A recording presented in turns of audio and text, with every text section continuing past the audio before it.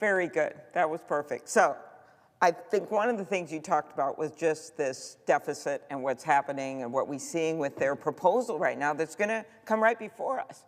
By some estimates, it's going to add $37 trillion, $37 trillion in 30 years as we go ahead. I mean, I literally cannot believe that, when in fact we could step back now and we could say, what things can we do? What things can we do on the tax code? Because there's a whole lot of things we can do to strengthen Social Security, strengthen what we have in our government. And what really, when you step back and look at the economy, and I heard this the other day on a business channel, just about a month or two ago, man, we were coming out strong. We are a country that came out of the pandemic in a stronger way than so many other countries did around the world. We're ready. Inflation was at least steady, and it was starting to come down here. And now all of a sudden, we see chaos is up, corruption is up, and yes, costs are up. Ask anyone at the grocery store. And one of the problems when you look at what we could be doing to address the debt is that the proposals out there are just going to make it worse. That means more interest payments. That means more interest payments on the backs of regular people, and that means less we can do to help them as we look at what's happening right now. And one of the things you raised, Senator Booker, which I appreciate how much you know about this, is just this prescription drug negotiation and Medicare. So what do we finally do? So decades before you or Senator Murphy or Senator Warnock got here, before I got to this place, they made a sweetheart deal with the pharmaceutical companies, and they actually baked in so that they didn't have to negotiate prices for 73 million people. And anything. They could just charge whatever they wanted for these prescription drugs. What happens? Well, guess what happens? Suddenly, the drugs for our seniors are 2 to 1 what they are in places like Canada, our neighbor, our friend. 2 to 1 what they are over there. You got people driving up to Canada from Minnesota because we can see Canada from our porch. And they are like going up there trying to get less expensive drugs. And then they figured, what's going on? So a whole bunch of people started to say, let's look at this. It took years to get this done. Finally, we passed a bill it said they've got to negotiate. And we took the first 10 drugs. And the last administration got to pick those drugs, and they picked blockbuster drugs. Drugs like Eliquis, drugs like Xarelto, drugs like Januvia, Jardiance. I memorized them because I can always find people that take them. I don't make them raise their hand, say they take them. But these are blockbuster drugs. And they reduced the price by like 70% for our seniors. That's going to kick in soon, but not if this administration messes it up. And for we have seen from everything from, giving signal lines about secret battle plans to reporters to deciding they're going to shut down the people that worked on protecting our nuclear facilities, and oops, we made a mistake. Or how about when they said, okay, we want to do something about avian flu, but we're going to fire all the people that work at, oh, no, we're going to fire them back. We're going to hire them back. That's what's been going on right now. So when I look at this really complicated prescription drug negotiation where you're taking on some of the biggest companies in the world, I say to myself, okay, so our Secretary of Health, Kennedy, he won't even agree, and when he's asked under oath if he's going to keep this up. They fired a bunch of people that would work on it. They haven't shown they're going to keep this negotiation going. Meanwhile, we've got put in place a $2,000 cap for our seniors out of pocket on drug costs under Medicare. That's really good. We put in place that insulin limit on $35 a month, and we thank Reverend Warnock, and we thank you, Senator Booker, Senator Murphy, everyone that worked on that. We got that in place. So now we got the big thing, which is the negotiation of all these drugs, because 15 more drugs are coming their way for negotiation. Again, blockbuster drugs, Ozempic, blockbuster drugs. Those drugs are coming their way for negotiation, but they have not committed to do that. They have not committed to do that. And even if they did commit to do it, do they even have the people to negotiate to take on these major companies? So my question of you, Senator Booker, after being up all night, after getting us through the storm of last night and into the bright sunshine of today, after holding the floor all this time, I can't even imagine how much your feet must hurt, but those feet hurting is nothing compared, which is why you're doing it, to how the rest of the people in this country right now feel and how they're hurting. My question is, how can they move forward without trying to save money for the people of this country? Because what I see happening, and there's so many signs, you see it every single day, when they are getting rid of some of these people that work on it, then you're not going to be able to get the Social Security for my friend that I met from Cross Lake, Minnesota. Then you're not going to be able to get that stuff done. But I think as we look at those cuts, it's not just the word cuts. What effect does it have on real people when they can't get their services? When our veterans, who also have complex ways that they've got to deal with the government, when they have no one answering the phone, when they've gotten rid of veterans who've actually done the work. So my question here is, for people to like translate this into the real world, is what is all this going to mean for people in the real world, what they're doing right now? I love, thank you for the question, Senator Klobuchar. I love that you're bringing back to real people and what effect it's having. And what you're spelling out is something that's really important. There's a strategy that they have expressly said. They want to overwhelm you, not us. They want to overwhelm the American people. They want to flood the zone. And so I see a whole bunch of doing things to distract us. Gulf of Mexico, Gulf of America, Greenland, all these things to try to whip us up and not pay attention to what most Americans are concerned with, is can they make ends meet? Even the big reconciliation bill that they're going to try to do, that we have to find a way to appeal to a small group of Republican congresspeople to stop, of cutting $880 million out of Medicaid. We went through in great detail at length last night why that's bad, but you are pointing to something even more insidious. As that big thing is going on, they actually are cutting the support to get more people signed up with the ACA. Already happened. Make it harder to sign up for the ACA. They've already cut the tax credits that are helping people that are in the ACA get resources to help with their health care costs. They're going after these things. Here's one that you know really well. They're going after, as we talk about all of these parents struggling with children and family members with chronic diseases, we know one of the things that help people with chronic diseases is having access to fresh, healthy foods, but they're cutting access to that for our kids going to school. This administration has not only overseen in 71 days a rise in inflation, a rise in the cost of groceries, a lowering of people's 401ks with the stock market going down. It's not only bringing economic chaos, but they are already hurting people on their basic delivery of their services, from taking thousands of jobs out of Social Security, making it harder for people who have some problem to get it solved, to the VA, to the ACA.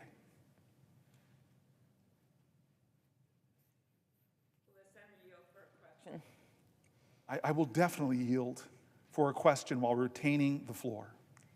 I was thinking as you talked about the Affordable Care Act and all the work that went into it and what came out of it, I was remembering the constant attempts to repeal that bill. I was remembering when Senator John McCain, I think you were here for this, came in and kind of did the unexpected, right? He went in here, he bucked his party, and he said no. He didn't agree with Donald Trump about this. He didn't agree with his leaders on this. He did what he thought was right. And my issue is that we all have those moments where we have to make decisions about what we think is right. And I think about Donald Trump, and that's just this week, he said he wanted to violate the Constitution, which he says practically every single hour, but he said that he would try to serve another term, that he would do this, he would do that. He is literally treating this presidency like he's the king, and I guess Elon Musk is thus the court jester at his side, or the White House IT guy. But the point is that he's treating this like a king, and you serve on the Judiciary Committee. You know, you are a student of history. You're also a scholar in terms of understanding this government and how it works. And I think one of the things that's most unsettling for people that they just don't understand is how you could have a president in place that doesn't respect that democracy. I remember when we all gathered for the inauguration, and I had 4 minutes because of my job with the Rules Committee to address those gathered in that rotunda. And I noted that our democracy can be a hot mess right now, but it's still the best form of government that we've got, that our democracy is truly our shelter in the storm. It's our shelter in the storm, to quote a great songwriter from the state of Minnesota. That the reason that we don't have, I know you may have a few songwriters from there. If the Senator could yield for one question, who is your best songwriter and singer from the state of New Jersey, just to make clear who is. Oh, is that your question? Will you yield for a question from me? Yes. I will answer that question by avoiding it. Because in New Jersey, there are so many great patron saints, from the great Bon Jovi to the great Bruce Springsteen to the incredible Queen Latifah, the chairman of the board from New Jersey, the great Frank Sinatra. So I'm not going to pick. We have so many great singers, rappers like Redman. We are just a thriving state of Count Basie. There's just too many. I would not force you to do that. Of course, it's Prince, I think, from your state. Prince. Bob Dylan. But that aside, I'm very impressed, Senator Booker, that after, 12 hours now, 13 hours, that you still are able to make sure that you mention every songwriter. But that aside, Bob Dylan once had that great line, "Shelter in the storm." Our democracy is shelter in the storm. And then I noted that day that in some countries, presidential inaugurations, they're held in gilded palaces, not in the United States of America. In the United States of America, it's held in the People's House. That's what you're doing right now, Senator Booker, because the People's House is where the action should be. That's Article 1. And the Constitution specifically says here, we have equal branches of government. And the final thing is that the power in that rotunda that day, and this is where we get into Donald Trump thinking he's king, the power of that rotunda didn't come from the people in there, it came from outside, came from the people. So that's why you see the people standing up right now, our constituents, going to these town halls, standing up, breaking the phone lines in the U.S. Senate, sending in the emails with their stories that you've heard the senators and you have read on the Senate floor about things that have happened to your constituents. So that's the power from the outside. So the question that I ask of you is just tell me what you think people can do when you've got a president in there that, he thinks he is king, and he thinks that a democracy is just something that he can just shove aside and say whatever he wants and break whatever rule that people depend on, that they depend on to be able to vote, to be able to participate and have their case made. Tell me what you think. What's the answer to that? Thank you, Senator. I'll answer that. And I see Ron Wyden has come to the floor, who's, for both Amy and I, one of the chair people or at this point, ranking members of one of the great committees. To Amy Klobuchar's question, I read a lot of angry letters. People who were demanding of me to do something to stop them, do something different. Stand up, speak up, Senator. I'm afraid. Stand up, speak up, Senator. I'm so angry. Stand up, speak up, Senator. The services for my disabled child are threatened. Stand up, speak up. So it's one of the reasons why I'm doing this, why my staff and I talked about this for so many days, to do something to let our constituents know, to elevate their voices on the floor, to read their letters, to read their statements, not just New Jerseyans, but like you, the hundreds and hundreds of people that are calling us from other states. But I am most moved by the letters who tell me about their pain or their challenges or their fears, but they end that question with your question. But I am here to help. Tell me how I can help. I am here to help. Tell me I can help. And you said it, Senator. I read the letter of John McCain last night. His letter explaining his vote. It was so beautiful. It was tough like he was. It was hard on the whole body. But he called to principles. Senator Schumer was here when I read it.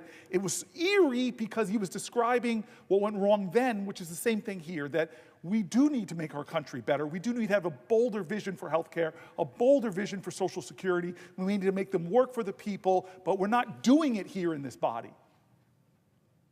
And this man who's not acting like a president, but is trashing our constitutional traditions, is violating our laws as he's getting tied up in court, but ignoring court orders. And when he gets a decision he doesn't like, he trashes the judges so badly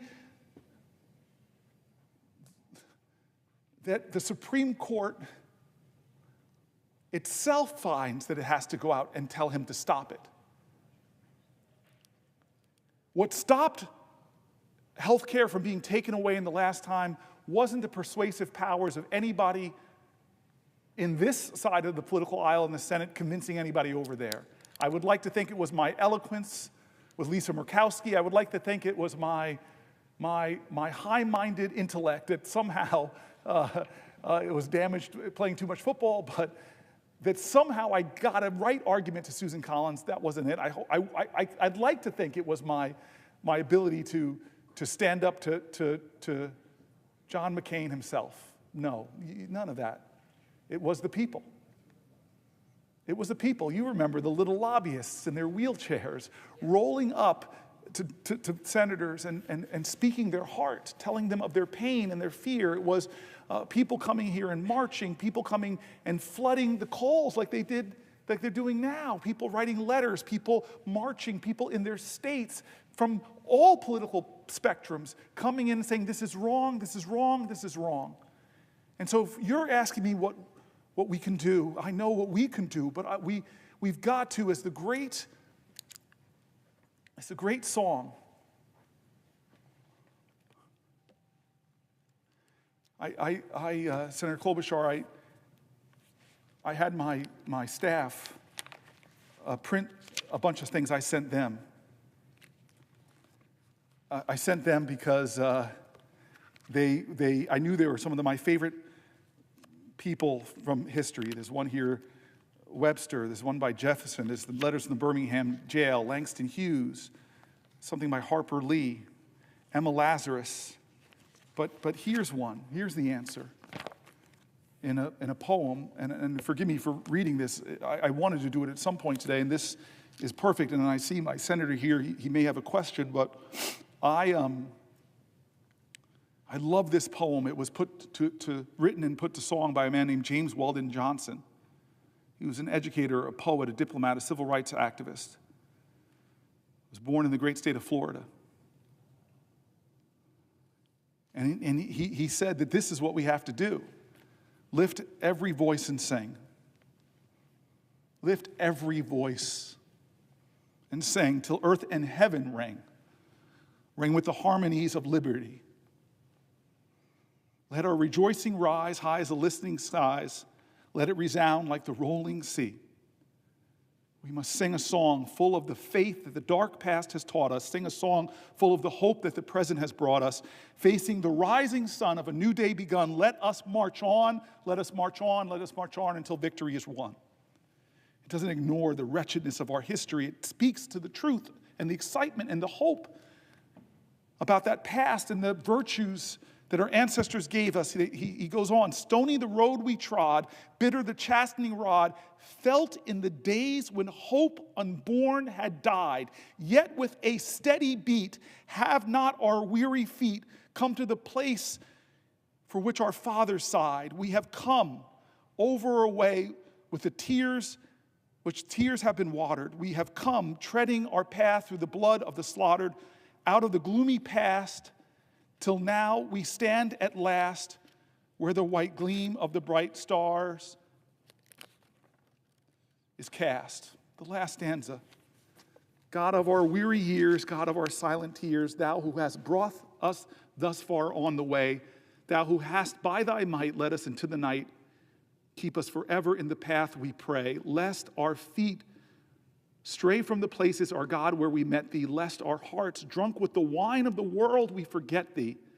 Shadow beneath thy hand, may we forever stand, true to our God and true to this native land. What can we do is do like our ancestors did. What can we do? Do like the people who never gave up, who, even when this country that they loved didn't love them back, they kept fighting and kept pushing. And we know that, Senator Klobuchar, because we've witnessed that. In my time in the Senate with you, we've seen the most amazing, shocking moments within the Bergefeld case at the Supreme Court, recognizing the humanity, the dignity, and the equal rights of LGBTQ Americans to have love and marry. We've seen fights in this time that we've been here, where we've seen victories on health care that made such a difference in people's lives. We've seen the fights while we've been here, some of the most painful moments where we've seen the arc of the moral universe bent, not by the people here, not by the people in this body.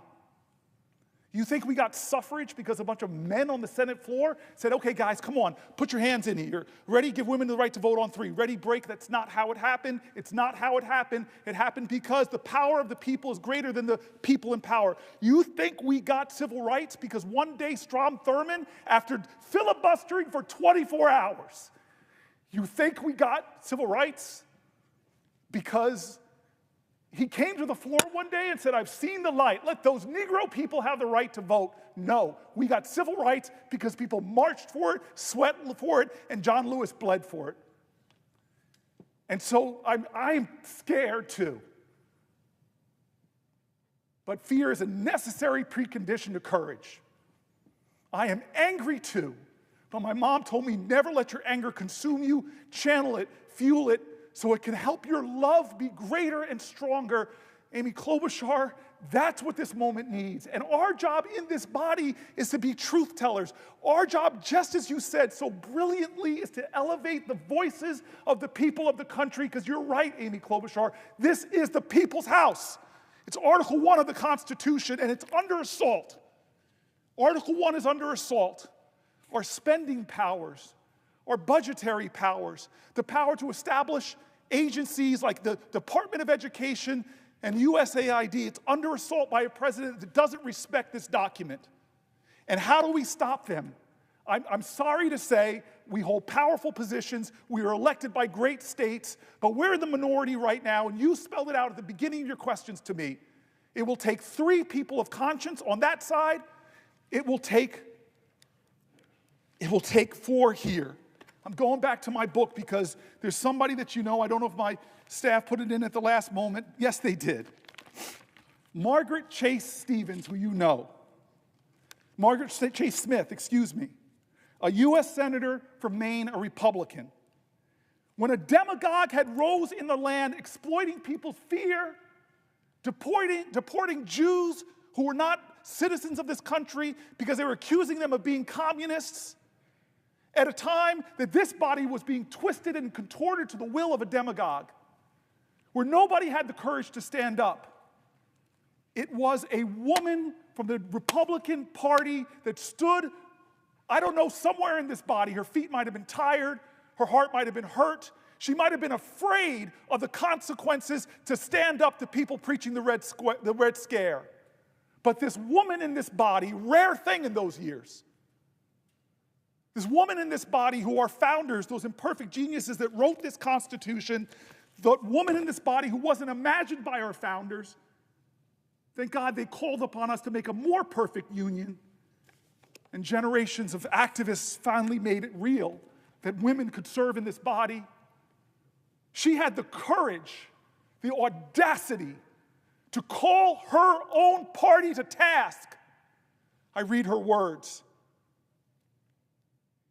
She said, I don't believe that the Republican Party is any sense a party of fear, but I do believe that the Republican Party has made an alliance with the 4 horsemen of fear.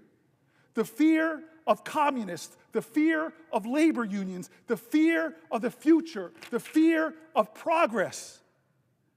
I think it's high time that we remembered that we have sworn to uphold and defend the Constitution, she continues. I think it's time that we remembered that the Constitution, as amended, speaks not only of the freedom of speech, but also the freedom of trial by jury. This great senator, this great Republican said, whether it is criminal prosecutions in a court or a character prosecution in the Senate, there is little political distinction when the life of a person has been ruined.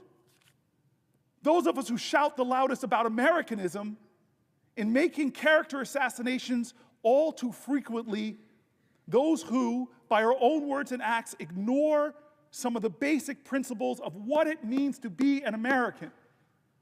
The right to criticize without thinking the president is going to drag you from the Oval Office for criticizing him. The right to hold unpopular beliefs. That if you have beliefs that I find contemptible, it doesn't mean that I can disappear you from a city street. She goes on, the right to protest, that just for assembling and speaking up, that's not a right. To cut hundreds of millions of dollars to that university's science funding, the right to independent thought. The exercise of these rights should not cost one single American citizen his reputation or his right to a livelihood, nor should he be in danger of losing his reputation or livelihood merely because he happens to know someone who holds unpopular beliefs, like a law firm that represents suing the president and now has their very firm, their very livelihoods, the legal secretaries and others, come after them. Margaret Chase Smith goes on to call her party to be a woman of conscience, to stand up and say, I quote, "The American people are sick and tired of being afraid to speak their minds, lest they be politically smeared as communists or fascists by their opponents. Freedom of speech," she says, "is not what it used to be in America. It has been so abused by some that it is not exercised by others. So, dear God, if I stand up in this body and say it is wrong to put Pete Hegseth in the cabinet as Secretary of Defense because he's unqualified, look at a Signal chat to see how unqualified he is." Margaret Chase Smith continues, "As a Republicans, I say to my colleagues on this side of the aisle that the Republican Party faces challenges today that is not unlike the challenges it faced by Lincoln back in the day. The Republican Party so successfully met that challenge that it emerged from the Civil War as the champion of a united nation. In addition to being the party which unrelentingly fought loose spending and loose programs. I doubt if the Republican Party could do so simply because I do not believe the American people will uphold any political party that puts political exploitation above the national interests. Surely we Republicans are not so desperate for victory. I do not want to see the Republican Party win that way. While it might be a fleeting victory for the Republican Party, it would be a more lasting defeat for the American people," she says. "Surely it would ultimately be suicide for the Republican Party and the two-party system itself that has protected American leaders' liberties from the dictatorship of a one-party system." You ask me, Amy Klobuchar, what do we need to do? We need to call to the conscience of our comrades in the People's Branch and say, how could you go along with a reconciliation that will put trillions of dollars of debt on our children and our children's children? How could you go along with cutting $800 billion from Medicaid only to give tax cuts to the wealthiest, disproportionately go to the wealthiest? How can you in good conscience, if you're a fiscal hawk, if you're a Christian conservative, how could you hurt the weak to benefit the rich and powerful? That is the answer to your question. The people of the United States of America, all of us, have to stand up and say, no, not on my watch. I'm a Republican, I'm a veteran, I'm a police officer, I'm a firefighter, I'm a teacher. Not in America. We won't allow this. We won't allow this. We won't allow this. Will the senator yield, the senator from New Jersey yield for question? I will yield for a question while retaining the floor. I thank my colleague, and I have been listening to this, and a Herculean presentation for hours and hours, and your remarks reflect the urgency of our times, Senator Booker, and I thank you for it. Let me frame the question this way. I hold open to all town hall meetings in every county in my state each year. I've had more than 1,100 of them, and since Donald Trump took office, what we have seen in these town hall meetings is fear and terror, and I might add, record turnouts. You know, I was in a small town in Central Oregon recently, Sisters. We had almost 1,400, people here. And what people asked about, and you've touched on this morning, is, of course, Medicaid and Social Security, because these are programs involving health care and retirement that are really the connective tissue between the government and our people. And these programs make it possible for people to pay for essentials. They're not going to fancy places. They're buying groceries, they're paying rent, they're buying medicine. We had one separate town hall meeting, I say to my colleague, just with federal employees whose goal is to get out in the woods and help prevent fire in Oregon. I organized this meeting. They too are terrified. They've dedicated their lives to trying to help. Now, we serve the American people. And I'm telling you, I've seen service in action over the last few hours with your reflecting the urgency of our times. Our salaries are paid for by taxpayers, and I'm particularly troubled by the fact that we're getting all these reports that many senators are saying, I'm not going to do town hall meetings. They're on the other side of the aisle. As I said, I've had 1,100 of them, 10 of them so far this year. Seems to me that's refusing to answer to constituents. And you've been here all night, and you're setting a very clear example about what it means to push back against authoritarianism. So just like I have town hall meetings, my question to my friend from New Jersey is, what are you hearing from home?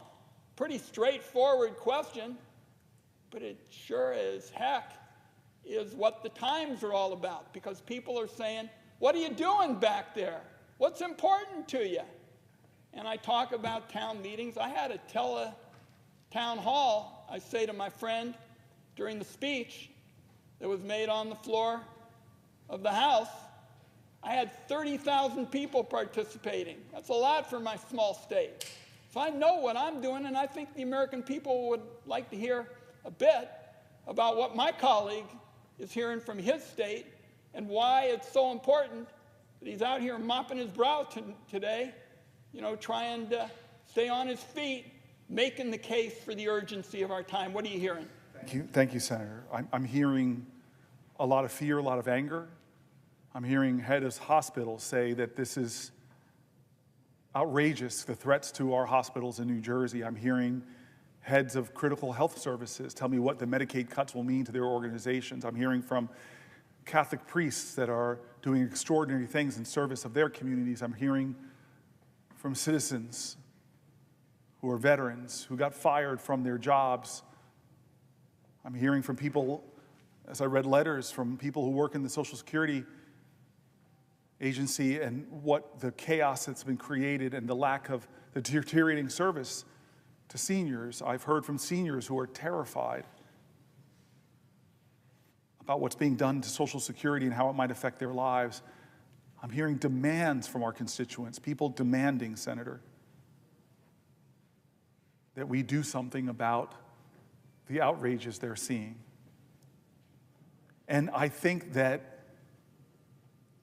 when I hear New Jerseyans, by larger and larger numbers, and I'll be back in my state, I know we are planning meetings and a town hall and a lot more this weekend. But I have to say, now more than ever, we need more of it. We need more of it. And one of the reasons I'm here is because I want to elevate those voices of my constituents. I want to tell the stories that my constituents are writing in about, and lift their voices and tell them that they're seen, they're heard. I've been going through section by section, as you pointed out, Social Security, section on health care, section on education and the Department of Education and the work that it does. I've been going point by point through. This is the agenda. I didn't know how much of I can get through. But we laid it out. We have binders for each one of these issues. Immigration, we went through. We have housing, the environment, farmers and food, veterans, the corruption that's been normalized by this president, the rule of law, public safety, all of the ways that we know that there is a crisis in our country, and we as a nation need to be more attuned to it and doing more to meet this crisis, to rise up and defend our country, defend our well-being. And all while things are happening that you know. You're the chairman of the Finance Committee. And you have these insights. We've talked about them, about what's about to happen in this reconciliation process. I mean, that's one of the most stunning things. It's almost immediate on this floor. I think we're going to see about the tariffs tomorrow and see how far the president will go. But we do know whatever it is, it's going to affect prices that are going to continue to go up for Americans as inflation has continued to go up for Americans. As the stock market has continued to go down, as people's 401ks have lost so much money, the uncertainty I'm hearing from businesses in New Jersey, the chaos that they feel about the economy, the consumer confidence in this country has gone way down. If you ask the question, are you better off than you were 71 days ago? Not many Americans would say that they're better off. Their costs are higher, their groceries are higher. They're soon to see everything from car prices to food go higher. Their retirement security is under attack. Their health care is under attack. They're losing their Department of Education. They're less safe from infectious diseases abroad. There's so many things that we have to talk to and try to stop. And you're our leader on the Finance Committee, and you know that the tax thing they're trying to run through this now, I'm trying to get my head wrapped around these wacky parliamentary things that even the podcasts I listen to in the morning to inform me say they even spoke about this years and years ago, but they said, oh, this is too crazy, we can't do this. To try to tell the American people somehow that the trillions of dollars of tax cuts that we're going to give disproportionately to the wealthiest people of all, oh, there's nothing to see here that has a zero impact on the budget, so we can do it through reconciliation. That is the biggest hocus pocus, manufactured artifice that I've ever seen to obscure the truth in America. That what the Republicans are trying to do is cut massively into health care for Americans in order to give tax cuts to the wealthiest, disproportionately to the wealthiest who don't need it, and to drive up the deficits, making our children and our children's children have a more dangerous economy and higher debt payments to make, debt payments that will skyrocket higher than any expense the government makes. We are literally about to see something go through reconciliation that threatens to sacrifice our children's future so that the richest of the rich can get richer. And so I know there's a lot of people who are angry, who are worried, who are feeling overwhelmed, who are struggling to make ends meet, but I know of only one way to do this, and I'm trying to do it myself, is to do things differently, to stand up, to speak up, to not act like this is just normal in our country. There's not a president from Eisenhower to Reagan to Bush on the Republican side that could ever imagine a day where in a UN vote we side with Russia and China against the Western democracies that we saved in World War II, that we stormed beaches of Normandy for, that we did the Berlin airlift for, that we did the Marshall Plan for. We designed the world order, and now we're turning our back on it. We designed the rules-based world order, and we're turning our back on those organizations. From trashing NATO to getting out of the World Health Organization to getting out of the group of countries coming together to deal with climate change. We're not leading the planet Earth anymore. Our allies are saying openly they can't trust us. The quotes are unbelievable by our allies.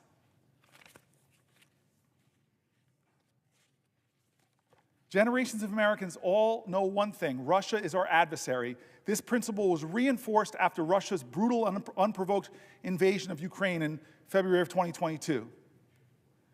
The American public knows a lot about Putin and his cronies and what they've done to the brave people of Ukraine. Russia has abducted over 19,000 children, taking them from their families and homeland. Russia has targeted civilians, bombing hospitals and schools, including a strike on a children's hospital during the supposed ceasefire negotiations just a few weeks ago. Russian forces have raped and assaulted Ukrainian civilians, and Russia has tortured prisoners of war One would think, given all the horrors inflicted by Russia, that the United States would continue to treat Russia as the adversary and the pariah that other Western democracies treat it. But that's not what Trump has done. He's done the opposite. On the third anniversary of Russia's unprovoked invasion of Ukraine, the Trump administration joined Russia and North Korea in voting against a UN resolution condemning the invasion that has killed over 12,000 Ukrainian civilians and injured 30,000. Imagine that. I had the foreign minister of a great ally in NATO in my office looking at me and saying, basically, what the heck? My friend Chris Murphy on the floor, we sit close to each other. He's further up the dais than me in foreign relations, and this stuff is insanity. Here's NBC News. President Donald Trump has said Ukraine, not Russia, started the war. He called Ukrainian President Vladimir Zelensky, not Vladimir Putin. He called Zelensky a dictator. Meanwhile, Trump's administration is standing down on a suite of tough anti-Kremlin policies. In just over a month, Trump has executed a startling realignment of American foreign policy, effectively throwing U.S. support behind Moscow and rejecting the tight alliance with Kyiv, cultivated by former President Joe Biden. The extraordinary pivot has upended decades of hawkish foreign policy towards Russia that provided a rare area of bipartisan consensus in an increasingly divided nation. Trump's recent moves have drawn international attention, unsettling U.S. alliances, and thrilling conservative populists who favor a turn away from Zelensky. The new posture was put in stark relief on Friday during a tense Oval Office meeting. We all remember this. Between Trump and Zelensky, the leaders clashed in front of the press, raising questions about the future of American support for Kyiv. Alliances and partners around the world are our biggest strength against any U.S. adversary or competitor, from China to Russia to Iran to North Korea. We are the strongest nation on the planet Earth, but our strength is multiplied and magnified when we stand in alliance with those nations that share our values and are bonded to us and are committed to us. In fact, the only time Article 5 in the United Nations, that article that says that if one person in NATO is attacked, everyone is attacked, and they all join together, that one time it happened was 9/11, when our NATO allies stood up with America. And so look at NATO. It's been the bedrock of the international order for 80 years. It was created in 1949 by 12 countries, including the United States, to provide collective security, and in many ways to provide collective security against the Soviet Union. Since then, 20 more countries have joined NATO through 10 rounds of enlargement, bringing the total number of NATO countries to 32. The most recent additions were Sweden in 2024 and Finland in 2023, who applied to join NATO in 2022 after Russia invaded Ukraine, because those countries are realizing that the authoritarian dictator that Putin is, who threatens his smaller neighbors, those other nations have realized they should be standing with NATO. That we have a principle of collective defense, as I said, enshrined in Article 5 of the North Atlantic Treaty. Collective defense means an attack on one ally is considered an attack against all allies. A strong NATO has made America safer and stronger and more prosperous. My colleagues on both sides of the aisle have recognized this. I've been in this body for 12 years. I've been told by people who I've learned from about foreign policy when I came here as a mayor and leaned on people like Chris Coons, and leaned on people like Chris Murphy, leaned on people like John McCain, leaned on people like Lindsey Graham, leaned on people like Senator Rubio. He helped pass a law that enshrined congressional action before the president can withdraw from NATO. That law passed with overwhelming bipartisan support. 87 senators voted yes. Senator Rubio, now Secretary of State, said, and I quote, "NATO serves as an essential military alliance that protects shared natural interests and enhances America's international presence. Any decision to leave the alliance should be rigorously debated and considered by the U.S. Congress with the input of the American people. 2 weeks ago, though, on March 19th in 2025, in response to news that the Pentagon may give up the role of supreme allied commander in Europe, a position held by an American general since the NATO alliance was formed in 1949, Republican Senator Wicker and Representative Rogers signaled their oppositions in an extraordinarily joint statement warning to Donald Trump that change would, quote, risk undermining American deterrence around the globe. I want to read some of the comments of NATO partners about the damage that has been done in just the last 71 days of Trump's leadership in upending the world order that has helped to keep America strong and stronger and safer and more prosperous.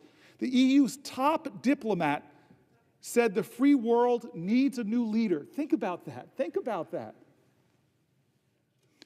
The EU's top diplomat has said in response to Donald Trump that now the free world needs a new leader. Every president of my lifetime was seen as the leader of the free world, and now the rest of the free world, its top diplomat is saying it's time for that to change.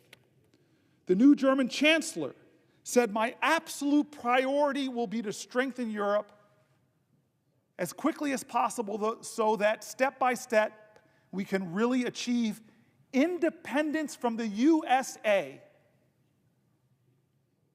He went on to say, I never thought I would have to say something like this on a television program, but after Donald Trump's statements, it is clear that the Americans, at least this part of the Americans, this administration, are largely indifferent to the fate of Europe. Our ancestors saved Europe. Our ancestors stormed beaches in Normandy, paratrooped into Europe, liberated concentration camps. Our ancestors sacrificed blood and treasure for Europe. It turned Germany from one of history's worst despotic states into a global economic power and a democracy.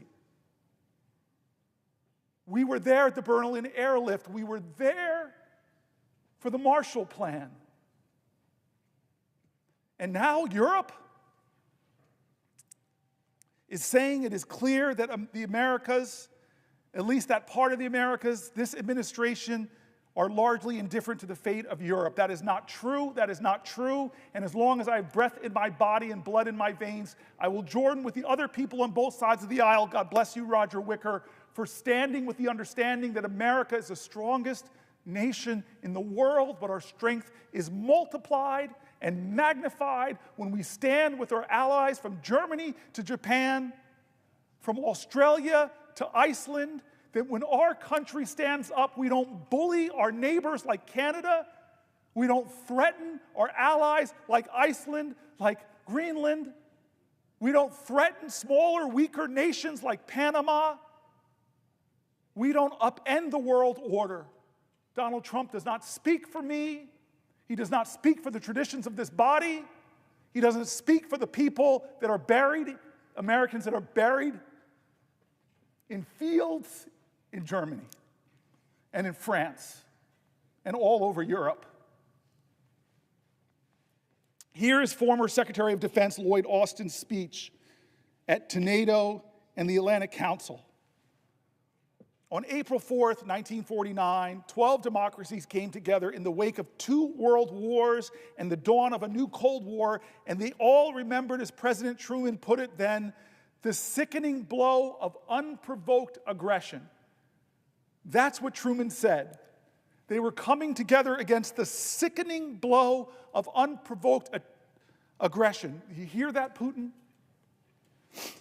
And so they vowed to stand together for their collective defense and to safeguard freedom and democracy across Europe and North America. They made a solemn commitment declaring that an armed attack against one ally would be considered an attack against all. Now, that commitment was enshrined in Article 5 of the North Atlantic Treaty. It was the foundation of NATO, and it still is.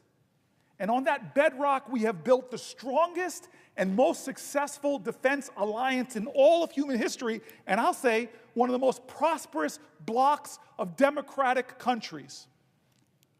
Throughout the Cold War, NATO deterred Soviet aggression against Western Europe and prevented a Third World War. In the 1990s, NATO used air power to stop ethnic cleansing in Bosnia and Herzegovina and in Kosovo. And the day after September 11th, 2001, when al-Qaeda terrorists attacked our country, including slamming a plane into the Pentagon not far from here, NATO invoked Article 5 for the first and only time in history.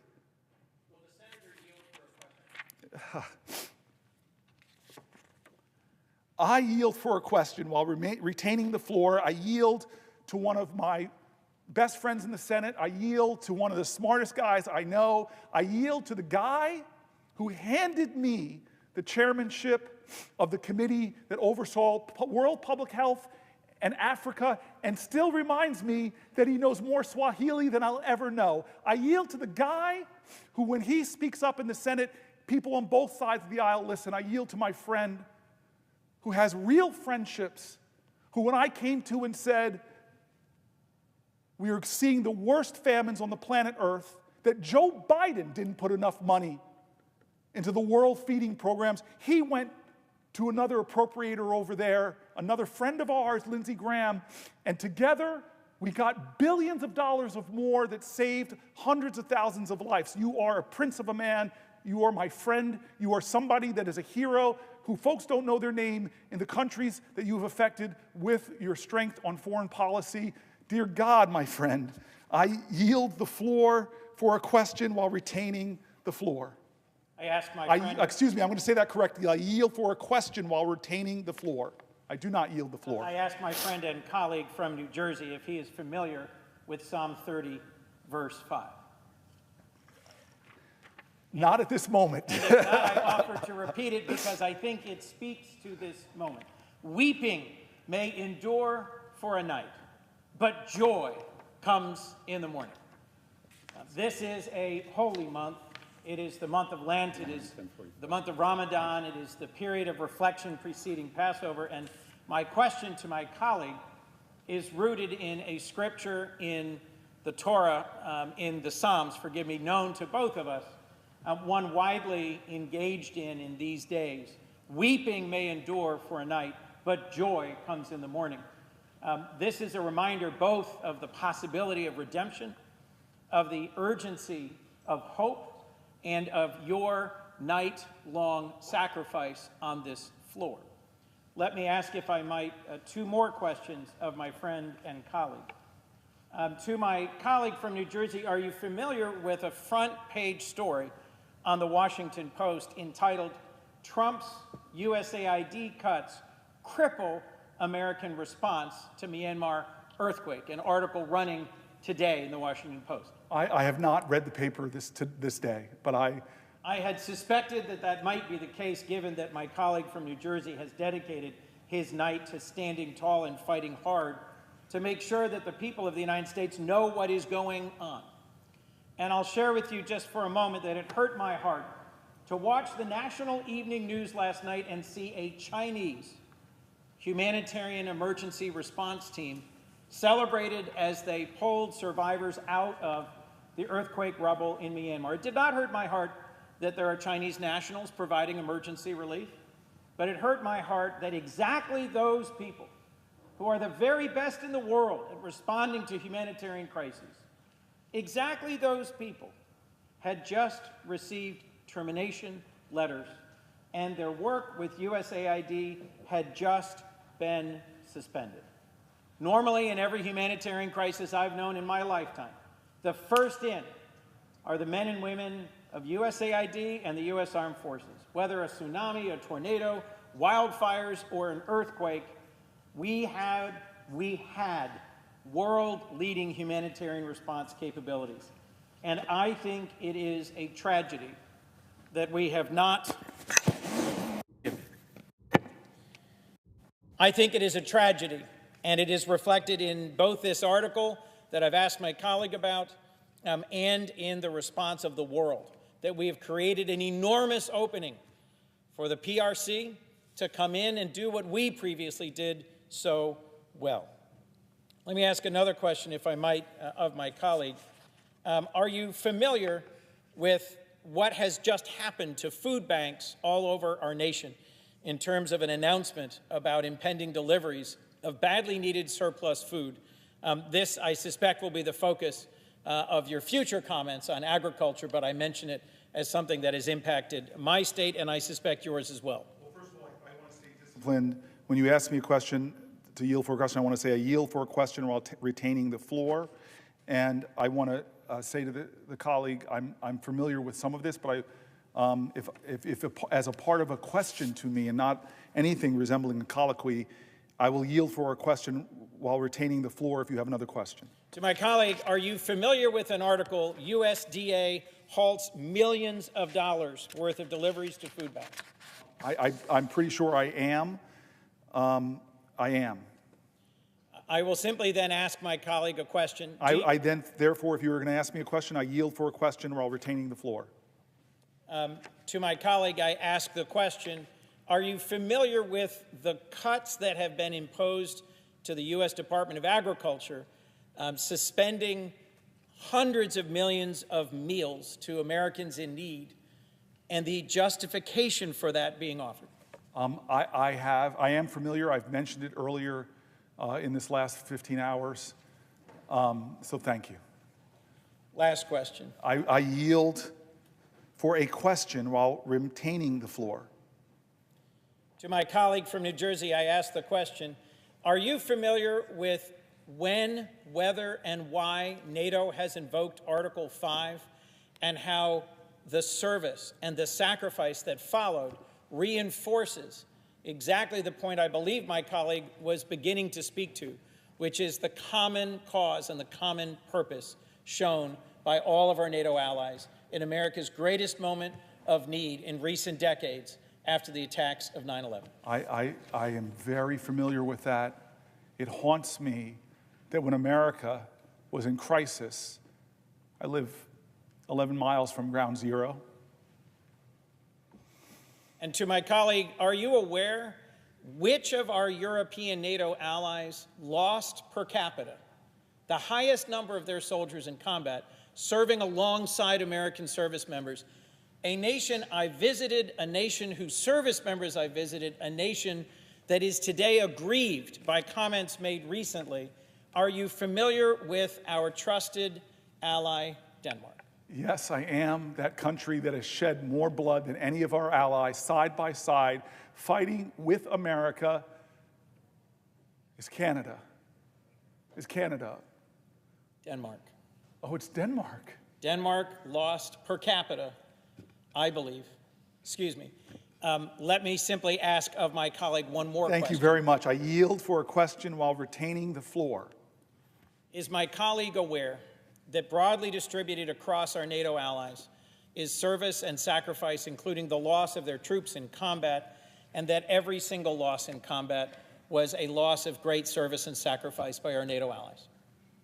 Yes, I am familiar, and I'm grateful for you making those points as we threaten Greenland and Denmark and try to bully them in a way that, with rhetoric that fashions more after the behavior of Vladimir Putin's threatening before the Ukrainian invasion, as opposed to what allies do who are grateful for shared sacrifice, who are grateful for shared honor, who are grateful for shared prosperity. What is happening right now to me is shameful. How we're treating our allies is unacceptable, and the tariffs that will be imposed will indeed hurt Canada and other NATO allies, but they will hurt us in the long run more, not only in the immediacy of the driving up of prices for Americans. What the president is doing as he turns his back on Republican traditions and American and Democratic traditions, it's going to hurt us more as a nation in the long run, as other countries look to other places for leadership of the free world. Will my colleague yield for another question? I yield for a question while retaining the floor. Is my colleague familiar with the testimony of General Jim Mattis a decorated 4-star Marine Corps general who served as Secretary of Defense in the previous Trump administration, who testified about what the consequences would be if we were to defund development and diplomacy. I hope that the colleague of mine, who again has been a mentor, a friend on all things foreign policy, my belief is that he's referring to when General Mattis sat before the United States Senate and said very pointedly, if you cut the foreign aid, if you cut organizations like USAID, if you cut the programs of the State Department, then buy me more bullets. Will my colleague yield for a final question? I yield for a question while retaining the floor. Does my colleague have an opinion about whether it strengthens or harms America in our national security to have an earned reputation as a nation of compassion, a nation that comes to the aid of those suffering through humanitarian disasters, a nation of compassion that provides health care and access for retirement in decency, a nation that cares for the least of these on the margins of the world and that has a just and inclusive society at home? Does my colleague have an opinion about whether it strengthens or weakens our nation at home and abroad to earn a reputation for compassion and reliability, or instead to deserve a reputation for unreliability and cruelty? So this is the powerful thing about my friend, who I went with on my first trip to the continent of Africa as a senator. And I remember flying in to Zimbabwe. The leader of that country had passed away. And you always correct me on my pronunciation, so I'm going to try my best. Mnangagwa. Mnangagwa, yes. Mnangagwa, thank you, sir. Mnangagwa. The alligator, it was his reputation, had taken over as his leadership. And we, this bipartisan merry group of senators, were going there to sit in a unified, bipartisan way and say to this new leader, you need to honor democratic principles, you need to honor free and fair elections, that we want to be your partner, we want to be your friend, but it's time for a new, peaceful, democratic Zimbabwe. And as we landed, I don't know if you remember, he was landing too in the airport, and he was coming from China. He was coming from China, who has different values than we have. In fact, you and I both see now all over the continent of Africa a competition. We come with USAID, we come with PEPFAR, we come with a program called AGOA, helping with economic development. We come with scientists that stand in the breach against the worst infectious diseases. One of the most courageous things I saw Chris Coons do in my life was when the Ebola scare was happening about 8 years ago, and was starting to show up on our shores. You did something that people were afraid to do. You went to Africa to visit with the people from our country that are there fighting Ebola. You had to come in quarantine when you came back to make sure you didn't have it. It was amazing because you were going there to say to the world, I, Chris Coons, Senator for Delaware, here, but America is here. America knows that an infectious disease anywhere is a threat to public health everywhere. America knows that when it comes to the globe, Martin Luther King was right in his spiritual proclamation in the letters from the Birmingham jail that we are all caught in an inescapable network of mutuality, tied in a common garment of destiny, that injustice anywhere is a threat to justice everywhere. I have been to where you've been, from Kenya and Tanzania, to traveling with you to Ouagadougou. You used to make me smile when I used to say the capital of Burkina Faso.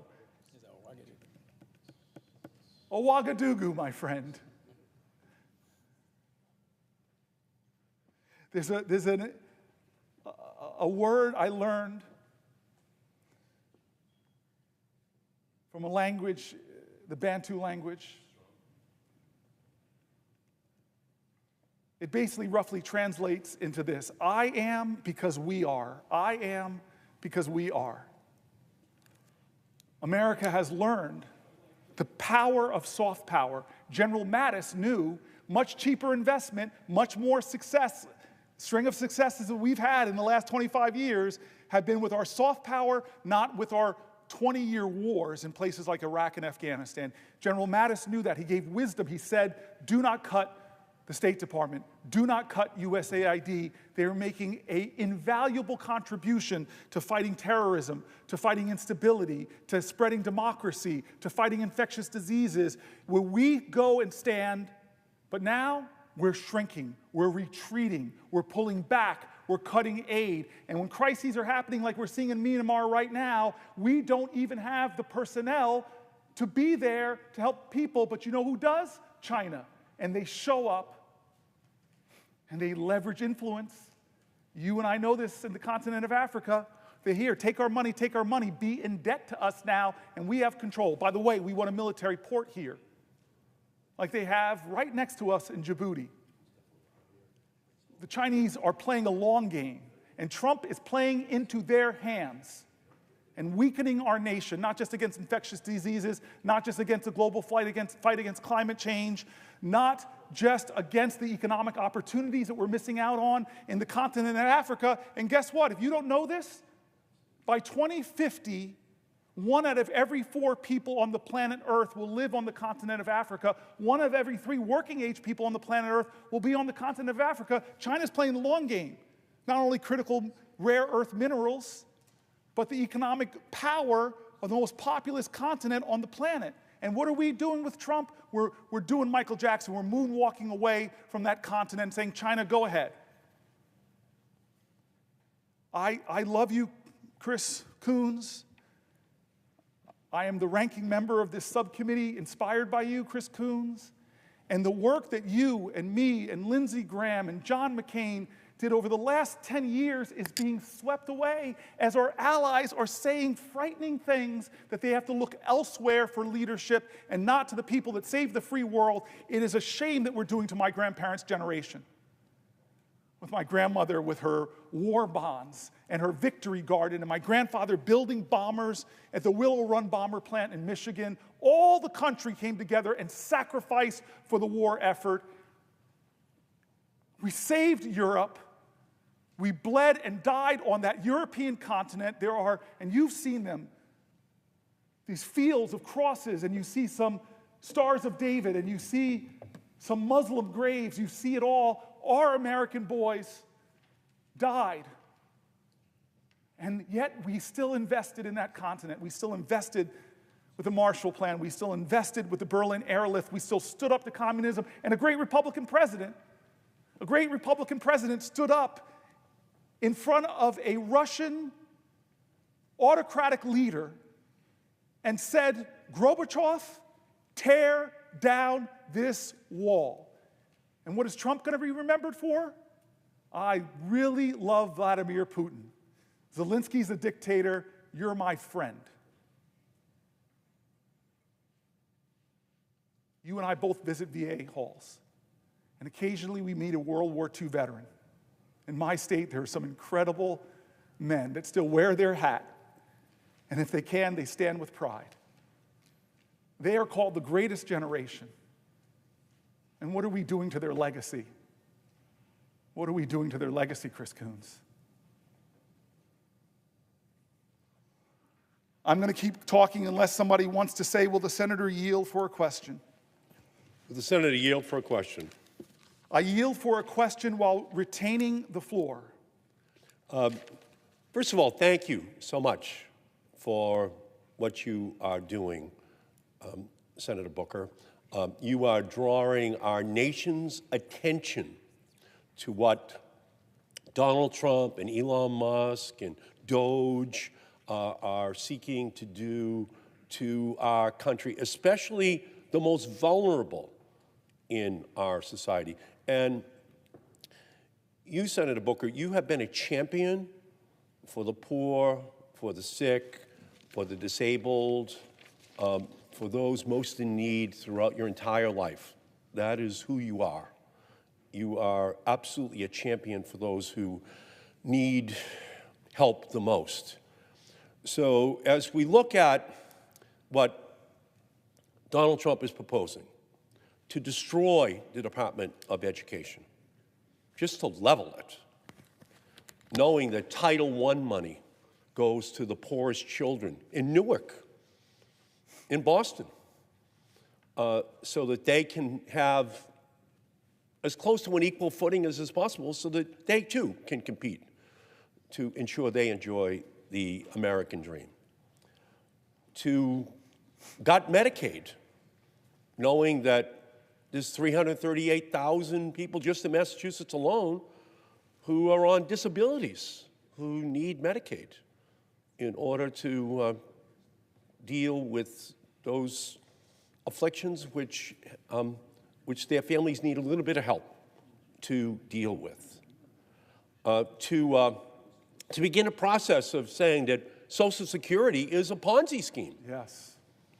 And knowing that ultimately they need the billions of dollars for the tax breaks for millionaires and billionaires. And they have to get it out of education. They have to get it out of Medicaid. They have to get it out of veterans benefits. They have to get it out of Social Security. We know what their plot is. The plot is to get $2 trillion out of the programs that affect ordinary people in order to have tax breaks for the wealthiest people in our nation. And most of it will come out of health care. It'll come out of Medicaid, ultimately out of Medicare, out of the Affordable Care Act, out of veterans benefits, health care, health care, health care, health care for every family, for the wealthiest in our society who don't need a tax break. The one thing they don't need right now is a tax break, especially when Elon Musk and Jeff Bezos and Jeff Zuckerberg now control more wealth than the bottom 50% of our nation combined. Do they really need a tax break? I mean, I know the president put him right behind him at his inauguration, but oh my God, the cabinet sits behind billionaires? The founding fathers are spinning in their graves, thinking about how they've inverted what is supposed to be the way in which our government, our country works. So I thank you for your incredible leadership. You are putting the spotlight on what is going wrong in this country right now, this oligarchy seeking to take over our nation. So I thank the senator for what he is doing. It is just so consistent with his whole life, what he stands for on the floor of the Senate today, a conscience for the nation. So can the senator tell the Senate today, the nation, what this could mean if we continue down this path of Donald Trump and Elon Musk and DOGE for those families who need help the most in our society?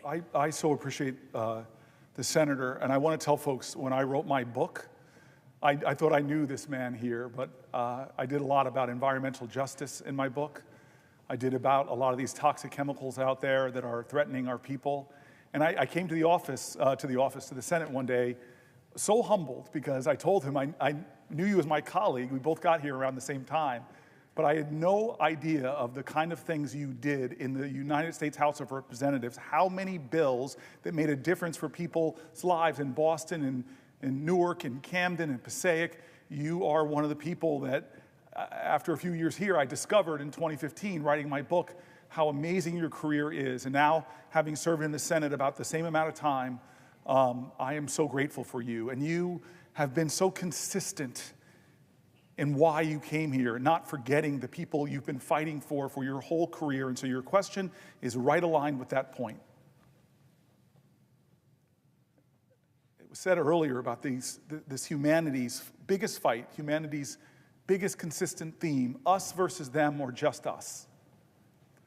I don't like when we pit one group in this country against another group. It's not us versus the billionaires or us versus the Republicans. It's understanding what is best for we the people. How can we create a more perfect union? And I will tell you this right now. We are a union in trouble compared to our global peers. We have higher disease rates, higher diabetes rates, higher cancer rates, higher maternal mortality rates, higher premature birth rates, higher infant mortality rates. There are so many things going on in this country that should not go on. But yet we are a nation of utter abundance. We are a nation of incredible wealth and resources. And we've proven in our past to be a nation of incredible vision. And that's why I don't understand why we are playing so small, why we have a president that is playing so small. It's not coming here like presidents of the past and saying, we together, from Reagan to Clinton to Obama, there's a big challenge, America. We together are going to get into the room and do sausage making, Republicans and Democrats, and we're going to find a way to write great legislation. Whatever you want to say about Joe Biden, he was a big president because he didn't try to do things by executive fiat, or as a quote of Donald Trump's I put here, the primacy of the executive, ignoring our Constitution. You know how many bipartisan bills were hammered out here? I see another dear friend of mine, Mark Warner. You know how many bipartisan bills Mark Warner was at the table for? My senior senator who's chairman of Intelligence. We did bipartisan infrastructure act when Trump in his first term had infrastructure week every other week. We did a chips and science bill. He's trying to claw back the money, but we together, I still remember that skiff, that classified skiff where the whole Senate was there and our national security team and Gina Raimondo put forward the crisis in our country, the vulnerabilities, and we came out of that room, we got into our rooms, and we hammered out a great chips and science bill. Decades went by in this body with doing nothing on gun violence. Decades, and courageous people on the Republican side, friends of mine that surprised me, that stood up like Senator Cornyn and said, we're going to do something.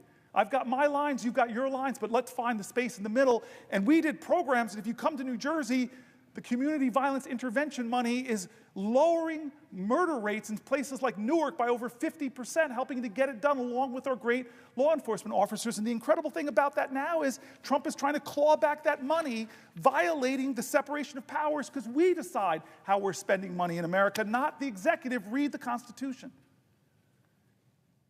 And so you and I both know that a big president would come to here and say, let's do some legislation.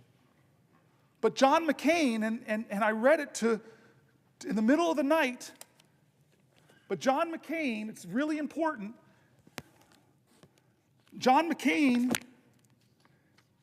I won't read it, but I will tell it, voted against the health care last time, the taking away of health care for millions of Americans, and said that's because of the dysfunction of this body that we don't come together and do something bigger and bolder to provide better health care, to bring the ideas from both sides and expand the opportunities for Americans and replace the imperfections of the Affordable Care Act with smarter and better things.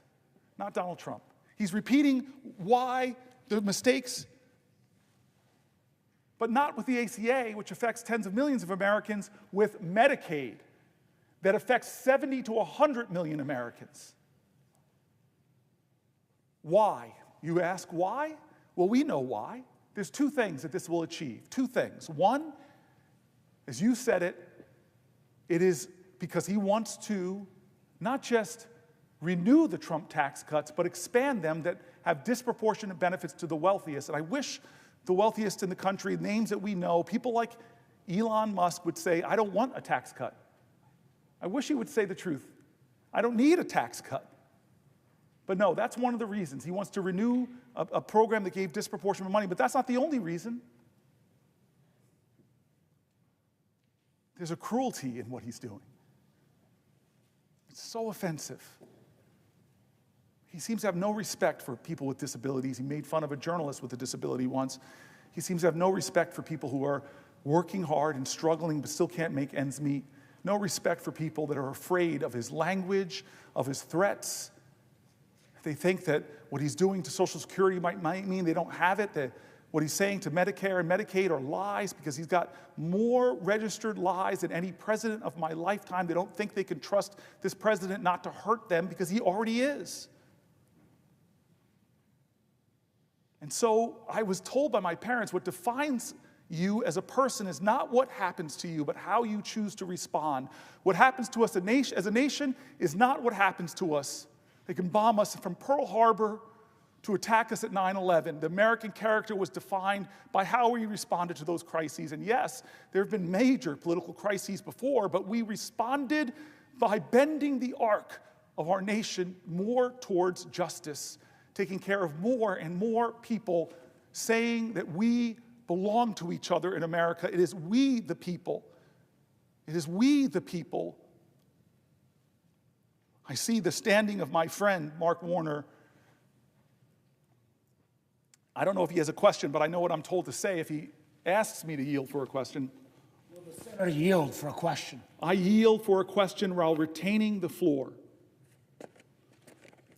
Well, Mr. President, let me join my friend and colleague from Massachusetts. One, to celebrate the senator from New Jersey's endurance, his willingness to continue to make this case in as clear terms as possible. Not having been here last night at 6:30, I do wonder when he started this speechathon at 6:30 whether the bob and the weave and the move was quite as strong, or was he firmly attached to the podium.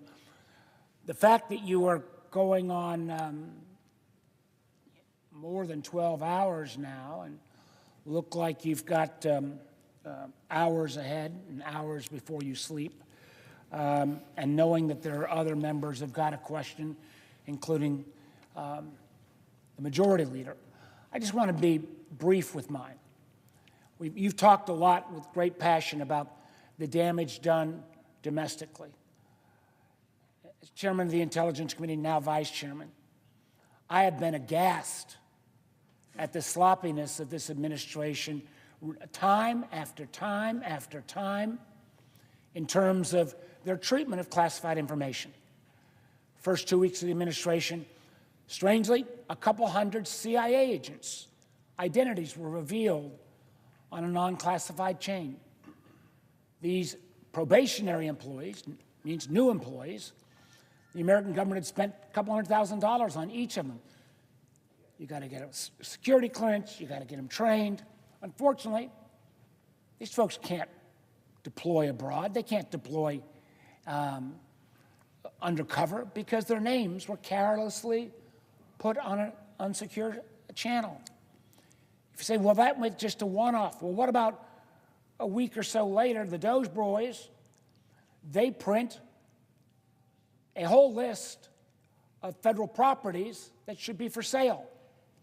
They quickly take it down a few hours later, realizing they once again have screwed up. But in putting up that list, they put on classified dark sites that the American government, again, spends millions of dollars to protect.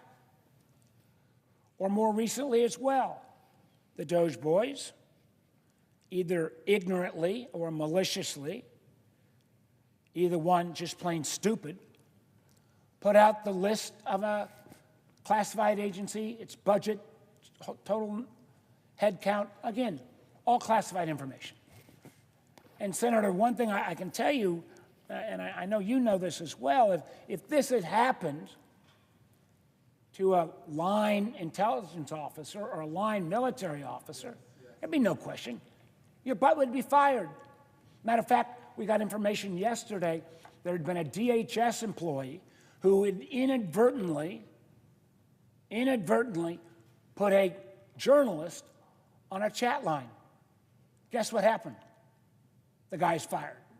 So when it came to this incident, now called Signalgate, or Signalgate fiasco, where you've got the leading members of this administration debating where and how we should bomb the Houthis, including specific information of who will be hit and when.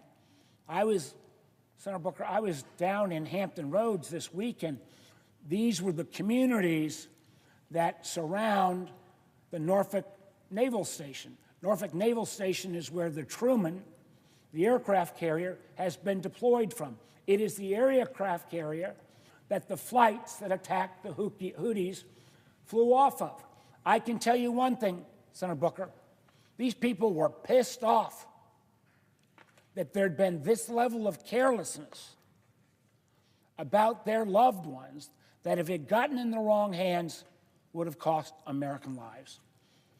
So, Senator Booker, as you put down the litanies of all of the challenges that have been raised by this administration, I'll ask you a simple question. Do you agree that this pattern, not one-off, pattern of sloppiness endangers our national security? Yes, absolutely, yes. I love that you gave that litany, Senator. I have benefited from your leadership on the Intel Committee. You are one of the people that when things go down on the planet Earth, you're one of the small handful of people with the highest security clearance here, you know, before rank and file senators do. And we've had so many conversations about threat matrices and what our enemies are doing. You've sent me to the SCIF and say, I can't talk to you about this. Go down in the SCIF and ask for the information and help me to fill out my understanding of national security threats. I am stunned by this president. All that I've read in the SCIFs about what Russia is doing to this country, I am stunned and angry by this president and what he is doing to us by cozying up to Putin and turning his back on our allies.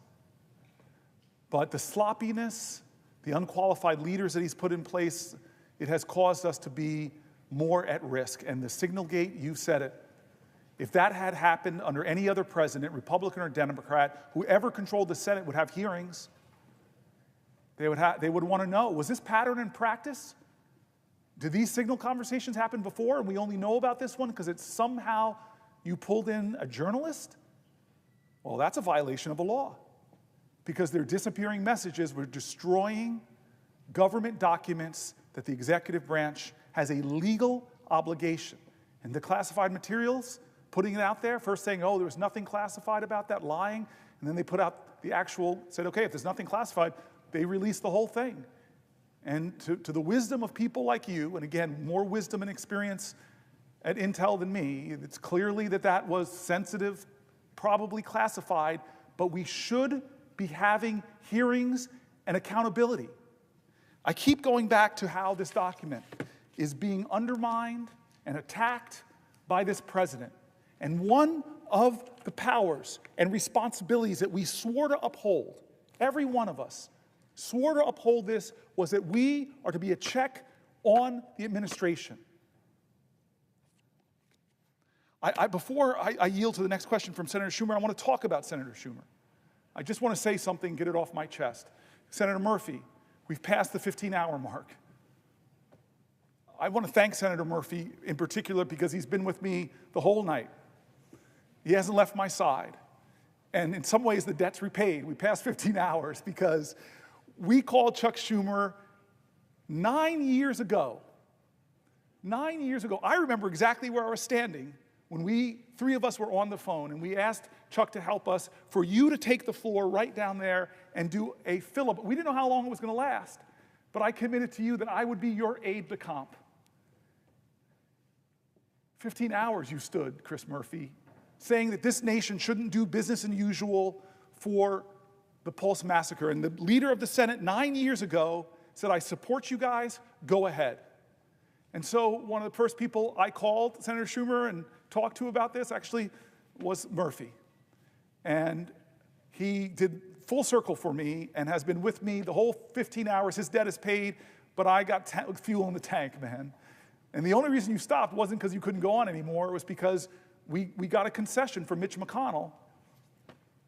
We got a concession to get 2 votes on common sense gun safety that Republicans had put forward, like universal background checks in the past, but we lost that vote. But in both occasions, 9 years apart, once where Murphy was the principal, and now here, we had a leader that said, yeah, how can I help? And so I want to thank Senator Schumer before I suspect he might ask me to yield for a question for being a friend, a partner, and one of the first people I turned to with this idea and that encouraged me to go for it, Cory. And so thank you, Chuck Schumer. Would the senator yield for a question? I yield for a question while retaining the floor. And I have two questions, frankly, one on Medicaid cuts, which we talked about last night, and one on tariffs. But first, let me say before I get to this question, your strength, your fortitude, your clarity has just been nothing short of amazing.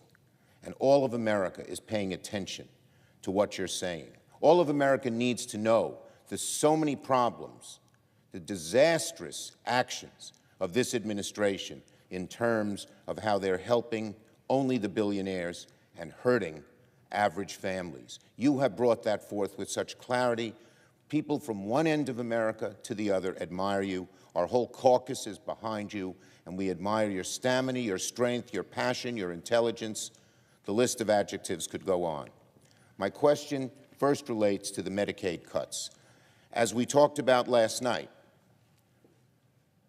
I visited three Republican districts, one in Staten Island, one right on the border of two Republican districts in Long Island yesterday, to talk about Medicaid cuts. I went to nursing homes, and it was clear that the Medicaid cuts that are proposed in this proposal, $880 billion in the House, would be devastating. On Staten Island, the nursing home we visited, they love it, Silver Lake Nursing Home, would close. 300 people would lose their jobs, hundreds would be thrown out, and most of them said their children can't take care of them. It's their needs are more advanced. And even some who said their children might be able to take care of them didn't have room in the house, etc. So it's affecting, Staten Island's a middle class, voted for Trump. But we made a plea to their congresswoman to not vote for any bill that had these Medicaid cuts and the tax breaks for billionaires. And a lot of the people there were, it was bipartisan, there were both parties there. We estimated that about 18,000 people total would lose their jobs with these Medicaid cuts, creating a recession on Staten Island. We estimated the harm that would have caused. And so this was devastating. Same thing on Long Island. Again, Republican areas with Republican congresspeople who hold the balance. If those three congresspeople alone would say, I'm not voting for a bill that cuts Medicaid to give tax breaks for the billionaires, the bill would fail. So, and I know that you in New Jersey and my colleagues in Massachusetts, Connecticut, and elsewhere are doing the same thing, congressmen and senators, and I've talked to Leader Jeffries, and he's doing the same with his folks. So my question to you is very simple. If these people in New Jersey, in New York, across America, are kicked out of nursing homes, of assisted living facilities, of healthcare facilities, what would they do? How could they, and how does the senator, with his passion and everything else, feel when the only reason they're doing this is give tax breaks to the wealthiest of Americans? Would you please answer my question, sir? Yes, I will, Leader Schumer. I earlier, or late last night rather, I read dozens and dozens and dozens of letters from terrified people. The stories were heartbreaking as people rendered their pride and gave us insights into the more painful aspects of their lives. I got emotional over one about a person talking about being diagnosed with Parkinson's and know that the disease was more and more debilitating, like I saw with my father, and demand more and more help, and she was paranoid that the burden on her family, that they couldn't afford it. I had this one amazing letter about a person that said they were the sandwich generation, two 90-something-year-old parents they were taking care of, and two adult men, children with disabilities.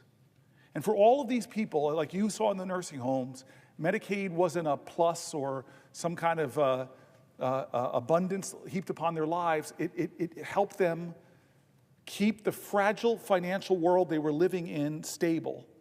And then not just an $880 billion cut, Senator Schumer, but even just a half of that or a quarter of that would cut services that would pull apart their whole lives, their ability to care for their loved ones, their ability to still work.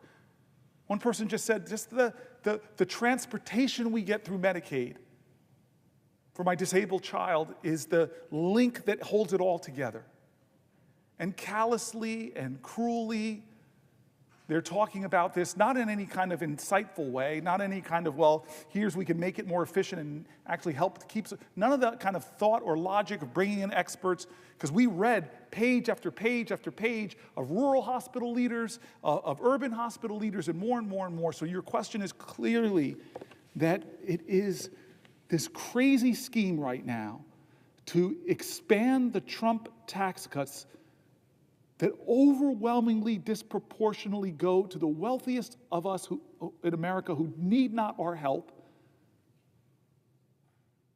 that would still yet expand the deficit by trillions of dollars, which means your children, and I know how proud of a grandfather you are, your grandchildren would have to pay for that debt. They're stealing from your grandchildren so that the wealthiest amongst us could get bigger tax cuts, and at the same time taking away medical coverage from the most vulnerable. What is that? It's not who we are. It's not who we are, America. And as much as people, thousands descended on this to save the ACA, Medicaid affects millions and millions of more people. Wake up. They're coming after a vital program for American expectant mothers, for American children, for American disabled, for the seniors like the ones you visited. No, I have one more thing to get off my chest, sir, and this is a little lighter. You heaped so many kind things on me. I don't know if you realize that never before in the history of America has a man from Brooklyn said so many complimentary things about a man from Newark. But I would remind my colleague that we are both New York Giants fans. Who play where? In New Jersey. This is not a colloquy. I hold the floor. I do not yield. Brooklyn stole the Nets. It's an injustice from Newark. They stole the Nets. I do not yield the floor for a rebuttal. And the Giants and the Jets play in New Jersey. There's only one football team in New York, and that's the Bills. I do not yield, but I do love and respect. But when I got the floor, I don't have to yield. This is the one time in my life I get the last word with my much more senior, much wiser friend and senator who supported. My colleague, I do have another question on an unrelated subject. On a different subject? Unrelated subject. Okay, unrelated. But I will say, as long as he gives me that commitment, I yield for a question while retaining the floor. First, let me say before I ask my question, go Bills.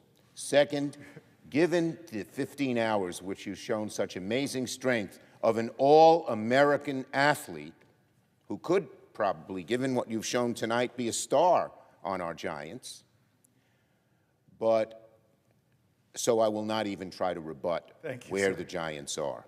But I will ask you this question, second, and just going back to before I get to tariffs, one of the leading hospitals in New York told me if there were only a 20% cut of Medicaid, less deep than they showed, that they would close.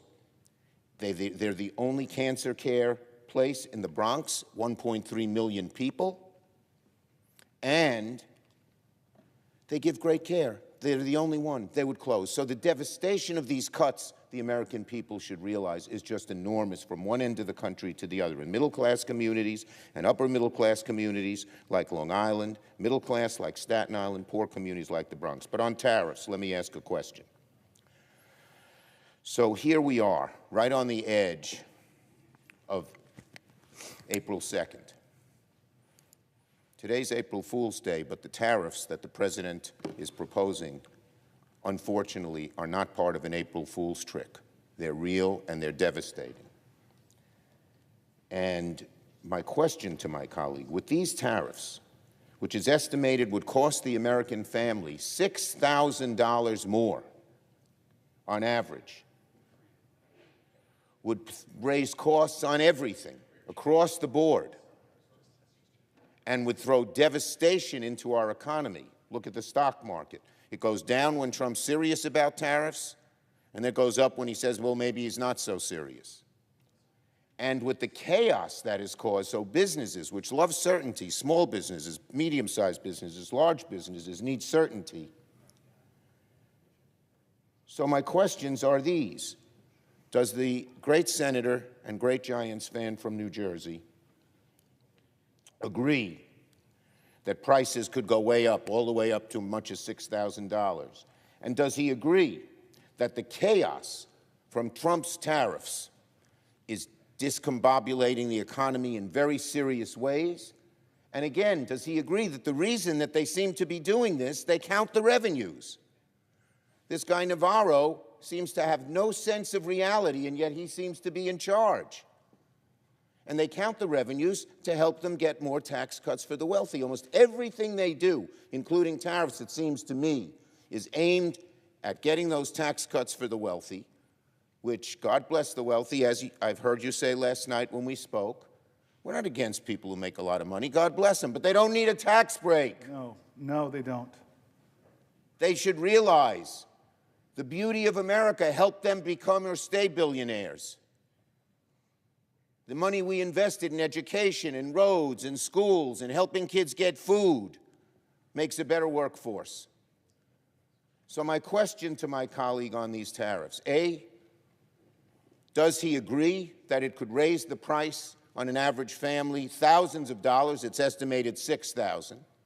Does he agree that the chaos caused by Trump's on again, off again, this country, this much, that much, this product, that product, is hurting the economy and hurting business people do their jobs? And does he agree that it seems the motivation is tax breaks for the wealthiest people? So Could you please answer my question? I will, yield Leader back to Schumer. him. I will. So you and I both know that in 72 days now, it's the next day, the 72 days that Trump has been in office, he has caused havoc on the American economy, especially given the economy he inherited. Inflation is up. Prices are up. Consumer confidence is down. The stock market and people's 401ks and retirement plans are down. He continues to do things to rattle confidence, to raise prices, and to hurt not the billionaires, the people that can afford these things, to hurt average Americans who find housing prices too high and it's difficult to make ends meet. Every time, and I've looked at the tariffs throughout history, in fact, one of my friends sent me this really funny clip I hope somebody will put up for me from, I think it was Ferris Bueller's Day Off, where he was talking about tariffs and was like, Bueller, the reality is, or maybe it was another movie, I'm mixing it up, it shows my pop, what's that? Entitled after Thank you, 15 right hours. now, but the tariffs haven't worked out for Republican presidents who tried them during the Depression.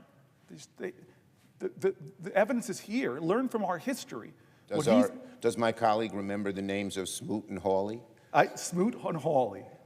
Yes, sir. I definitely remember those names from high school history. God bless you, Mr. Al Gore and Ms. Saru. So yes, what he's going to do tomorrow is going to rattle the markets. What he's going to do tomorrow is raise prices for Americans. What he's going to do tomorrow is lie to folks and say that this is something that China will pay or whomever will pay, when actually it's the American consumers that will pay with higher prices and more economic insecurity. This man, I tell you this quote that Frederick Douglass once said. This I do remember. He said, "The limits of tyranny is prescribed by the endurance of those who are oppressed." How much more will we take of this? How much more will we as America say, cut our Medicaid to give tax cuts to the billionaires? Take the Affordable Care Act and take away tax credits, take away enrollment support. Hey, come after Social Security, cut thousands of people, make customer service get worse, as said the Wall Street Journal. How much more of these indignities will we take as he turns our back on our allies? How much more of a person that is doing tyrannical things as he takes our Constitution and continues to trash it, as he's running into judge after judge after judge that's trying to stop him, but we've already seen that he wants to ignore judges, or if he gets real rulings he doesn't like, he trashes the judges. And even the Chief Justice, appointed by a Republican, says to him, no, no, this is not right, this is not who we are, this is not how we do things in America. How much more can we endure before we, in a collective chorus of conviction in our country, say enough is enough? Enough is enough. You're not going to get away with this.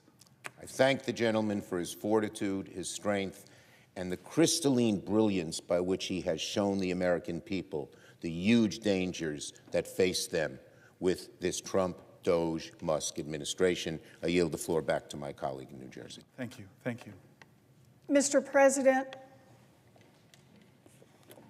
I recognize the senator from Massachusetts, but I think you have to ask him for a question. Mr. President, will the senator yield for a question? I yield for a question while retaining the floor.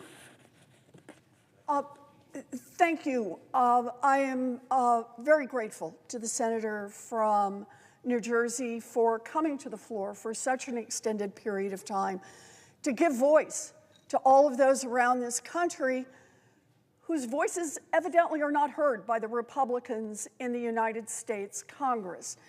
And I wanted to ask a question for the 73 million people who are beneficiaries of the Social Security system and for their families, for the people whose grandma is getting Social Security, for the people whose cousin, whose dad died, who is getting Social Security benefits, about what's happening right now between Donald Trump and Elon Musk, our current co-presidents, and what they're trying to do to the Social Security system.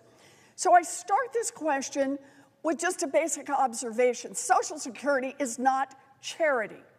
It is not something we give away to those who are less fortunate, and we do this out of the goodness of our hearts. Social Security is a contract that people who work in America pay into the system for all of their working lives, and when the time comes that they retire or something happens to them and they are not able to do that work, that they can count on the Social Security system and the payments that they are legally entitled to. I want to underscore here, legally. Now, if America wanted to change that contract, the place they have to go is right here, to Congress. Yes. They have to come to the United States Senate, or they have to go to the House of Representatives, and they have to say, we actually want to change benefits for Social Security recipients. And by the way, that has happened dozens and dozens of times in our history, up through the late 1980s, where we made adjustments in the Social Security benefits. For example, for the fact that people lived longer, for the fact that people worked longer. And so we made minor adjustments in the system. We also made adjustments to make sure that there were cost of living changes in how much Social Security would pay out. So anyone who wants to change the benefits that people are legally entitled to has to come here to Congress and make that happen.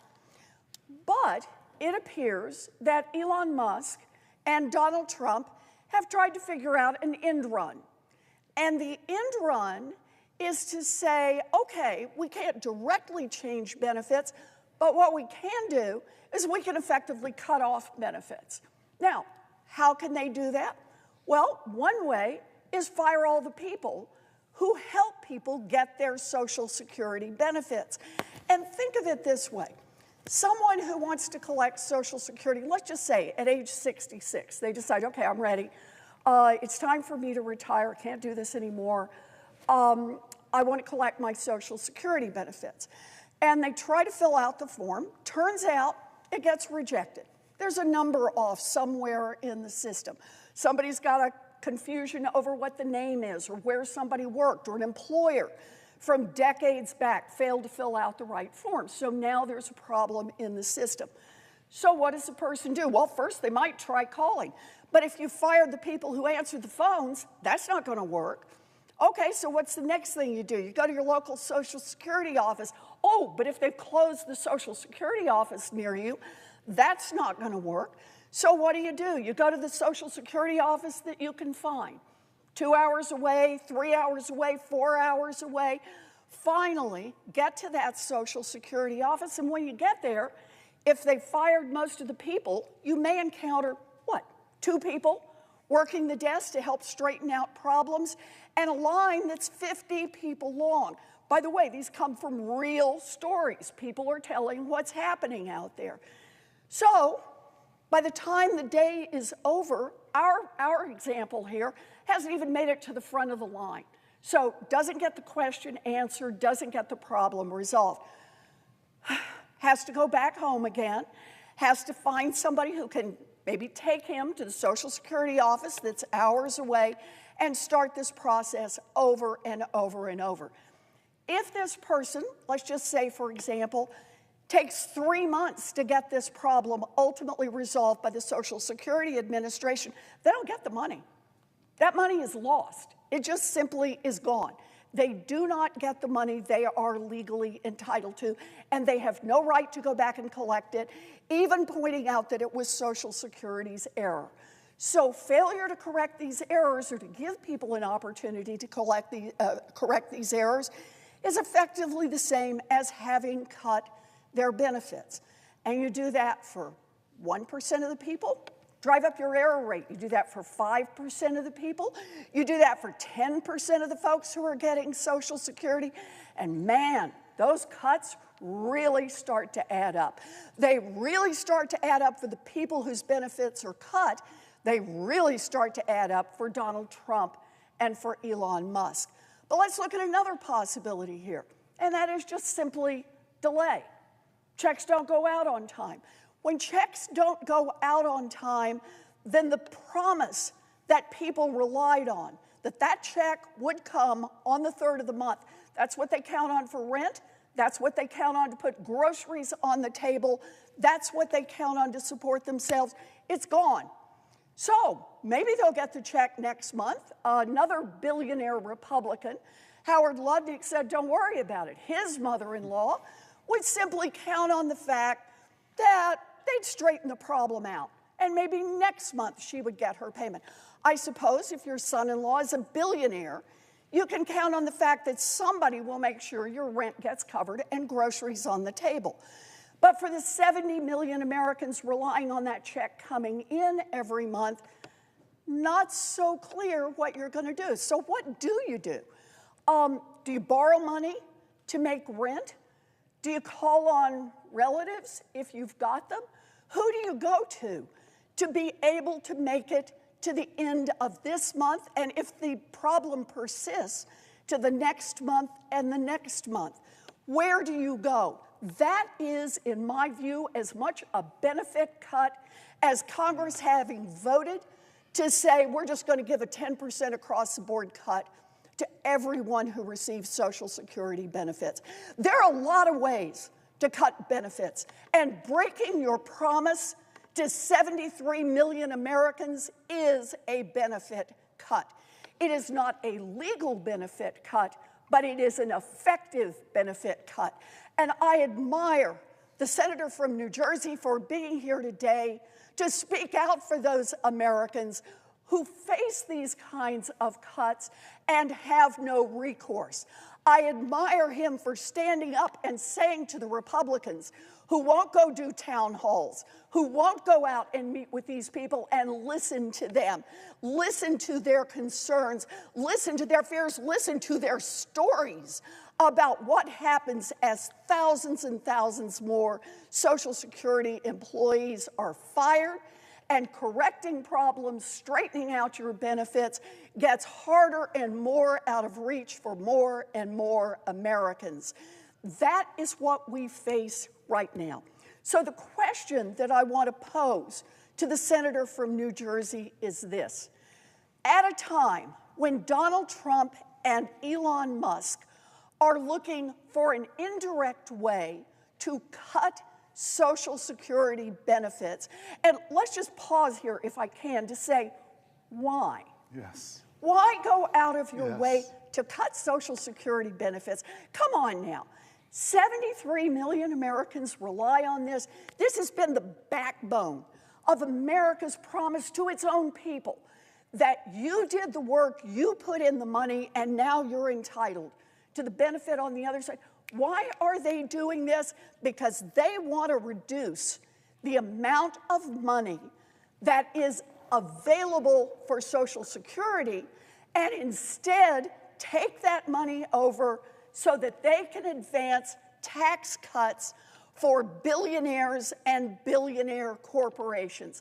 They're just trying to grease the skids here for the billionaires to get even richer and ask the 73 million Americans who rely on Social Security to pay for it out of their own hides. So the question I have for the senator from New Jersey is, when Elon Musk and Donald Trump are determined to try to use a backdoor way to cut Social Security benefits, A, are they acting legally? And B, how do we put a stop to this? Yeah, amen, amen. You know, Reverend Warnock was here earlier and was preaching and quoting scripture, but you are preaching a gospel of truth, my friend, from a civic gospel that speaks to the cares and the concerns of the American hope and the American dream and the American Constitution, because you and I both know the answer to the question. I have to say, for folks who are watching, she is a great senator from Massachusetts, but she used to be a professor in New Jersey. She was a Rutgers professor. I was listening to her way before I got to the Senate, when she was fighting for the CFPB, when she was fighting so people would not be taken advantage. She was establishing the first ever agency whose sole purpose is to stand up to big banks, to big corporate powers, and defend people, an institution that got billions and billions of dollars back into the pockets of the American consumer. And what did Donald Trump and DOGE do to an institution that we set up in Congress in a bipartisan way? They did something that is against the Constitution and went after to hack it to pieces so that it's no more. But add insult to injury, down here, we just had a vote on overdraft fees that was stunning to me because there's just no defense of it. It was a clear thing. Some of the big banks said, you know what, we don't need those usury fees, it's actually wrong. Some of the big banks just stood up and said, did the right thing, but a handful of others were still taking advantage of people, and this Senate got to vote, which side are you on? And we failed. So your question is right. You detail what is right, how people are getting hurt already, how the benefits of Social Security are already being affected, how rural places, Social Security offices are being closed already. And the question of why, under the guise of efficiency, but you're hurting our elders who deserve dignity in their retirement. It's stunning to me, Senator Warren, stunning to me that we're actually even having this discussion and having this debate when there's been not one congressional hearing about what Elon Musk is doing. The letters I read earlier about Social Security were painful because people wanted to know what was being done with their most confidential and private information. I want to continue because we were working through national security, and given the time, I want to rush to just read some stories of voices. I wanted to come to the floor and read people's voices, elevate voices. And so here's a voice, a statement from Julia Hurley from Bergen County, New Jersey. Thank you, Julia, I see you. My family's roots are deep in New Jersey, all the way back to my great-grandparents, with my mom's side from Bogota, Fairlawn, and Upper Saddle River, and my dad's side from Spring Lake and Wall Township. I have north and south roots. My grandfather started a manufacturing company that my cousin still runs, and my other grandfather ran a trucking company based in New Jersey. I was born and raised in Park Ridge and learned from a very young age about the importance of serving and community. Both of my grandfathers served in World War II. What a family. My family was always involved in charity and our churches, and ever since I can remember, I wanted to help people doing my first fundraiser for homeless people in Bergen County when I was maybe 8 or 9. The passion for service took an international bent after I went abroad for the first time during an exchange trip to Germany with Park Ridge Junior Senior High School in 2001 and fell in love with travel. Shortly after that, September 11th happened. 7 people from my little town were killed in the towers, and we could see the smoke from ground zero from a hill in the next town over. For those of you who don't know, Park Ridge is very close to where I grew up, and my childhood best friend died in the towers. This was why I learned how my little suburban bubble could be impacted by things worlds away. I became obsessed with trying to help and wanting to drive a career that would be in service to my country and people elsewhere so that we would be more inclined, so those people would be more inclined to work with us than against us. I went on to study diplomacy and international relations at Seton Hall University, graduating magna cum laude and determined to work for the State Department at some point. My 15-year winding career path after that took me into the advocacy space and onto humanitarian and peace-building work in Gaza with the UN, as well as in Tunisia and Egypt. In 2022, after a year as a policy advisor with the International Committee of the Red Cross, I was recruited to join USAID. And I couldn't have been more excited.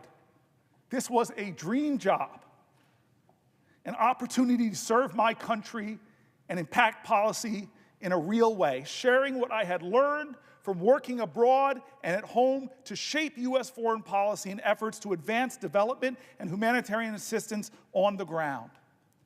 I was eventually promoted to a senior policy advisor role in USAID's Office of Policy, where I was developing policy that was shaping the way USAID worked, trying to break down silos across the agency to be more effective and efficient in our response to some of the toughest crises in the world. I got the opportunity to not only prepare talking points for high-level events and for our leadership, but even brief the administrator a couple times. That all came crashing down around January 28th as my colleagues began being terminated and furloughed. I went into the Trump administration like any other bureaucrat, ready to engage and help because I want every administration to succeed and lean on us as experts to help advance American policy. I worked with our team, and I briefed our political appointee director, who started on Inauguration Day, and hoped to see what I could do to continue building on the reform work I had been doing for a year at that point. Instead, everything quickly unraveled. Elon Musk called USAID a criminal organization that should die, he said. And the President of the United States deemed us radical left lunatics. I was terrified, afraid of what people might do when 2 of the most powerful men in the world were saying things like that. Our jobs were then in question, and the USAID offices were quickly closed, with our belongings still in them. We were left not knowing what our fate would be for weeks. As DOGE dismantled USAID, I watched in horror as the programs shut down. The people we served suffered. And friends and colleagues from the agency and our partner organizations lost their livelihoods and their mission-driven careers. On March 14th, I was finally terminated. I've been heartbroken since, shifting between deep depressions and rage. Because of the sledgehammer approach that DOGE took, the entire foreign assistant architecture was broken. Organizations I would have gone on to work for are going bankrupt, cutting staff, and definitely not hiring. I spent 15 years building up this career that I loved beyond words. Every time I would leave my late father while he was dying in a hospital in 2012, he would tell me to go save the world. This wasn't just a career. It was a calling to serve. I have no idea what I will do next. In some ways, I feel lucky because I got married last May. God bless you. And am on my husband's health insurance, thank God. But he also works for the government, and he could be riffed with a moment's notice. I also have a supportive family who will help me if it really gets bad. But the uncertainty has probably been one of the most painful parts of all of this. Not knowing what will come next and just fearing it will be worse than the day before. All we wanted to do was serve. I want to say thank you to Julia Hurley from Bergen County, my home county in New Jersey. Thank you for your voice. Thank you for laying your pain plain and your anger, making it real in my heart as I know it's in yours. I stand for you today. Personal statement from Catherine Baker from Neptune, New Jersey. I have been furloughed from my job at USAID implementing partner, since February 14th, 2025. I have 13 years experience supporting USAID contractors in business development and recruitment efforts, mostly in conflict and post-conflict settings. The following is how I got here today.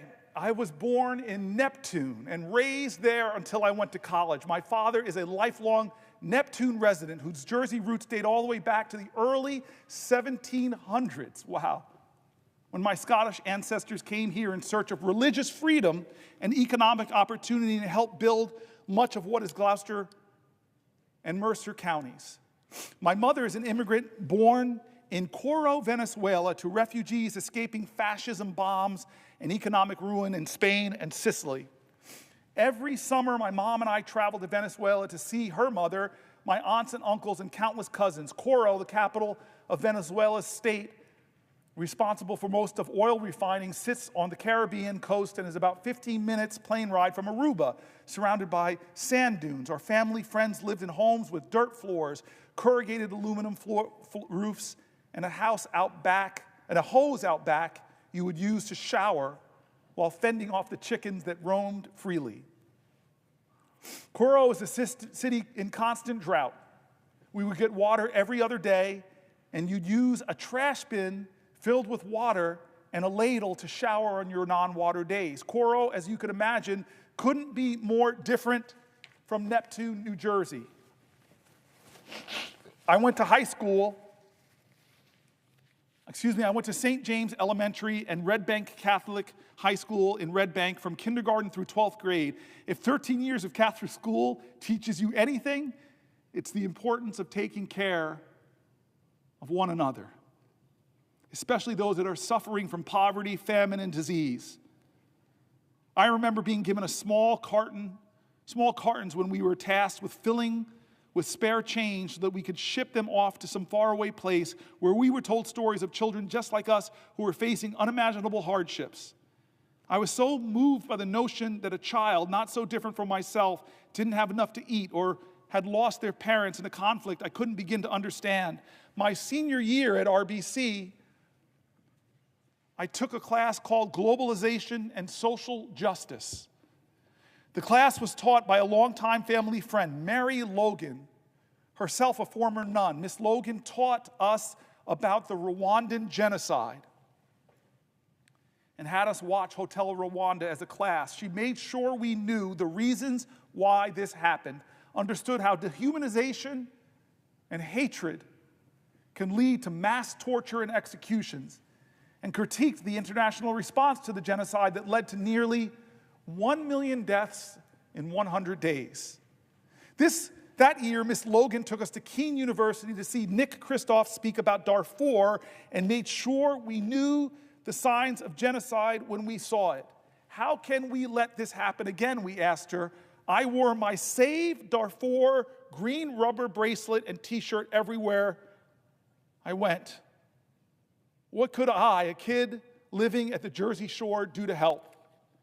During this period of enlightenment led by Miss Logan, the Mary Knoll Missionaries funded school in Kibera, Kenya, that we were supporting was threatened by electoral violence in December of 2007. We received letters from the nuns there. We were Miss Logan's personal friends. We received letters from nuns there who were Miss Logan's personal friends about how the fires nearly reached the school and the children who were already living in Africa's largest slum stood poised to lose the little they had, including their lives.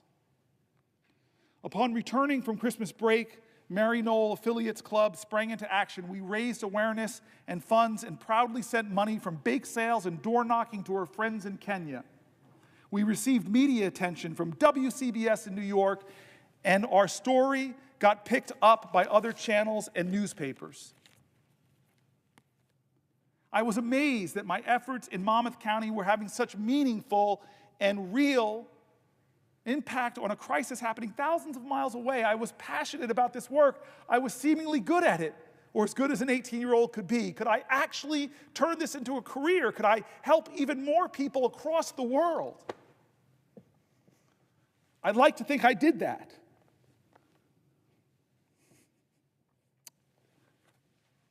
I'd like to think I did that. And I'm crying as I write this because I wonder if I ever will do it again. The past 10 years, I've focused on conflict prevention, stabilization, preventing, countering violent extremism, and citizen security in conflict or post-conflict areas.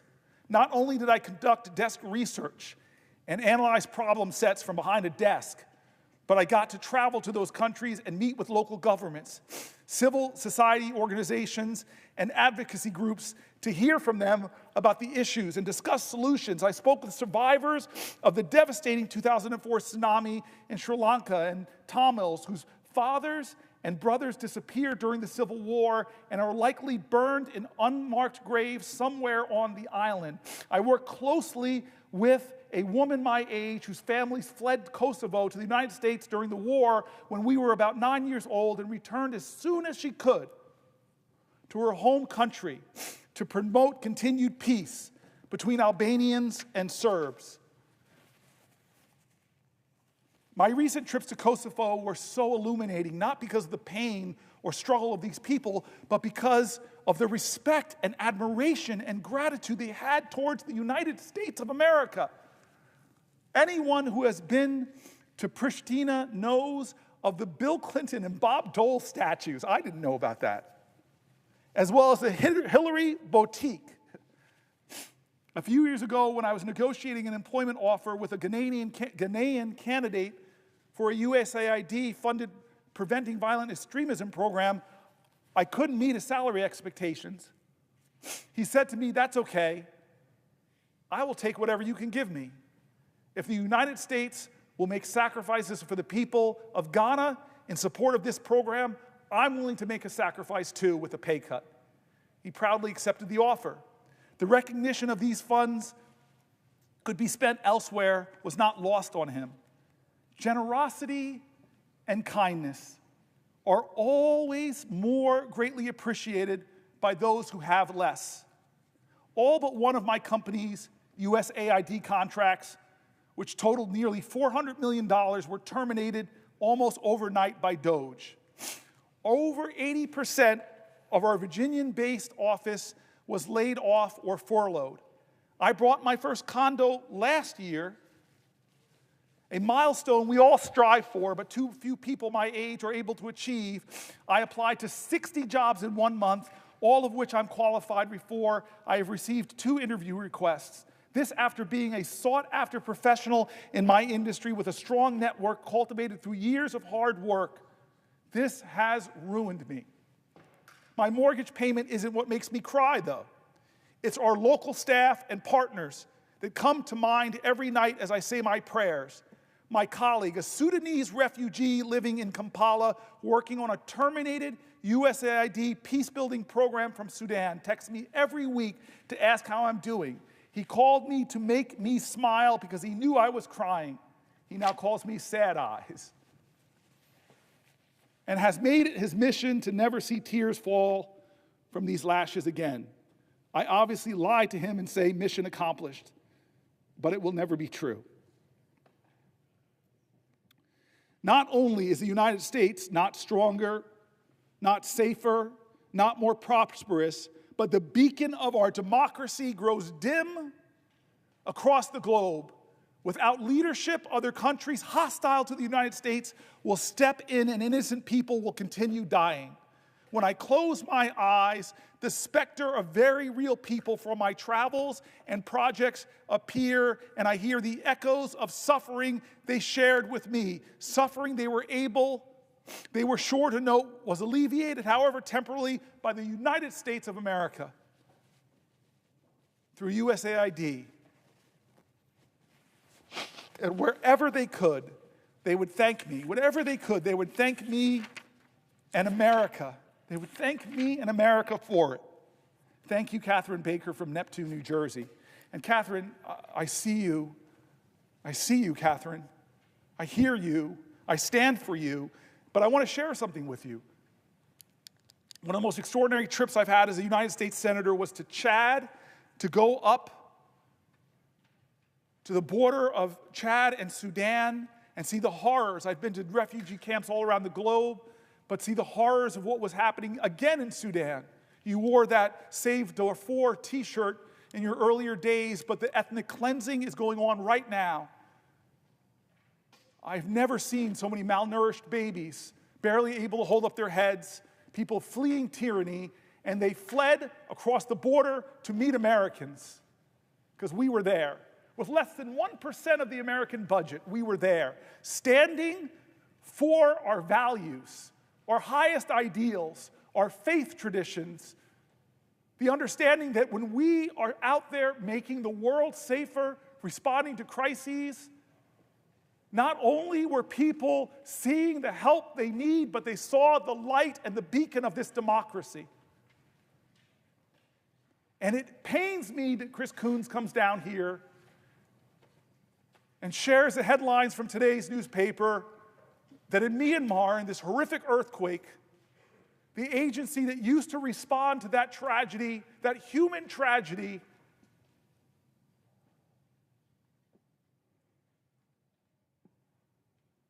doesn't have the resources. America's not there. It's a void. And then Chris Coons says in the article I'm surely to read today or tomorrow, whenever I can't stand anymore, he says, who fills that vacuum? Who showed up? But the PRC, China showed up. Less than 1% of our budget, less than 1% of our budget, and people like the folks I read whose whole life, all they wanted to do was to be the light of the American torch of freedom and hope to the world, and they had the rug pulled out from under them. But here's what's worse, because we've had, Chris Murphy, we've had meetings with some of the people behind the scenes that are savagely cutting. And the stories are horrible. People in dangerous places that we sent there having their emails cut, having their phones turned off, pregnant women who don't know how they're going to get out of those areas. And James Mattis, as we discussed, said if you cut these kind of programs, buy me more bullets, because there'll be more instability. There'll be more political democracies being overthrown. There'll be more terrorism. There'll be more violence. And we are old enough as a nation in 250 years to know that if we don't meet these terrors abroad, they will visit us at home. As Chuck Schumer said, I was there watching the towers come down. And in the Sahel, before I do this in Africa, that's the threat. In Togo, in Ghana, in Benin, the northern parts of the country, they're fighting terrorism. Oh, God, yes, I will. I yield for a question while retaining the floor. Chris Murphy. We have a few more colleagues who are going to join us before the top of the hour. But I just wanted you to round this out and ask you the question this way. Often when we talk about the withdrawal of USAID from the world, the withdrawal of the United States from international bodies like the WHO, the beneficiary is China. But I think you were hinting, as you talked about the African continent, that the threat is much broader than that, because USAID is not just doing counter-China programming, it's also doing counter-extremism programming. In Lebanon, for instance, it's doing the primary work to push back against Hezbollah's political influence there. It's doing work to counter Russian influence around its periphery. And so isn't it the case, Senator Booker, that as USAID is pulled off the playing field, for reasons we still don't understand, that it is all of our adversaries, state adversaries and non-state adversaries, who are tragically celebrating at this opening that we have given them to gain additional influence? Senator Murphy, that is correct. You've been one of the most articulate voices for this decision. I shouldn't even call it decision, this reckless trashing of USAID, this vilification of the proud men and women that stand in Ebola outbreak, that stand against terrorism, that stand against hardships and ethnic cleansing, that stand against malnutrition. You're so good at pointing out that those are American interests, and that not to do that makes this a more dangerous and unsafe world. A world where countries like ours want to lob missiles into Yemen post facto of crises. So I hear you, Chris Murphy, and I answer your question with a simple understanding that what you're saying is right, and I'm going to tell you that I've got so many other to read, but we are way behind the schedule of where we wanted to be at this point. We're way behind at about 16 hours and 24 minutes. And so to obey my staff, as senators are told to do, I want to move quickly to just the housing issues. Oh, I'm sorry, unless, of course. So I want to move quickly to housing and start really with the theme of affordable housing. Again, we keep returning to the economy and how the Trump administration is making things worse in every area, especially for people struggling. And so let me be clear that for decades, under Democrat and Republican presidents, it's become increasingly difficult for working class Americans to afford a home. In recent years, this nationwide housing affordability crisis for so many Americans has nearly reached a breaking point. The crisis now impacts nearly all Americans, shared across all demographics, regardless of partisan identification, race, age, gender, education, or whether you own or rent your home. We in America are in a housing crisis. According to the Center for American Progress, 80% of Americans living in rural communities believe housing affordability is getting worse, while 72% of residents in urban areas feel the same way. In October 2024, the Center for American Progress found no matter your zip code, the goal of home ownership in America is drifting further out of reach all across the country. Over the past two decades, housing costs have dramatically outpaced income growth in the United States, increasing the rent burden, heightening barriers to home ownership. The Housing Price Index, a gauge of how selling prices for single-family homes have changed over time, was more than 50% higher in July 2024 than it was in July 2019. According to the Brookings Institution, the U.S. housing market was short 4.9 million housing units in 2023 relative to the mid-2000s.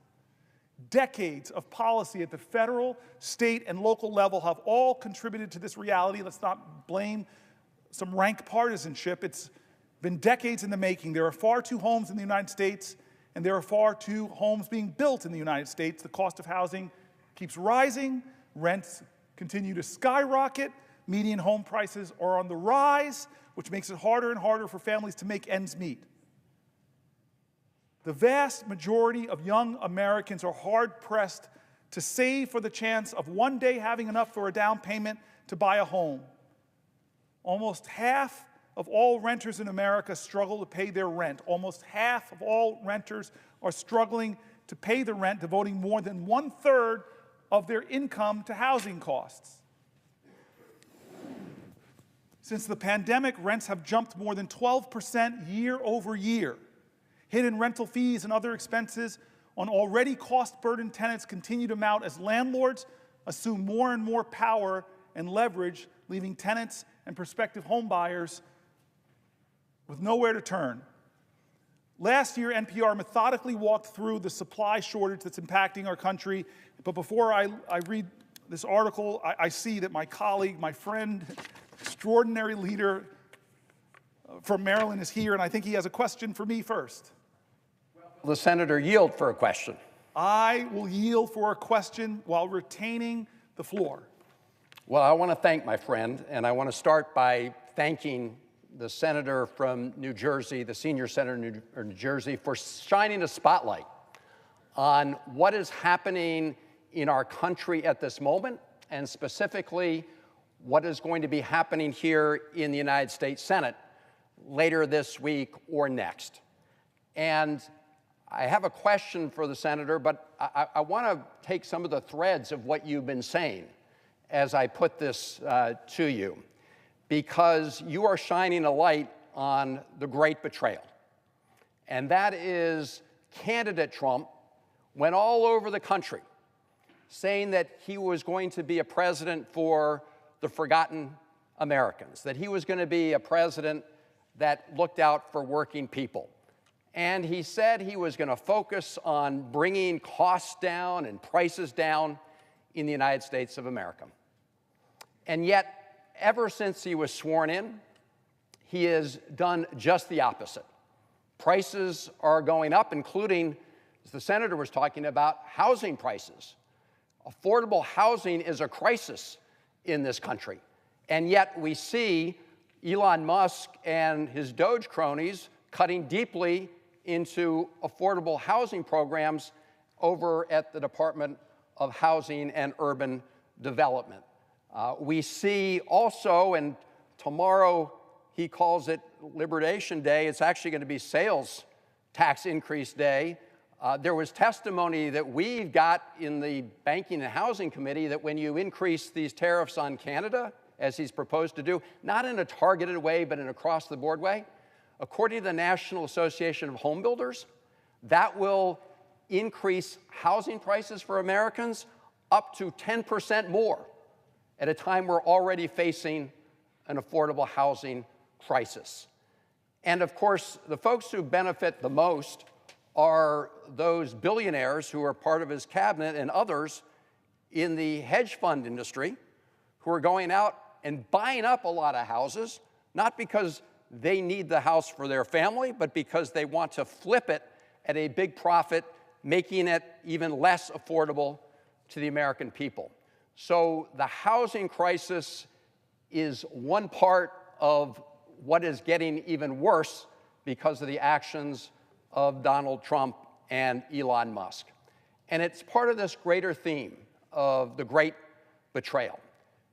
And later this week, Republicans here in the Senate say they're planning to bring to the floor what we call a budget resolution, which is a framework that will be providing for very big tax cuts for the ultra-rich Americans, tax cuts for big corporations, some of which are offshoring all of their profits. Senator Wyden and I were on the floor just last week talking about how Pfizer has half of its sales revenues here in the United States, but books none of its profits here, and therefore by this scheme called round tripping, where you sort of push your money around the world, they lower their taxes, which means the American people get shortchanged. So all of this is part of a scheme to provide tax cuts for the very wealthy at everybody else's expense. And the senator from New Jersey has been shining a light on what it means when we say this will come at the expense of other Americans, that this tax cut for the very rich and big corporations will come at the expense of the rest of America. So I want to amplify that as I do a wind-up to the senator. Number one, it's Elon Musk and the DOGE operation. Let me be very clear that this is part of the most corrupt bargain we've seen in American history. Elon Musk spent $280 million to help elect Donald Trump president, and Donald Trump has turned the keys to the federal government over to Elon Musk, not for efficiency, but to rig the government in favor of people like Elon Musk. That's why they want to get rid of the Consumer Financial Protection Bureau. This is a bureau that has returned billions of dollars to Americans who were cheated by scam artists. And they are coming in to dismantle the CFPB because they want to be on the side of the scam artists and deny American consumers the benefit of getting their dollars back when they've been cheated. So this has nothing to do with government efficiency. It has to do both with rigging the government for people like Elon Musk and trying to lay the groundwork, claiming lots of cuts that they will then use to pay for, they say, tax cuts for the very rich. So who's being cut by Elon Musk? I don't know, Senator, if you saw the other day in the sort of spin room at the White House, did you catch that where Elon Musk and some of his folks were explaining the work they did? They said, we're really doing this with a scalpel. Well, the reason that's especially interesting is it was just weeks earlier that Elon Musk brandished a chainsaw. Yes. Right? Yes. Yes. At CPAC, which is actually, they met over here in my state of Maryland. That's what they're doing. They're taking a chainsaw, and they're taking a chainsaw to departments that help our veterans. These are people who care for our veterans, and our veterans are being especially hard hit, including when they did these firings, arbitrary firings, right, of probationary employees. And veterans were saying, why are we being hit so hard? And the White House spokesperson said, and I'm quoting, perhaps they're not fit to have a job at the moment.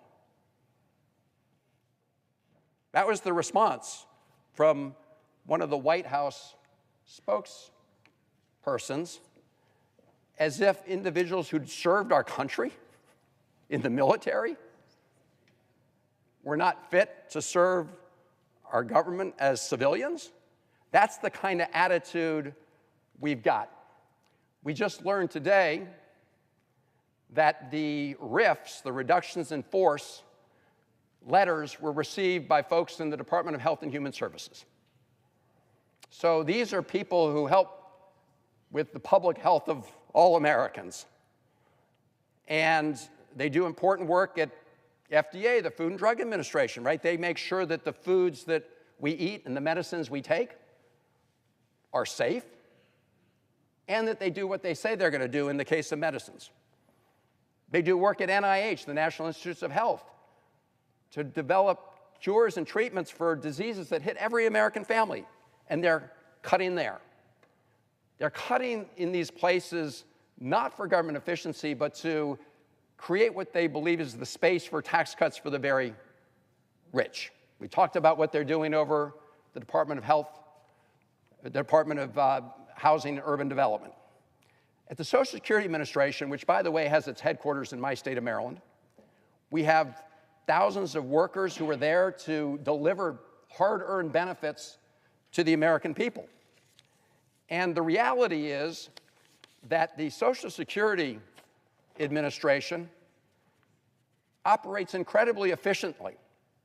You know, the former commissioner for Social Security, Martin O'Malley, reminds us that Allstate Insurance Company operates at an 11% overhead.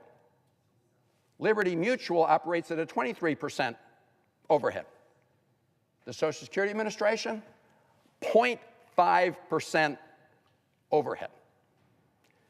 The Social Security Administration workforce is now at a very low level in terms of personnel compared to what it was years ago, and yet they're serving a record number of Americans, 73 million Americans, and they've never missed a payment. Never missed a payment.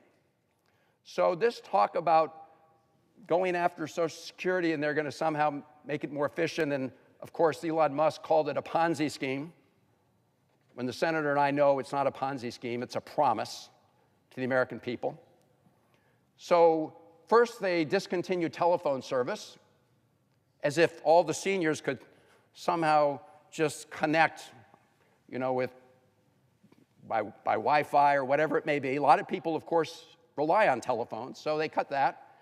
They said, well, if you have trouble, go to one of the local regional Social Security offices. Well, they're cutting regional Social Security offices, lots of them. And then when you go there and you don't find many people there, well, you know, whoops, we just cut 7,000 people from Social Security. So a benefit isn't meaningless if you can't actually access the benefit. And what they're doing is making it harder for Americans to get those benefits. So when we hear about the Musk DOGE operation, make no mistake, not about efficiency. It's about trying to put together some kind of savings that they then want to use to at least partially pay for tax cuts for the very rich. Another way they're doing that, we've heard a lot about that, and the senator's spoken about it, is cutting Medicaid and food nutrition programs. In fact, I think we recall a number of weeks ago, we had a couple of amendments here on the floor of the Senate saying, okay, if you're going to do these tax cuts, at least don't cut Medicaid or Medicare or food and nutrition programs. Every Republican senator voted against those amendments. In other words, not to protect those programs, meaning they're fair game for big cuts to pay for tax cuts for the very wealthy. So that's another area where they're very focused, which is cutting important programs that benefit millions and millions of Americans. There's another way they're doing it, and Senator from New Jersey, and again, thank you for shining a light on all this, has talked about it, which is these across-the-board tariffs, right? So I think all of us know that strategically targeted tariffs, they can be useful at certain points in time to protect strategic American industries. I'm for those. But across-the-board tariffs, and across-the-board tariffs on a friend and ally like Canada or Mexico, all that is a tax increase on the American people. Let's be clear. So these are the areas where Donald Trump, having said that he was going to be there for working people, is doing the opposite, right? These across-the-board tariff cuts are going to increase costs and prices for the American people. Cutting Medicaid and food nutrition programs is going to hurt the very people that Donald Trump on the campaign trail said he was fighting for. And the DOGE Musk operation is taking a chainsaw to important services and important consumer protections that benefit all Americans in order to claim that they're providing some savings for tax cuts for the rich. So it wasn't that long ago that just down the hall here, Donald Trump was sworn in as president. And I remember what he said. He said, this is going to be a golden age for America. And who was sitting right behind him? Elon Musk, the richest person in the world, and other billionaires in the Trump cabinet, including one who just said not that long ago that Americans on Social Security wouldn't miss one of their Social Security checks. Only the fraudsters would notice that. Say that to the 73 million people who get Social Security. But that's the attitude of the billionaires in this Trump cabinet, the people he's really looking out for. And so when he says a golden age for America, that's who he means. He means Elon Musk and the billionaires, Elon Musk who's rigging the government for the billionaires, and all the others in the cabinet who don't think Americans would miss a Social Security payment that they earned. So my question to you, and I want to again, thank the senator from New Jersey. I know it's been a long day's journey into the night, but it's important that we address these issues in the courts, and the courts are upholding the rule of law, that we address these issues and fight them in Congress, and that we do so in communities across the country, and people need to understand what's happening. So the core issue here, is it not, my friend, that Donald Trump really is betraying the people he said he was going to fight for. And at the end of the day, and we're going to see that later this week in the Senate, the goal is to provide these big tax breaks to wealthy people at the expense of everybody else in America. That is the big betrayal. So if you could just zero in once again on the central narrative that we're seeing play out during the Trump administration. Well, you're putting it right. Donald Trump made commitments to America. We have quotes of him at rally after rally. I'm going to bring your, he used to say, oh, grocery, that's a really great word, I think he said. I'm going to bring down grocery prices. Well, grocery prices are up dramatically. The American dream, and many of us see that as owning a home. Well, you said it. Home prices are already up, but with these tariffs, they could go upwards of 10% more. You can be sure that Canadian lumber coming down here is going to be expensive. You can see Donald Trump making it more difficult to access health care, and this massive reconciliation is going to be a direct attack on working class health care, on health care of expectant mothers, on health care of Americans with disabilities, on health care of the majority of seniors in nursing homes. I'm about to go, my next chapter is all going to be about how Trump is rolling back common sense protections for clean air and water. And Elizabeth Warren said it very powerfully. He's reducing services, which is a service cut to people with Social Security. In so many ways, Americans should see these crises looming, these attacks, but ask yourself one economic question.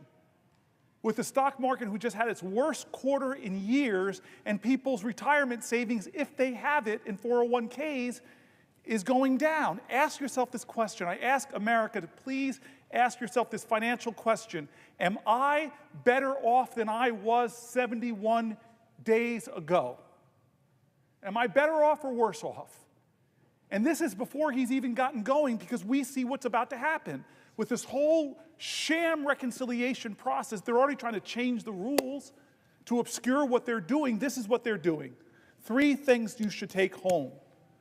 Are we going to let them again, like they did with the ACA, with the Affordable Care Act, come after health care for 70+ million Americans by doing their proposed $880 billion cuts? Or are we going to allow them to blow a hole so big in the trillions of dollars, they're going to push it out for over 10 years? Are they going to create such a deficit in our country that our children's children, they're stealing from our children's children and putting on a deficit that they're going to have to pay for? And number 3, are they going to let them do all of that to renew tax cuts that the Congressional Budget Office at every independent agency says very clearly would add trillions, would give trillions of dollars of tax cuts that go disproportionately to the wealthiest in our nation? That's the addition. That's what we know. And it doesn't account for the things that he's doing to our allies. It doesn't account for how he's turning his back on NATO. It doesn't account for how he's praising Putin and calling Zelensky a dictator. It doesn't account for how he's giving advantage to China around the world, from the region in Southeast Asia all the way to Africa. It doesn't account for how he's already made it harder to enroll for the Affordable Care Act. It doesn't account for all the other things he's doing that we wake up and hear every day, not to mention trying to threaten Greenland, trying to threaten Panama, trying to change the name of the Gulf of Mexico. All these things he didn't tell us he was going to do, didn't promise. He promised to lower your grocery prices, they're higher. He promised, I'll be a better steward of the economy. It's worse than we inherited. Over and over, he's breaking promises and doing outrageous things like disappearing people off of American streets, violating fundamental principles of this document, invoking the Alien Enemies Act from the 1700s that was last used to put Japanese Americans in internment camps? Do we see what's happening? How much is enough?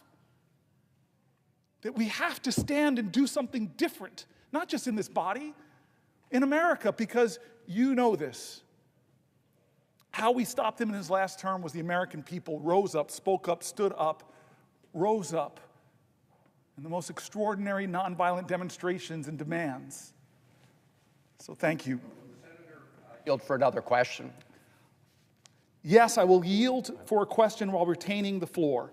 And I see that my friend and colleague, Senator Alsterbrooks from the great state of Maryland, is on the floor. So I'm going to be very brief with this question. And I want to thank you for reminding us, of course, of the other great betrayal that's been going on over the last 70-plus days. There's the betrayal against the American people and working people here at home, but then there's the betrayal of our allies, like the Ukrainians, who Donald Trump is throwing under the bus as we speak, and other close partners and allies around the world. And I have to depart here for a moment because we have a hearing in the Senate Foreign Relations Committee, and I'm privileged to serve on that committee with the gentleman from New Jersey. And one of the people before the committee is their nominee to be our ambassador to Turkey. Now, of course, Erdogan just locked up his major opponent, the popular mayor of Istanbul. We've not heard a peep from the Trump administration about the question of how this undermines democracy. But I want to close on the point that you just raised. It's kind of hard for Donald Trump to complain about Erdogan disappearing people when right here in the United States of America, you had a Turkish student at Tufts disappeared by people who showed up without any identification, some with hoods on, and sent her apparently to Louisiana because she spoke out on an important issue of national concern. And the First Amendment is pretty clear. You can engage in controversial speech that someone may like or dislike, but you're protected, and that includes everybody here in America, because that's an important value to us. Apparently, it's not an important value to Donald Trump, who, like Erdogan, essentially wants to whisk away anybody who disagrees with him. I thank, again, the senator from New Jersey and just ask him to elaborate on that. But I also see my friend and colleague, the senator from Maryland. Answer to your question, then, which is the irony that this president is remaining quiet about folks that are violating international law in many ways. So I think it's absurd, and you're right, it's another betrayal. Will the senator yield for a question? I yield for a question while retaining the floor. First, I'd like to commend my colleague. I want to thank you, first of all, for your spiritual obedience. I want to thank you so much as well for your commitment and your dedication. And want to thank you as well for your courageous leadership. I want to thank you also, Senator Booker, for your recognition of the times that we are living in. These are times that we will recount, our children will recount, and I think all of those of good conscience who watch during this time and say nothing will also be held to account. As the senator has eloquently remarked, these are not normal times. We're watching an administration that is drunk with vengeance, hatred, and surrounded by incompetent people who are taking callous actions, who are inhumane, and because of their incompetence are making costly mistakes that will harm the American people and denigrate the hardworking people of this country by proposing tax cuts. And these tax cuts are not designed to help the average American person. They are designed to help billionaires. And they're doing so by firing thousands of middle-class workers and more.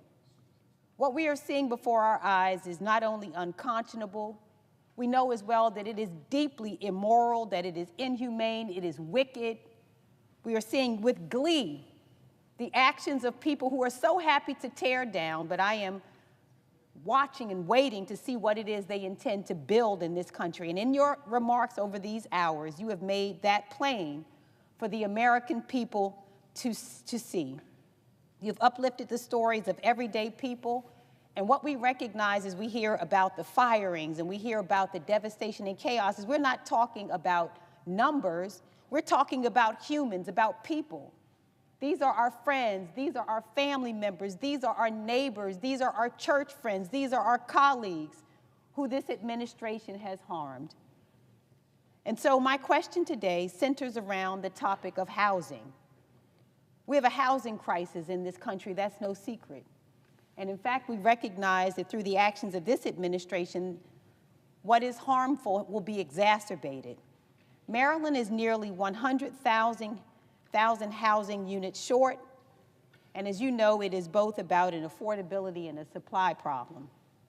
We need to make home ownership, which is part of the American dream, and how the average American builds wealth in this country accessible to more Americans. I think about my parents, Mr. Senator, who married at 21 and 22 years old. And at the time that they married, although my father was a car salesman and selling newspapers and my mother was a receptionist, 5 years into their marriage, they could afford to buy a home. This is no longer the expectation of the average American family. My own 19-year-old daughter doesn't have the realistic hope that she can follow even her grandparents. This problem affects red states and it affects blue states, which is the theme that you have hit on in all of these hours of speaking. When this president acts against the interest of the middle class, we recognize that he is not just harming Democrats as he intends, but unfortunately his actions harm everyday Americans. It affects those who voted for him, it affects those who didn't vote for him, and it affects those who did not vote at all. He's harming Republicans too. He's harming Americans. And so this administration is slashing funding and personnel at the very agencies that are tasked with addressing this crisis. He is illegally firing HUD employees. And this administration has stalled millions of dollars in previously allocated funding intended to help those who need affordable housing. And again, his actions are so indiscriminate, so immoral, so callous, so heartless, that he is impacting the very people who supported him, as well as those who didn't. This administration has effectively ended enforcement of the Fair Housing Act, one of the most important American civil rights laws. This administration is considering privatizing the Federal Housing Finance Agency, which guarantees over half of the U.S. mortgage market. And to make matters worse, this administration is proposing sweeping tariffs on our allies, driving up the cost of home construction.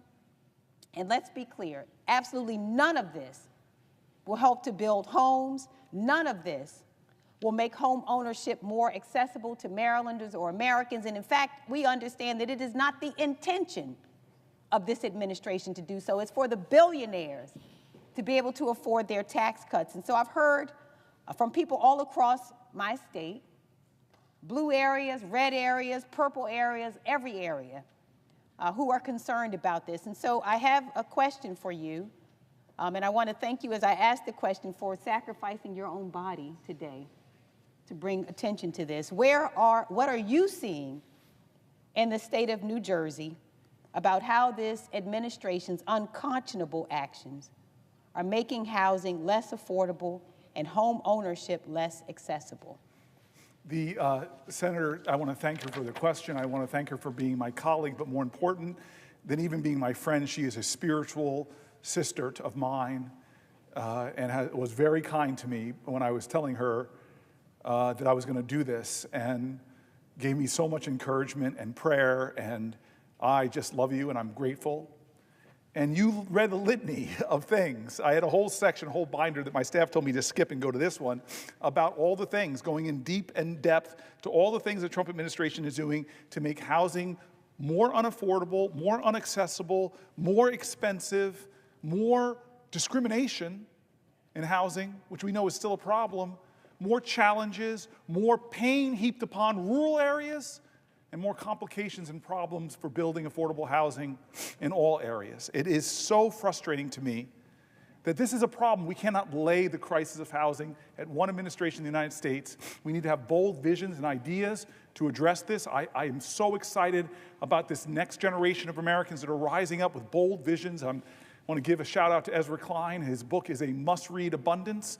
This is a vision of doing great things again, of building housing, of redeeming the American dream. But to have a president that is dead set on, for the next 4 years, to do the kind of things that you made a litany of, and now, tomorrow, is going to bring tariffs that are going to raise the price even more of housing, is outrageous. Where are his promises to make this country more affordable and more accessible? And you heard the data that I read about, we have so many millions of Americans, close to the majority of renters now spend more than a third of their income on rent, which is a very definition our government has of housing insecurity.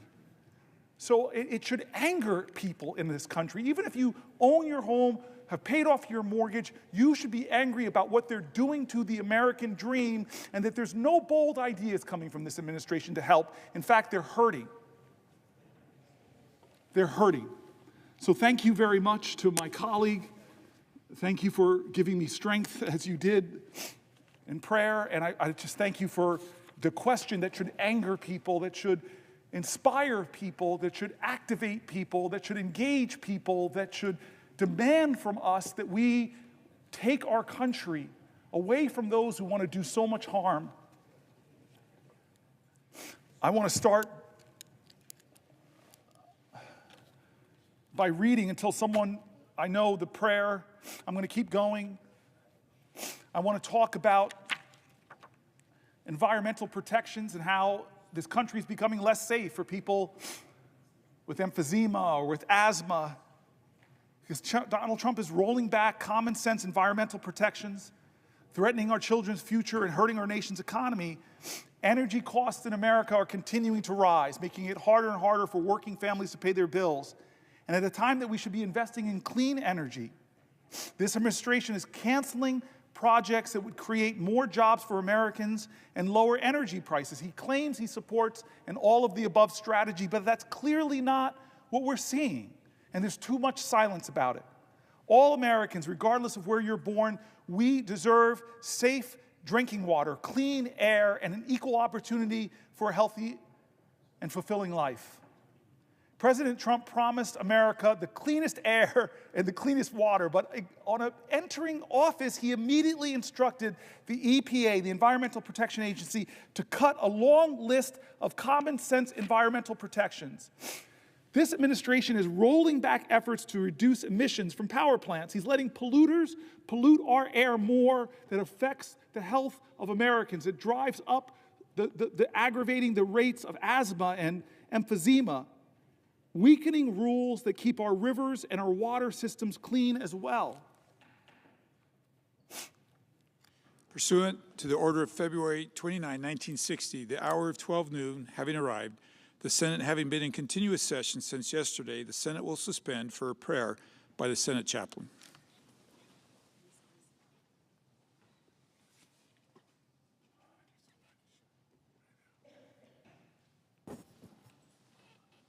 Let us pray. Lord of hosts, you have done great things for us, filling our hearts with determination to do your will. You protect us from unseen dangers, supply us with wisdom, and direct our steps. Today, we are grateful for the efforts of the floor staff, the Capitol Police, the stenographers, the pages, and all those who have worked through the night. We pray you give them the strength they need for this day. Today, give our senators the assurance of your presence. Inspire them with a calm faith, a steady peace, and a firm resolve to do your will. Let no weapon formed against them prosper. We pray in your omnipotent name. Amen. I'm going to continue. The senator from New Jersey is recognized. Thank you. I'm going to continue until one of my colleagues asks me a question. Senator, yield for a question. One of my heroes in the Senate, a living legend, my partner on some bills that I'm so passionate about expanding IVF, someone that is just freaking awesome. I yield for a question while retaining the floor. Thank you, Senator Booker, for taking this important stand and for doing so much to make it clear how much pain Donald Trump and Elon Musk are inflicting on the American people in every sector of our society. I'm going to be asking you a question about what you've heard from agricultural businesses in your state about the damage that this administration is doing and the jobs that either have been or will be lost as a result. But I thought I would give you some background on what I'm hearing as well. I want to focus this body's attention on our nation's farmers and ranchers who seem to be getting punched day after day, week after week by the Trump-Musk oligarchy. Whether it's their harmful tariffs that hurt our soy and corn farmers, canceling and freezing more than $1 billion in funding for schools and food banks to purchase food from local farmers, or halting reimbursement and contract payments that our farmers are already owed, the senator from New Jersey and I are both working together to undo some of the most harmful impacts of these disastrous decisions, including joining forces to push his Honor Farmer Contracts Act forward. We're also starting to hear reports from farmers about just how damaging the Musk-Trump dismantling of USAID is. Jobs and businesses right here in America. For example, I don't know if the senator has heard, but in North Carolina, they had $2.2 billion in USAID awards, including for 27 large-scale farmers who were fulfilling orders for humanitarian food assistance, and 4 universities who were receiving agricultural research funding. More than 300 North Carolina workers have lost their jobs as a result of this freeze. In Georgia, they had over $389 million in USAID awards, including 9 large-scale farmers fulfilling orders for humanitarian food assistance and 6 universities receiving agricultural research funding. Arkansas had over $210 million in USAID awards, including purchases of rice, grain, and beans from our farmers. Florida has lost $91 million in USAID awards, including $38 million to the University of Florida to improve livestock productivity and food security in developing countries.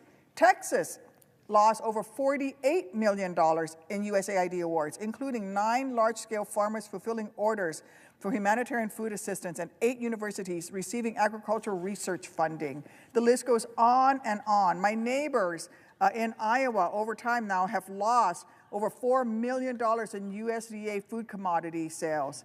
They have gained they had a total of over $149 million in purchases through USDA and other programs for USAID.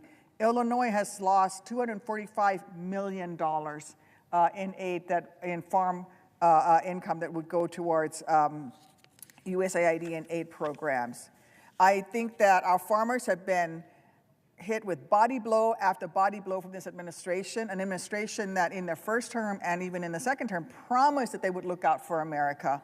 But I have to say to my friend from New Jersey, I don't think that this administration has lived up to their promises to farmers. Remember that a nation that cannot feed itself, if we lose those family farms, if we lose our ag sector, we cannot lead the free world. We cannot feed ourselves. And frankly, farmers have been hit over and over again. These incoming tariffs are going to be disastrous for our farmers. I was just in South Central and Southern Illinois, just across the Mississippi River from Missouri, talking to our farmers in St. Clair County, Illinois. And you know what they tell me? They tell me that the tariffs are going to affect their products being sold overseas.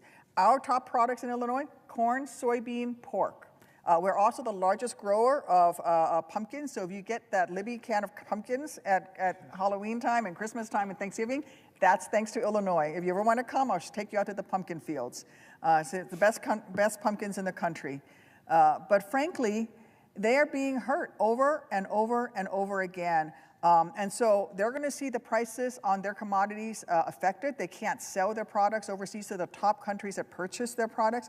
At the same time, their inputs, the fertilizer, the equipment that they need will be more expensive. The tariffs against Canada in terms of steel and aluminum is affecting John Deere. John Deere hundreds of years old, an American company founded in the heartland of this great nation is laying off people. And so we have to do better by our farmers, and our farmers have been betrayed time and time again by this Trump administration. They promise big things, but then they come in, and by cutting programs like USAID, they are hurting our farmers, their bottom line. I sat down and I met with farmers who were 7th generation, 8th generation watching the teenage son of the farmer, and they're afraid that they're not going to have a farm there anymore. Their products, their margins are so tiny that they don't think they're going to make it. So my question to my colleague from New Jersey is, what are you hearing from farmers, and why do you think this administration is taking so many actions that hurt them and hurt American jobs? I love my colleague. I love my colleague. I love how she's been standing up quite figuratively time and time again on issues. She's really inspired me. I've told folks that on social media I have been celebrating, elevating, liking her content. Thank you. She is truly fierce and is a voice that gives me strength. And today she's asking me about one of my favorite subjects. A lot of people were surprised. My staff knows this story well, that I'm on the Ag Committee. And when one of my staffers, a guy sitting over here, Adam Zipkin, who's been with me since 1998, came to me and said, you should go on the Farm Committee, this is going to get me in trouble, I laughed at him. I had committees I loved. And what's that old saying? At first, they laugh at you, then they fight you, and then they finally accept it. He told me all the issues I care about intersect with our farm and food system, that our farmers are such vital parts of America. They need more people standing up and fighting for them, because the American farmers are getting screwed. We're losing thousands of farms in this country. Family farmers are going belly up. The math doesn't work for them. And this president, as you've pointed out, oh gosh, President Trump is causing an unprecedented amount of chaos, instability, and harm for farmers. Farmers already deal with so much uncertainty from prices, weather, pests, and more. They should not have to deal with uncertainty that our government won't follow through, as you said, on contracts. On contracts. I've had farmers from New Jersey to Texas coming to my office about this president freezing contracts that we approved in a bipartisan manner, putting them in financial crisis. One of the first things that Trump and Musk did is freeze thousands of contracts and agreements that have been already made with our farmers. Farmers applied to grant programs and were selected on their merits. They made legally binding contracts, yet starting in late January, farmers found themselves not getting reimbursed, sometimes reading in the news that a particular grant was frozen, or sometimes no information at all, other than that they were not getting their payments processed. I yield for a question while retaining the floor. Thank you. I think the issue of contracts is especially important because so much of these cuts are claimed to be to cut waste in government spending. You know, we have a law in the books that says that if we don't make payments according to existing contracts, then we have to pay the interest on those payments that we are late in providing. And so if we, for example, cut $2 billion in or freeze funding payment on $2 billion in contracts as we did with USAID, that means that we're going to have to pay, say, 2% interest rate, $60 million in interest. I don't see where that is a savings for taxpayers. That is a waste of taxpayer dollars. I think that that is something that we should be talking about. And I also think that, as you were mentioning, the issue with our farmers, they are important to our national security. The SNAP program is a good example of it. That program was instituted after World War II. We had the very famous example of Audie Murphy, who was the most highly decorated soldier coming out of World War II. He could not pass the initial test to enlist into the Army during World War II because he didn't weigh enough due to malnutrition post the Great Depression. And so we created the SNAP program to make sure that America's young people were fed, were no longer malnourished, so that they could get food in our schools while they were going to school. Because it was good for the United States military to have a workforce that could enlist in the military and meet the standards. That is the origin of the SNAP program, and that has been a program that has sustained our farmers over time. And I think that we are losing sight of that. And so my question to the senator from New Jersey is to hear a little bit more. Have you heard about the SNAP program and also the work that the farmers in New Jersey have been doing in terms of organic and sustainable farming, which is really where the beginning of the organic and sustainable farming movement has begun in this country? Yeah, I'm aware of another one of my colleagues. I just want to say, yes, I'm aware of that. The way that Trump, I'm just going to summarize, contract freezes, this is one of the ways Trump and Musk are causing havoc.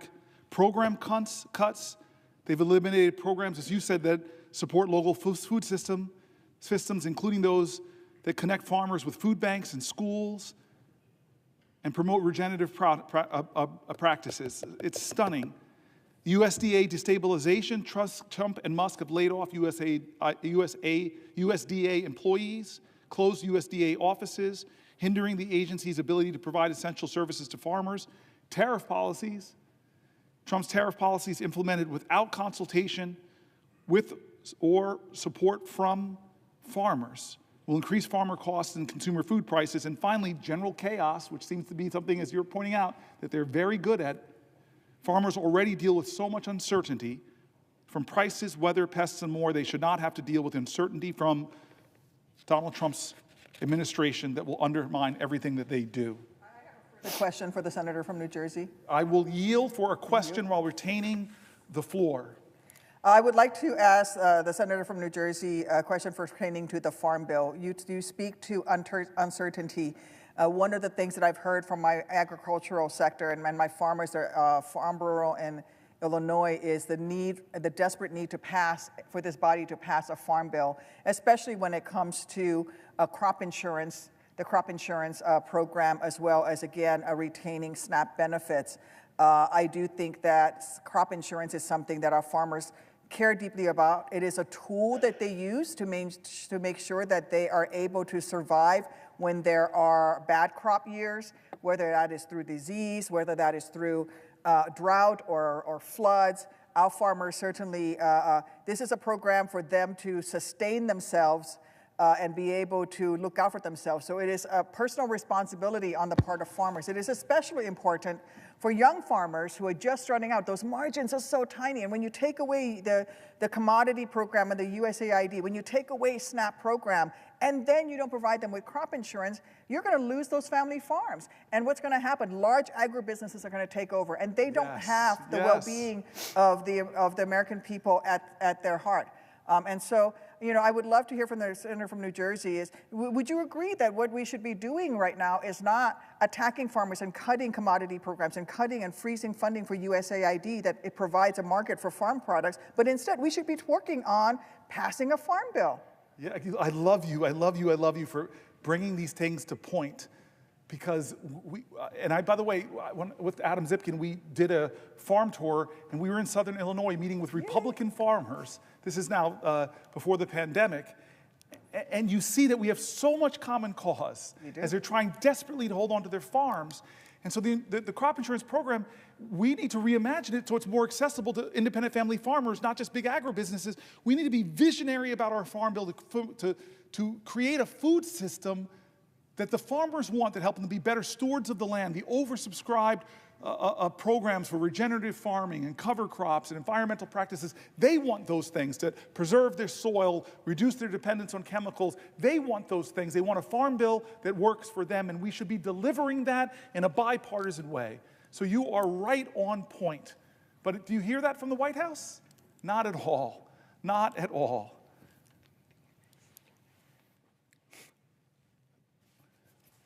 Would the senator yield for a question? I will yield for a question while retaining the floor.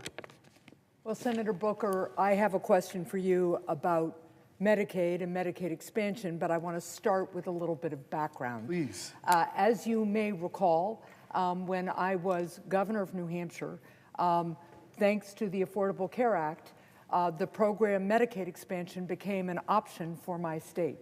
And I worked with people of both political parties to make sure that the people of New Hampshire could actually get the benefit of Medicaid expansion. Expanded Medicaid meant that for the first time, working adults who couldn't earn enough money to actually buy insurance themselves, but who were working and single, could actually get health care coverage. Medicaid expansion meant that people with mental illness who wouldn't be covered by traditional Medicaid actually could get health care and could get coverage. People with substance use disorder, with addiction, could finally get Medicaid coverage and get better. And we worked across party lines, took a few tries, but we got Medicaid expansion done in New Hampshire. And today, Medicaid covers more than 180,000 people in my state, including more than 90,000 children, more than 15,000 people with disabilities, and nearly 10,000 seniors. And here's another number that people don't always think about. It covers 10,000 people who are getting addiction treatment. My state, as you know, has been very, very hard hit by the fentanyl crisis. And just in when the president gave his joint address in March, I brought a woman from New Hampshire with me who had been suffering from addiction. Medicaid expansion covered her treatment. She got into recovery. She's now working in the private sector, but also offering counseling and peer recovery services to people who are trying to get their addiction treated through Medicaid expansion. And she is now on private insurance. I remember talking to another Granite Stater while we were working to pass Medicaid expansion. So she had been laid off from her job as part of the Great Recession, right? She had an ongoing chronic stomach condition. So as she got laid off, her health insurance went away too, and she couldn't afford the COBRA fee to keep her health insurance. So she couldn't get health care. So she got sicker and sicker, so she couldn't go to work.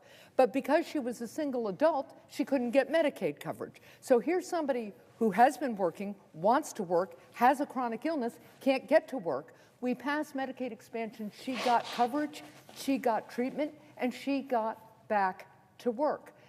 The other great benefit of Medicaid expansion covering people with addiction in New Hampshire has been that as people have gotten better, as more and more physicians have learned to integrate addiction care into primary care, we have a lot more people in recovery. And like many of our states, we also have a workforce shortage.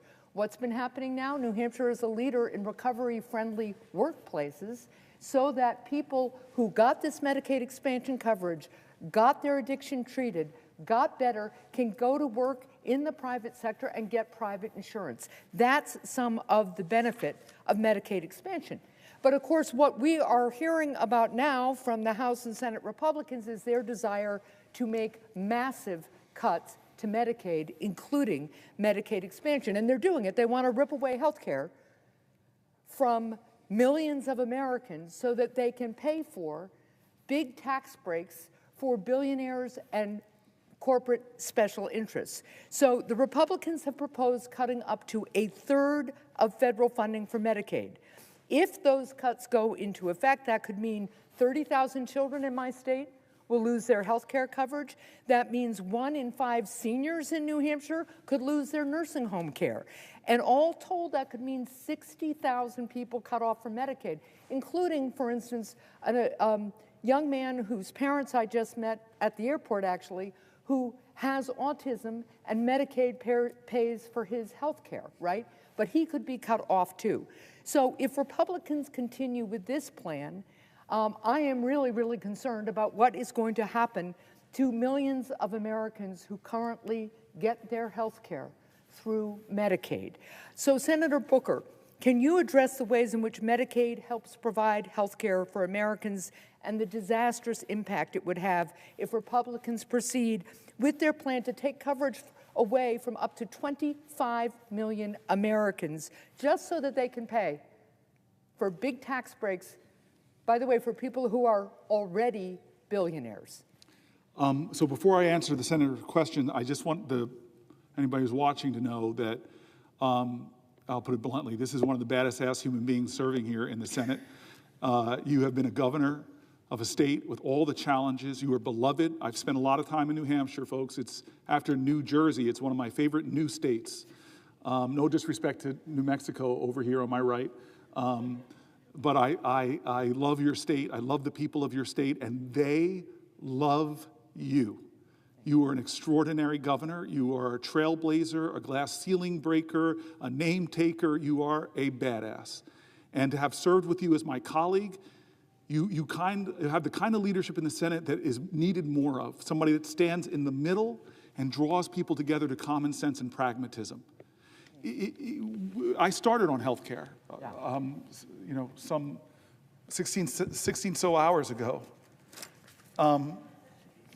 And I read, you would be proud of me, because she's one of these voices that comes to me and says, hey, Cory, let's bring people together. I know that the presiding officer, who's new here, but he has the same spirit of trying to bring people together. And this might be the third time I've seen him in the chair over the last hours,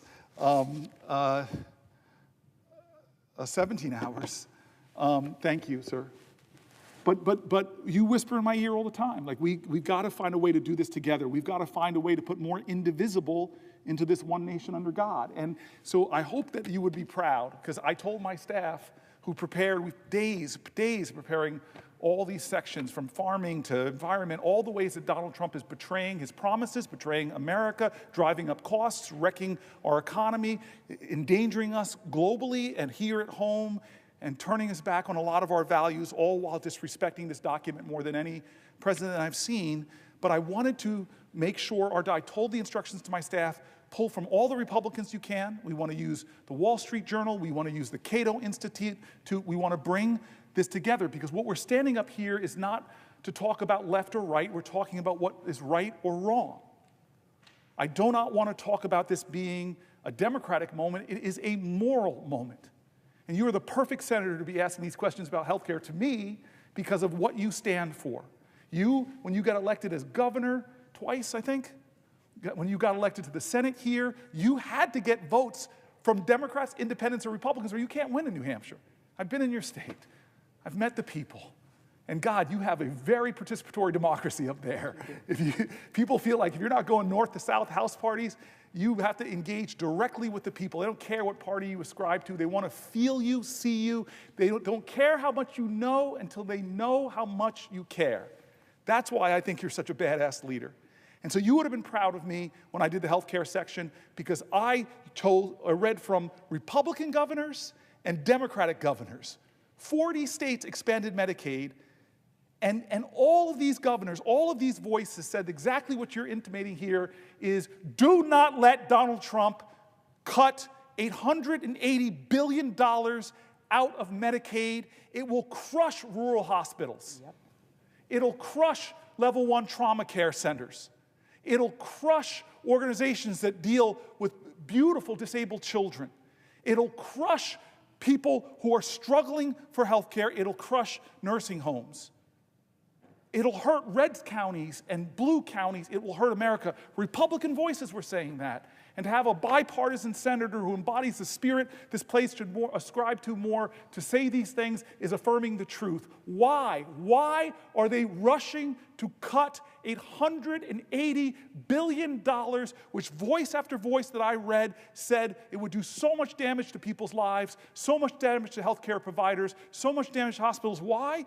The only two things that will result from that is that they'll extend the Trump tax cuts, where the disproportionate benefits went to the wealthiest among us, who are doing better than they've ever done in this country.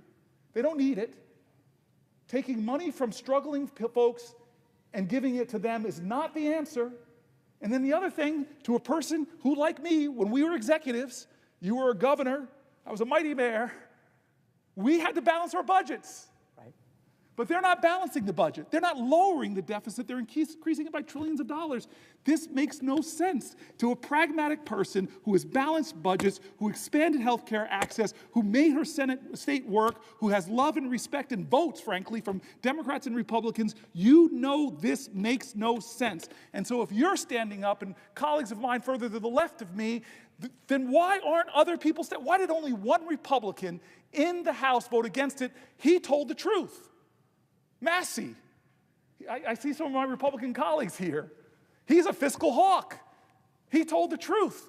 This budget is going to explode the American national debt, stealing from future generations. I can't vote for this. He was not bullied like other people in the House, into doing what dear leader Donald Trump says.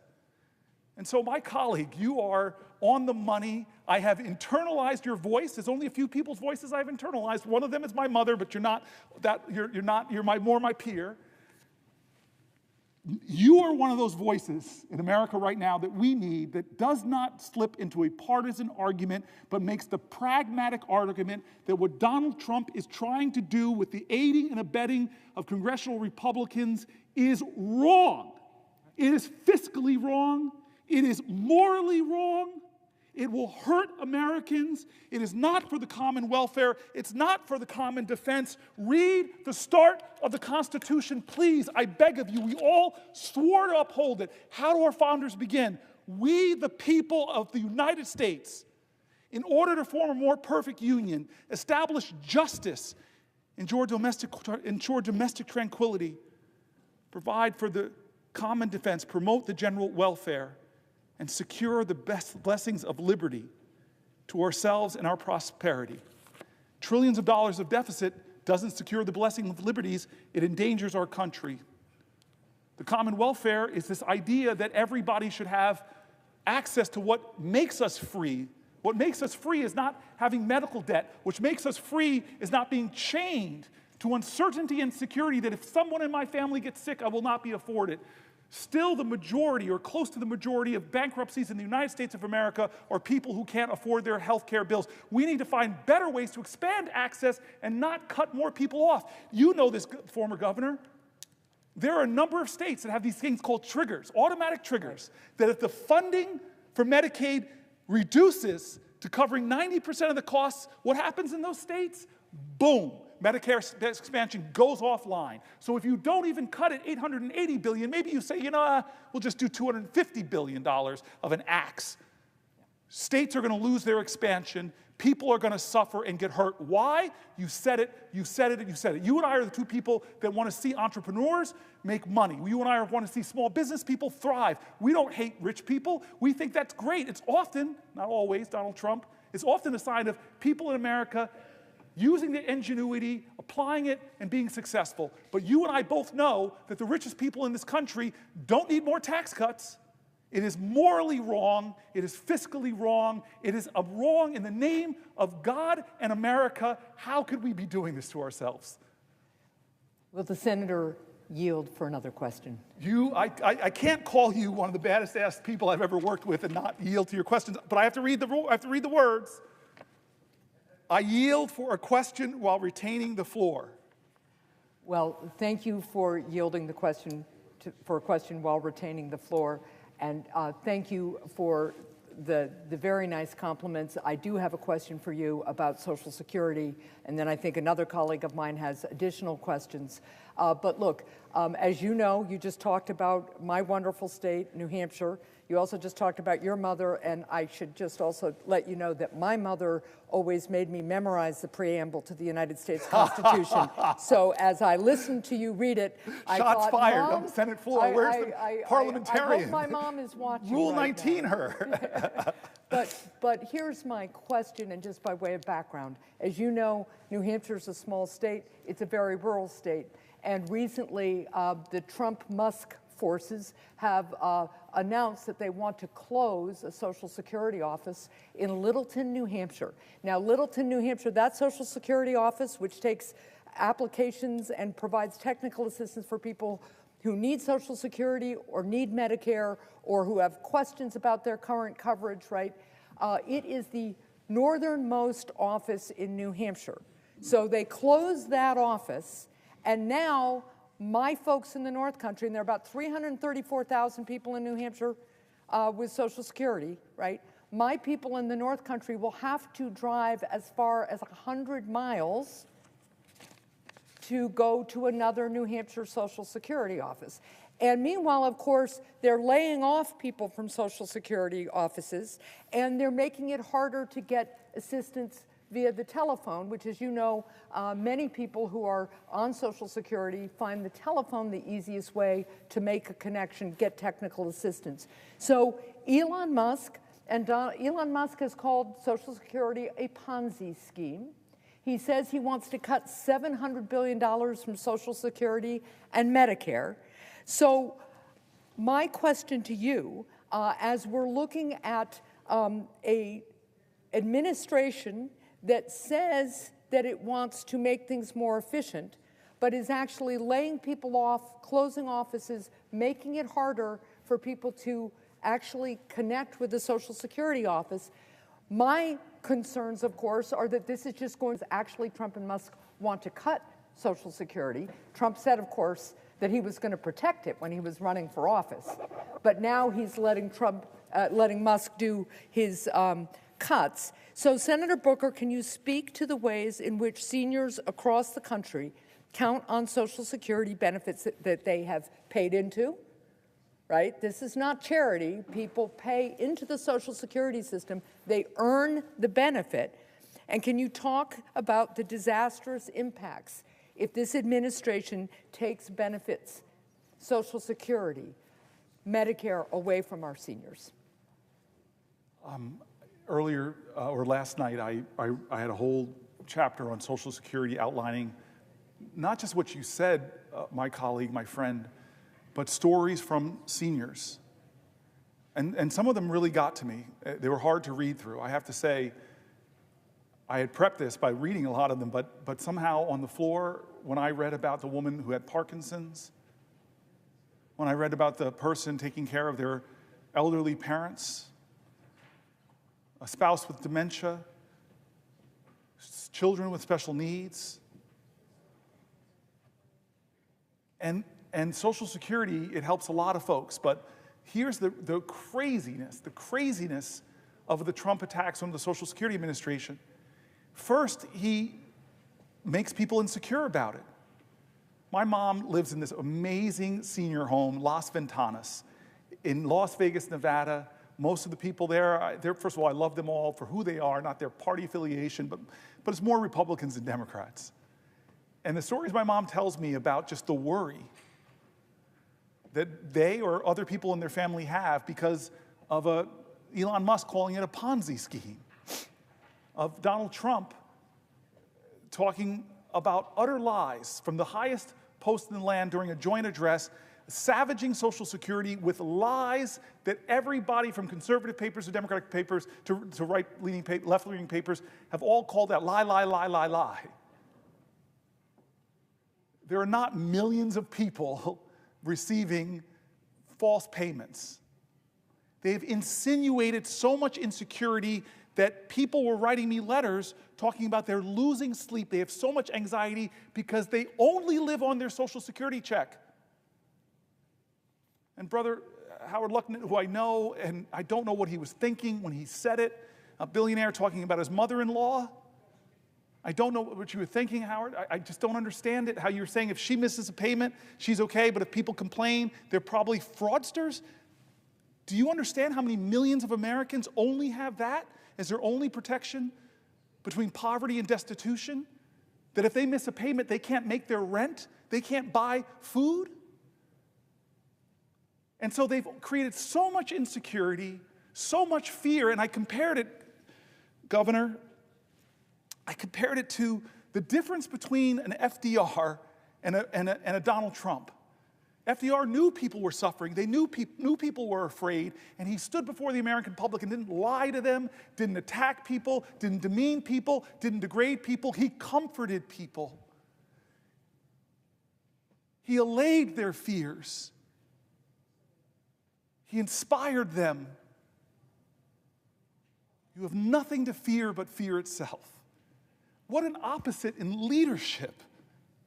And so, yeah, there are a lot of people who right now don't know, but then my colleague from Massachusetts comes in and makes the very clear point, that professor we have in our caucus, she makes a clear point. They've already done benefit cuts because when you close offices in rural areas, that person who is missing a check or has an issue, now they have to drive, how many miles? 100 miles. Now, what is that hardship to a senior? I got heard from people in their 90s.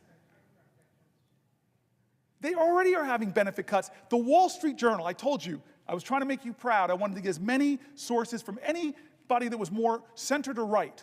And I read from the Wall Street Journal and said the customer service in Social Security is going from bad to worse. That was the title of the article.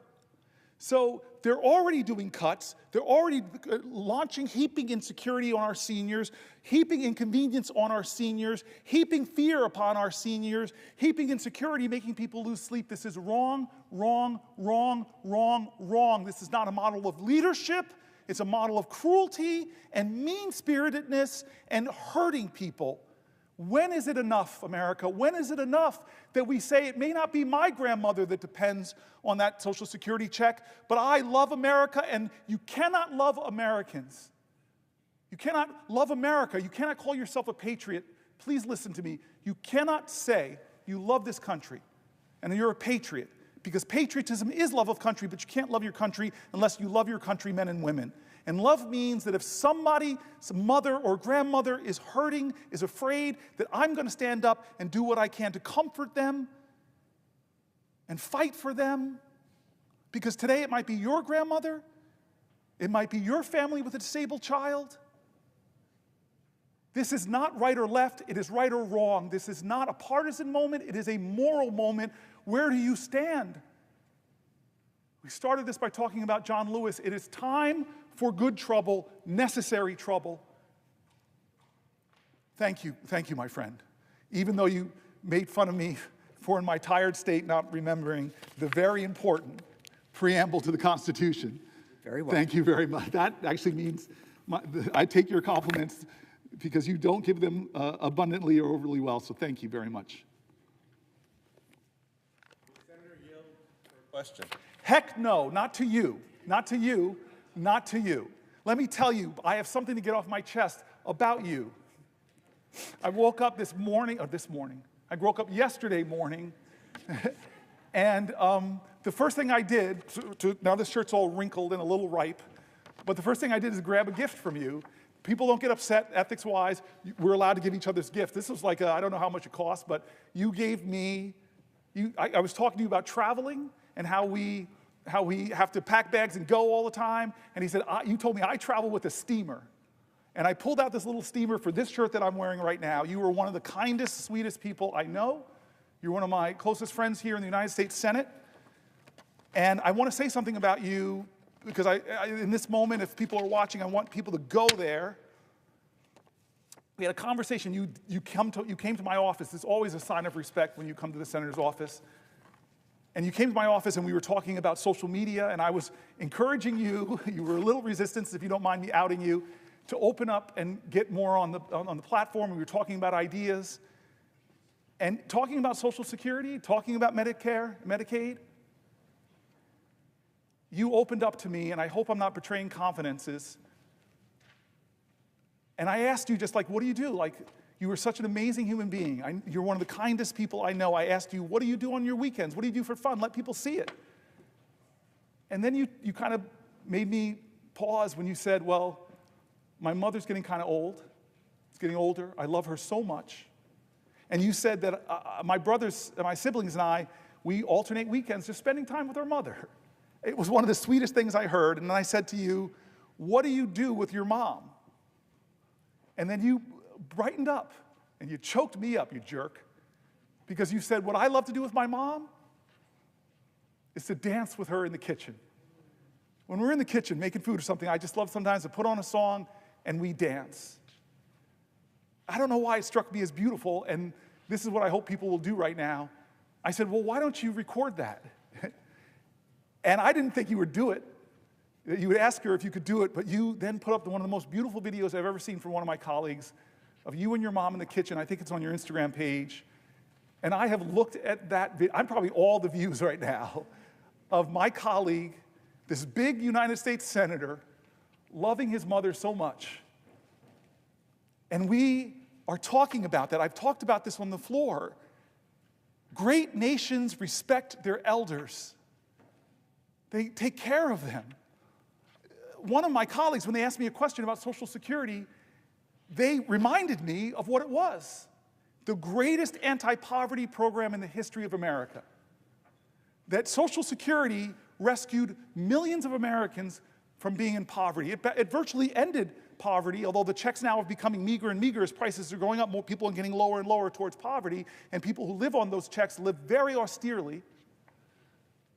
But you're just this amazing guy that turns your own lived experience into greater and greater urgencies to fight for the people of New Mexico. So I did not want to yield for a question until getting that off my chest.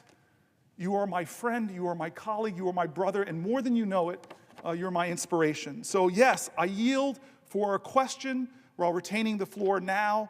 I feel like I have so much power here to yield to my colleagues who are often more eloquent. I'm like afraid of White House because he's one of the brainiest people in the Senate. But I'm now have the control. But for you, now that I've gotten this off my chest and hopefully embarrassed you, but maybe added a few more views to my favorite video, I yield for a question while retaining the floor. Well, Senator Booker, thank you. I won't be surprised if Mom's watching right now, so you're probably going to get some messages from her. But I want to thank my friend and colleague from the great state of New Jersey. You've been holding this space for the American people now for well over 17 hours. Well, we represent different parts of the country, Senator Booker. We have the same values. I learned from you the importance of treating people with respect and dignity. That's what we should all be talking about here today, every day. I've also learned a lot about grace from you. Now, I come to the floor to ask you a question about farmers. You and I both appreciate the long hours that farmers put in to take care of that soil, their families, the planning that goes into this, sowing seeds.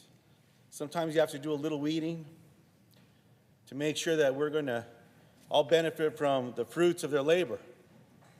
Now, having fresh food in a grocery store is not something that can be taken for granted. And for a lot of our constituents, I've had these conversations with nominees that have come before us when they ask me, well, why is someone just eating potato chips or Doritos from that local store? I'll educate them by saying that's the only store around. Yes. There's food deserts everywhere. But we could do something about that. We have programs in place that recognize the importance of getting someone a meal that needs that meal. Supporting our farmers out there to sow those seeds, to help them with their planting. But what I'm seeing right now, Senator Booker, is our farmers have been on the receiving end of these federal funds being taken away from the United States Department of Agriculture, these reckless tariffs that are hurting farmers and ranchers just as much as they're hurting anyone in America. Outbreaks, bird flu. People know what the cost of eggs are at the store now. And then they look into what's going on here, and there's this bird flu that's going around. And my constituents ask, well, why did the United States Department of Agriculture under Donald Trump fire the people, epidemiologists, that are responsible for containing this thing? It didn't make any sense to folks. I was in the Ag Committee earlier today, Senator Booker, and I was asking some questions to USDA. And I learned that on March 7th, 2025, under the Trump administration, the United States Department of Agriculture terminated the Local Food and Schools Program and the Local Food Purchase Assistance Cooperative Agreement. And then they went further, and they also notified grant applicants on March 24th that the fiscal year 2025 competition for the Patrick Leahy Farm to School Grant Program is canceled. Why does this matter to farmers and ranchers and people back home? These programs allow food banks and schools and others to purchase food from our local farmers. Now, our local farmers aren't just making a decision on what seed's going to be planted so they can sell the lettuce next week. They start this a year going back. So when the United States Department of Agriculture a year ago started talking to these farmers and ranchers about what programs were going to be in place, and then these farmers responsibly went and found customers to sell their food, food banks, different groups around the country, they planned the rest of the year to be able to get that nutritious food into the bellies of people that need it most. That sounds like respect and dignity. Yep.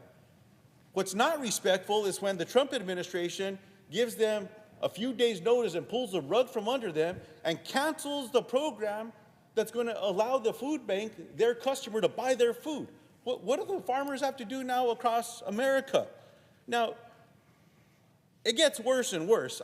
I won't go into all of it, Senator Booker, but here's one of the dirty little secrets. All of these programs that are being taken away from the American people, it's to find an extra dollar for this tax policy under Donald Trump that my constituents started calling back in 2017, the Trump tax scam. Wow. Right? Well, why are you calling it that? And they said, well, everyone promised me, I'm making less than the median income, making less than $80,000, which is a lot of money in New Mexico. Across America, median income there is a little lower. I was told that we were going to get the brunt of this tax cut, recognizing that we're hardworking and how hard it is to make ends meet. But that's not what happened. Most of this went to families and folks making over $2.8 million. I don't have anything against those families. I wish them well. I want them to make more, $10 million next year. But they don't need a tax cut. That should be one of those hardworking families that were told that they were being prioritized, but they're the ones that told me anyway, that this was a Trump tax scam. That's the secret. That's where all this money's going. So, Senator Booker, whether I'm in a grocery store and I'm chatting with constituents, or we're out there looking at egg prices or whatever it may be, they're concerned about what's going on here, and all they're asking for me to share with my colleagues here is just tell them to tell us the truth. Yes. If they're going to vote to take these programs away, they have the votes by Republican colleagues. Just be honest. Treat my constituents with the respect and dignity so that they can plan.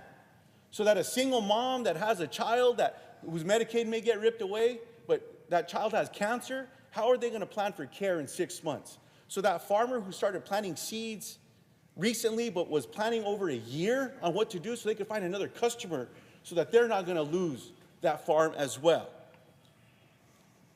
Now, before I ask you this question, sir, I want to end with this. Senator Booker, you often share a story of Abraham Lincoln's inaugural address, his second, and the man whose reviewed mattered most to the 16th President of the United States. One of my favorite stories. When asked his opinion of Lincoln's performance, former slave and abolitionist Frederick Douglass replied, "It was a sacred effort." Let me be the first to say this is a sacred effort, Senator Booker, and I'm proud to stand alongside you. So, Senator Booker, the question that my constituents and I have for you is, can the farmers and ranchers of America afford to pay for another Trump tax scam with all this nonsense that's going on? I mean, it's a question I get when I'm at church. I say not during church, but after church is okay. Yeah. Or at the grocery store.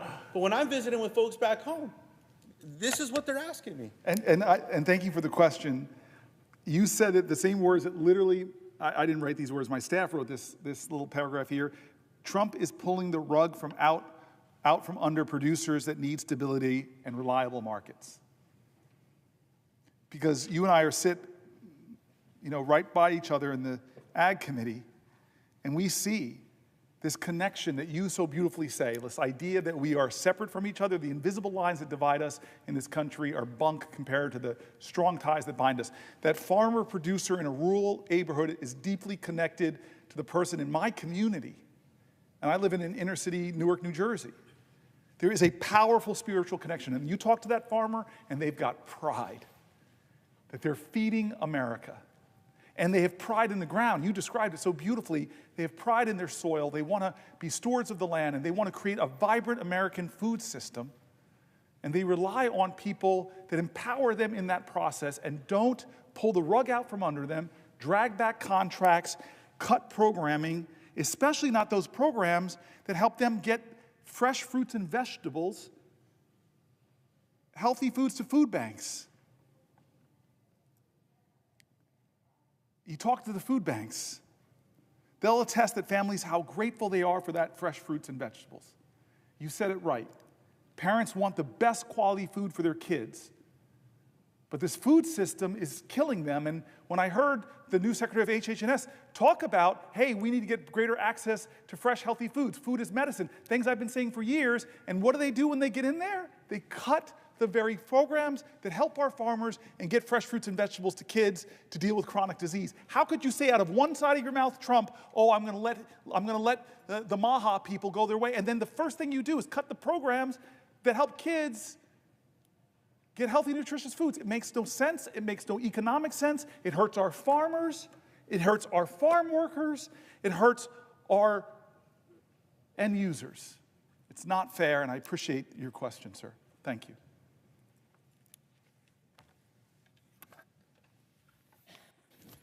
Would the senator from New Jersey yield for a question? Let me think about this for a second.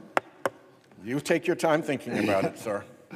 I want to thank Senator Whitehouse. He's been a colleague and a friend for a long time, and he stands right there at that desk for very long speeches. I think I'm trying to go a long time. You go a consistency of times, and you've talked about the climate crisis, you've talked about the Supreme Court scams. You've not only educated members in this body on these issues, you've educated America. You are a YouTube star now, and I learn from you every time I hear you speak. So I'm a little worried right now, but I'm going to step out on faith and yield for a question while retaining the floor. So, first question. It's been 17 hours. How are you doing? I shall not complain. I shall not complain, but thank you for checking in on me, my friend. Yeah, well, thank you for what you're doing. Second question, if you would yield for a second Yes, question without yielding the floor. I yield for a question while retaining the floor. One of the ways in which I try to discuss what's going on in this country when people are horrified, anxious, astonished, whatever, is to describe it as the rule of the looters and the polluters. The looters are the creepy billionaires coming to government, trying to figure out how to get even more for themselves. It used to be that people thought that there was a thing too rich to steal. That doesn't seem to be a thing for these creepy billionaires. They're more than happy to wreck Social Security so that they can send in their tech bros and their private equity folks to put right what they have broken. And the looting goes on across the entire face of government, scarred and disfigured by Musk and his little Musk rats, I like to call them. And then, of course, you've got the polluters who are doing a similar thing, which is to steal from the public, only instead of stealing through government, they're stealing by dumping their pollution into our common air, into our common climate future, into our waters, into our lands, and defending through political influence and clout and power and dark money in this building their privilege to pollute for free. And the end point of both of those is regular Americans who are getting, to put it bluntly, pretty hosed, so that people on the other side of that, the creepy billionaires who are behind the climate denial scheme, who are out to wreck the American government so that it can't regulate their conduct or make them behave like honest bankers and investors or insurers or whatever, react for a moment, if you would, to that framing of our beautiful country now being subject to the really malevolent whims of the big looters and the big polluters. Well, first of all, I will say to you that I meet wealthy people like a group called the Patriotic Millionaires who advocate for progressive tax policy and are the first to say and speak out against this tax scam. I don't, again, it's, to me, what does patriotism mean to you? Patriotism, by definition, means love of country. If you don't love your fellow countrymen and women, how do you love your country? And so what would you do? I actually know what you would do. I don't even have to answer this question. If somehow you came into $1 billion or more dollars, you would not be asking for more. You would literally say, wait a minute, Republican Congress, wait a minute, Donald Trump, what you're trying to do is take away health care from expectant mothers, from disabled children, from seniors, in order to give me more tax credit, I would think that the patriotic thing to do, that the thing in love, you would say, Donald Trump, go screw yourself. If the senator would yield for another question while retaining the floor. I yield for a question while retaining the floor. I would add to your comment and request your response to the observation that not only is this an appalling manifestation of greed by people who already have more money than they're able to spend in their entire lifetimes, but the manner in which they are accomplishing their purpose is pretty loathsome in and of itself. Because the manner in which they are accomplishing their selfish purposes is to corrupt and degrade this great American democracy that we are all here to defend. Yes. And they do it by taking their billions and running it through phony front groups, so it pops up as dark money in elections. And of course, the beneficiary of the dark money, the candidate, figures out exactly who's behind the big dark money contribution that ends up in the super PAC that is supporting them. And of course, the big donor knows that they gave the money. So the deal between the creepy billionaire and the in hoc to them political candidate is made. But because it's dark money, because it's secret, because it goes through front groups and into the super PAC and ultimately into the campaign, courts don't know, public doesn't know, voters don't know. Everybody else is left out of the joke. Yes. And so, bad enough that they're here arguing for excess benefits for themselves compared to regular Americans. Worse, they're using dark money corruption to get there. So how is that patriotic? I want to answer this question so badly, but the crazy thing is the person best to answer this question is the person who asked it. You have sat here and given this detailed analysis to show how this group of very wealthy billionaires in this country are so perverting our system by creating these front groups that then interfere in our democracy in the most disgusting of ways. Even if you are like me and you that can't stand the decision Citizens United, even in Citizens United, the majority opinion really projected that we should do the Disclose Act, which we have tried to bring to this floor and get passed. It says no more dark money.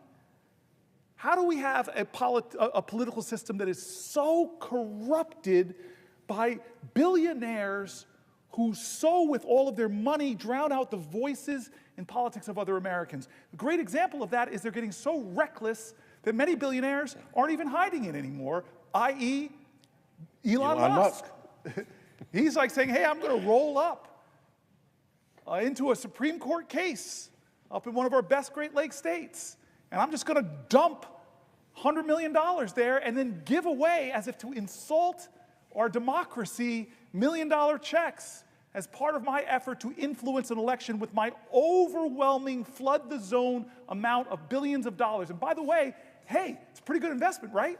I'm Donald Trump's biggest campaign contributor, and as soon as he gets elected, a lot of my stock goes up, although Tesla stock isn't doing so great right now. The reality is, we live in a country right now that we're giving more and more ability for billionaires to use their wealth to rig the system and then get more wealth as a result of that. It is so corrupt and so corrupting to this. We have been talking about this, as you said, for 18 hours now. This big, unchecked corporate contributions, billionaire dollars, dark money in front organizations that nobody in the Senate has outlined better than you is corrupting our Constitution. And even the bad case Citizens United, even they said this shouldn't happen. You all should write laws in this place that force people to disclose where that money's coming from. But how many years has it been since Citizens United? Many. And how many times have we failed? 15? Guys, I don't know, and I'm so grateful for this man, because all my colleagues who are assembled here know, doggedly and determinedly, you have stood right there with charts and graphs. You've outlined it ad nauseum. They've attacked you. because your truth is so threatening to them that more people will know about how big money is corrupting democracy. And so how many assaults are we going to have to watch in 71 days when we now have a president that can create a meme coin? Isn't there something here, my great constitutional scholar, a big word called emoluments?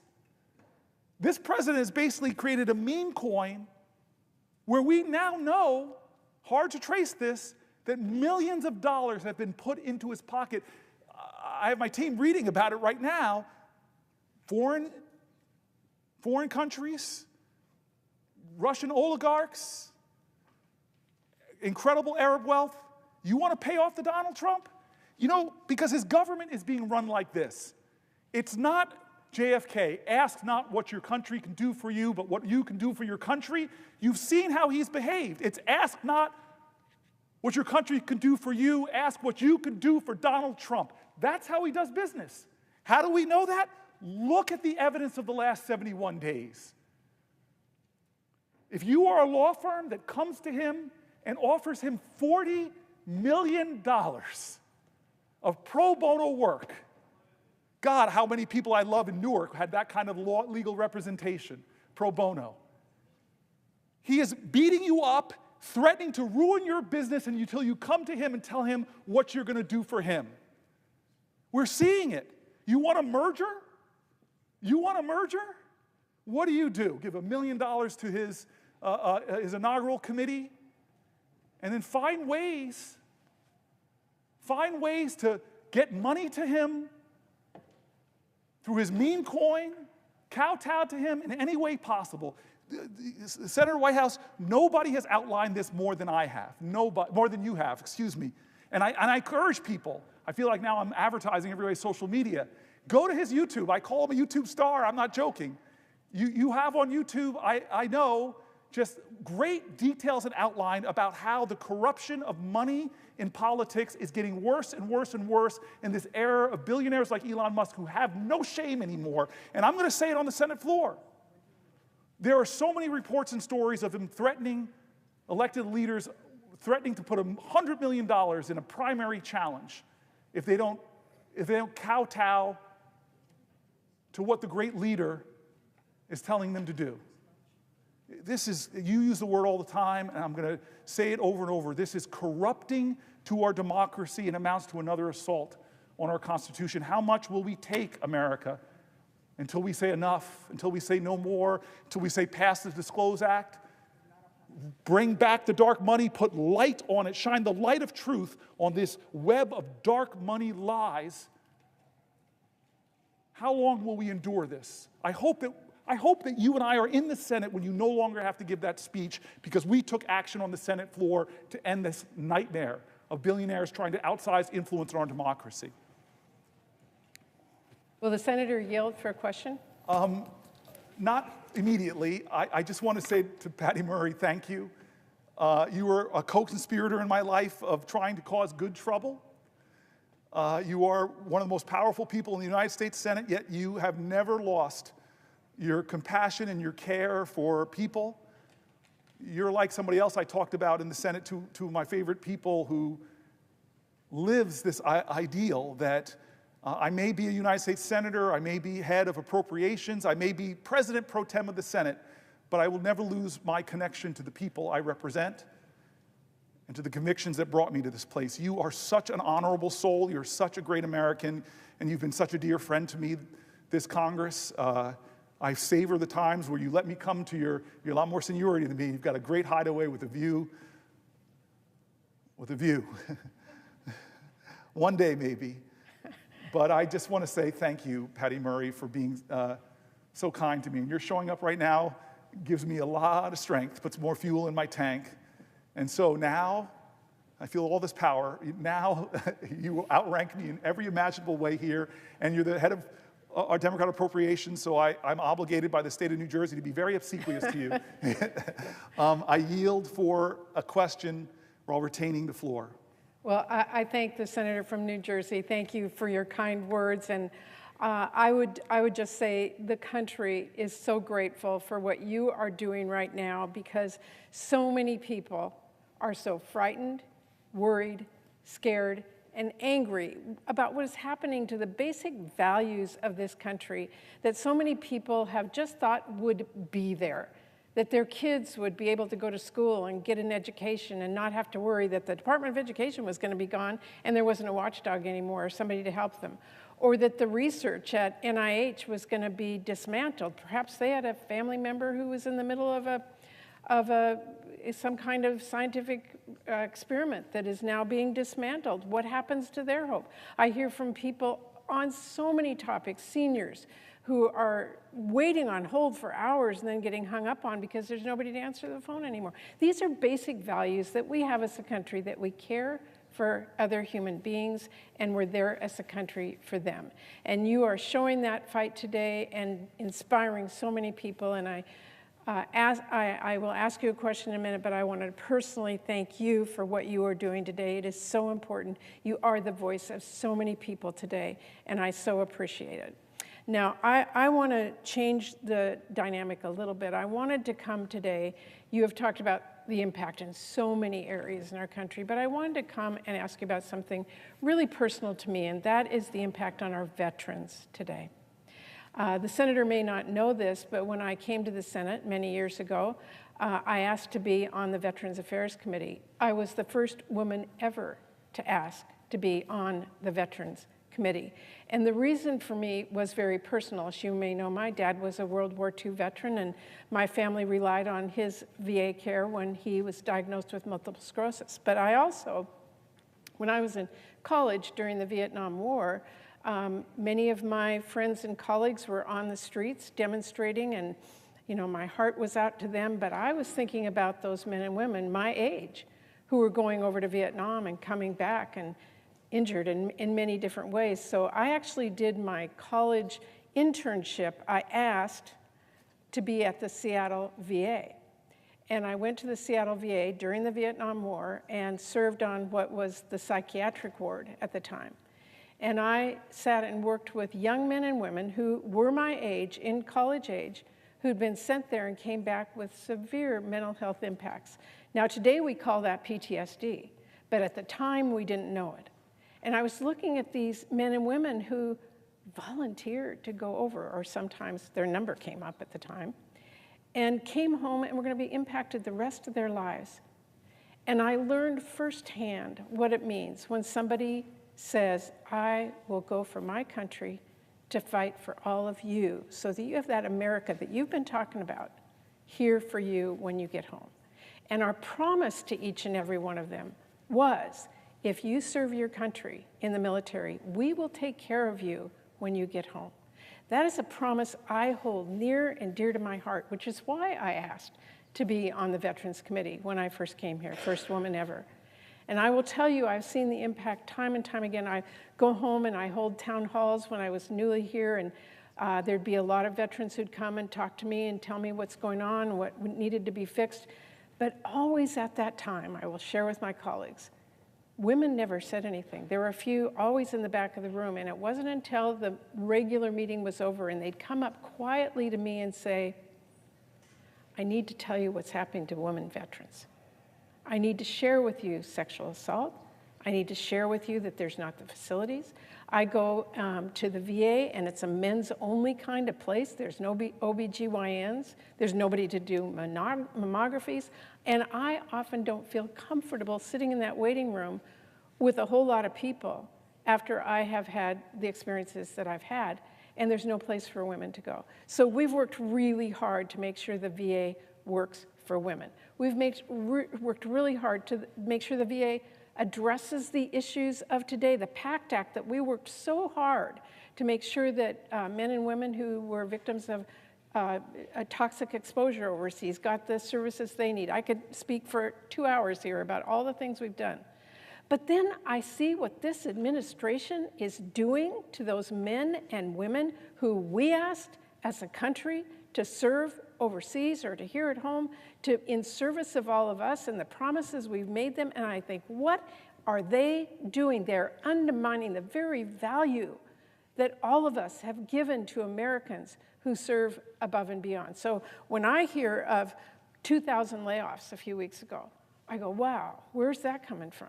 Well, I know because I'm getting the phone calls, like I'm sure you are, from a VA researcher who has been taken off the job, fired, unexplained, told he wasn't doing a good enough job somehow, doing research on basic things like prosthetics, or doing basic research on PTSD, or doing basic research on the kinds of things that our men and women who serve overseas are subjected to and need to come home and have the specialized service and resources that they need. Or I hear from veterans who can't get the services that they've been asked for. So now when we are hearing this administration is about to cut 80,000, you didn't hear me wrong, 80,000 more people from the VA, a vast majority themselves are veterans. I wanted to ask the senator, how does that hit you? How do you feel about that? I'm so grateful you brought this up. And especially all the work we had to do when I got elected 12, 13 years ago. One of the earliest things I did is meet with women and veterans in my state and heard these awful stories about how long it took to get gynecological care, the waits that they had to do, the indignities they had to endure. And I'm glad we've made so many strides, in part thanks to your leadership in New Jersey, with special dedicated facilities to our women veterans, with shortening those wait times, with prioritizing them. But you're now right. Their proposal is to cut 83,000 positions from the VA. And you know this, you said it, this just years ago, this governing body passed the PACT Act with overwhelming bipartisan support. It was signed by President Biden in August of 2022, the largest health care and benefit expansion in VA history. You were one of the leaders, increasing disability compensation and extending eligibility for VA care.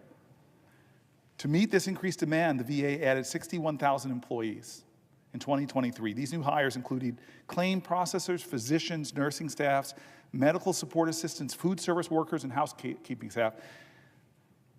And now the progress this body made is in jeopardy by this president. We added 61,000 just to keep up with the demands and the needs, and now he's cutting 83,000. This is an article, if you don't want me to yield. DAV urges Veteran Affairs to be more transparent about vet care amid layoffs and budget cuts. Veteran Affairs Secretary Doug Collins says veterans' care won't be impacted. We saw the largest expansion of VA healthcare benefits in a generation under the PACT Act.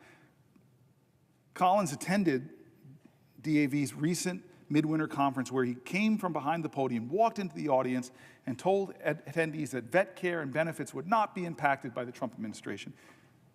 In recent appearances on CBS Eye on Veterans podcast, DAV Communications Chief and Air Force veteran Dan Clare said the VA has not demonstrated how it's going to keep its promise. They have not demonstrated it. DAV also does not have a lot of information about what's planned, he said. Can you imagine that? Leaving all these veterans with insecurity and uncertainty. Now we're hearing about the 83,000 people losing their jobs. 20,000 or so folks might be veterans themselves. We're concerned about how we're going to be able to cut that many people and maintain care and benefits. The VA hired thousands of staffers since 2022 in response to the PACT Act, which brought 800,000 new enrollees into its systems. Collins has said cutting the VA workforce by 83,000 would bring it back down to its 2019 level before we did all those expansions to help women's vets. Clare said he has not heard about specific performance problems with those who've been laid off. Well, you haven't heard about it. Veterans' needs have not changed, and they remain great. The people who are sick from the burn pits didn't necessarily get better overnight, and some of these folks are going to have a long road to hoe when it comes to their health. DAV is getting calls frequently from veterans who are scared, angry, and don't understand what's going on and how it's going to affect them. Clare was one of the first whistleblowers on burn pits in Iraq, which eventually inspired the fight to pass the PACT Act to help veterans who became sick or even died from their toxic exposures. When we started talking about dioxin, when Vietnam veterans heard that, they immediately thought of Agent Orange. And that's probably what this is, our generation's Agent Orange. There's a lot of decisions being made behind closed doors, he continued. We want to know what the plan is. We want to know what the plan is. We're not against efficiency of government. We're not against even removing VA employees who may not be fit performers. A veteran has a unique understanding of another veteran's needs, Claire continued. When you lose those folks out of the VA, the veterans, you lose an institutional capacity to understand veterans. It is also unclear how these cuts will impact VA research, which Claire also stressed has helped veterans deal with complex issues that are service-connected, such as traumatic brain injuries and post-traumatic stress. In addition to being concerned about how recent budget cuts and staff reductions will impact veterans care and caregivers, Claire said DAV is also concerned about the impact on veteran-owned small businesses. DAV is asking veteran business owners whose contracts have been recently canceled or who have been fired from their VA jobs to reach out here. DAV is actively keeping a list of veterans negatively affected by the Trump administration's cuts and plans on fighting for them in the weeks and months to come. And those lists that they're keeping are getting longer and longer and longer of people affected by this. So to answer your question, it's absurd. It is offensive. It's ready, fire, aim. Tens of thousands of veterans laid off, veterans who do business and work in contracts ended. Why is this another group that the President of the United States is scaring? Frightened veterans, angry veterans. I'm hearing from them in my state. You know you're hearing them from yours. What's the plan? What's the plan? What's the plan? They have no answer for us. All they're doing is cutting Social Security staff, undermining the delivery of those services, the cutting the VA services. And why, by the way? Is it creating efficiency or effectiveness? No.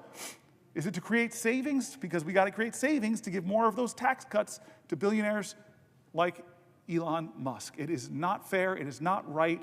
When we send people off into the most dangerous environments on the planet Earth and ask them to put their lives on the lines for us, the least we can do as a nation is not penny pinch on their backs of the service that they deserve. For one additional question. I yield for a question while retaining the floor. The senator's right. And so many veterans are afraid right now. And I had a veteran tell me that he was one of those people that got the letter, you haven't performed well. He worked for the National Park Service, actually. And he said, I've been saving lives. I've been cleaning trails. I've been making sure that the national parks are safe for all of you. And then he said to me, I'm a veteran. I served in the war. And I served my country there because I wanted to serve my country and my fellow Americans.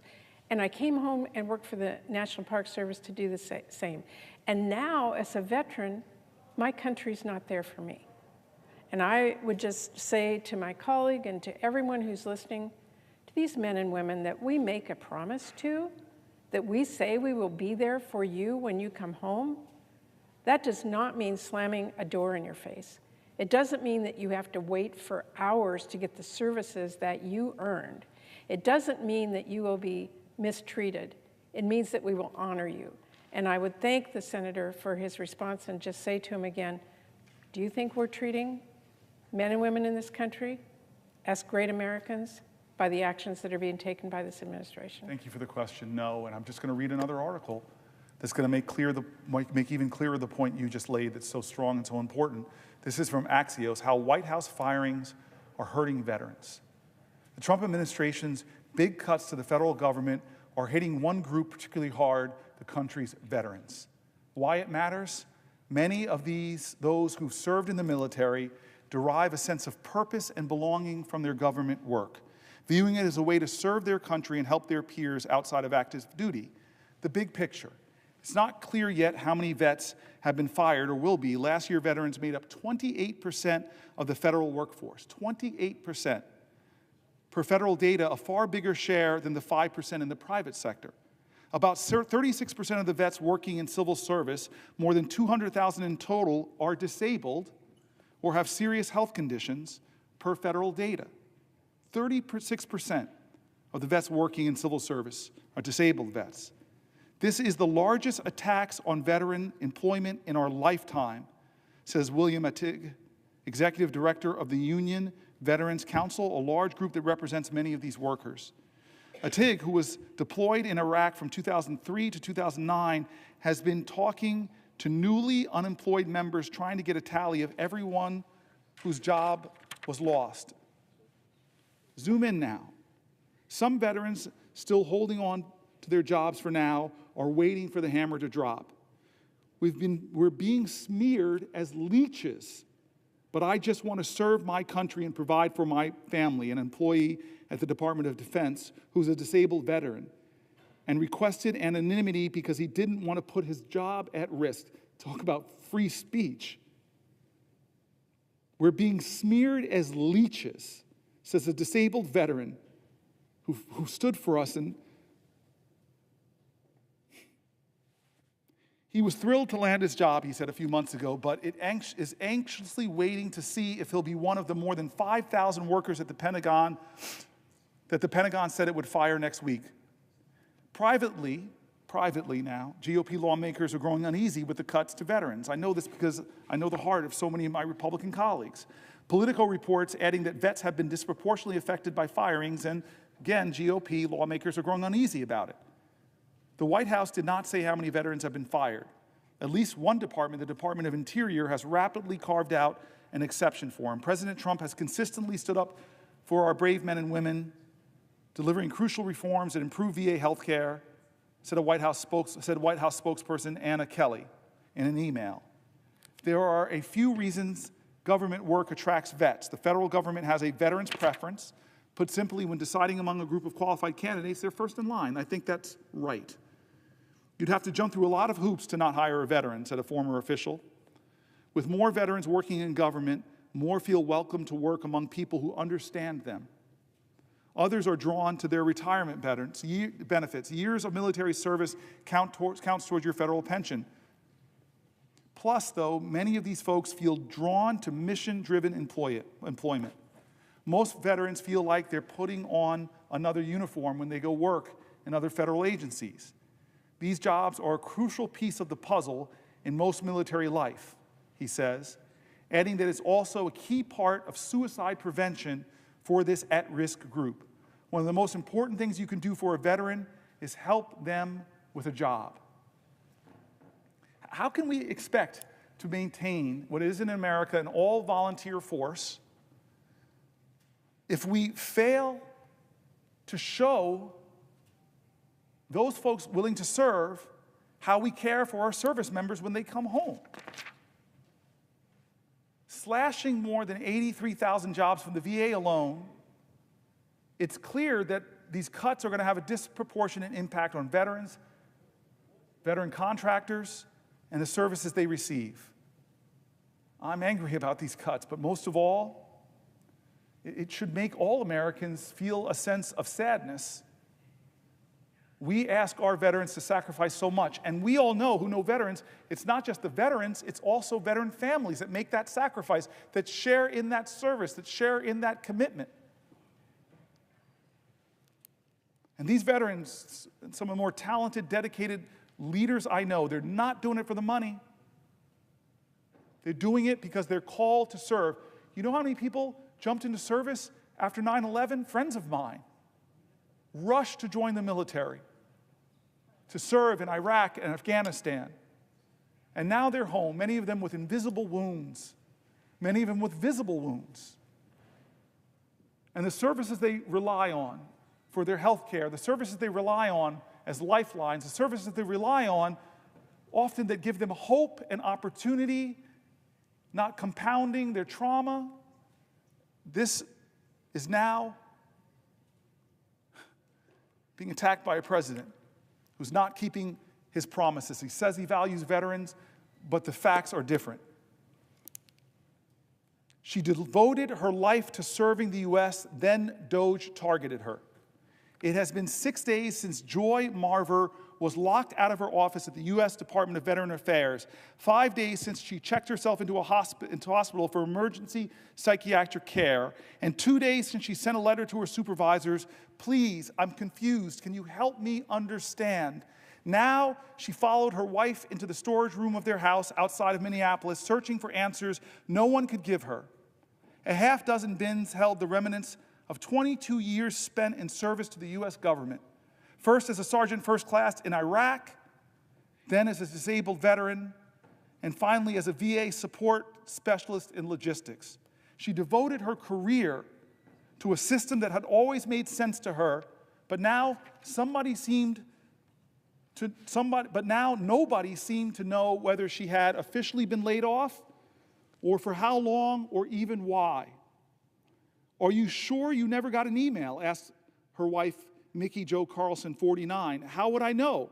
Asked Maver, 45. They deleted my account. Maybe it's because you were still probationary.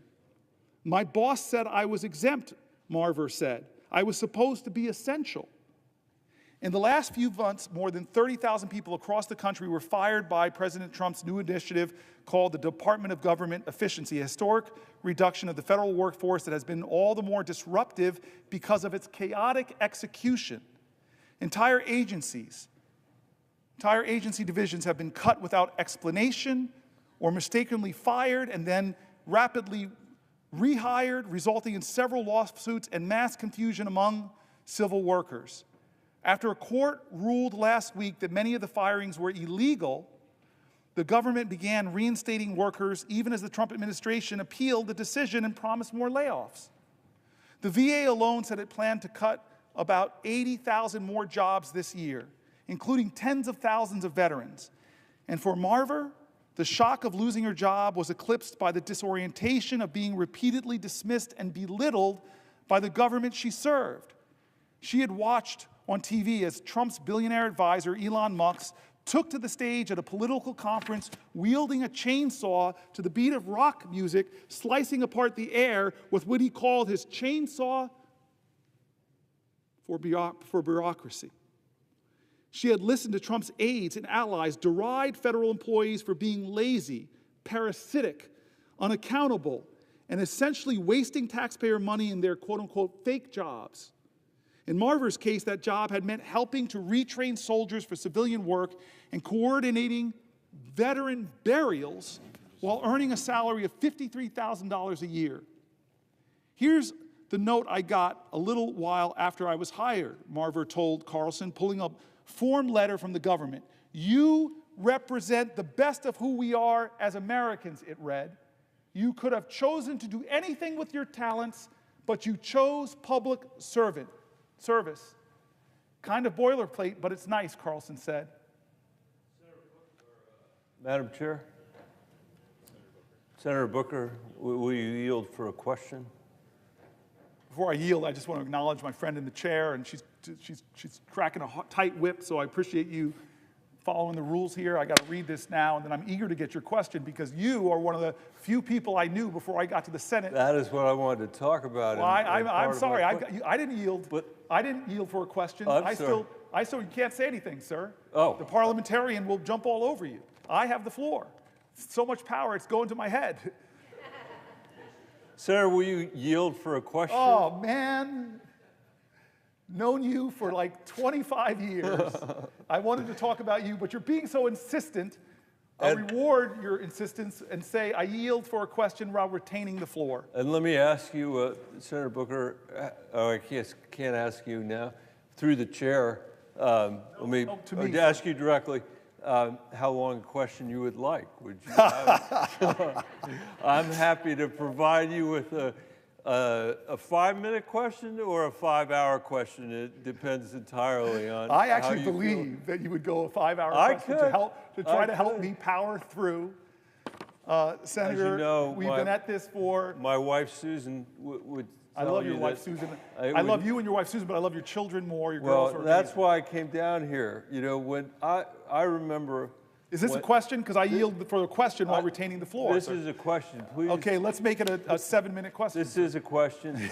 And I would say to the senator from New Jersey and to the presiding officer, thank you very much for being here and for enduring this. When I started here, I was sitting in the chair all the way to the right of where you are today, Senator Booker.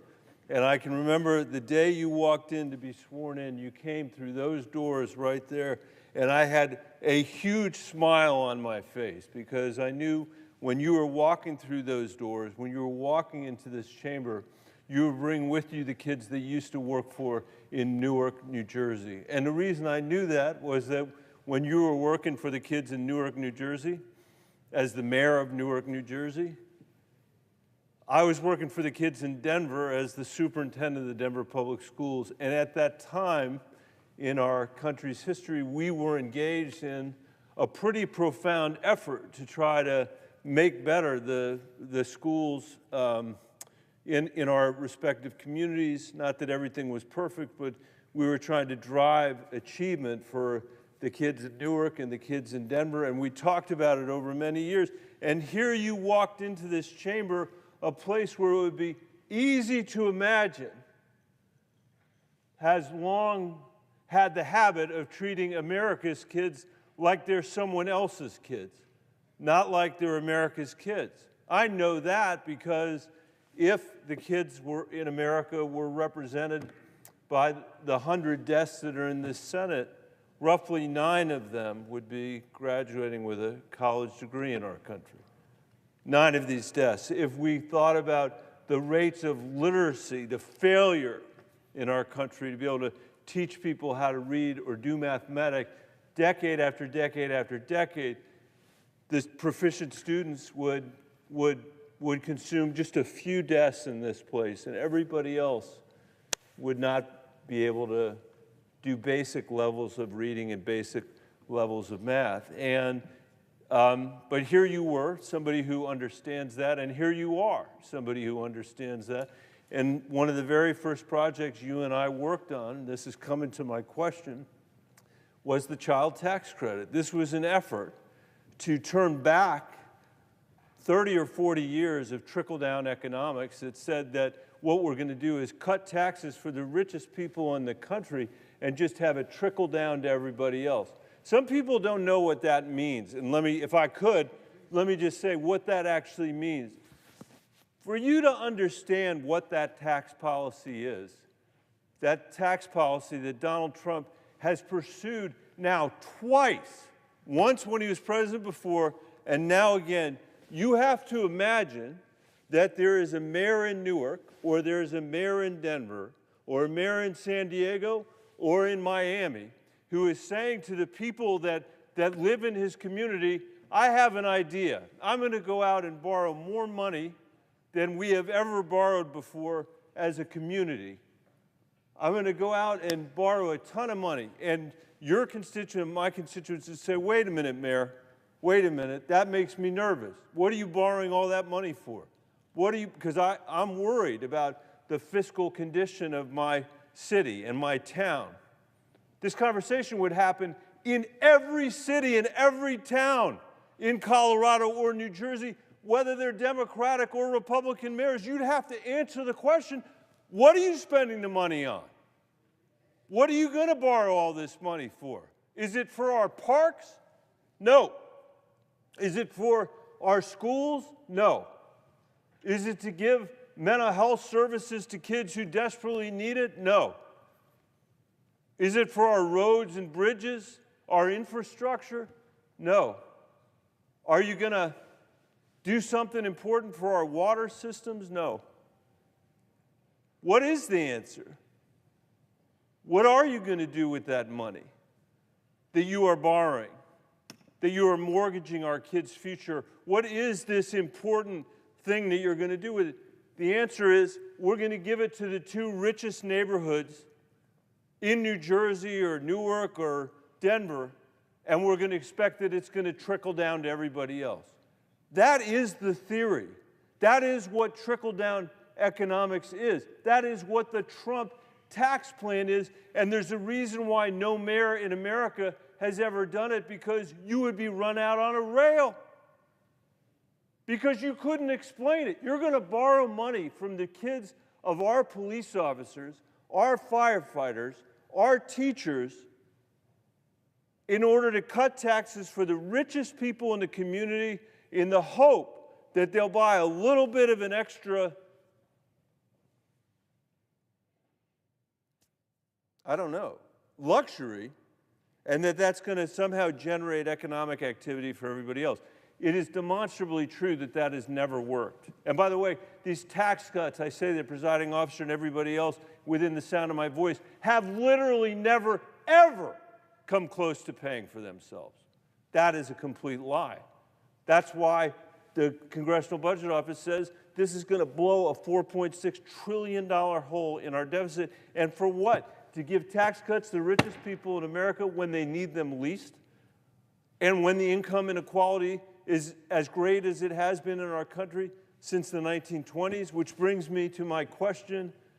My cherished colleague from New Jersey, what was it we were trying to do with the child tax credit? There were a lot of people who believed that we couldn't even get it passed, that we couldn't even get the IRS to administer it. And then we did get it passed during part of the Biden administration, and lo and behold, more than 90% of the families in New Jersey got a tax cut. Lo and behold, more than 90% of the families in Colorado got a tax cut, not waiting for a trickle down from the wealthiest people, but they got a tax cut directly that did what? Cut in half the childhood poverty rate in America. In the richest country in the world, for one moment, we said, we don't have to accept this level of childhood poverty as a permanent feature of our democracy or a permanent feature of our economy. We can do something different than that. And Senator Booker, that is what you said when you were mayor of Newark. We don't have to accept these generational outcomes of poverty or of poor schools or of lead in the water. We can do something different, and that's what you've brought to the United States Senate as well. The tragedy from my perspective is there are many tragedies about the election of Donald Trump, and by the way, I'll say again on this floor, I don't blame him for getting elected president. You know, he ran and he won. Those of us that were trying to offer a different vision have something to explain about why we were not successful. The one thing I am certain of is that the kids in Newark and the kids in Denver are completely invisible to our current president. That he is not concerned with their welfare or even loses a minute's sleep over the next generation. So I wonder if you could talk a little bit about, this isn't a numbers and cents question, because I know even though you don't look tired, I'm sure you must be tired after all these hours and hours and hours, but can you talk a little bit, Senator, about how a society should be judged with respect to how we treat the next generation of Americans, how a tax bill should be judged by how we treat the next generation of Americans, how almost nothing else matters except what we do with respect to the next generation of Americans. I can tell you that my daughters, Caroline, Helena, and Ann, understand better than most your commitment to them and to your commitment to their generation, because you've been such an inspiration to them, not just today, but thank you for what you're doing, but for basically their entire lifetimes. Well, thank you for the question. My long time friend, one of the folks I've known the longest, who I get to serve with, and what you did for me when I came here is you and Sherrod Brown, who sat right there by the door, you let Bennett and Brown become Bennett Brown Booker, 3 Bs, and joined together with some of the most extraordinary House members and Brother Warnock, and fight for the child tax credit. And it took years, but we found our opening when we called Ron Klain together before the election was even settled and said, please, this is the best thing our country can do is to expand the child tax credit, make it fully refundable, because we knew, as you said, it would give the overwhelming majority, between 80 and 93%, depending on what state you are, of the people in those states, we expanded the earned income tax credit, it would give them all a tax break. It was, inarguably, one of the greatest tax cuts in the last 50 years. And it cut child poverty in America nearly in half. And child poverty is a moral obscenity. Child poverty is violence against children. Violence. And here's the thing that you and I both know from the research. Every dollar you spend in raising a child above the poverty line, you return to society between $5 and $7 in economic growth and activity or in lesser costs. Because kids above the child poverty line have, for example, less visits to the emergency room. I just don't understand how we are a nation, again, the wealthiest nation that has one of the highest child poverty rates. It makes no sense, 0 cents. When we proved once and for all with that one-year effort, because we couldn't make it permanent, we were short one vote in this body, we proved forever in America that child poverty is a policy choice, not an inevitable reality. And so you ask the great question, why in a nation that was founded on men that studied virtue, the ideals of virtue, they were imperfect geniuses. They were imperfect geniuses. But they really struggled with moral philosophy. We have the power, we've proven it, to cut child poverty in half. What's the argument against it? Wasteful spending? Come on, come on. Giving trillions of dollars of tax cuts to the wealthiest in America, I'm sorry, it's wasteful spending, especially if it ends up blowing a hole. Those tax cuts don't pay for themselves. Trump won tax cuts, didn't. Renewing them won't. Doing the same thing over and over again and thinking you're going to get different results is the very definition of insanity. You are one of the most passionate. I remember a stem winder of a speech you gave in this body. You were so angry. I love it when it's Bennett Unchained. You were so angry when you started talking about the horrible policies of this nation that has eaten away the inheritance of children to come. Why you went off on the trillions of dollars spent on stupid foreign wars where our brave men and women fought for this country, but this country made bad mistakes in these long wars. You talked about the money we spent there, and you talked about the first time in American history. Common sacrifice every war before that, not just the men and women who were brave enough to go out and fight. You said the first time in American history that we said the only people that are going to bear a burden are the people that are going to go. The rest of you get tax cuts. George Bush, first time ever, we went to war and we gave tax cuts from the Civil War to the Revolutionary War to World War I to World War II. It was a common collective effort. My grandmother talked with pride about victory gardens and pride about war bonds. Everybody pitched in. And so here we are at another crossroads. And is America going to tolerate? Is America going to tolerate this idea? That we're going to give extraordinary tax cuts to the overwhelmingly, disproportionately will accrue to the wealthiest amongst us. For what? If I was a mayor, I'd have to answer it. So I appreciate your question, but I also appreciate your moral indignation. I really do.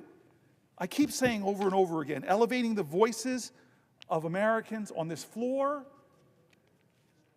elevating the point, I hope, that we can't keep doing things like this as business as usual. These are real issues, not of right or left or right or wrong. This is a moral moment in America. And you point out a very clear choice we have when we talk about our tax policy. It should reflect our values. Thank you, sir. Will the senator yield for a question? For Jack Reed, I would do just about anything. So I yield for a question while retaining the floor. First, thank you for continuing to highlight the harm that's being done by the Trump administration on average Americans, working Americans. Flouting the law, withholding federal funds, illegally shutting federal agencies, ruining long-standing alliances, increasing prices, taxes on American consumers. It goes on and on and on. Last week, the Department of Health and Human Services announced that it would fire 20,000 employees. Those cuts appear to be taking shape right now.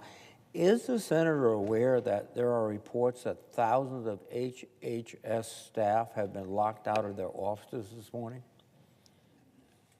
To answer the senator's question, I've been on the floor since last night. I haven't read any news reports, but when you say that am I aware of thousands and thousands of HHS employees who've been laid off of their jobs, I'm not aware of it. I'm not surprised. The question isn't, is Donald Trump going to lay more people off? The question isn't, is Donald Trump going to lay more disproportionately veterans off? The question is what are we going to do to stop it when it isn't thoughtful, reasonable cuts, when he talks about the people he's cutting as leeches, demeans and degrades their commitment to service and their noble obligations. We were told that HH&S would be about making America healthy again. And I haven't seen that. I've seen them cut services to give access to children to fresh and healthy foods. I've seen them cut regulations on polluters that make our air quality worse, which hurts people with emphysema, with asthma, with other respiratory diseases. In fact, a lot of the actuarials show more Americans die when polluters are allowed to go back to polluting more. I could go through the things they're doing that are not making our water healthier and safer, not making our air healthier or safer, not making more access to health care that stops and treats chronic disease, not giving access to healthy foods. We're not making America healthy. And so these cuts, they don't surprise me, but they hurt me. They hurt me. These are Americans. These are disproportionately veterans.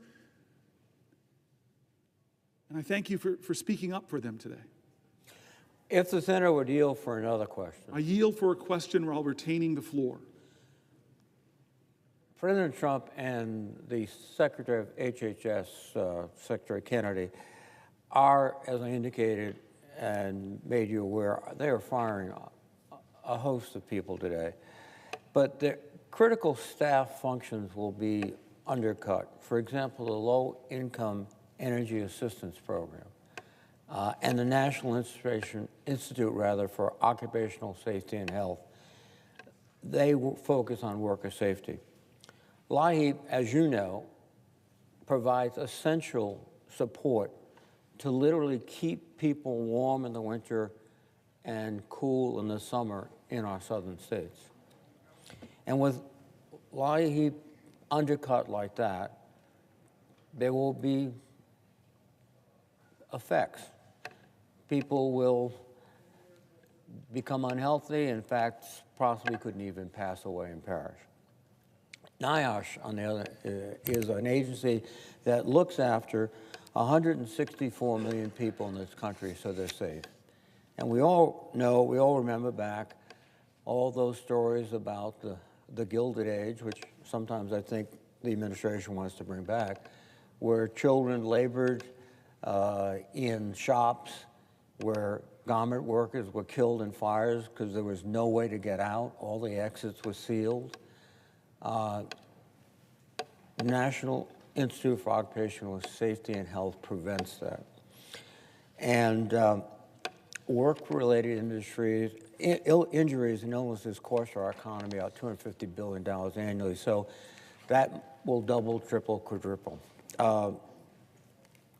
And we're seeing all sorts of reports about the National Center for Injury Prevention and Control at CDC. They do critical work. They're under the gun. We're seeing reports that the director of the FDA Center for Tobacco Products has been fired. We can see that President Trump and Secretary Kennedy would rather stand up for big tobacco than for young kids who get hooked on it and it ruins their health. These are just a few of the cuts, and I want you to, I know you're aware of these, I know you're focused on these. They're going to destroy years of progress, and basically, it's being shouldered by working Americans. You know, nobody who lives in Mar-a-Lago needs LIHEAP heating. Nobody who dines at Mar-a-Lago needs occupational health support, but the waiters do.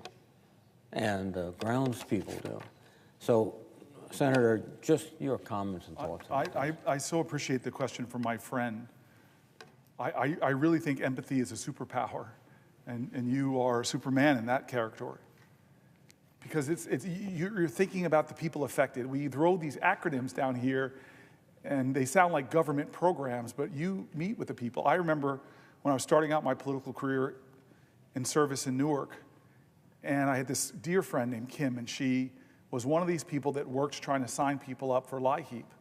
And the stories that would affect her of people that was a lifeline for them to have a little bit of resources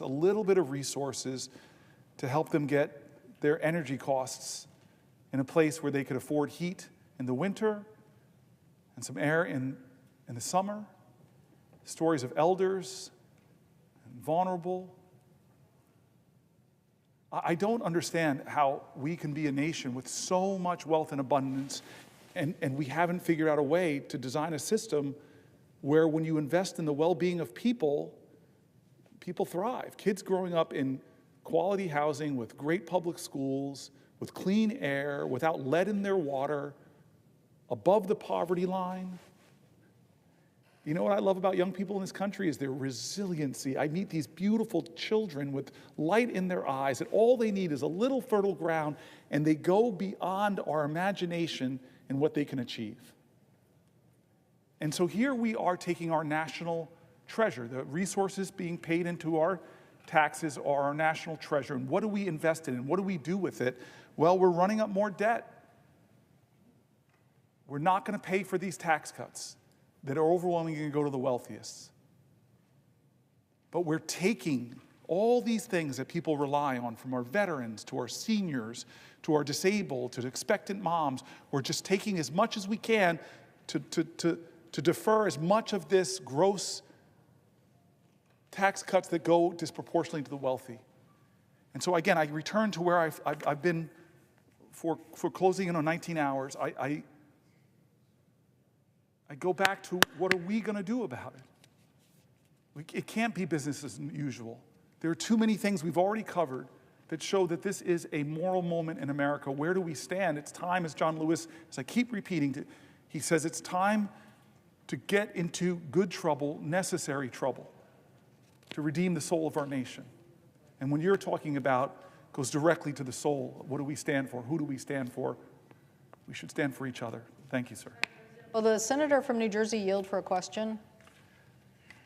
To my dear friend, I yield for a question while retaining the floor, and I thank you for being here. I thank you for your leadership. I thank you for what you stand for, and I look forward to your question. Well, I so appreciate the senator from New Jersey trying to articulate the urgency of this moment. And I think that I know you've discussed many things in the last, I don't know how many hours it is, but it's been many, many hours. And, you know, we just had a hearing this morning related to the markup of the Social Security nominee. And somebody, we're just trying to find out because a whistleblower said that he was involved in helping DOGE. And we're here today trying to bring attention to the American public that people are trying to rearrange essential services, contractual obligations, things like Social Security or Medicaid or even Medicare, by basically saying, well, we have this efficiency strategy, when in reality, they're over there with numbers just trying to carve something out of the budget, billions of dollars out of Social Security efficiency, or billions and billions and billions of dollars out of Medicaid, which would really come right out of our hospitals who are saying they don't even think they could stay open. But this notion of Social Security, I don't know if you've heard that not only are they closing offices and cutting jobs, they're asking people to re-register. So my constituent, who they basically said was dead, was not dead. He wanted his Social Security. So not only did they not give him his check in January, they tried to claw back checks from the previous months out of his bank account. And even though this has got national press and attention, you would think that everybody on the other side would be like, no, that's not what we're trying to do. Even though the president in the State of the Union said all these people were getting Social Security checks when my constituent is standing in line with less and less staff trying to get his Social Security. And guess what? They're still at it. As of last Friday, they were still at not giving him his Social Security. So what are we unleashing on America? What are we unleashing that even, and I don't know whether you address these Social Security issues in your statements. I so appreciate you emphasizing the urgency here, because this is the dismantling of contractual agreements between the American people and the people's body that we're here to represent them and stand up for it, and people are acting like they don't care. So you are here in an extraordinary athletic achievement, thank you.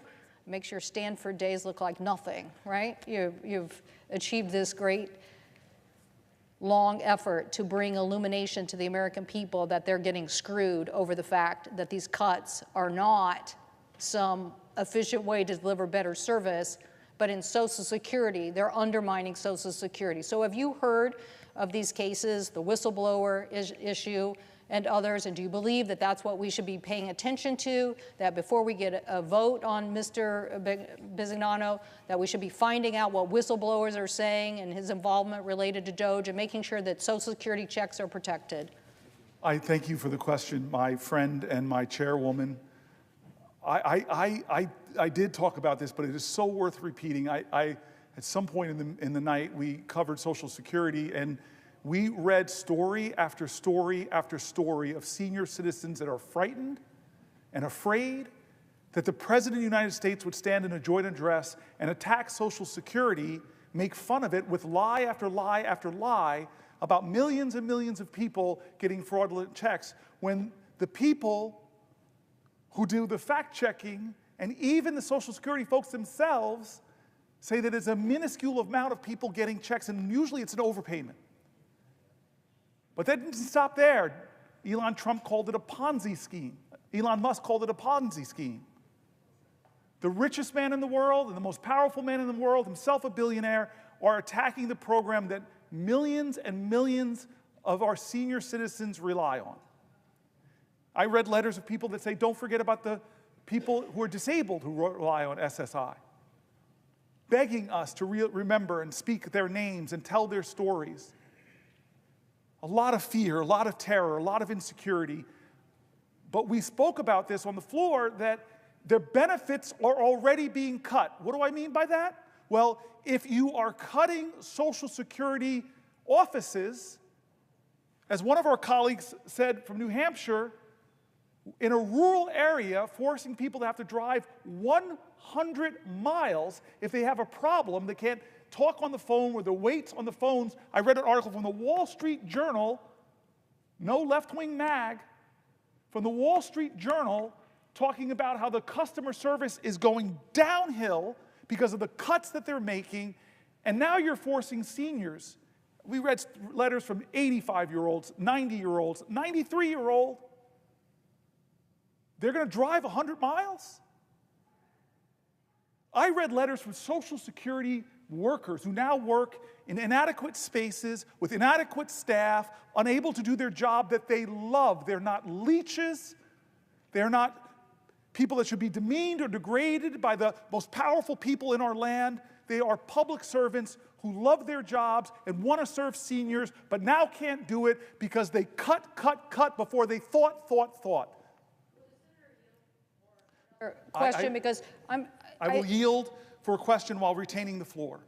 I thank the senator from New Jersey. The issue that I think is not being illuminated enough are the sheer numbers here. In my state of Washington, 1.4 million people on Social Security, 1.8 million people on Medicaid.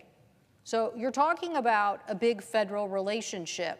Now, I know that some people in the, I actually worked in the private sector. I could tell you one thing about the private sector. The bigger it gets, usually the more inefficient it gets. It just happens. Big organizations can be inefficient.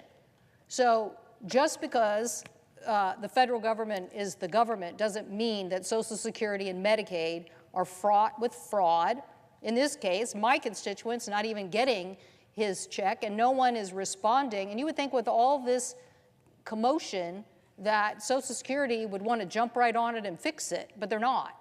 And the question I have for the Senator of New Jersey is, in my state, I have, as I said, nearly 1.8 million people who are on Medicaid, and the same problem is now where our colleagues are trying to say they're going to get $880 billion out of the energy and commerce budget of the House of Representatives, when in reality, like 90% of that money is Medicare or Medicaid, and if Medicare is supposedly off the table, then the majority of that is going to come from Medicaid. So in my state, I'm hearing from hospitals that means they could close.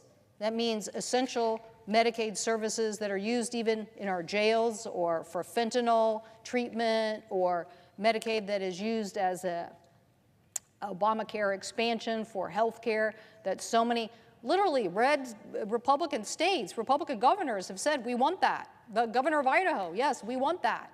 That's an expansion of Medicaid, and it's successfully working at providing health care to millions of Americans.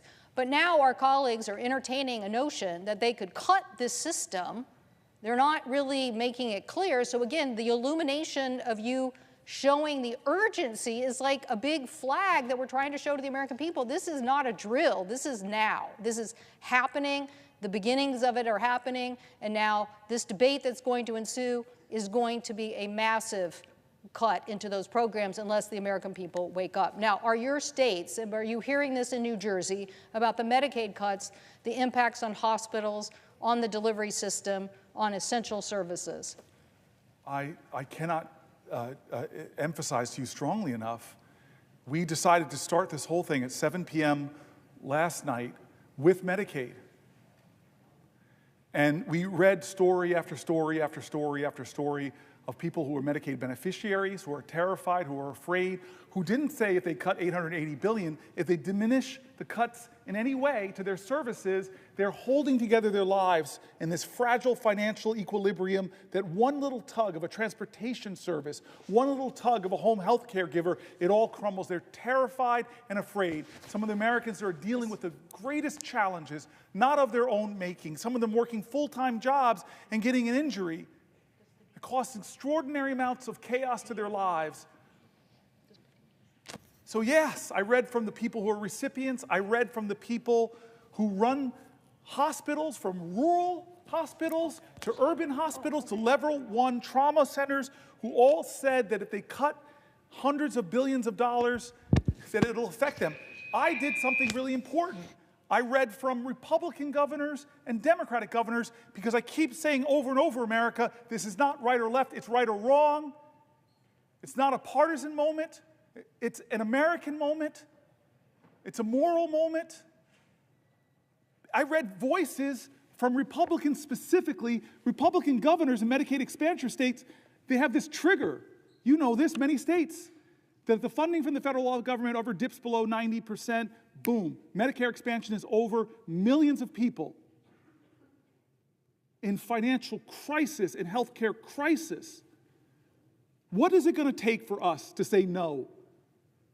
With such a firm voice, such a chorus of conviction, thousands, hundreds of thousands of Americans, red, white, and blue, every state saying, do not do this for no good reason but to give the majority of your tax cuts to billionaires like Elon Musk. It makes no sense.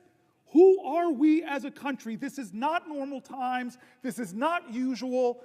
We should be standing up, because I read the stories of Republicans who run hospitals, Republicans who are governors, who are all saying, don't do this, don't do this.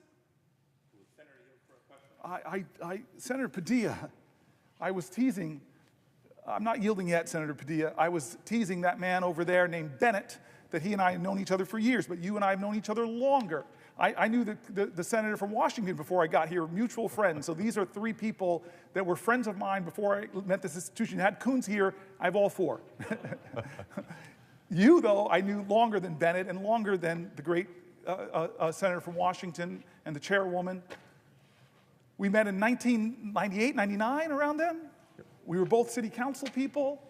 And the dear friend, a beautiful man who introduced us, told me before we walked into your office that you were a rising star. You were a man of deep decency. that you were going to do extraordinary things in your career, and he did not overstate the fact. You're one of my close friends, and I definitely yield for a question while retaining the floor. Thank you, and let the record reflect that he said the exact things, same things, probably better things about you, and he was absolutely correct. But I couldn't help but interject right at the moment where I did, because once again, your passion is coming through. There's been, well, first of all, I tremendously admire what you've been doing here on the floor of the Senate today, starting with last night. And as I've been watching off and on, there's these moments where your empathy and your sympathy and your care and concern is coming through. You can't help it. It's who you are. There's been other moments, as you've been talking about some of the key issues and dynamics of this current political climate that we're in, where your passion is coming through, and at times anger. I know it because I've seen it. I know it because we're getting calls in my office about this. I know it because if you monitor comments and commentary on social media about what my colleague is doing here on the Senate floor, some people have asked, why is he so angry? Why, I'd like to say here, right now, that Senator Booker has every right to be angry because of what's going on. I know I'm angry with so much of what's going on, and the American people have every right to be angry with what's going on, because none of what we're seeing come out of the Trump White House is normal. But every day, this approach of flooding the zone with more and more extreme actions runs the risk of making people grow numb to these attacks. And we certainly can't surrender to the feeling of just being overwhelmed by their tactics. And so I want to thank the senior senator from New Jersey for doing what he's doing to shake and awaken the conscience of our country.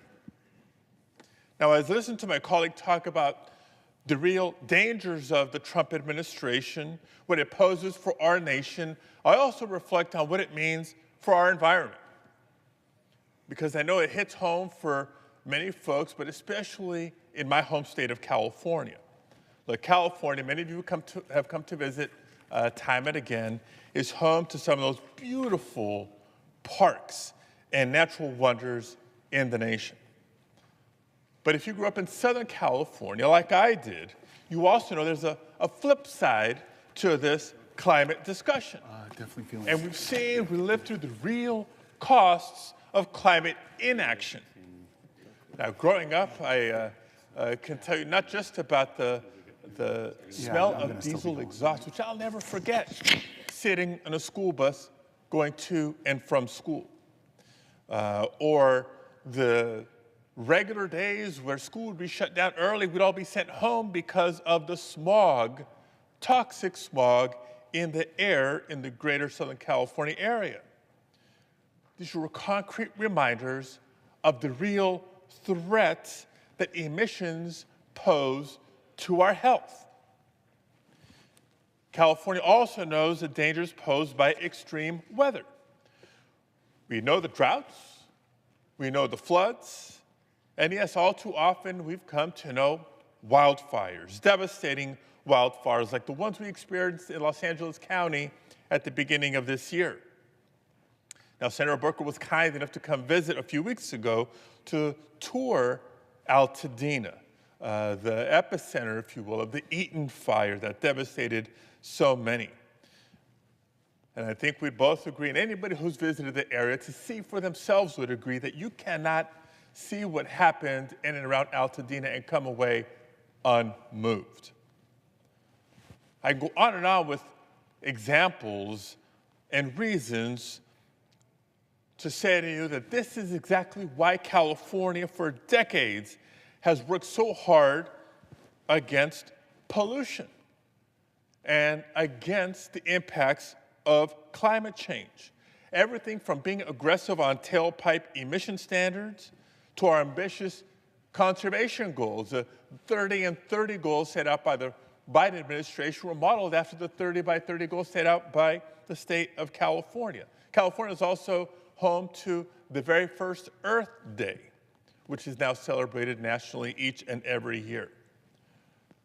But today, much of our progress is now at risk, because just in the first 2 months of this second Trump administration, we've seen nothing but attacks on this progress of environmental protection.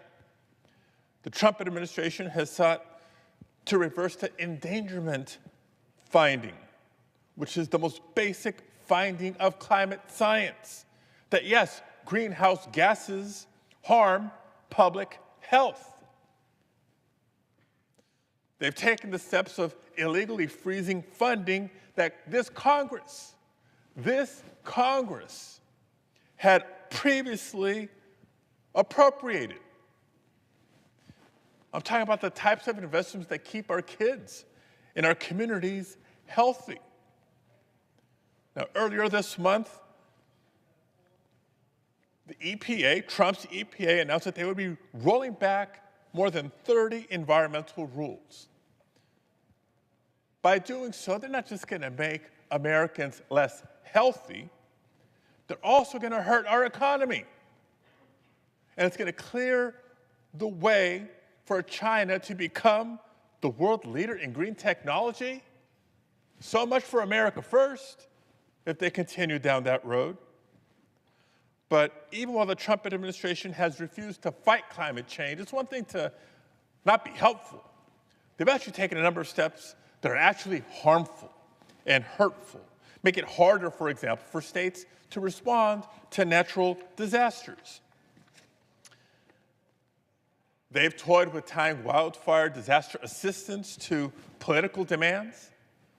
They've proposed eliminating FEMA.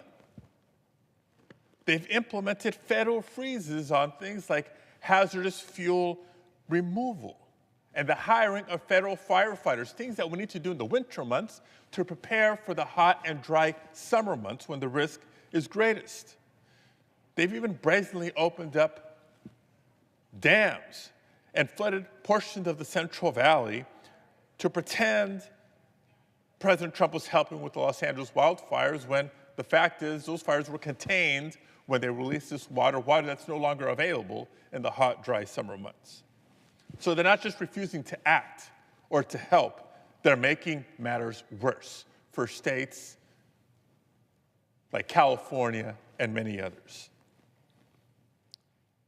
So that's what this fight is about. Our fight for the environment is about America's health and safety. It's about American jobs, and it's about America's future. With all that being said, my question to Senator Booker is this: for the next generation of Americans, for the young people who are tuning in and wondering, well, what is it that I can do? Do I have a voice? Do I have any power? What would you say to them? How can they take action? I love you for that question, my friend. And I just want to talk about anger, because I've been all over the place. I read these letters and they make me sad. I read these letters, they make me angry. I read these letters, they make me embarrassed that we're a country where people have to rend their pride and beg for help because of the little teeny modicum of support they get from a service like Medicaid. But I've been saying over and over again, as I've tried to learn from my elders, if I've tried to learn from the heroes I revere, that I learned from my parents that anger is not a bad emotion. It's what you do with that emotion that's important. Does it consume you? Does it drive you to hate other people, or do you allow it to fuel you? Because it was ferocious love that had ancestors of all of ours in this country make it through the insults, no Irish need apply, the injuries of Japanese internments. It's what do you do with those feelings? You're not defined by what happens to you, you're defined by how you choose to respond. So I tell people, anger, if you're not angry,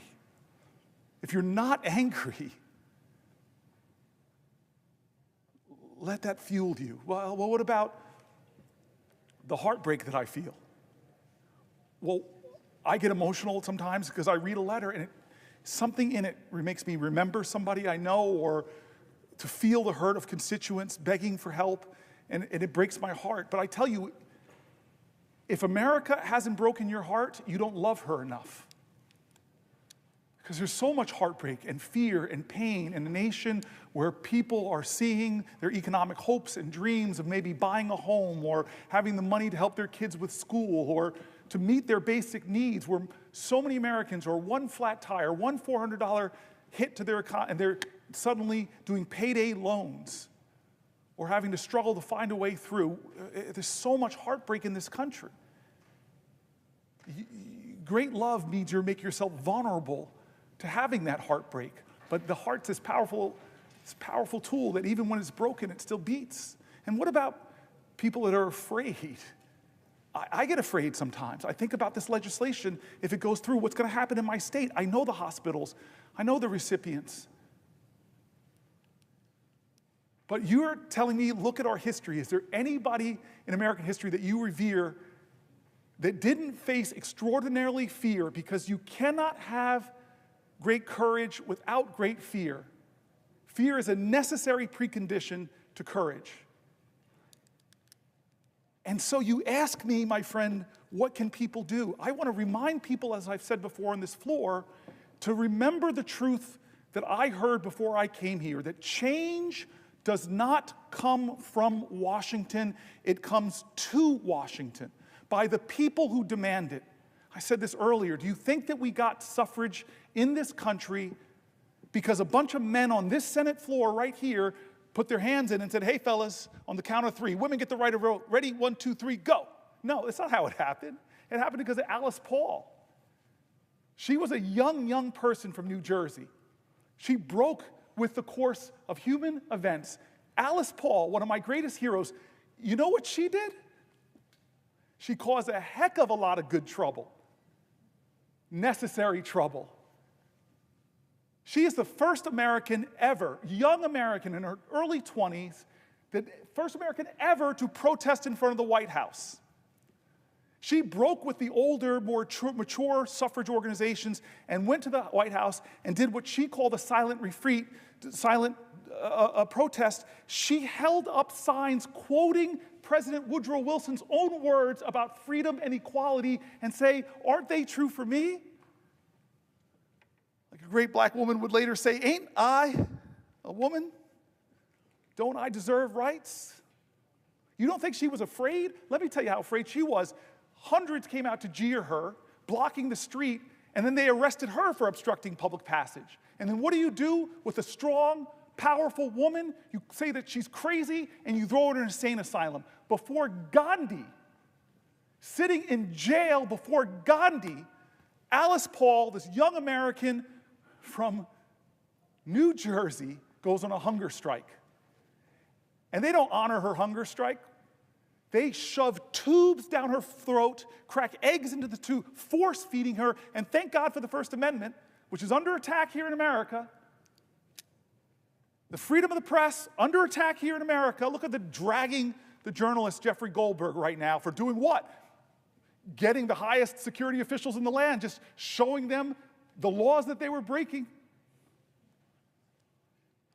A journalist covered what Alice Paul did. She gets out of jail because of public outrage. She goes back to protesting in front of the White House, and Woodrow Wilson, the President of the United States, finally comes out and joins her in supporting suffrage. You don't think she was afraid, angry, heartbroken, but she did something different. She chose a new and unusual pathway to show that this is not the America I believe in. The poetry of Langston Hughes. America never was America to me, but I swear this oath, America will be. The poetry of Langston Hughes. There's a dream in this land with its back against the wall. To save a dream for one, we must save the dream for all. It's what you do with those emotions that matters. Does it call you to greater service? Does it call you to greater sacrifice? Does it call you to greater love? And let me say one more thing. As we were speaking, I just wanted to bring this up. You know I love history. And this is one of my favorite letters, Alex, my colleague, Senator Padilla. It's one of my favorite letters in all of American history, because an obscure, unknown American, obscure and unknown, would never have been known, writes a letter to a powerful, powerful man. This obscure American woman that nobody know or would have heard of, ever, if somebody didn't hear about her story and write a book. She would be gone, like most of the great heroes in American history, that we don't know their names. It reminded me of the last healthcare debate when Donald Trump tried to take away the ACA, and how many amazing, heroic people who I don't remember their names, but rose up and say no, no, no, that got 3 of my colleagues, McCain, Murkowski, and Collins, to change their vote on this floor and stop healthcare being stripped away from 20 million Americans. Well, here is what I mean. It's not the powerful people with titles and celebrity and offices and billions of dollars that have ever shaped this country. What shapes this nation is hard-working, determined Americans who say, I'm going to redeem the dream of America. I'm going to heal the soul of this country. I'm going to demand that we do better, that we rise higher, that we make change happen. What can you do? That you ask if you're a young person? I love this letter.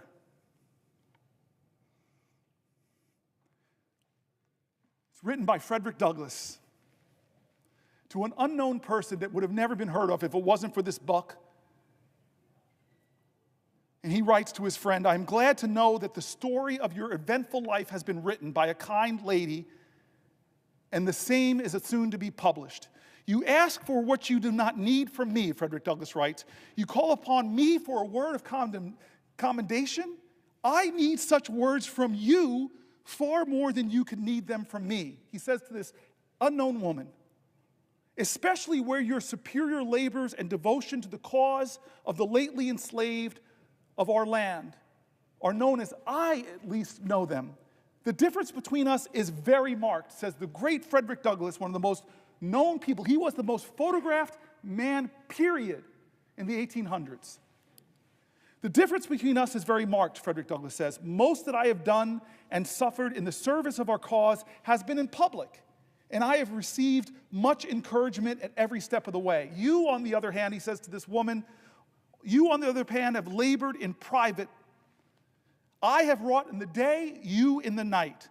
I have had the applause of the crowd and the satisfaction that comes of being approved by the multitude, while the most you have done has been witnessed by a few trembling, scared, and footsore bondsmen and women whom you have led out of the house of bondage, and whose heartfelt God bless you has been your only reward. The midnight sky and the silent stars have been the witnesses of your devotion to freedom and to heroism, accepting of John Brown of much encouragement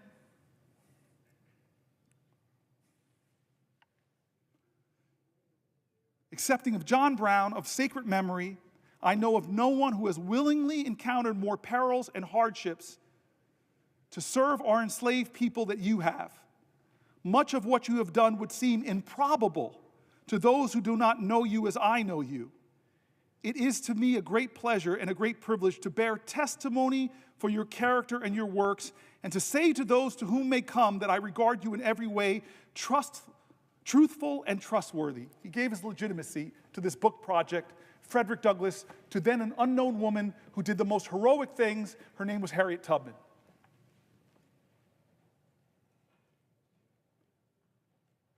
How did we get here, America, to this privileged place? Well, we got here because of that incredible infrastructure project that this place didn't fund, called the Underground Railroad, where black Americans and white Americans broke laws, did civil disobedience to stop slavery. How did we get here? We got here because young 20-somethings got upon a bridge named for a grand wizard of the KKK, named the Edmund Pettus Bridge. We got here because they marched. We got here because they were beaten. We got here because they bled, and I may know one or two of the people on that bridge. I may know one of the two of their names, but I am in this body because of them. How did we get here, America? We got here because of people whose names I don't know, who fought At Seneca Falls, how did we get here? Because of people whose names I don't know, who stood at Stonewall. We got here because of people's names I don't know, who were there at Selma. This is the answer to your question. This is an American moral moment. This is the question of where do we stand for health care? Where do we stand for Social Security? Where do we stand for VA benefits? Where do we stand for our American neighbor when the call and commandment of every faith in our land is to love your neighbor? What is the quality of our love, America? Now is the time to get angry, but let that anger fuel you. Now is your time to get scared for what's happening to your neighbors and let that fear bring about your courage. Now is your time to stare at despair and say you will not have the last word because I'm going to stand up and at least I can give one person hope in this country. Can I give one person hope in this country? And so what do I want from my fellow Americans? Do better than me. Do better than we in this body. We are flawed and failed people. I see people showing up at our town halls yelling at us, Democrat and Republican, do more. How are you letting this happen? Well, I hate to tell you, we're doing all that I can think of. This is why I'm standing here, to try to give voice to those people. But what is more needed from now is less people sitting on the sidelines, less people being witnesses of American history, and more people determined to make it, to make history, to call to the conscience of this nation, to say, I will not stand for another American to lose their health care for a billionaire. I will not stand for another veteran who's dedicated to stopping the suicide of other veterans to lose their job. I won't stand for the air quality in my community to be made worse because they're letting polluters pollute more. I won't stand for the collective assaults on the Constitution by a man who even the highest judge in our land, a Republican-appointed judge, said, stop threatening and bullying other branches of government. When is it going to be enough? My voice is inadequate. My efforts today are inadequate to stop what they're trying to do. But we, the people, are powerful. We are strong. We have changed history. We have bent the arc of the moral universe. And now is that moral moment again. It's the moral moment again. God bless America. We need you now. God bless America. If you love her, if you love your neighbor, if you love this country, show your love. Stop them from doing what they're trying to do for almost 20 hours. We have laid out what they're trying to do, 20 hours. I want to stand more, and I will, but I'm begging people, don't let this be another normal day in America. Please, God, don't let them take Medicaid away from 10, 20, 30, or 40 million Americans who desperately need it. Don't let them do it.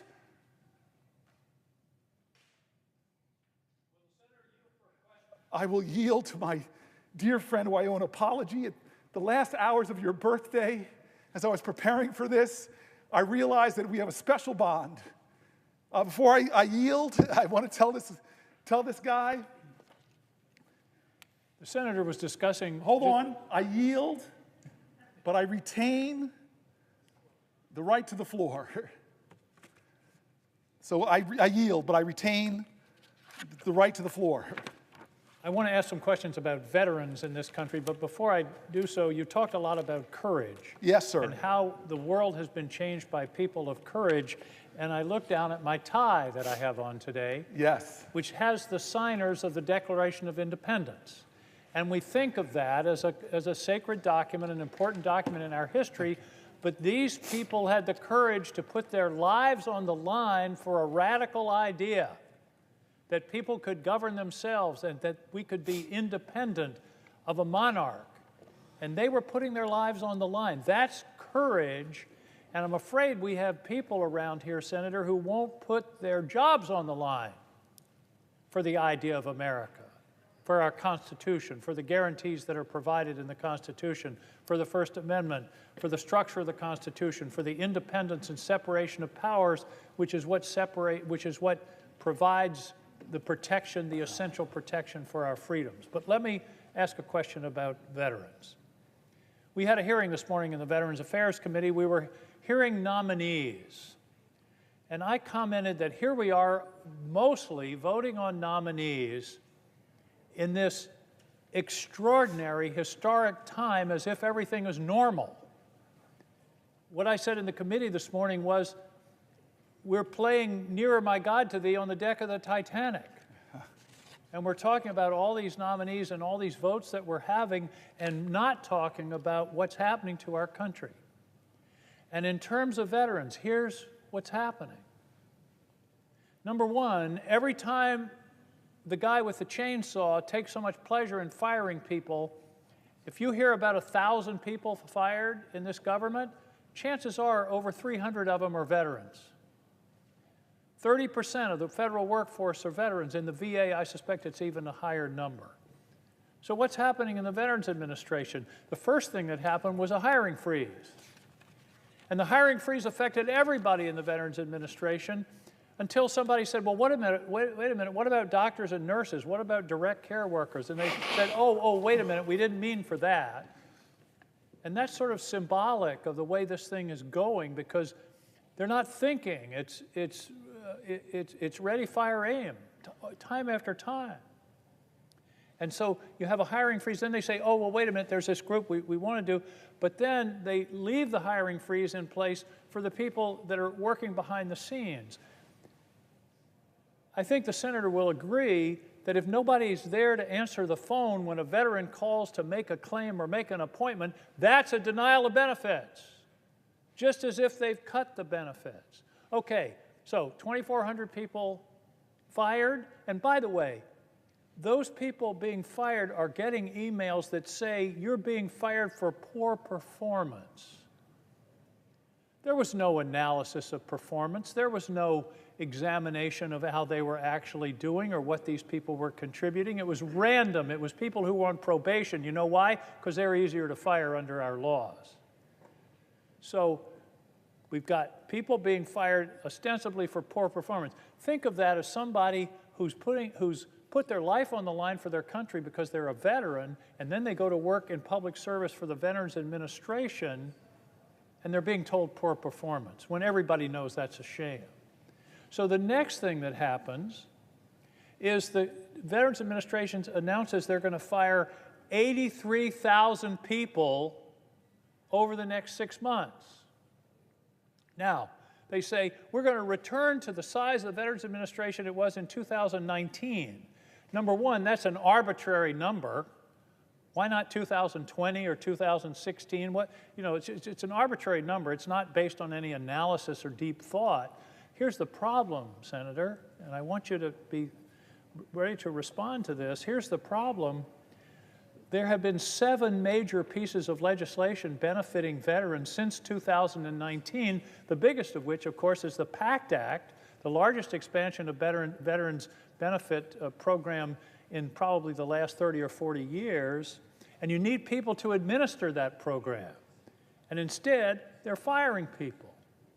And the Secretary of the Veterans Administration says, don't worry, it's not going to affect services at all. I don't think that statement passes the straight-face test. And then we have a statement from the VA that says, very proudly, we've canceled 600 contracts, but they won't tell us what they are.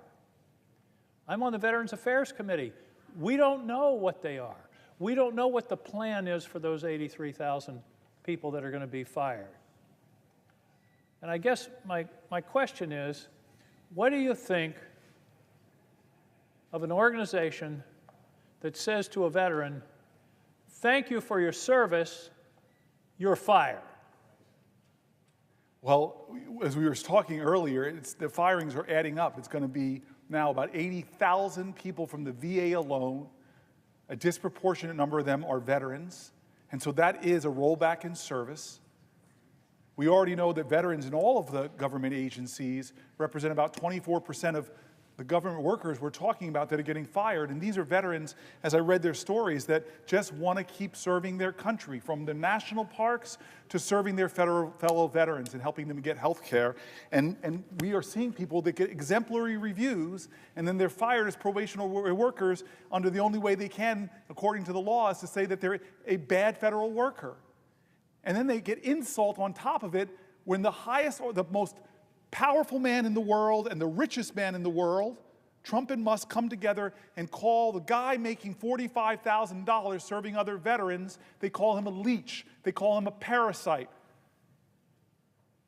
And so I hear what you're saying. Like, these are folks that I read their stories. They did things that few Americans would do. They went overseas and served in combat. We had one of our dear friends here who lost her legs in combat, but she stands taller than most all the people in this body.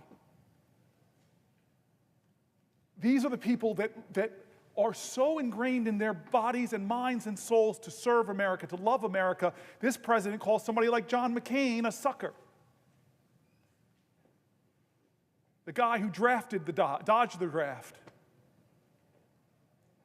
And so I hear what you're saying, and one of the things you're just saying is it makes no sense. Nobody came to the Veterans Committee in the Senate who actually approves the resources, establishes the agencies, and should have the say, according to this document, this vaunted, sacred, civically sacred text, our Constitution. And so, what are you to say to them if you don't even know what the plan is? You can't even explain to us what's your plan to making the VA system more efficient. Now, here's the other thing. We passed in this body some of my favorite senators, like John Tester, who I miss so much. Maybe I even just miss bumping into the guy, because he was the only person in the Senate that let me run from one hallway all the way and hit him. I used to joke that it was this test to see what happens when the unstoppable force meets the immovable object. He is a void in this place, but he stood for that PACT Act, gave some of those fiery speeches, and finally we got that bill passed. And we had to add tens of thousands of jobs because of the increased hundreds of thousands of people that were affected from these burn pits or from other challenges. And now we're cutting back 83,000 employees? Patty Murray came down here and said something that affected me in my first weeks as a senator when I in New Jersey sat down with women veterans, and they told me how long they had to wait for gynecological care. And so what is this administration doing in its 83,000 cuts? They're going to improve services to our female veterans? I don't believe it. I don't believe it. Show me I'm wrong.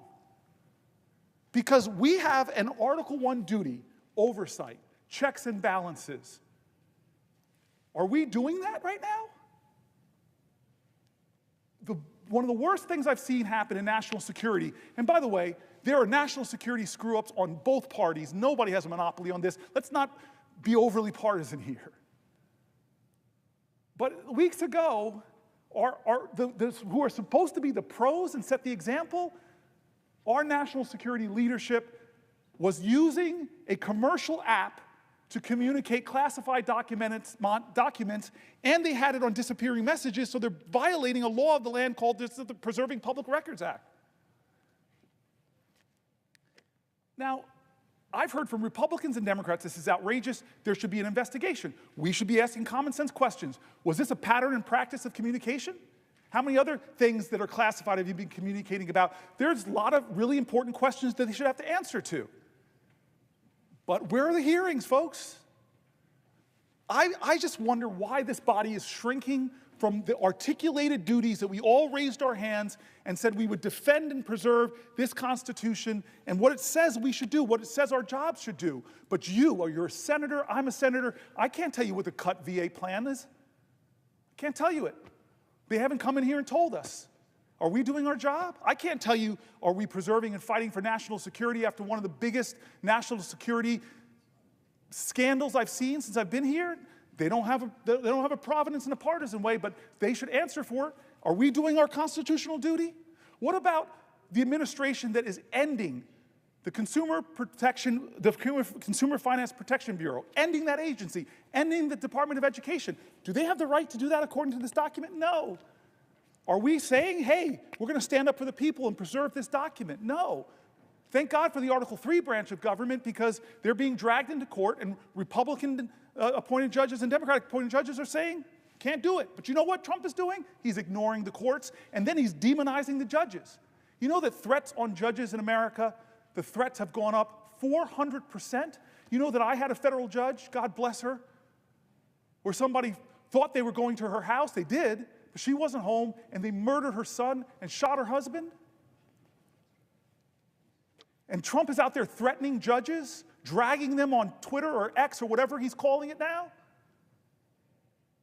This is America. I know people on both sides of the aisle, we believe in common decency. We believe in respect. We believe that the highest office in the land should represent the best of our values, not the worst, not a guy that we wouldn't even let babysit our kids.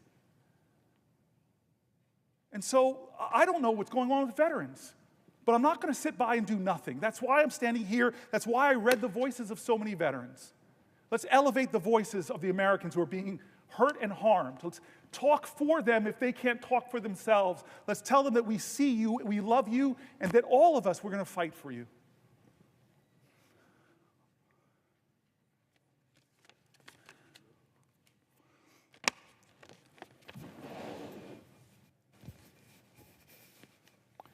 Will the gentleman yield for a question?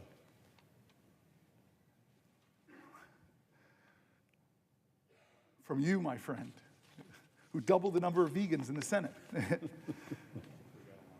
I yield for a question while retaining the floor, and I thank you for being here. I thank you for being here. Senator Booker, I always knew you were a towering intellect and a phenomenal and passionate speaker and advocate, but I did not know your stamina until today. And I am delighted to join you on the floor and have this opportunity to engage in a dialogue with you. You can't engage in a dialogue. The parliamentarian's going to stare me down. You can ask me questions. I stand corrected. I'm happy not to engage in a dialogue with you, but to ask you a question. And I will yield for a question while retaining the floor. And let me ask the question this way. I was in the airport yesterday when someone handed me a note that said, "Please save our country. Please save our country." And I think the genesis of the note was her profound concern over the direction of this country, over the increasingly authoritarian direction of this country and what is happening to the rule of law in America. We look at institution after institution, and we see the guardrails of our democracy coming down. We see an assault on the rule of law unlike anything we have seen in modern history, maybe in the entire history of the United States of America. Each and every institution. And why? Because they can. Because they feel they can. So they're going after the colleges and universities. Right. They're going after the institutions of higher learning. This was an attack that was presaged by J.D. Vance years ago in a speech where he talked about the professors are the enemy. They have to go after the seat of learning. So they're going after the universities, and they're using an enormous cudgel. We'll cut off your funds. We'll cut off hundreds of millions in your funds if you do things, if you say things that we in the administration don't like. If you irritate the personal predilection of the president, you will have your funding cut. It is unlawful, it is illegal, and yet they're doing it because they can. They're going after major American law firms because these law firms had the audacity, the unmitigated temerity to hire lawyers or have lawyers who would take on causes inimical to the president's personal interests. So they're going after these firms and they're threatening the livelihood of these firms. We'll close the courthouse doors.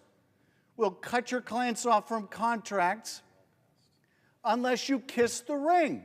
And of course, it's not just the firms or what they represent. It's everyone who is in need of a lawyer, who now needs to know that if they run afoul of the policy preferences of the administration, they may never get a lawyer. And why are they doing this to law firms? Because they can. And they're going after judges. They're calling for the impeachment of judges. The latest is Judge Boasberg in a case involving the administration grabbing a bunch of people, designating them as part of a Venezuelan gang, and without any due process, without any process at all, taking them to some maximum security prison in El Salvador. And in fact, it would appear doing so even against the court order when the judge said, turn those places around. Now, why are they encouraging the impeachment of a judge? Well, I impeached a judge here. I was a lead manager before there was an impeachment of Donald Trump, or two of them. I led an impeachment of a corrupt judge. It's the same standard of high crimes and misdemeanors. It is not a high crime or a misdemeanor to disagree in a case brought before a federal district court, to disagree with the flawed reasoning of the government. Why are they doing this to judges? Because they can. Because they can. They're going after the press.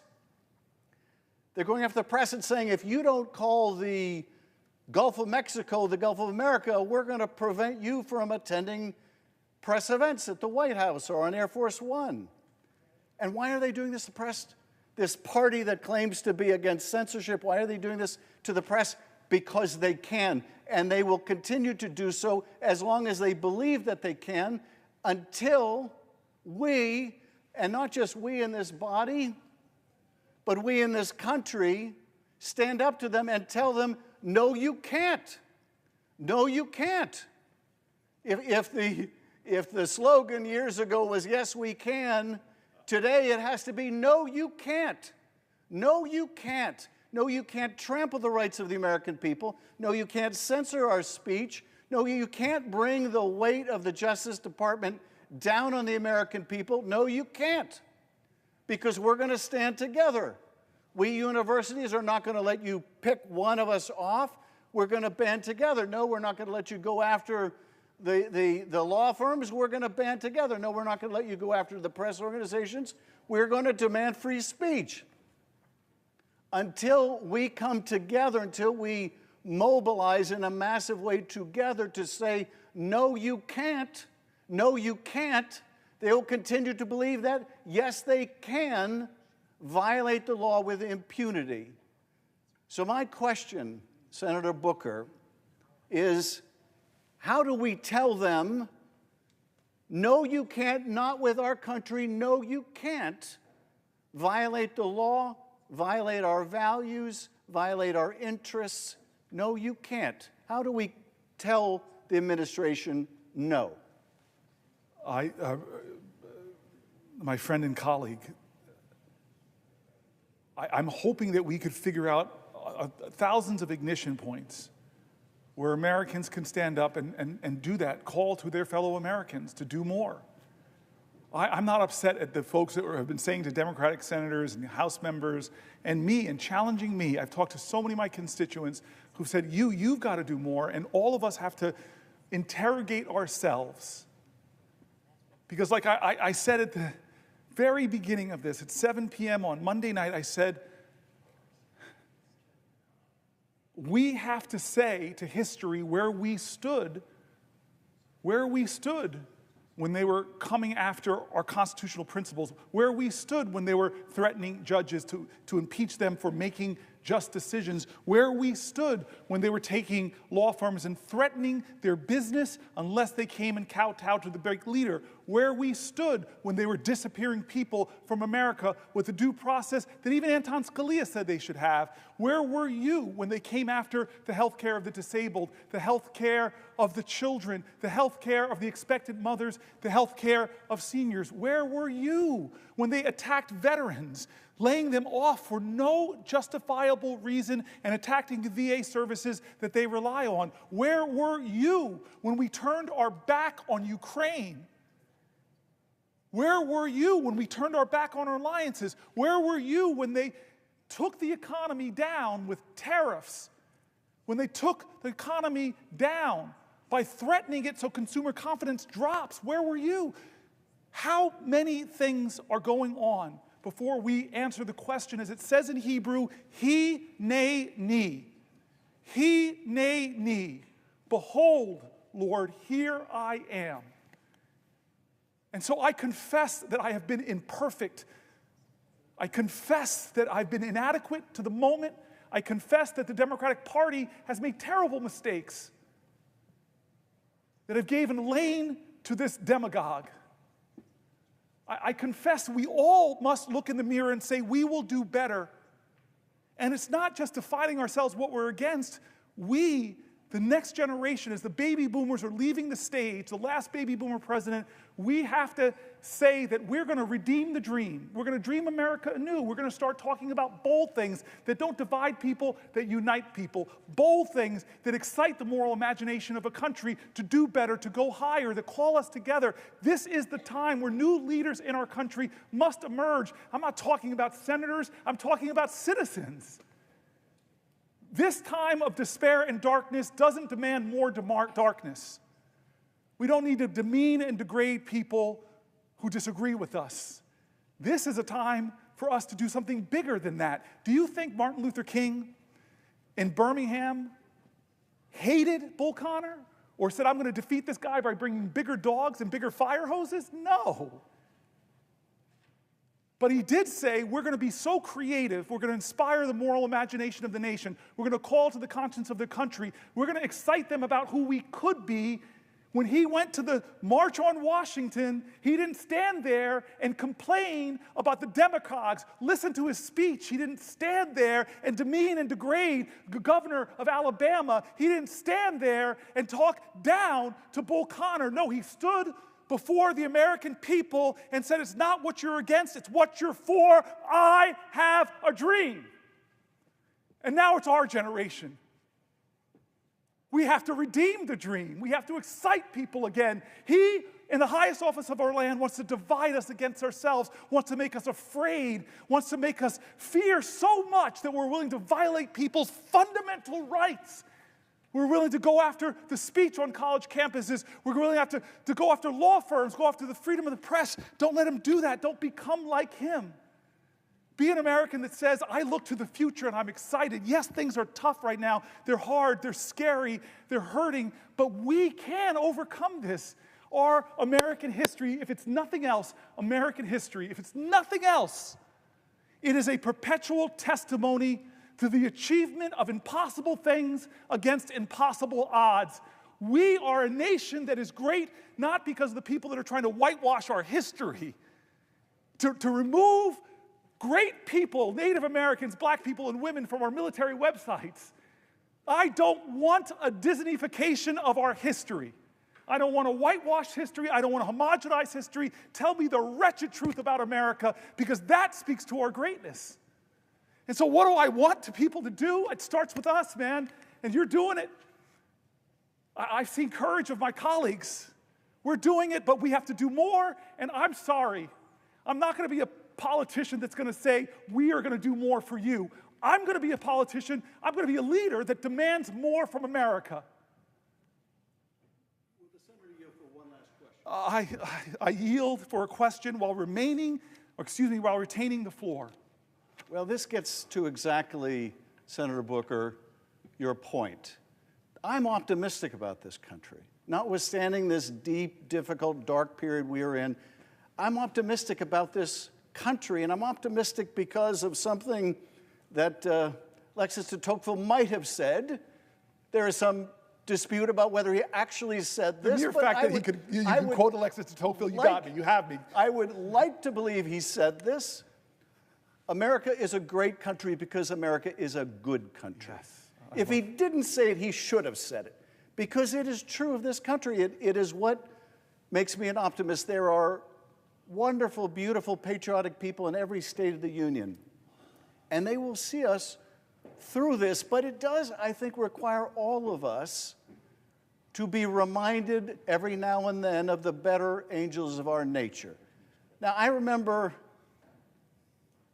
standing in that well during the first impeachment of Donald Trump. I remember sitting right here in this seat watching you. And I'll tell you, I had approached that case as a prosecutor would approach a case that I just needed to prove the president guilty of what he was charged with.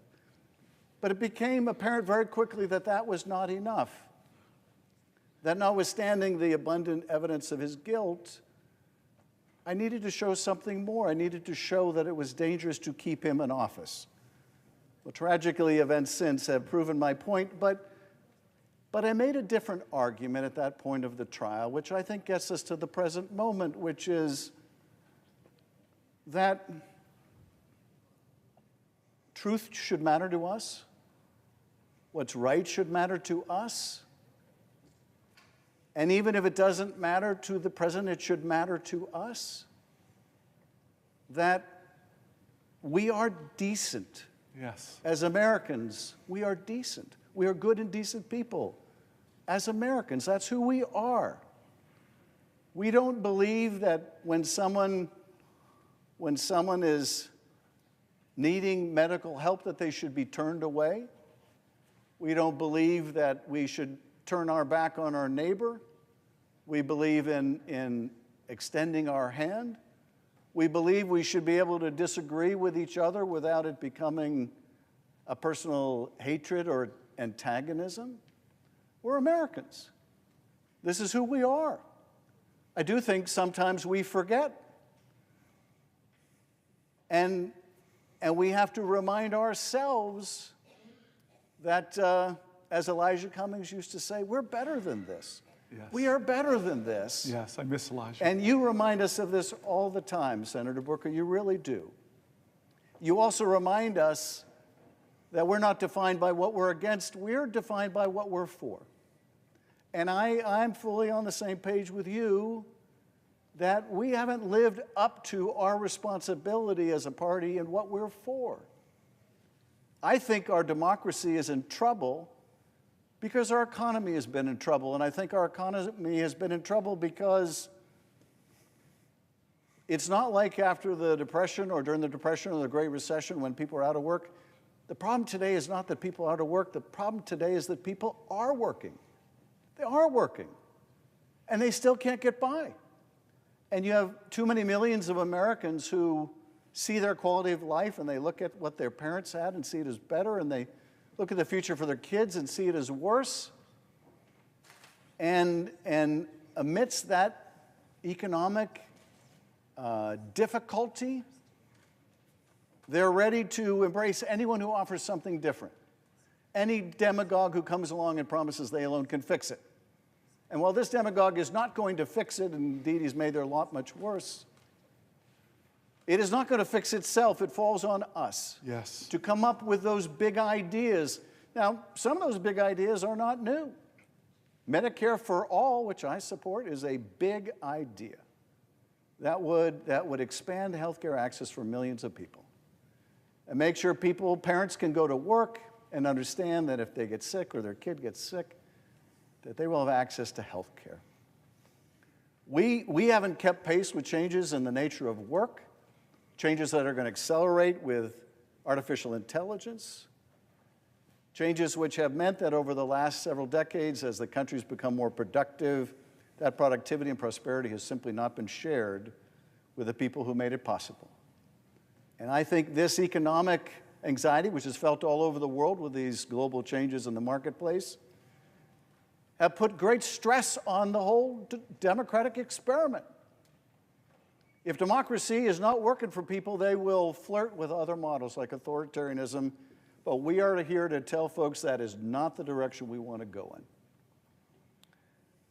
But it's still incumbent on us to offer bold ideas for how we can make the economy work for people again. But I do think that what has led people into such bitter antagonisms with each other has been a lot of this uncertainty, the feeling that they're only a car payment or a health problem away from failure. And it's up to us to address that.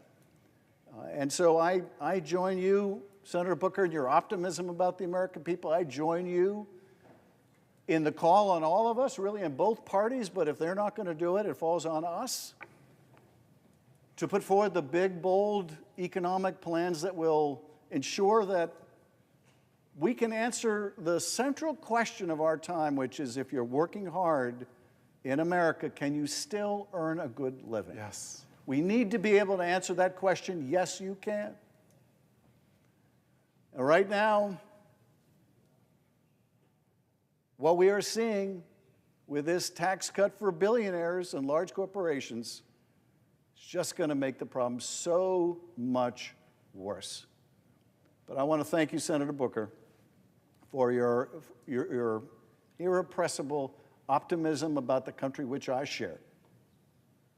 I want to thank you for seizing the helm today and every day to put forward that positive vision for our country. And my question is, where do you find the energy, my friend? I don't know. I'm finding it from my colleagues right now. I'm finding it from my friends. I'm finding it from their heart and their commitment. And I'm finding it from the people whose names and stories we're reading. And I more than you know, I appreciate your friendship. I'm so happy you're my colleague now. And I believe that our future, our tomorrows, as bad as things seem, I still believe that our tomorrows are better than our yesterdays. Thank you. And I know you share that. Amen. Will the senator yield for a question? Before I yield to you, I just want you to know I love you, my friend, and thanks. We're doing some good things recently, you and I, trying to solve some big problems, and I appreciate that. So I yield for a question while retaining the floor. Thank you, Senator.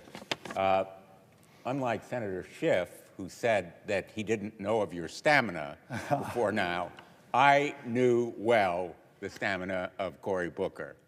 And I've always admired it, not just physical stamina, but moral stamina, the courage of conviction, the stamina to stand up and speak truth to power, which has become now one of the most common phrases that is used in public life. But Cory Booker has epitomized it throughout his career, not only in this body, but as mayor of Newark and as a leader in sports when he was an all-American athlete at Stanford. That physical stamina was matched by a moral stamina that is invaluable in life today because Americans have come to prize, above all, integrity, authenticity, genuineness, which Cory Booker epitomizes. And so it's not just his eloquence today on the floor and the soaring rhetoric that we have heard from him. It's his understanding and his sense of real-life impacts of what we do here on everyday Americans and what everyday Americans are doing right now as we speak here on the floor. Everyday Americans are in the grocery stores where they're seeing higher and higher prices. Everyday Americans are at the VA hospital where their doctors and nurses and clinicians and schedulers and counselors may be out of a job because they may be among the tens of thousands targeted for dismissal. Everyday Americans are in schools, K through 12 and higher education, where the resources available for their teachers in the classrooms right now, in real time, are going to be cut. In fact, the workforce at the Department of Education will be cut by 1/2 as we speak, and funds will be no longer available to teach everyday Americans. And of course, everyday Americans right now are in hospitals and clinics. They are undergoing treatment for life-threatening diseases. Right now, they are lying on a hospital bed with needles in their arms or receiving other kinds of treatment that have been made available, life-saving treatments, by the research at NIH that will be crippled because of the cuts that we're seeing. And of course, everyday Americans are receiving Social Security checks. And Social Security will be cut by this administration. Medicaid, that provides for those everyday Americans who are in doctor's offices right now in America, even as we engage in this kind of soaring rhetoric, everyday Americans are contending with the real life problems of living in America, We live in a country that has never been so unequal in terms of wealth and pay. And if we look back to our own history, we see that that inequality is a danger to all of us. The stock market crash and depression occurred after the Gilded Age, when inequality became so drastic that the middle class was in danger. And of course, everyday Americans who are right now in the military are experiencing anger, disgust, fear, because the secrets about what they are doing, even as they engage in operations around the world, like those pilots who were going to bomb the Houthis, engaged in that top secret mission, have learned that the details of that mission, the time of their launch, the targets, the timing of their strikes, the weather, the identity of their targets, all were being discussed over a non-secure channel by a careless, reckless Secretary of Defense. And I don't need to go into the details of what was discussed, except to say our allies are reacting with that same disgust, anger, and fear. And they are having doubts about sharing intelligence with us. The Israelis are outraged by what they've seen. The intel communities of other countries are aghast and appalled. And we have yet to explore fully all of the potential ramifications, like what other conversations may have been on that unsecure kind of platform, who else knew about them, what the motives were. There needs to be a criminal investigation. I've called for it.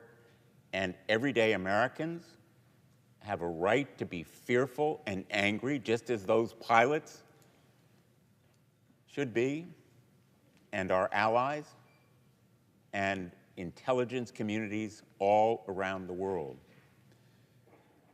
So we need not only an investigation, we need action to hold accountable the individuals, beginning with the Secretary of Defense, who should resign, the National Security Advisor, who should resign, but a criminal investigation launched by the FBI National Security Division to hold accountable anyone responsible for this breakdown of security, to meet the standard of public service that Senator Booker has outlined as what we should demand of ourselves, and the responsibility that the American people have a right to deserve. So my question really is about the standard of public service that we should expect of our leaders, and whether there is something we can do. I'm asked so often, Senator Booker, as I go back to Connecticut, and I'm sure you are in New Jersey, what can we do? What can we do?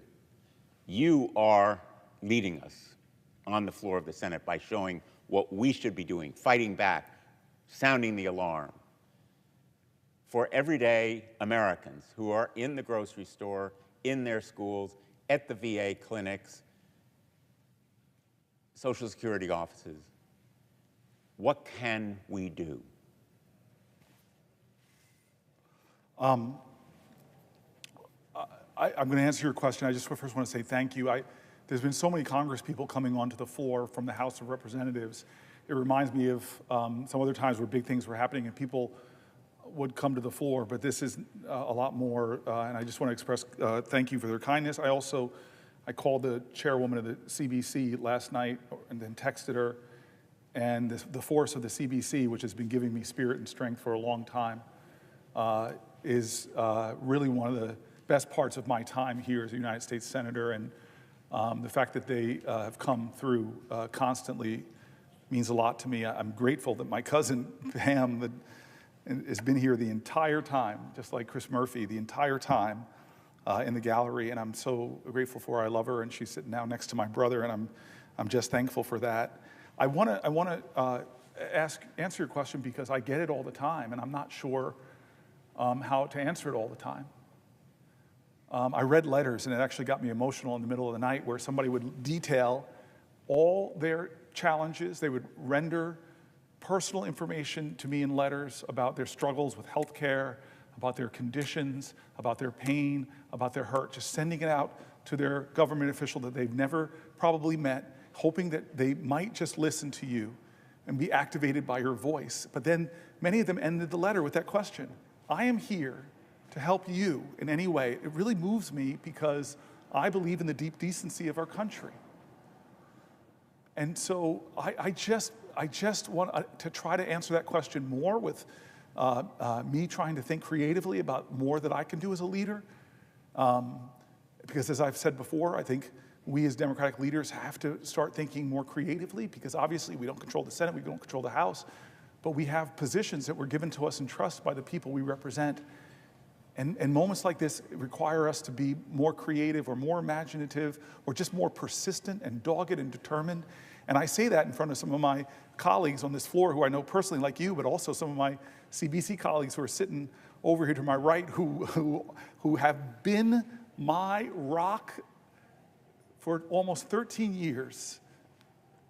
And I just know, before I turn to my left, to the woman who represents the most important person in my 55 years, my mom, I just want to say that the answer to that question has to be something, that I will do something more than I'm doing now. Because the cause is so great, the challenges are so real, that I will do something that I have not done before to try to help my neighbor in a time of moral crisis in our country. And that I may be afraid, my voice may shake, but I'm going to speak up more. I may be demoralized by what's happening, but I'm going to find a way to get out of bed and breathe and know that I can make myself feel a little bit better by helping another person. I don't know what it is, but we got to help each other now through this and know, I'm a person of faith, and it was said to me by a colleague, that know that weeping will endure through the night, but joy will come.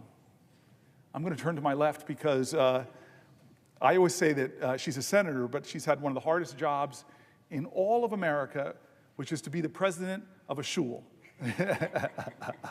I met her and I realized she could probably do anything. I know about that. Yes. I am not Jewish, but my name is Booker, so I always say I'm Mish Booker.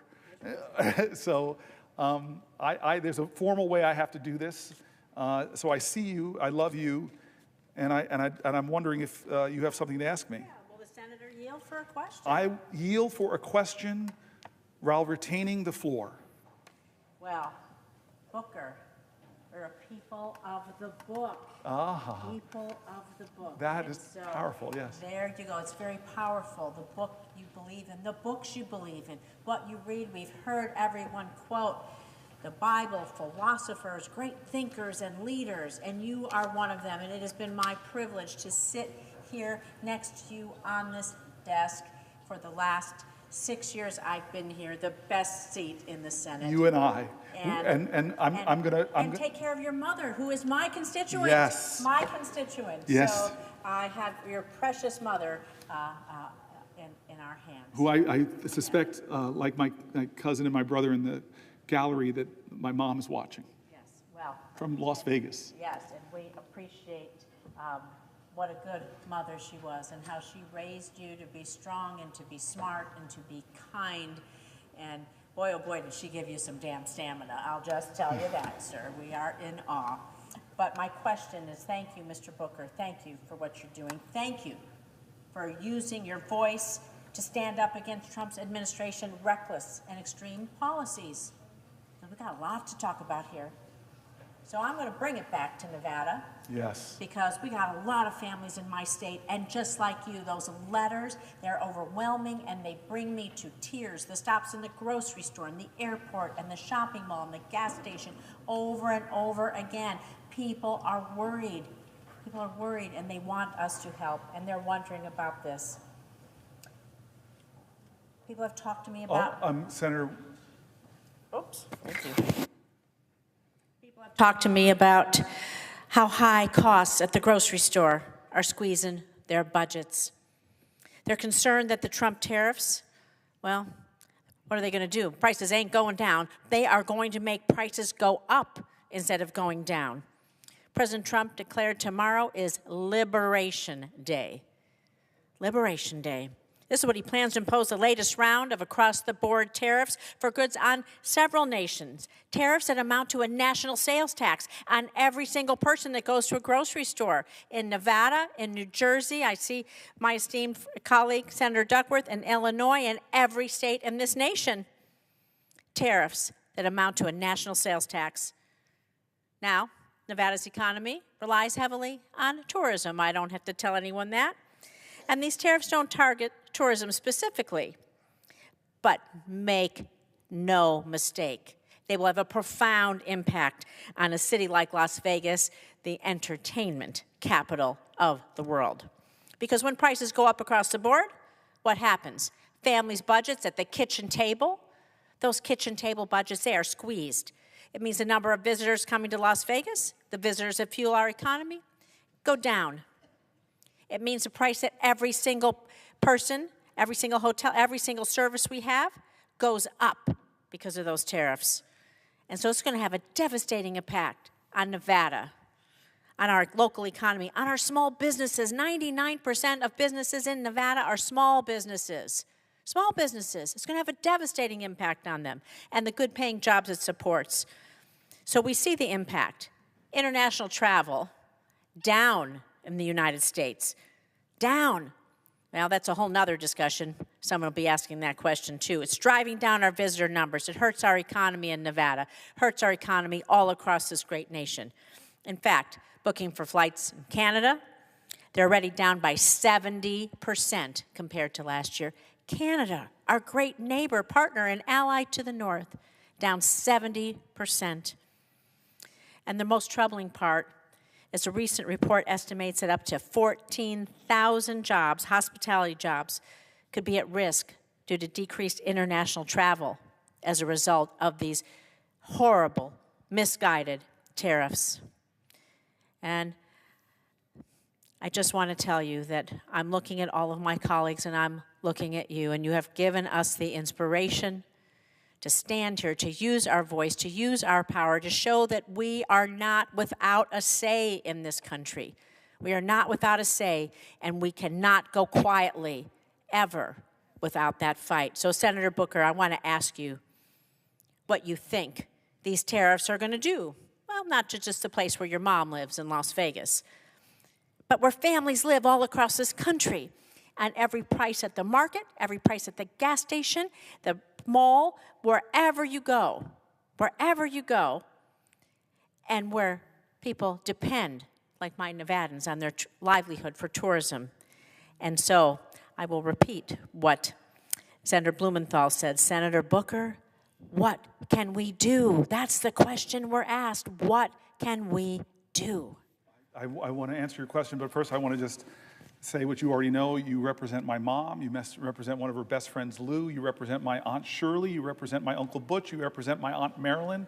You represent so much of my family. This is the place where my father died. When Harry Reid came to his bedside when he was sick and I was still running for this office and showed me the extraordinary kindness of senators from Nevada. That tradition has continued. I'm so grateful for you. My family's grateful for you. I'm grateful that we were founders of the Black Jewish Caucus. And in fact, I keep this Juneteenth Seder coming up, and I'm gonna put this on as you have it on, as I think about Edon Alexander and all those who are suffering. I'm just so grateful for our friendship and what we've done against anti-Semitism, what we've done for the Abraham Accords. You are somebody that you and I find a lot of ways to work with, and one of the best things I saw in you was on January 6th, sitting in this row, me, you, Mark Kelly. And I always say that the best, often in the most difficult of circumstances, you see the best of people. And I don't know if you remember this, but staffers started rushed in, and usually you have to have special identification. And then some of them stood behind us, and they were crying, and they were upset, and they were frightened. And I just watched you go from senator to mother, And I watched you comforting people in their times of fear when they thought they were going to be killed, literally. And you were this voice of comfort, voice of calm. I saw you in one of our worst countries, worst crisis. I saw your light. I saw your love. I saw the Jewish mom, and I benefited from that. I just feel that Trump mocks us. What does his Liberation Day mean to the people that are shackled to debt? From medical debt, that are shackled with student debt, that can't afford the rising cost of groceries. What's his liberation mean? To people who are chained by fear right now, waiting with bated breath to see if the Medicaid programs they rely on are going to be cut. What does his liberation mean? To people who are literally in jails right now because they were disappeared from our streets. What does his liberation mean to people who can't afford homes because of his tariffs, who dreamed of a new car, but that's going to go up as well? I don't know what he means by liberation. I honestly don't. I wish he'd explain it to the American people. Who's liberated in this financial times? Who's liberated? I don't think the law firms feel liberated, that we're so threatened by you that they felt the only way they could get from under the threat of you is to come to you and beg them and offer them and say we'll do this and say we'll give you millions of dollars of pro bono worth. I don't think they feel liberated. What about the people that are banned from the press corps because they won't call it the Gulf of America? The idea of the press, the freedom of the press, do they feel his liberty? What does his liberty mean? What does Donald Trump's Liberty Day tomorrow mean? In a nation where I read letter after letter of people that feel like their liberty is gone, that they're losing sleep at night worried about Social Security. What does liberty mean to the veteran that was laid off, that fought for my liberty? What does Donald Trump's liberty mean? What is he talking about? What does his liberty mean to Canada, who fought next to us, who died next to Americans fighting for our causes? What does his liberty mean to them? I don't understand Donald Trump. I really don't. There are going to be PhD students writing about him for generations. He'll love that in heaven. He'll look down and say, I'm so happy people are talking about me. But I will tell you this. I love great presidents. I love that Lincoln said, with malice towards none, with charity towards all. But I hear Donald Trump say, with malice towards everybody that does not tell me how great I am. And charity, I don't know if he understands that. What it means to show sympathy and compassion and empathy and to help people whether they like you or not. I love great presidents. I love FDR. You have nothing to fear but fear itself. But the letter after letter, the word fear, the word terror, I was reading from voices from my state and across the country. It's as if Donald Trump is saying, be afraid of me, the big man with the power. Be afraid, be afraid, be afraid. There was another president that said, Mr. Gorbachev, tear down this wall. And yet Ukrainian Americans are watching their president go, not Mr. Gorbachev, tear down the wall. They're saying, hey, Mr. Putin, come in and take the Donbass. I'm going to start the negotiations, not with Zelensky at the table. I'm going to call him a dictator. I'm going to start the negotiations from a position to giving Putin what he wants.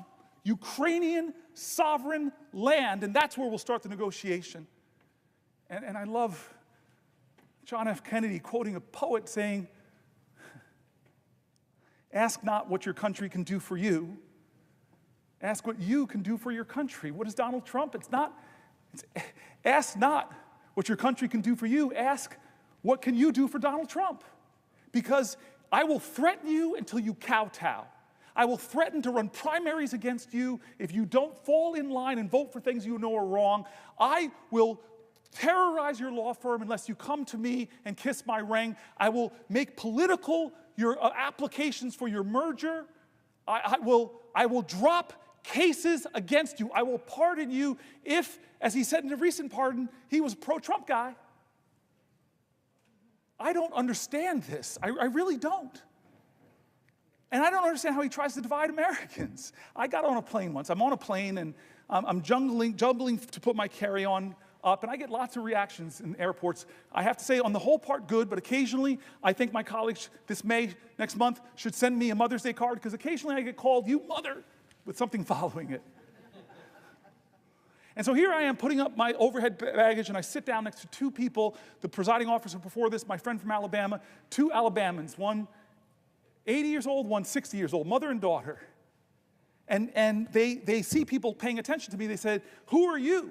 Are you a professional athlete?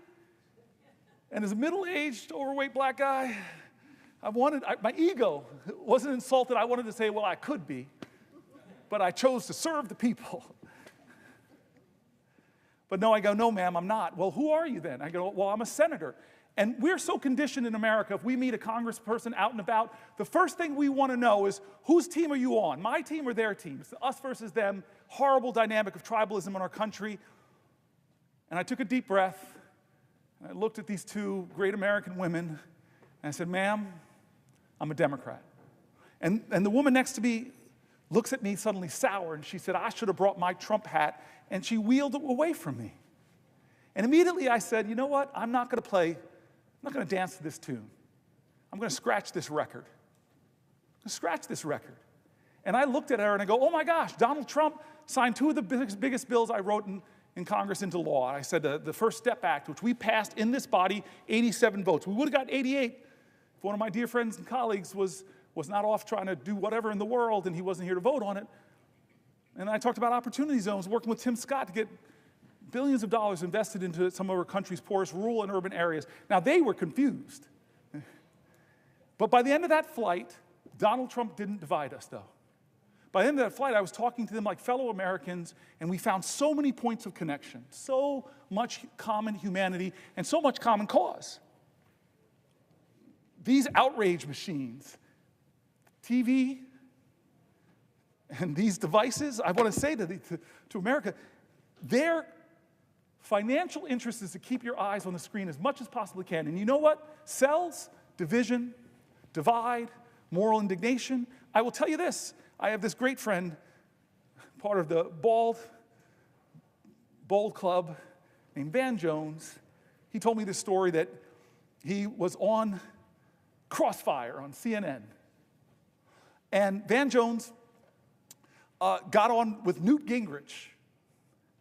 Van Jones, a green activist, a guy I met in law school, extraordinary man, speaks like a poet to me, and he worked in the Obama White House. And then Newt Gingrich, very known Republican, the two of them sit down, but Brene Brown writes something extraordinary. She writes, it's hard to hate up close, so pull people in. And so they get on this show called Crossfire, and they find out, with all the differences they have, they also have commonalities, things they agree on, and they actually kind of like each other. So they go to the producers, and they say, hey, could you let us do the final segment called Ceasefire? Can you let us do the final segment called Ceasefire? And the producers say, yeah, go ahead. Go ahead.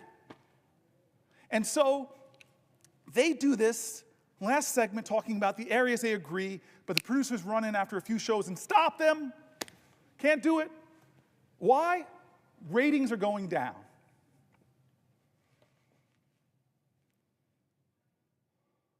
There are a lot of legitimate differences in places I'm going to stand my ground and fight for people's health care, for people's Social Security. I'm going to fight. But I'm never going to get into a position where anybody in this country can make me hate another American.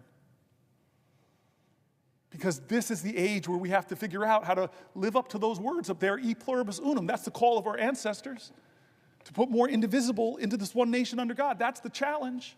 And there's enough things that we agree on in America, and especially when we stop and talk about things like the child tax credit, most Americans are for that. Oh, gosh, well, I've been waiting for you, for crying out loud. Why didn't you interrupt me earlier? You were on a roll. Oh, you come were on. on a roll. And Come on, Senator. Will you yield for a question? I yield for a question while retaining the floor. I don't know what kind of food you eat on that vegan diet of yours. Yeah. But I need to figure out more of that vegan diet. One place where we can and do care that unites us as a nation is the role of our nation's veterans, the heroes who have sacrificed for us. Although with this president, I guess he doesn't hold veterans in the same esteem. As someone who has bled for this nation, I guess I join the ranks of the suckers and losers who have bled and died for this nation in the president's estimation. But I just wanted to start off by saying thank you again, Senator Booker, for all that you're doing as you hold the floor today, but also every other day, to underline the pain and damage Donald Trump and Elon Musk are doing, not just to our country, but to middle-class Americans throughout our country. And tragically, that harm even extends to our nation's veterans, who have sacrificed so much to protect this country and keep Americans safe, who should be shielded from this needless chaos and uncertainty. Senator Booker, I know you are well aware that this administration is firing more veterans than any other administration in modern history. It's been reported that this administration, in these first few months in office, has fired approximately 6,000 veterans from federal service across this country. This list of firing, especially at the VA, has resulted in operations for our veterans being canceled. We've seen reports of the Caregivers Hotline, a hotline that was set up to support the caregivers who provide medical caregiving to their loved ones who served and sacrificed and are now disabled. There are delays in that hotline being answered because Donald Trump fired all of these veterans. There are people who support the crisis hotline were also fired. I know this because some of them are my constituents and asked for help. I had one individual who'd served in the military for over 2 decades, did such a good job on the crisis hotline as a frontline person answering the phone, trying to prevent their brothers and sisters from the idea of suicide. They did such a good job that they were promoted to be a trainer. They were promoted to be a supervisor, which then made them probationary, and they were fired. We were able to get some of these people their jobs back. Some of them are still out there without their jobs. This is what Donald Trump and Elon Musk has already done. This does not help our nation's veterans. This does not help our nation's heroes. If anything, it is a betrayal to them. It's a betrayal, a cruel betrayal to the men and women who bravely answered the call to serve our country in uniform. A call that this president dodged 5 different times when he had the opportunity to serve. And our men and women in uniform came home from serving, and many of them chose to continue their service to our country as federal employees. How are Elon and Trump thanking these brave, selfless Americans? They're doing it by showing them the door and leaving them wondering how they'll be able to afford next week's groceries or next month's rent, forcing them to look for a new job. The senator from New Jersey and I are both working together to help our heroes get their jobs back, which is why I've introduced a Protect Veterans Jobs Act to reinstate all veterans who were wrongly fired from their federal jobs by Trump and Musk. It is a critical bill to help those who've already been fired, but according to recent reports, Trump and Musk are just getting started. From everything that we've seen, they are planning on firing another 80,000 VA employees, almost a third of whom are veterans themselves. So that's going to be another 25 veterans on a chopping block on top of the 6,000 who've already been fired. It is a complete betrayal from Trump and from Musk. Firing these VA employees will even harm veterans that Trump is not firing, because it's going to force them to wait longer to see their health care providers. It's going to make them wait longer to have their disability claims adjudicated. It is going to make them wait longer to have someone pick up their calls at the Veterans Crisis Line. It is going to make them wait even longer, and their loved ones wait even longer, to have their burial and funeral expense reimbursements request processed. And so much more, all while the VA's backlog of unprocessed claims continues growing. I have another question for you, but first for the senator from New Jersey. I was wondering if you could tell us if you have heard from your veterans who have been fired, if you have heard from your veterans who've seen their services delayed in New Jersey and around the country. Yes, yes, yes, yes, yes, yes. This is my veterans book. This is what I was reading from earlier, and everything you're saying is right, and it is such an insult. I read stories from our veterans. It's such an insult to the highest calling of our country to stand and serve as you did. As you did. Injured veterans, disabled veterans. I read an article about thousands of disabled veterans that want to serve their country, love this nation so much that they want to serve in humble jobs doing noble things. And how do we treat them? They say 83,000 people being laid off. A quarter of them are veterans from the VA itself, but this doesn't include veterans that do things for the Park Service and our national parks, veterans that do things for us in the Defense Department, veterans that do things for us across this country. I found in my state some of the greatest leaders I have met in my state are veterans who are still serving veterans. And then veteran entrepreneurs, you know the data, they're incredibly successful. They create to our economy. The VA is cutting not just veteran jobs, they're cutting contracts with veteran-owned businesses. I don't understand how you can say out of one side of your mouth, you honor and respect our veterans, which is not what our president's always said. Dear God, what he said about John McCain. I still remember John McCain is in a town hall with Barack Obama fighting fiercely to be the president of the United States, and somebody gets up and says that Barack Obama, as if it's an insult, it's not, is a Muslim or something, and he grabs the mic back and corrects her. One of his voters, he corrects her on national TV. This is wrong. He's a guy who loves his wife, Christian, loves his family. I mean, that is character and honor. Can you ever see that from our president now? And this is how wrong I was. And I want to admit, I've made mistakes, I've been wrong.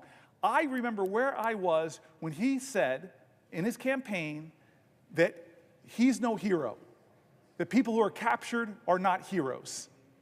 I said to the people that were with me, there goes his 15 minutes of fame. I thought that was the end of Trump. But somehow you could become president of the United States when you insult the veterans who serve. I want to read you, and I know you have another question, but can I read you? I don't know, John Lewis and John McCain, the two Johns are coming up a lot in my 20 hours. But I want to read you this. I want to read this when you were here because I read this. And let me all tell you, this is John McCain writing, let me all tell you what I think about the Pledge of Allegiance, our flag and our country. I want to tell you a story about when I was a prisoner of war. I spent 5 years in the Hanoi Hilton. In the early years of our imprisonment, the North Vietnamese kept us in solitary confinement, or 2 or 3 to a cell. In 1971, the North Vietnamese moved us from these conditions of isolation into large rooms with as many as 30 to 40 men to a room. This was, as you can imagine, a wonderful change and was a direct result of the efforts of millions of Americans led by people like Nancy and Ronald Reagan on behalf of a few hundred POWs 10,000 miles from home. One of the men moved into my cell was Mike Christian. Mike came from a small town near Selma, Alabama. He didn't wear a pair of shoes until he was 13 years old. At 17, he enlisted in the U.S. Navy. He later earned a commission. He became a naval flying officer and was shot down and captured in 1967. Mike had a keen and deep appreciation for the opportunities this country and our military provide for people who want to work and want to succeed. The uniforms we wore in prison consisted of a blue short-sleeved shirt, trousers that looked like pajama trousers, and rubber sandals that were made out of automobile tires. I recommend them highly. My pair lasted my entire stay. As a part of the change in treatment, the Vietnamese allowed some prisoners to receive packages from home. And some of these packages were handkerchiefs, scarves, and other items of clothing. Mike got himself a piece of white cloth and a piece of red cloth and fashioned himself a bamboo needle. Over a period of a couple of months, he sewed the American flag on the inside of his shirt. Every afternoon before we had a bowl of soup, we would hang Mike's shirt on the wall of our cell and say the Pledge of Allegiance. I know that saying the Pledge of Allegiance may not seem the most important and meaningful part of our day now, our day in the Senate, but I can assure you that for those men in that Stark prison cell, it was indeed the most important and meaningful event of our day. One day, the Vietnamese searched our cell and discovered Mike's shirt with the flag sewn inside and removed it. That evening, they returned, opened the door of the cell, called for Mike Christian to come out, closed the door of the cell, and for the benefit of us all, beat Mike Christian severely for the next couple of hours. Then they opened the door of the cell and threw him back inside. He was not in good shape. We tried to comfort and take care of him as well as we could.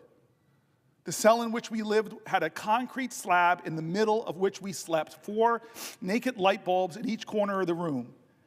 After things quieted down, I went to lie down and go to sleep. As I did, I happened to look into the corner of the room. Sitting there beneath that dim light bulb with a piece of white cloth, a piece of red cloth, another shirt and his bamboo needle, was my friend, Mike Christian, sitting there with his eyes almost shut from his beating, making another American flag.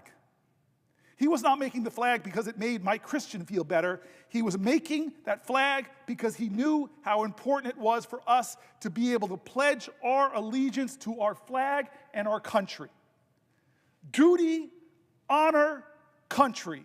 We must never forget those thousands of Americans who, with their courage, with their sacrifice, with their lives, made those words live for all of us.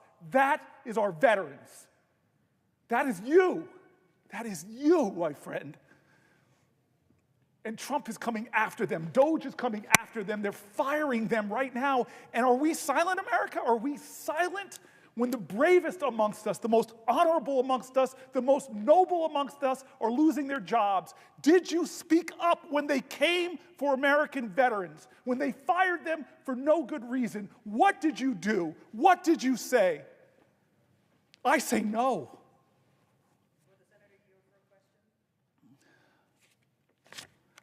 I yield for a question while retaining the floor. Thank you for what you've said. John McCain was a true hero. He said the same thing to me when I first met him. I do have a question for you, which will come later, but I thought I would tell you the story of how I met John McCain. I was recently wounded. Within weeks of being able to finally sit up for the first time, I was in physical therapy, and Senator McCain came and visited us. And the nurses and occupational therapists and physical therapists came running in and said, Senator McCain, this is Captain Duckworth. She's a hero just like you, and said to me, you're a hero like Senator McCain.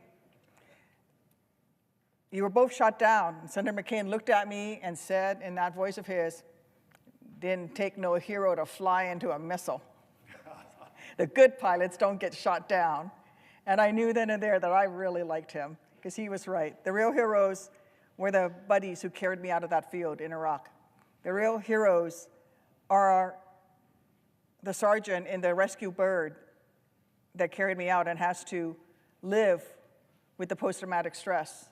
The real heroes are all the men and women who survived and came home and need the care that they have rightfully earned.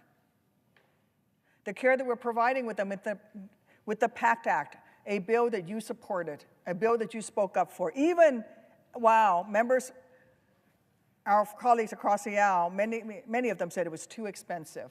And at a time when we should be expanding the PACT Act, when we should be recognizing more of the illnesses and injuries that came out of service around burn pits and toxic substances, You have a president who is cutting the VA, who wants to cut those jobs, who want to go after our veterans' benefits, whom, just like Elon Musk has said, sees veterans as a people with their hands out. We don't have our hands out. We're simply asking for what this country promised us. Where were you, Mr. President? Where were you, Elon, when this country asked for someone to serve? When this country asked, who amongst you will leave your family, leave your friends, leave your neighbors, and put on her colors and defend her? Not for your mom, not for your dad, not for your family members, but for strangers who will never know your name, who will never know your sacrifice. Who among you will do that? Thank God that from Lexington and Concord, from Iwo Jima, from Ia Valley, from Kandahar, from Fallujah, there were Americans who stood up and said, I will. I will defend this great nation. I will wear her colors with pride. And all we have to do as a nation is live up to one tiny little percentage of that sacrifice that they made. Let them have the benefits that they've earned. And yet Donald Trump and Elon Musk are cutting those benefits. The biggest predictor of veterans' homelessness is not post-traumatic stress disorder. It is not a health condition. The biggest predictor of veterans' homelessness is lack of employment, not having a job. That begins the spiral downwards for veterans that ends up with them becoming homeless. And I will tell everyone in these chambers and in this nation, we are all dishonored when a veteran must lay their head down on the very same streets that he or she defended to sleep that night. We are all dishonored. The VA has done tremendous work to fight veterans' homelessness, and that has been a bipartisan effort. And these cuts that are costing veterans their jobs are going to start some of those veterans, unfortunately, on that path to homelessness. These cuts are going to mean those veterans' homelessness programs that will prevent our veterans from becoming unhoused, those programs will not be able to take care of all the veterans of the demand. I'm already seeing it. I spent this past weekend in Missouri at the Cochrane VA Medical Center, hearing about the challenges that they're facing. They need to expand. They don't need to shrink. They said there's going to be another 25,000 veterans moving into the area. They actually have to expand their services. And yet Elon Musk, enabled by Donald Trump, is cutting veterans' jobs, veterans' benefits, because according to them, veterans aren't heroes. We are suckers and losers. Well, I beg to differ. I beg to differ. I am sure that my colleague from New Jersey knows that firing 80,000 employees from the Department of Veterans Affairs wouldn't just cause longer delays for veterans. It will doom our VA's ability to process claims, that the influx of claims under the PACT Act, a law that is helping ensure veterans who were exposed to toxins while serving can get the care that they have earned, with more than 1 million claims already approved in a short time since it's become law. I can't think of a single good reason to hurt so many veterans.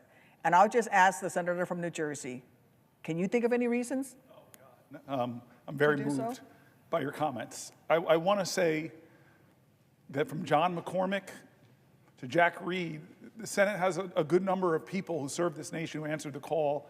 They should all get our honor and respect. Senator Blumenthal served, and he has a son, Navy SEAL. We should have a reverence for those people because a lot of them didn't make it back. A lot of people didn't make it back, and a lot of people who came home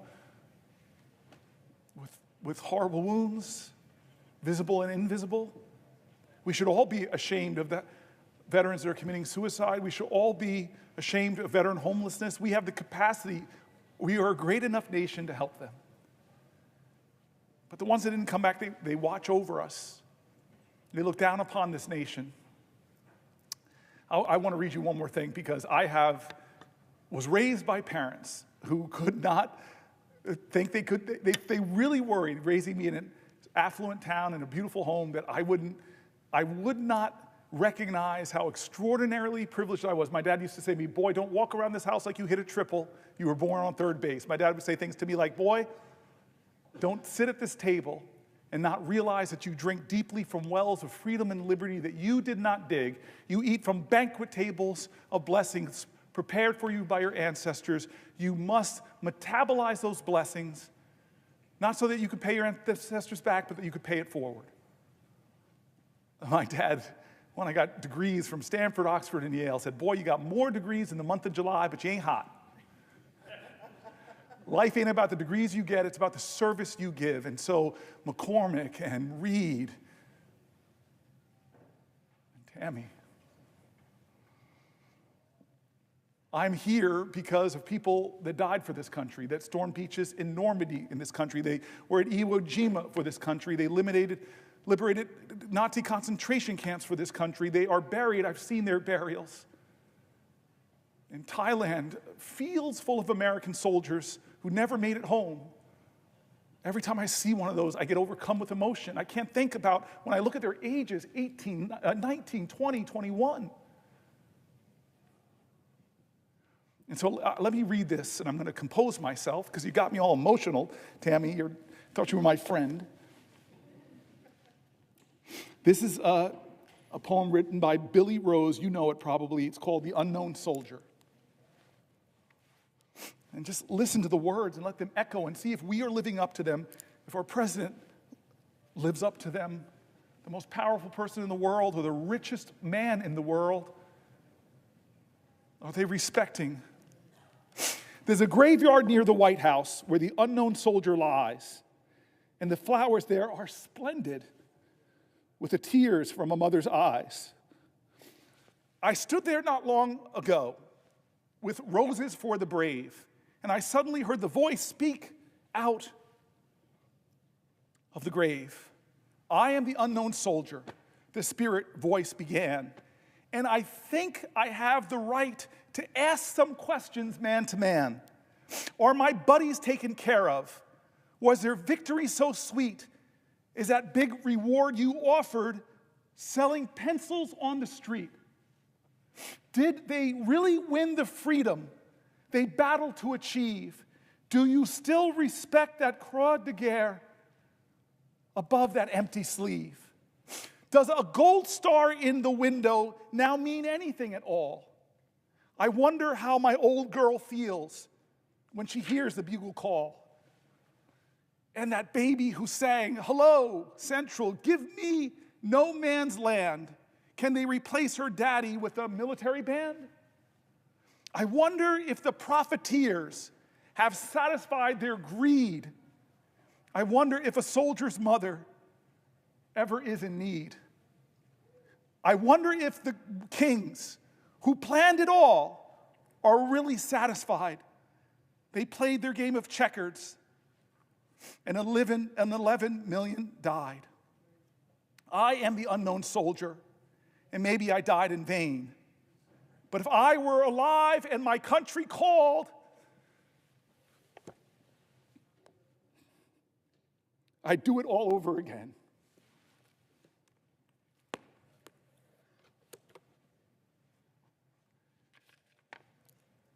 Thank you, Senator. Every time I see you, I have such a reverence and gratitude that I get to serve alongside of you. I didn't serve in the military alongside of you like those courageous soldiers, like those people who carried you at risk to themselves, people who saved your life, the people that helped you in rehab, the people that empowered you to get back on your feet and run for one of the highest offices in the land, and then you serve here with distinction because you don't forget who helped you get here. Just take care of my buddies. Exactly. And my dad, who's in heaven, with a lot of the other good folks from American history, I don't know what he'd think of his son, but I know he'd be proud of you. All right, let's talk about the economy.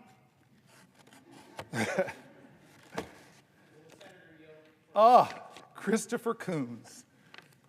Will the senator yield for a question?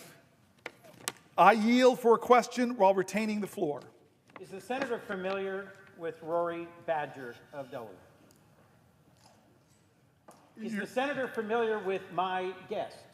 to the speech to a joint session of Congress delivered by President Trump just a few weeks ago. So every time I answer the question, we have to go through the same thing. I am slightly familiar, yes, because we talked about it, but I would be really happy if you asked me another question and filled in some gaps. If I might, I simply want to ask my colleagues. Then I yield for a question. If you want to ask me a question, I yield for a question while retaining the floor with the recognition that I have to do it because I'm standing between two Delawareans and I'm a little nervous. Jersey never wants to be between two Delawareans.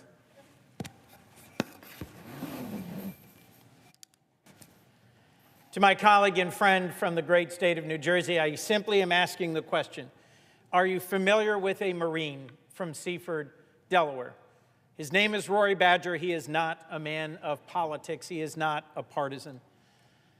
And he only came to my attention when he called my office for assistance.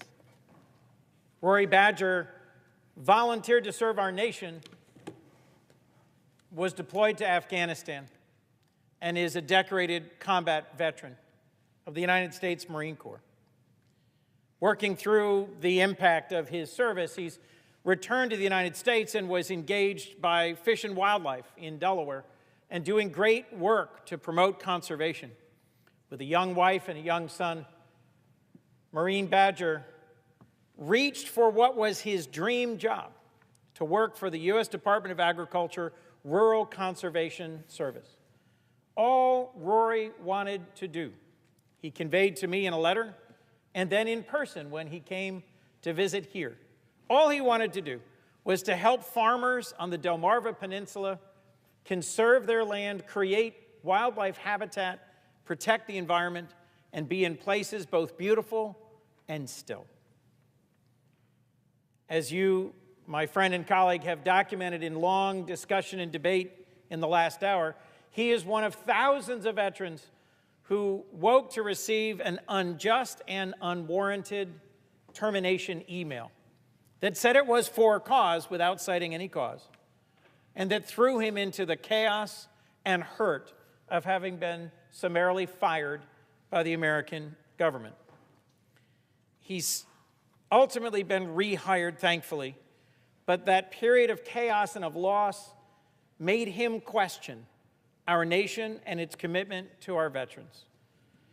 I will share with my colleague, had the opportunity to visit with our friend Senator McCain to the prison where he was imprisoned for 5.5 years, tortured repeatedly, and lived through the experiences you've just shared of fellow veterans risking their lives to do the most simple thing that we take for granted at the beginning of every day here, to pledge allegiance to our flag. I had a chance on visiting the Hanoi Hilton with our friend and former colleague, Senator McCain, to ask him a simple question, which was at the end of his describing the period when friends were beaten horribly, when some were killed, and when his Vietnamese captors told him, "We've found out who your father is, a 4-star admiral, and so we will release you any day." I simply asked him, knowing that you could at any moment on any day raise your hand and say, "I will accept your offer and go home," how did you endure another 5 years of torture and imprisonment? His answer simply, to do so would not have been honorable. My question to you, my friend and colleague, was the firing of Rory Badger honorable? Is the leadership of our current administration in its treatment of our veterans honorable? Is the value shown by the decisions being made by Elon Musk and his team at DOGE honorable? Are we putting at risk the very honor of our nation in the mistreatment of the veterans of this country? This question I put to my friend and colleague. I thank you, Senator Kuhn, by your strength of voice, by your tone, by the colleague and citizen that you invoke. You are saying the answer with strength, my friend. How do we judge our nation? What measure do we judge America? Is it by how tall our buildings are? Well, those are great marvels, but other countries have taller buildings. God, maybe Ezra Klein has got me so focused now on making our nation do bold and build great things, but does the speed of our rail, as an Amtrak guy, speak to the greatness of our nation? No, other nations have faster rail. Does the wealth of our people, we have more billionaires than any other country, does that speak to the greatness of our nation? No. I think the things that speak to the greatness of a nation is, how do we take care of each other? How do we take care of our elders who deserve our respect and our reverence and gratitude for building America, for sustaining America, for doing the hard jobs to raise families, to set the next generation on their way? I think we should be judged by how we treat our children. They are the only true hope we have of seeing tomorrows that we will never live through. I think we should be judged by how we treat the sick. Whether it's people with the disease of alcoholism or mental health or crippling cancers or chronic diseases, what do we do? I think we should be judged by how we nurture our families. God, we put American families under crazy stress. Affordable child care, paid family leave. Other nations, our competitors, have these things. I think we should judge the greatness of our nation by how we treat our veterans. These honorable men and women, some of them who gave their last measure, the last measure of their devotion, on fields across the world, from Thailand to Gettysburg. They gave their lives. And those who came home, the America they experienced will speak to the truth of who we are. And so I'm in this place like you're in this place. We've been friends for a long time. I'm blaming you a little bit because you're one of those people I called and said, hey, I'm thinking about running for governor. I'm thinking about running for senator. You told me to come here, man. I'm joking. I love you for it. I'm honored and blessed that New Jersey sent me here. I know that you and I are working to, and let's talk like we talk when we're not on the floor of the Senate. We both are deeply devoted Christians. You told me one of my favorite stories in the Senate, which I won't tell right now.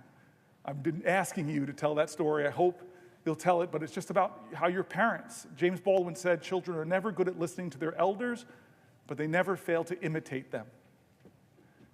You are a great reflection of the stories of your parents you told me. And you and I grapple with this faith of ours, which demands the most radical love. Radical love. What does the Bible say about immigrants? I mean, come on. What does the Bible say about the poor? What does the Bible say about the hated, the prostitute, the leper, the people who are looked down upon? What's the story of the prodigal son? What's Matthew 25 say about how we should live? Even as to the least of these, you did unto me. How many times does the Bible mention poverty? How many? 2,000. I'm abiding by it. I will not yield to you. But I knew you would know it, and I don't. 2,000 times it mentions poverty. And does it say we should scorn the poor? Does it say we should ignore the poor? No, it calls us to love our neighbor. No exceptions to that. Will the senator yield for a question? Thank you, man. I've been waiting for that question. The prayers of the righteous availeth much. You are a righteous man. I have a lot of work to do. So I yield for a question while retaining the floor. I tried to instigate you, Chris. I tried to throw out Jesus bait. You have, sir. Good, thank God. I yield for a question about whatever you want to ask me for, but I'm retaining the floor. To my good friend and colleague, as we transition to comments about the economy, are you familiar with the very first time that Jesus stood in his home synagogue in Nazareth to preach? He read from the scroll a passage from, I believe, Isaiah 61, verse 1 to 2. This is recorded in Luke chapter 4, and it is a well-known passage, and I rely upon it to understand what was the ministry of Jesus centrally about. He says, "This is fulfilled in your hearing today. The Spirit of the Lord is upon me. He has anointed me to preach good news to the poor." I don't think it is possible to read the Gospels and to read the Torah and to understand righteousness without hearing over and over and over in the course of the Old and New Testaments a call to respect those at the margins of life, a call to be generous and open-hearted and kind to those who suffer and struggle, to be attentive to and present to those who are in prison, who are widows, who are orphans, to allow the gleaning of a field, which means to make sure that out of the abundance of our productivity on our farms, we make sure that we feed those who hunger here at home and abroad. You cannot miss the central message, which is, as you have said, kindness to those on the margins, attentiveness to those in need, good news to the poor. And so in this season of Lent, I ask my friend and colleague whether he's aware of our president's intention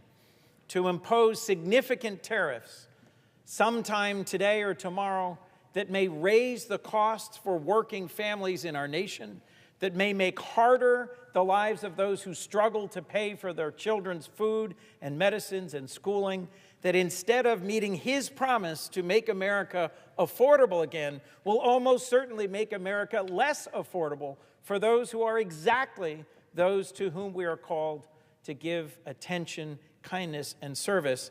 I ask my colleague and my friend, are you aware of President Trump's so-called Liberation Day that will impose, in fact, thousands of dollars of additional costs on the working families of America who struggle so hard to make ends meet, in a direct violation of a call to care for those in need?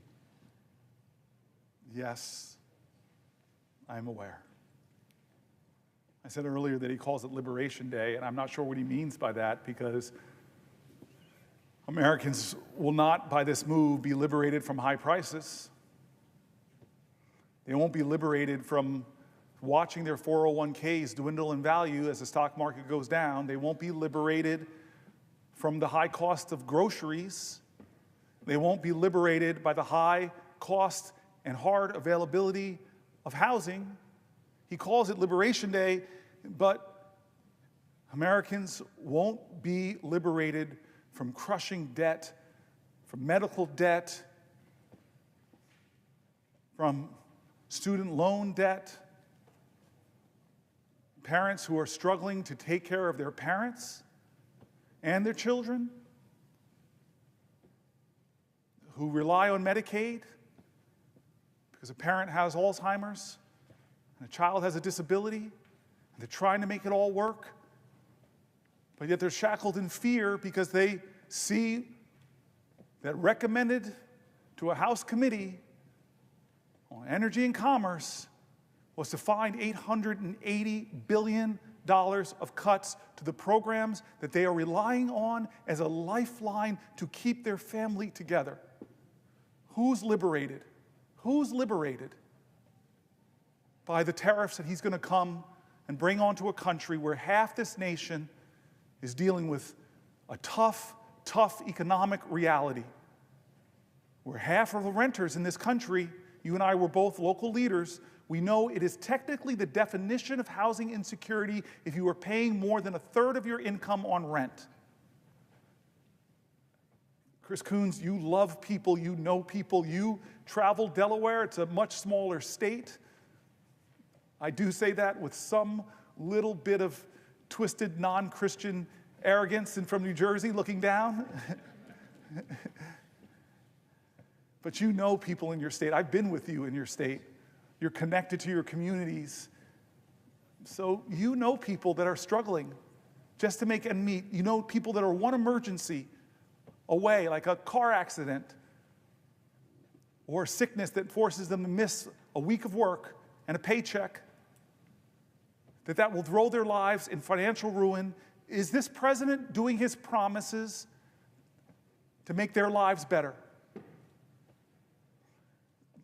President Trump is calling his tariffs Liberation Day. Do you think Canada feels liberated from the bully neighbor that is Donald Trump? Do you think Greenland feels liberated from the bully nature? Do you think Panama feels liberated? What about universities that are cutting NIH funding, that are cutting the scientific research that will cure the diseases in the future, that will alleviate suffering, that now aren't allowing postdocs to come to their school? They're not hiring, they're slashing the number of engineering students that they're allowing in because they're terrified because this president is menacing indirect costs. Is that liberation?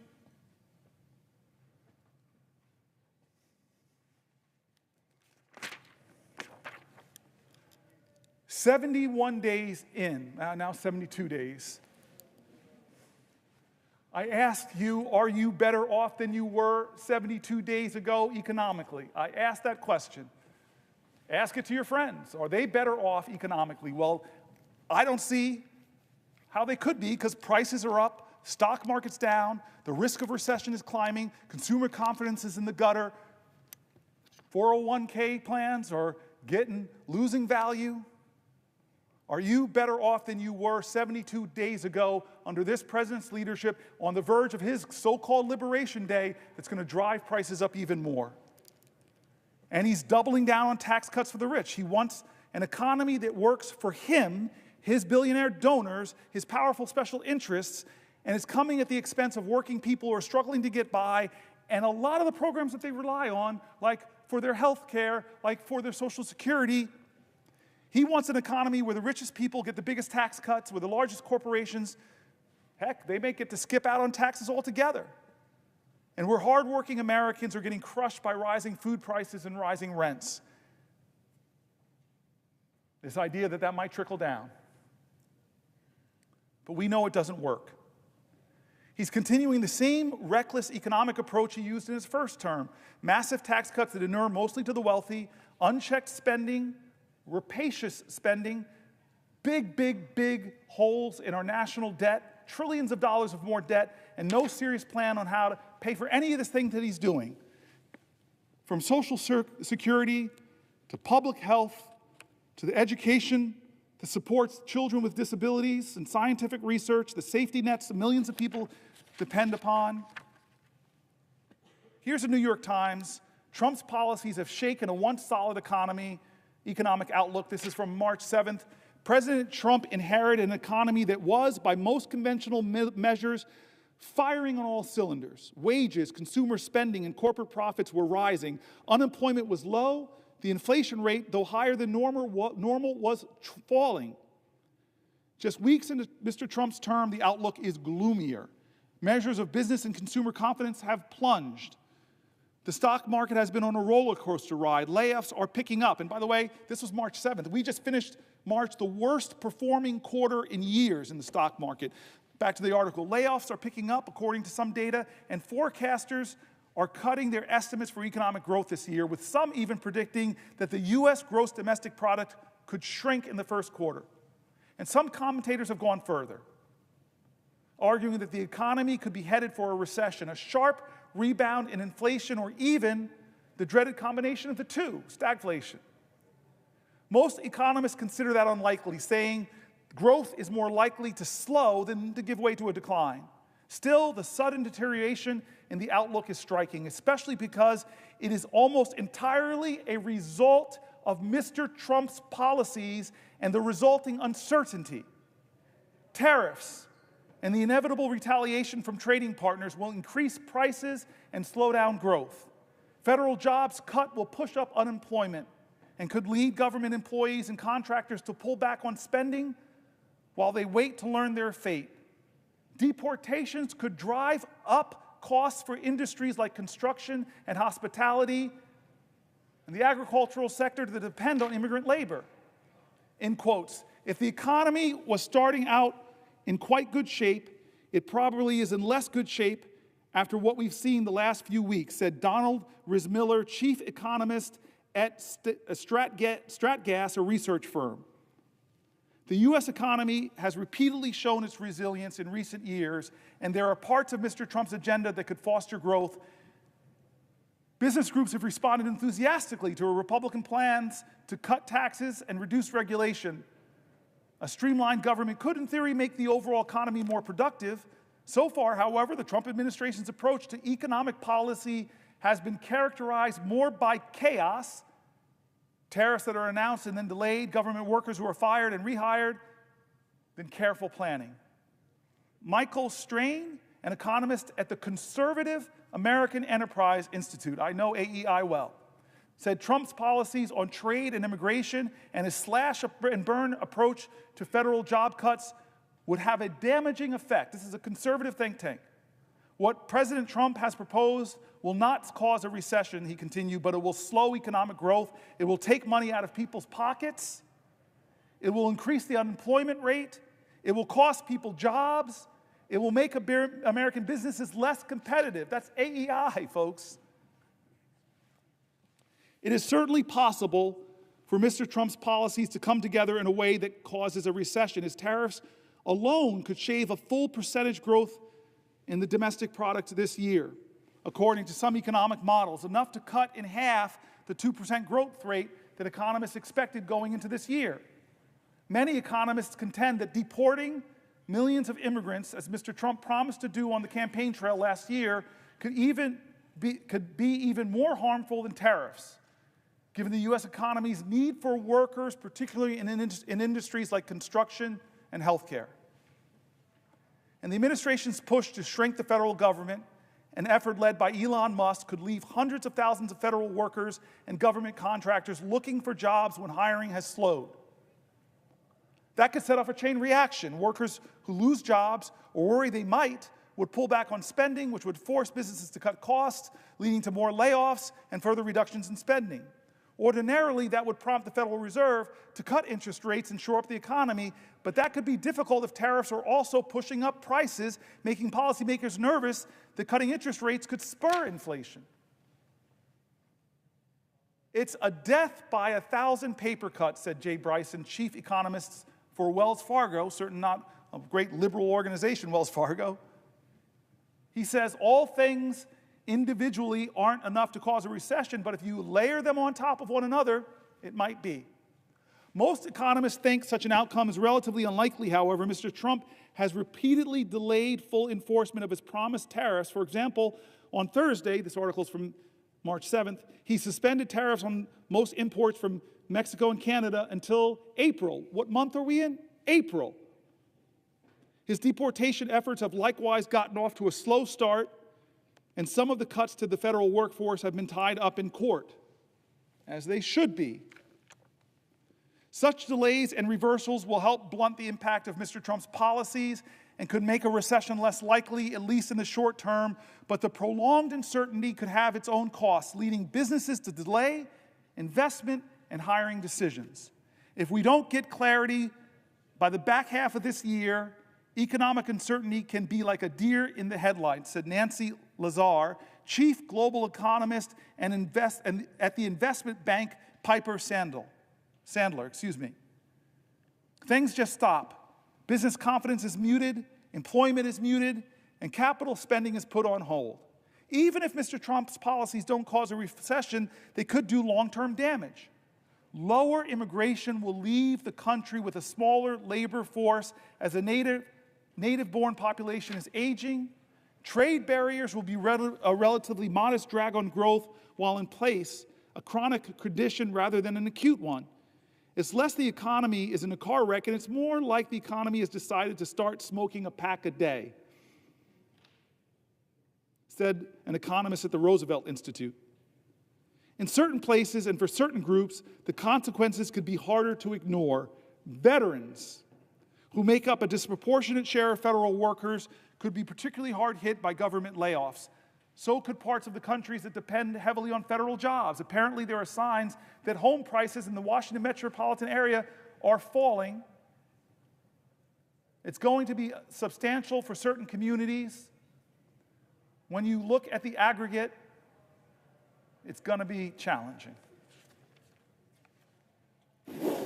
Will the senator yield for a question? I talked or texted with this person who's asking me to yield the floor. I've been letting this power go to my head. I've never in the Senate had the ability to hold the floor and leave a person in a little bit of limbo. I just want to say that Tim Kaine is one of the friends, and honestly, he's like a pastor to me. He's one of the more honorable men I've met in my life, and struggles like me about faith and public service.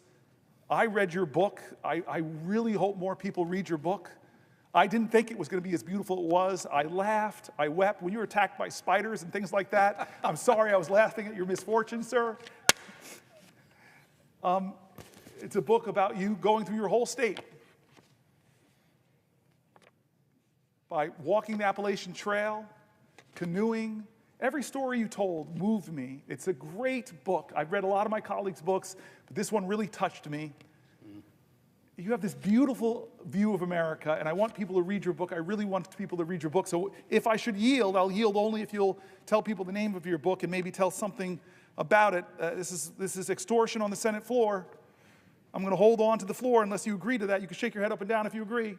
All right. Then, of course, to my dear friend, and somebody that I probably wouldn't be standing here. We had some discussions about procedural opportunities and things like that. He had to make some concessions to me. I won't give details, but he's an honorable man, and in the crux before I came here, he really helped to clear the pathway for me to stand here now. I owe you a lot of my 12 years. You are like a big brother to me, and I yield for a question while retaining the floor.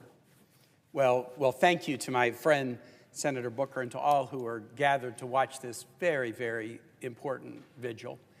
And the question that I'm going to ask in slow motion to give you a chance to think of a response. God bless you. is a question that was inspired by your colloquy with Senator Coons, where you guys were not a colloquy, that's not allowed. It was a question. You were discussion, where you were doing some Bible quoting back and forth. And as you know, I'm a big Bible reader. And the thing I thought about, and actually I've thought about it during your talk since last night, is this part of the Gospel of Matthew where he's challenging people that he thinks are hypocrites. And he says to them, you can discern the faces of the sky, but you can't discern the signs of the times. Wow. That's Matthew 16, 2 and 3. You can discern the faces of the sky, but you cannot discern the signs of the times. The way I view this vigil that you have been powerfully engaged upon is you are attempting to discern and explain the signs of the times to your colleagues and to our country, and that's very important that we do. And I'd like to ask you one question about the signs of the times economically to follow the discussion of what we're seeing, but then I want to ask you a question about the signs of the times more in the nature of our democracy. So to begin on the economy, you walked through how strong the economy was on the day this president was inaugurated. And 2 months later, the challenges of a volatile stock market, the challenges of rising prices, the challenges of declining consumer confidence, the challenges of predictions that there might be slow growth or even a recession. We will have a vote on the Senate floor tomorrow about Canadian tariffs. Based on a resolution that I've introduced that we will have a vote on. You talked at length about those tariffs and the effect that they have on Americans, as Mr. President and others. As I've traveled around my Commonwealth, my farmers and my small businesses, they've seen it before. They saw it in Trump term 1. They know how dangerous it will be. They don't want to pay more for groceries. They don't want to pay more for building supplies. Farmers don't want to pay more for fertilizer. My shipyards don't want to pay more for aluminum and steel. They were promised that they would pay less, not pay more. They don't want to be part of a campaign to demonize a nation that has been a friend of the United States and stood side by side with us in every war since the War of 1812. They don't want to be part of a juvenile assertion by this president that sovereign nation is the 51st state. They don't want to be part of a name-calling effort to call the prime minister of a sovereign nation governor. They're trying to read the signs of the times. Why is this administration that came in with such a strong economic hand doing so much so quickly to both hurt us economically, but also to tarnish a relationship that has stood the test of time with an ally? The president often says that his goal is America first. We would all agree as members of this body in America first, but we would all passionately disagree with America alone. What is America alone gonna get us? What will we turn to? Who will we turn to when the allies that we've spent decades building relationships with now feel pushed aside? Yesterday, China announced that they were going to be working with Japan and Korea on a free trade zone, possibly to respond to U.S. tariffs. Other nations are having to engage in hedging behaviors because they thought we were friends, and now they doubt that reality anymore. And so as you look at the signs of these economic times, and then I'll get to a second question about the signs of the times in our democracy, how are we to understand this? And more importantly, how are we best to rectify it? How can we stand up for our families and reduce their burdens, not increase them? How can we stand shoulder to shoulder with linked arms with our allies to face off against adversaries? Reflect on the signs of the times and point us in the right direction. Please, question mark. I appreciate that. I'm going to try to keep it short, but I want to reminisce with you about something that, do you remember in Trump's first term that he used a national security waiver to put tariffs on Canada then? Yes, yes. And my citizens really remember it because they suffered. Yes. But do you remember, we had a Foreign Relations Committee meeting, and a leader, I don't want to embarrass the leader, but a leader from Canada came, it was a woman, and she sat there. It was a bipartisan group together. You do remember this? Yes, I do. So she sat there, and then she started very slowly going back to the War of 1812 and marched through Canadian-American history. I confess I have a degree in history, but I didn't know all this history. But these amazing stories of Canadian sacrifice to stand next to Americans, to die next to Americans, to fight for America, to join our artists, our cultural communities, our arts, our agricultural communities, all the things we've done in hand to make both of our nations stronger and more prosperous. And then she looked at us and said, and then your president, in a sense, calls us a national security threat. Yep. And you all put tariffs on us. And I remember the quiet, the silence around that committee table. I felt like, whoa. This is such an ally, such a friend, such a consistent ally of us throughout the hardest, difficult times of history, never left our side. That her litany was so admirable. And then she looks at us, a national security waiver to put hardships on our economy, national security waiver to put tariffs on. And they hurt Americans, and they embarrassingly hurt our northern neighbor. But I thought that was bad enough. Mm-hmm. And now, what kind of bully are you? What kind of mean spirit? Do you look at your northern neighbor and say, I'm going to call you governor, not with the title you earned by the people that put you in that office? It is the worst kind of behavior, and nobody calls it out. Of our Republican colleagues, not enough of them call it out, I should say. So we are in, as I read in that article, in an economic crisis, and I question how long will we wait until more of us join in a chorus and saying enough is enough. I don't know the answers. I don't know how we can stop him, but I know we did in the first term. We pushed back on him successfully on his attempts to try to take health care away from tens of millions of Americans, and we can do it again, but more people have to do things differently. They have to do, like we've been talking all day, and I'll turn to my colleague again, as John Lewis called us, get in good trouble, necessary trouble, heal the soul of America. We have to do more and follow the examples of our forefathers and foremothers who never gave up, with conviction and determination, with an indefatigable spirit, unyielding grace. They continued time and time again, pushing back and bending the arc It's our turn. What are we going to do? All of us have to answer that question. But I know part of the answer is we have to do more.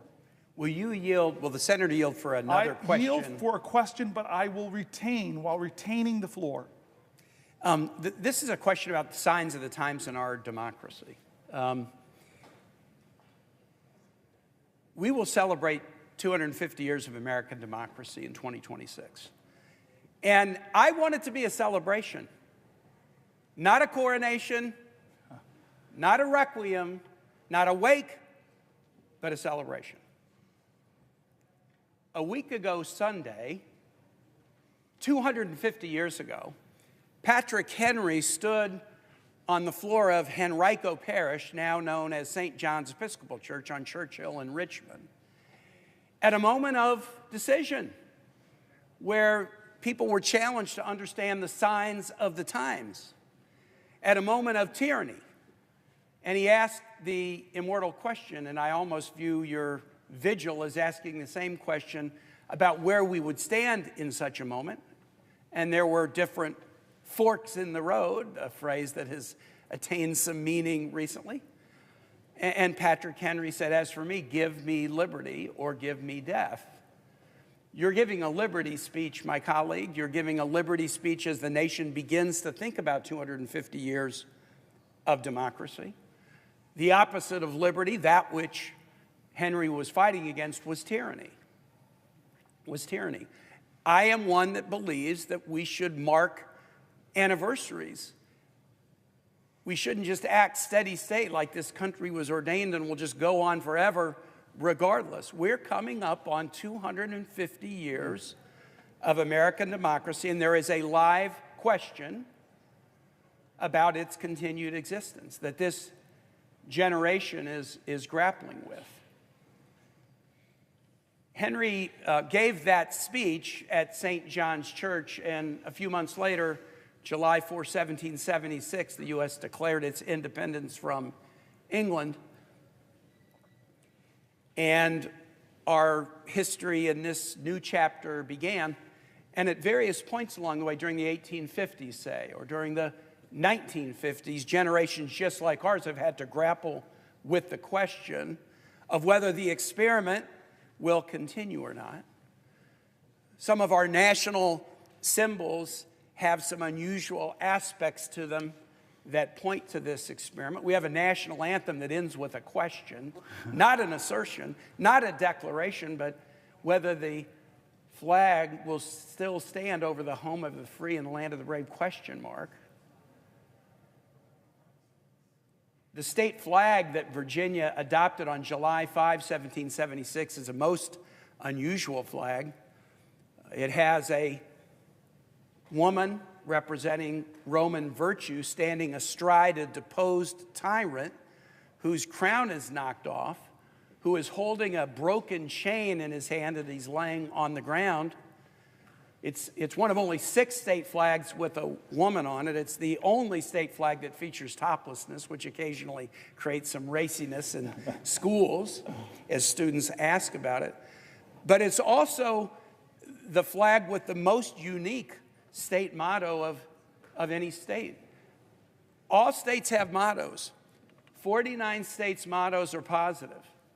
Hope, Eureka, Excelsior, onward and upward, ad astra per aspera. Michigan's has the most unusual positive motto. In Latin, if you seek a pleasant peninsula, look around you. Well, I wasn't looking for a peninsula, but I'd rather it be pleasant than not. Virginia's is the only flag and the only state with a motto that's not positive. It's a rebuke. Sic semper tyrannis. Thus be it always, thus be it ever to tyrants. George Wythe, Thomas Jefferson's teacher, was in charge of designing the flag and chose that as the motto. Think about the verb tense, right? It's the only one that's a rebuke, and it has stayed on our state seal and state flag since July 5, 1776. Many state flags have been changed in the last 20 years. Utah's changed, Minnesota's changed, Mississippi's changed, Georgia's changed. Virginia has essentially not changed since 1776. Neither the figure of virtue standing astride a deposed monarch or the motto, sic semper tyrannis, Again, the verb tense, semper, always, ever. It's not in the current tense, no tyrants are down with tyrants. It's in the future tense, thus be it always to tyrants, thus be it ever to tyrants. The Virginia flag that we pass by in Virginia every day without thinking about it, it's in every school we pass it by.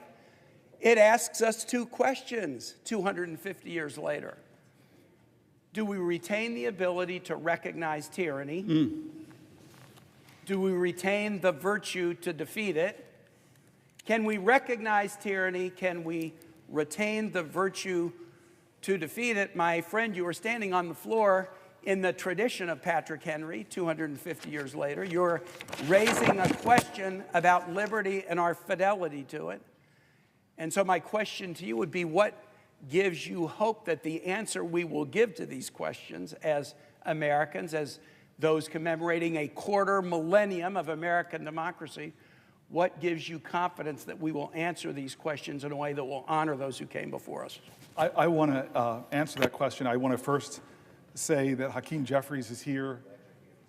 And now I'm worried because two Brooklynites are shaking hands. And I confess, when I had the floor and Schumer was, for the only time in my life, I could deny him the right to speak on the Senate floor.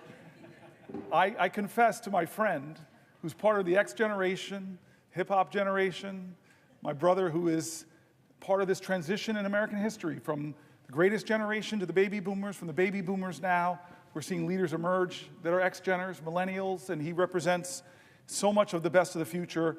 I want to, this question's so good, okay, because you didn't honor your commitment to me and talk about your book. But I just want to say that I insulted Brooklyn for stealing my nets. I told the leader, I abused my power to retain the floor, and I told the leader that there's only one football team in New York, the Buffalo Bills. The other two are from New Jersey. I should have reminded the leader that the chairman of the board, who sings New York, New York, is actually from New Jersey. I could go on with this litany, but I do want to get back to your very serious question about tyranny. I think many of us have read books like On Tyranny, and we're doing a lot. We're reading articles of people are talking about the fears that they have about this document. And you and I have had serious conversations over the last 72 days of Donald Trump's presidency. How much of the encroachments, I would say encroachment is a gentle word, of the separation of powers is happening. We're watching justices or judges from Republican appointees to Democratic appointees trying to stop him from doing things. Which one of our great Bill of Rights amendments from freedom of the press? He is doing things to the press that, in my opinion, are bullying them, breaking with traditions that presidents have done in the past, trying to create press corps like Putin or Erdogan have, where they only let people in the room who will give obsequious supplications, often for the dear leader. What about the freedom of speech? You and I both know the reprehensible speech is protected. Disappearing people for what they said. Scalia talked very clearly about having rights even when you're in the country. One of the most conservative justices said, you have rights. We're seeing him invoke emergencies. You've been the leader in our caucus talking about the absurdity of these emergencies he's doing, and you've tried to rally this body to say, don't let this happen. You've talked to me about all of these things. So what is the limit of tyranny? Well, you and I, and we talked about this with your book, I'm trying to get back there. I told you once when Skip Gates did my history that he traced my history back to Virginia. I try to show you that I have more Virginia legitimacy because my roots go back to 1640 in your state. The Stampers came over, following down, then Henrietta Stamper, who my mom still talks about as a relative, John Stamper, and the chart that Skip Gates gave me, the only thing he could say about John Stamper, the mother of Henrietta Stamper, was slave woman. born Henrietta Stamper. They called her on her documents mulatto, and Stamper fought for her ownership because it would later come out that that was his child. And these are the traditions in my family. It's really amazing what Skip Gates did, and showed me that I'm the direct descendant of slaves and slave owners. I'm the direct descendant of a Confederate soldier that was captured in retreat. I'm a direct descendant of Native Americans and people that fought in the Creek Wars to kill Native Americans. And this traditions in our country, I draw upon all of them. I'm proud of all of them. They speak to us. They speak to the complicated history of America. But perhaps one of the best things I got about this complicated history was a visit to my office by, I don't know if I told the leader this. I'm sorry, I'm going to return to this question, but I think I know how busy the leader is. So I will, if the leader asks me a question, I will, if he asks if I'll yield for a question. Yes, will the senator yield for a question? I yield for a question while retaining the floor. Now, before I ask my question, what a tour de force. You are amazing. You have, it's not only the amount of time that you have spent here on the floor, what strength, but the brilliance of your indictment of this awful administration that is so destroying our democracy, that is taking so much away from working people in the middle class, and at the same time, all for tax cuts for the billionaires. You're amazing. We salute you. America salutes you. All eyes are on you.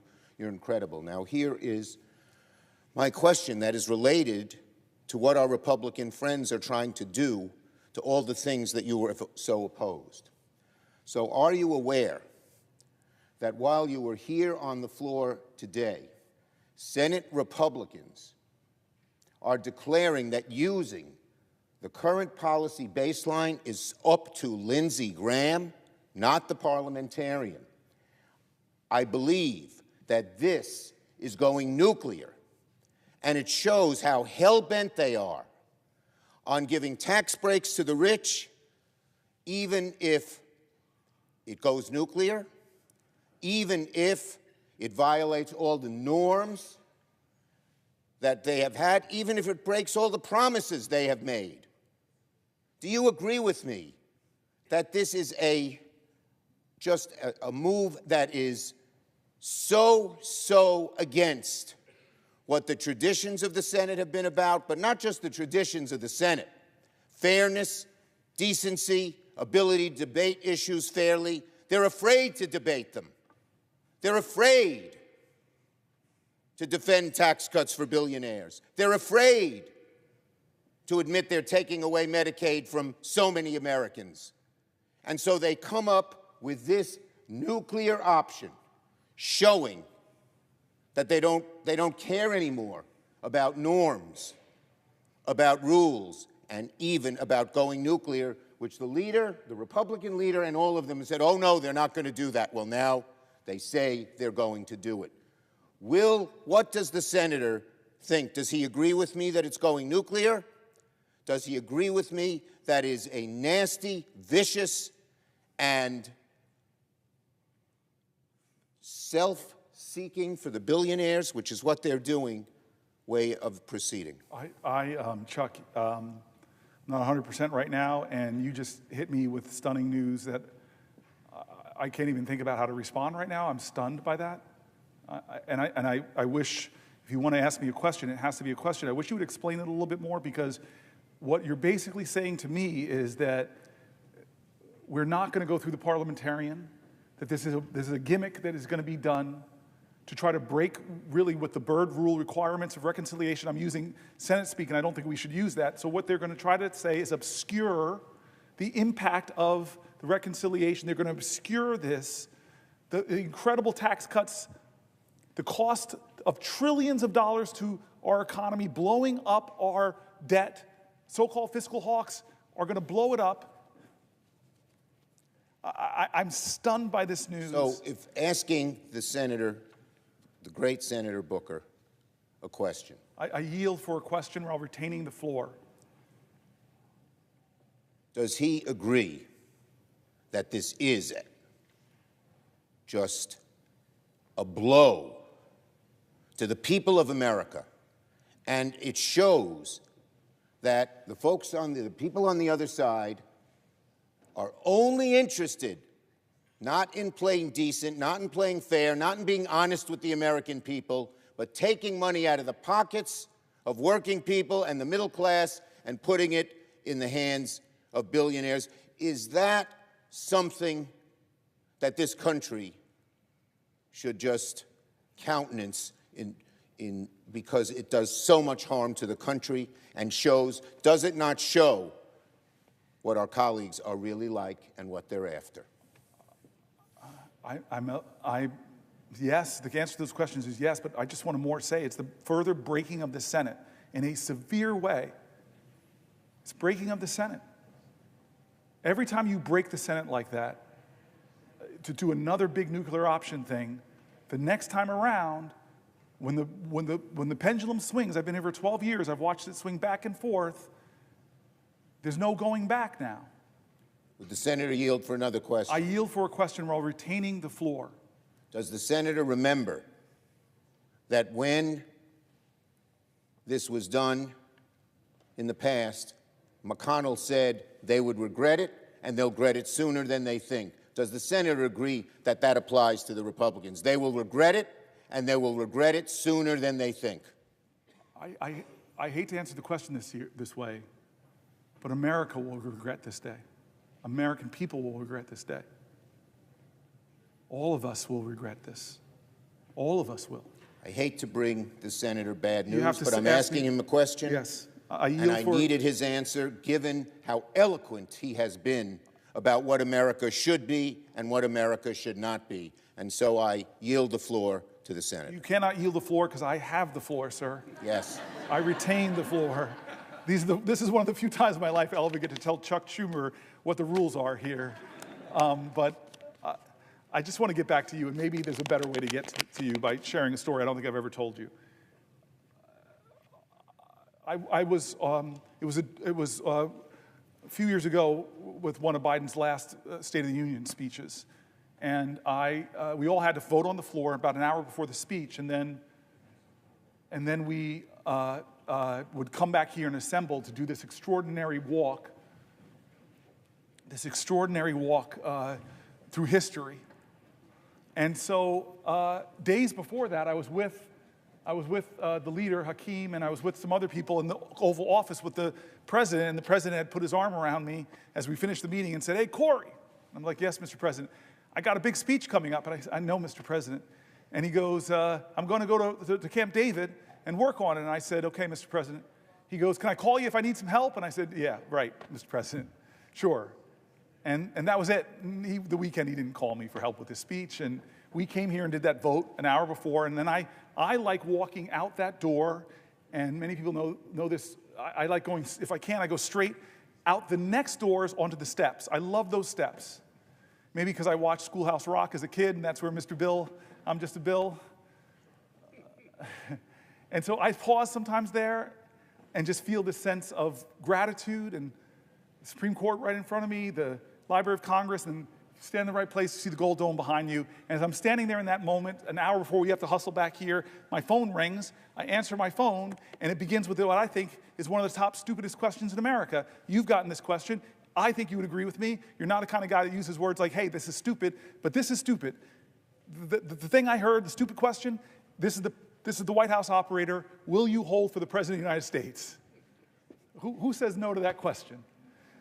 And as one does when they get a call from the President of the United States. And so I say, "Yeah, I will hold." Wait a minute, I'm washing my hair, you know. I say, "Yes, of course." And next thing you know, it's Joe Biden. And he goes, "Cory." And I go, "Mr. President." He goes, I'm struggling with my speech.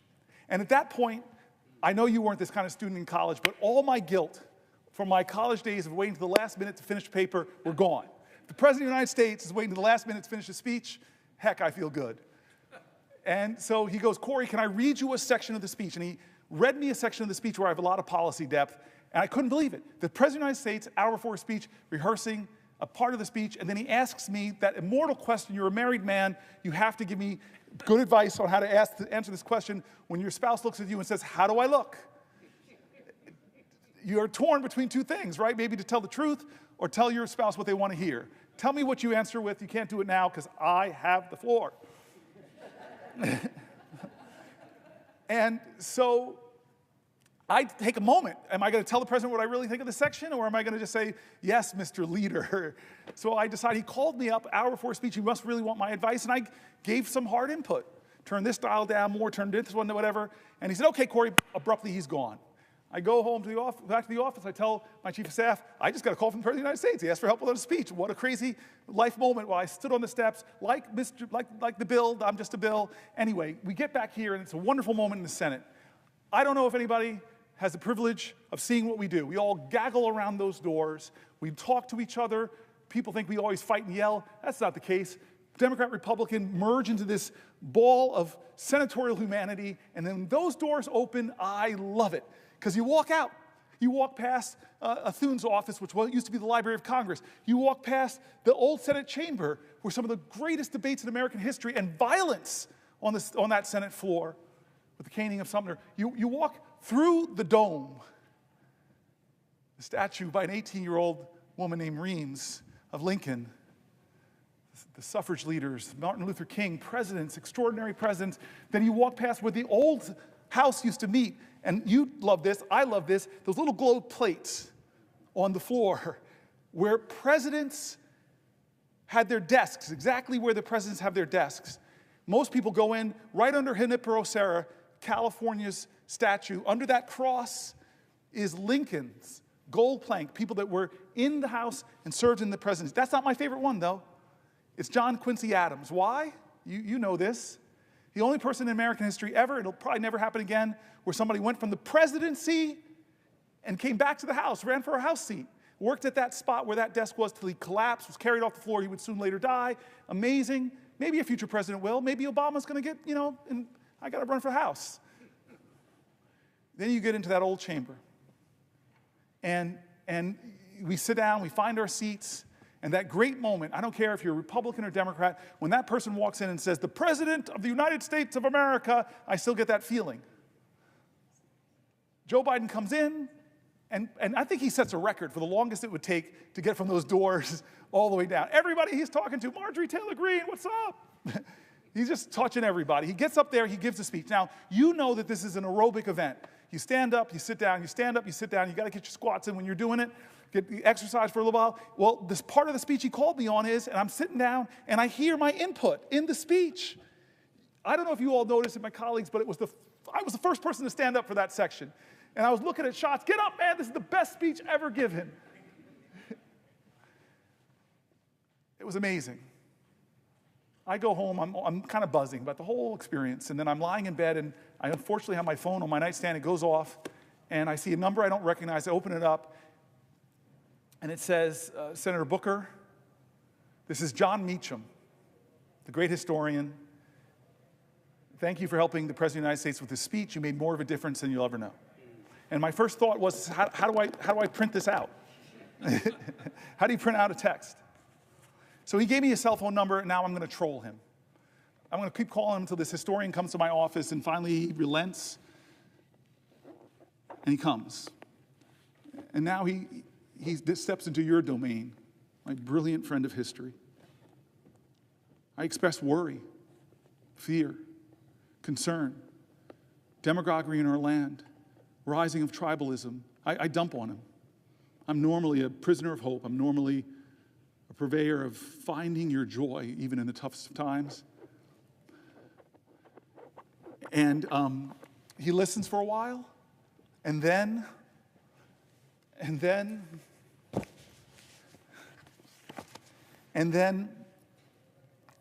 he looks at me and says, Cory, there's nothing about this time that is unprecedented. It's all precedented. You want to talk about demagoguery? And he goes through every generation of Americans having extraordinary demagogues. I read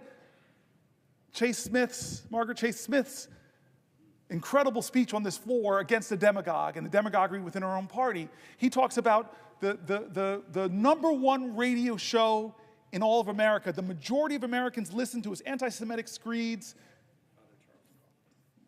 Father Coughlin. He went through them all. And he said, you want to think worry? He said that there was an American general in the Depression. He said his name, I'm forgetting it now, I'm not at my best, and said that this guy was calling for a military takeover of our democracy. You want to talk about authoritarianism? He talked about a senator here on the left, Huey Long, who was calling for the people to storm the Capitol.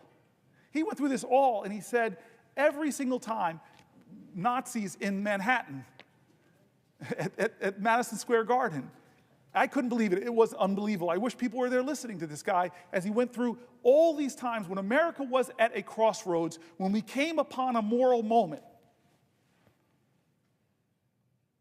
And he said, what happened, how we chose the right path, when people were trashing this document or treading on it or undermining it, when demagogues rose to the highest points of popularity in our land, how did we stop it? Well, he looked at me with some sympathy and said, not you guys, not a senator. It was that the better majority of American people said enough. They chose to define the soul of our country. He gave that phraseology to our president. And he said the soul of America is not the people in office, it is the everyday citizens who choose the better angels of their nature, who choose right over wrong, who recognize a moral moment and know that they have to stand up and bend the arc of the moral universe, or more importantly, steer the ship of our state out of the troubled waters into the clear, open sea. I rose here, and I've gotten into lots of questions with my colleagues, but I rose hoping to read more and more of the stories as many Americans as I could. And during the night, my friend Chris Murphy and I read a lot of them. You know me well, my friend. You know the truth of all of us in this place. You know the truth of everybody. We're all mountain ranges. We all have peaks and we all have valleys. You, my friend, have seen my valleys, me at my worst. I've failed as a leader at times, or at least come up short from my own personal expectations. You've seen me at some of my better moments. I know we have obligations. I know people are right to be upset or demanding of us right now. Please help us. What are you doing in the face of people that might make it so that we might not have elections, or might make it so that we do break things in this government that can never be fixed? As one of the speakers that came into our caucus, the people that wrote the book, How Democracies Die. Great nations, great civilizations, forget democracies, don't necessarily die from external threats. They die from internal corruption. Look, think of the Roman Empire. Think of the Soviet Empire, crumbled from its own corruption, failure to live up to its promises and ideals. We are at this moment. I am here to tell you, America, to tell my friends and colleagues and anybody who cares to listen to a senator from New Jersey, that we are at that moment. We're past that moment. Every day things are happening. The 72 days of this administration, God, if there's not enough to upset you, to ignite you, to realize that maybe you and your family are not getting hurt, but other Americans are, our veterans are, our seniors are. We've told their stories here over these last 21 hours, 22 hours. We've told their stories. People are getting hurt. People are afraid. People are worried. And people I don't even agree with are getting disappeared. Law firms that I've known for my entire career, are being forced to kowtow to this president. Universities that should be the bastions of free speech, free thought, free enterprise, intellectual research, academic research, scientific research, are getting torn up by cutting indirect costs. I read stories of PhD programs that are virtually being canceled from the best scientific minds, not being able to build the state-of-the-art labs. The country that has led humanity in scientific invention is taking a blow. And Fareed Zakaria, I read his article here, and he's saying that China is doubling down on investments on the universities as this president is cutting them, unless, of course, you come to the leader and make all these commitments, meet all of these demands. There should be enough already. It should be enough already. And so this is that moment John Meacham told me about. I want us to try in the Senate. I know my colleagues. I see Tammy Baldwin, I see Chris Murphy, I see Angela Alsbrooks. I love you guys. I've served side by side with you. I know your passion. I've heard your anger. I've heard your fear. I've heard how you want to fight for this country. But we are not enough. We can do demonstrations. We can do demands. We could try to do things differently. In fact, we must. I will definitely yield to Tammy Baldwin, my friend and my colleague. To another question. Thank you very much. I don't have that much gas in the tank, but hold on, let me say it right. I yield for a question while retaining the floor. So noted. Thank you. Senator, since you have taken the floor, which I suppose is nearly a full day now, there have been new breaking news of mass firings. Perhaps others have come to the floor to talk about it, but you were just talking about how great democracies are shredded, sometimes from within. Look, one of the pieces of breaking news today was the mass firing of our nation's public health agency within it. Today it was reported that the Health and Human Services Department began firing up to 10,000 more people. It's more than the previous firings, including researchers, scientists, support staff, and senior leaders. These are people who are doing work to keep our children safe from preventable illnesses, and researchers who are searching for cures and treatments for diseases that plague our families, like cancer and diabetes and Alzheimer's. And look, we can all agree that government could be and should be more efficient. But here is where I disagree with the unelected Elon Musk and people like our president. People stopping the spread of measles. Yes. Researchers finding cures for Alzheimer's disease are not waste, fraud, or abuse. The slash and burn that is being led by Elon Musk's DOGE will make Americans less healthy, less safe. And Elon Musk's DOGE and Donald Trump are callously ripping away treatments, cures from millions of Americans suffering from Alzheimer's disease, cancer, ALS, and other devastating diseases. Behind these cures are, of course, workers.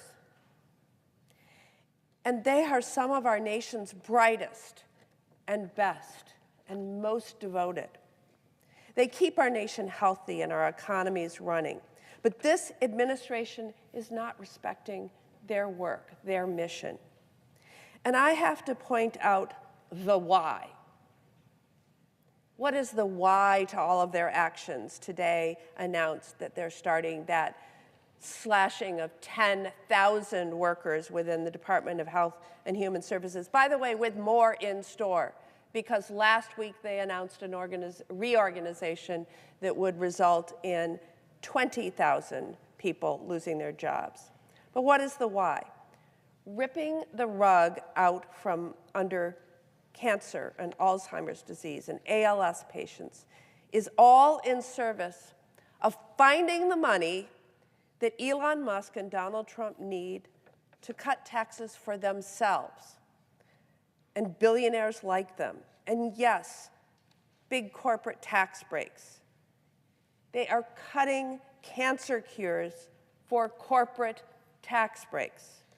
Senator Booker, these cuts to health and human services are going to crush families in Wisconsin, whether it be people not having hope for a cure for a disease, or to the workers who are doing this groundbreaking research all across the United States who are going to be fired. In New Jersey, what will these firings mean for the people who you represent? I'm so grateful for the question, because that's what we said we were here about. We're here to try to elevate the voices of people affected by what they're doing to our government. And frankly, as they cut the Department of Education completely, or the Consumer Finance Protection Bureau, they're getting rid of agencies that were created by Congress, and many people are right to believe that can't be eliminated without congressional action. And we were talking before with people here that the majority, the biggest plurality of people being laid off from all of these departments are our veterans. And again, I'm going to be back in New Jersey this weekend. I'm going to try to be at a rally, a town hall. I know everywhere I go in my state, I'm going to hear from people who are rightfully angry, who are rightfully afraid, who are affected by this, who are fearful of what's to come. These are such important human emotions. But the question then is going to be for all of us, and I know people will be questioning me, what are we going to do? What can I do? What are you going to do, Senator?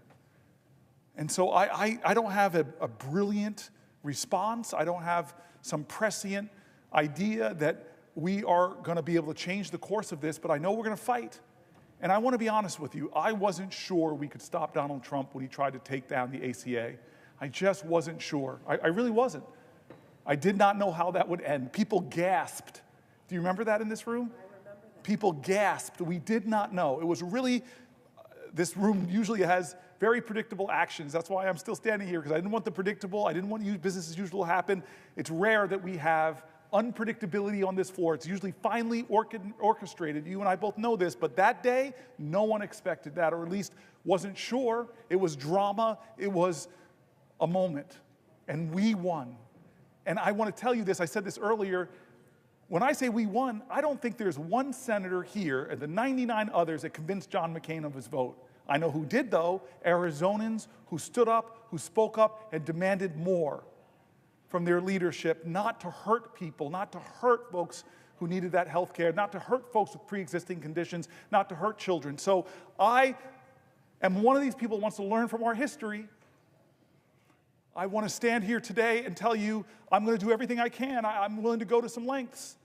But I am inadequate. You are inadequate. We're senators with all of this power, but in this democracy, the power of the people is greater than the people in power. This is a moral moment that more Americans need to stand up and say enough is enough.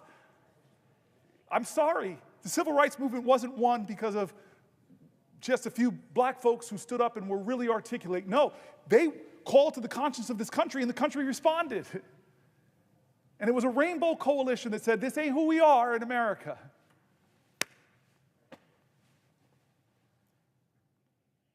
So I know New Jerseyans are hurting. I know I've been to your state. I love your state. I love sitting side by. We had some fun in your state together. We've seen young artists, business people. You are this person that says this word over and over again, more than any Republican or Democrat, buy American, and created so many jobs in your state. We were in some packed restaurant. People packed, not to see me as a special guest, but to listen to your story. You are a trailblazer too in this Senate. You are doing things that our founders did not expect, and you know that. And you want to stand up. I heard you in our caucus.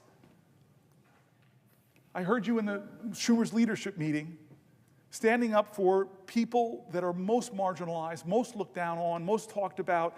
I hear you, Tammy. Will the senator respond to another question? I won't respond to a question. I'm going to read this for the 75th time.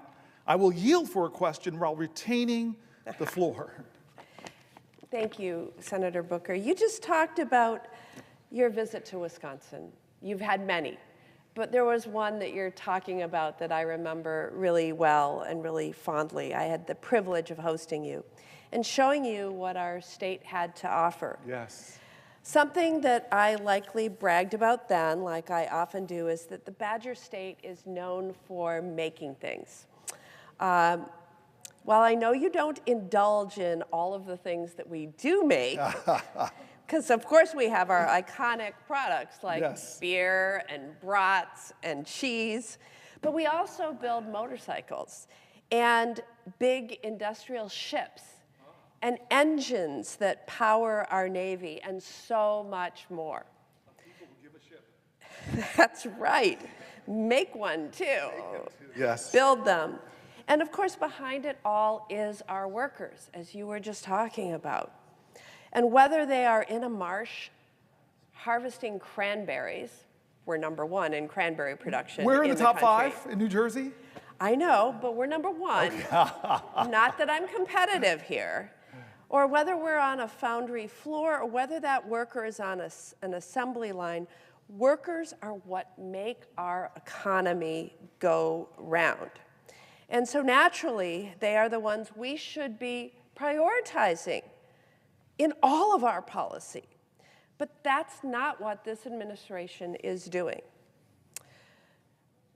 They are going to get a slap across the face when the administration slaps across the board tariffs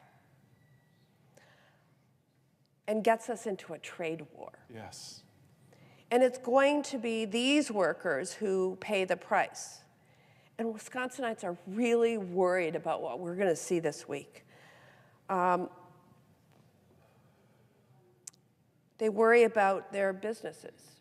You met so many of them when I hosted you. Their livelihoods, their communities. They're worried because we have all been here before.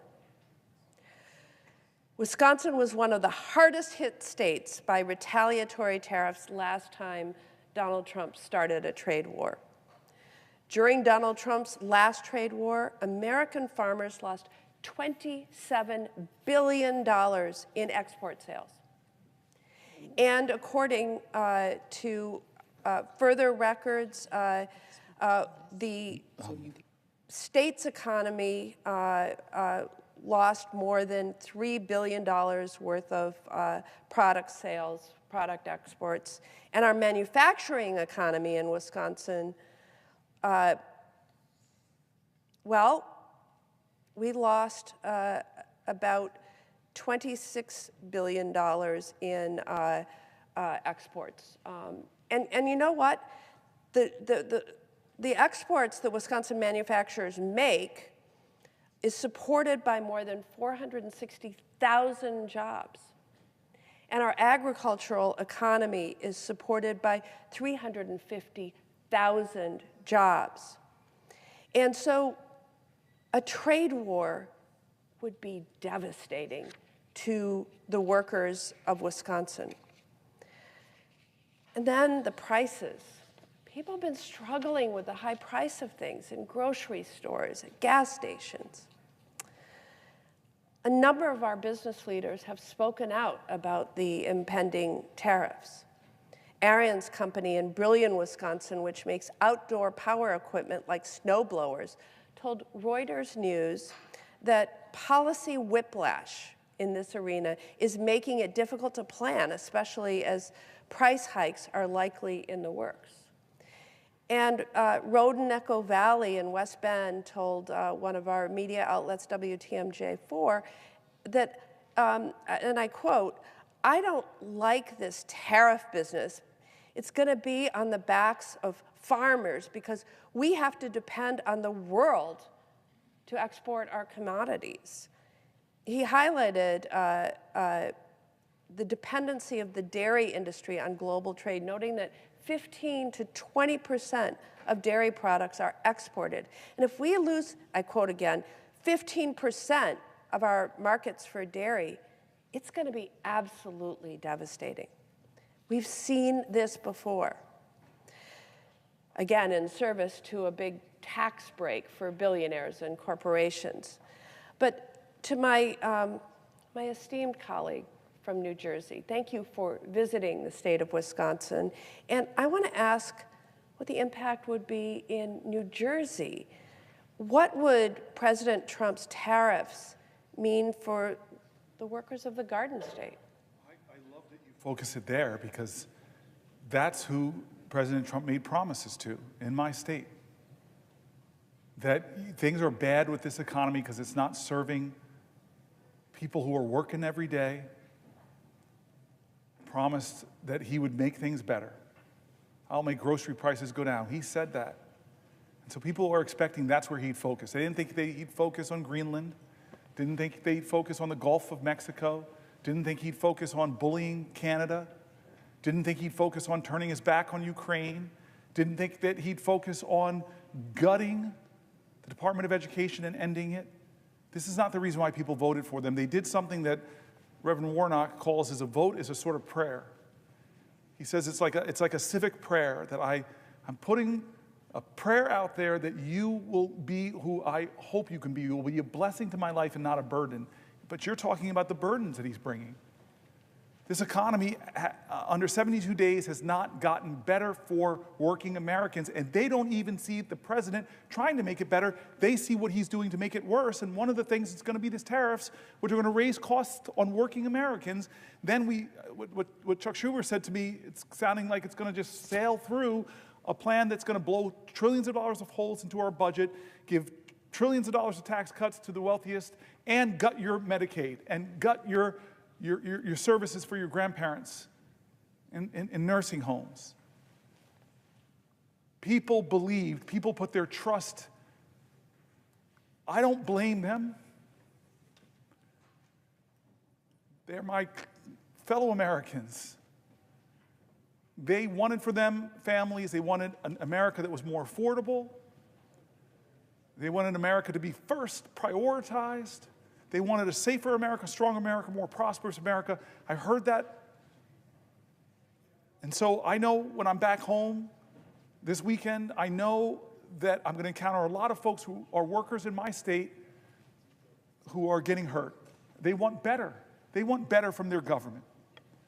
And so the burden upon us and each other is, what are we going to do? Are we going to do the same old thing over and over again?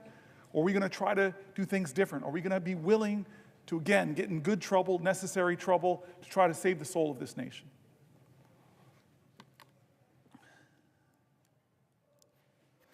I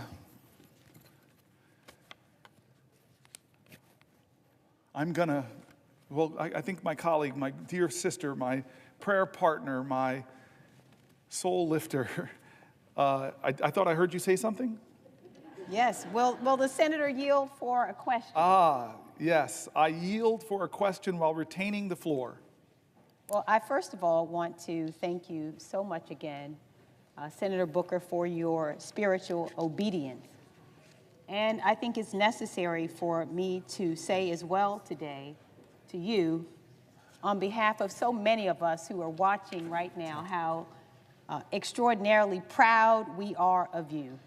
I would dare say that you are, in so many ways, our ancestors' dream, and how powerful it is for all of us who are watching to recognize that in this very chamber you are standing today, 67 years after this podium was used, for the 24 hours that you have used the podium that was used to block the passage of the Civil Rights Act of 1957, and today you have taken over the podium, sacrificed your own comforts. You have suffered over 22 hours to stand here today to talk instead about the greatness of America, and to speak about it in such a way that reveals the love you feel for our country, and we thank you for that.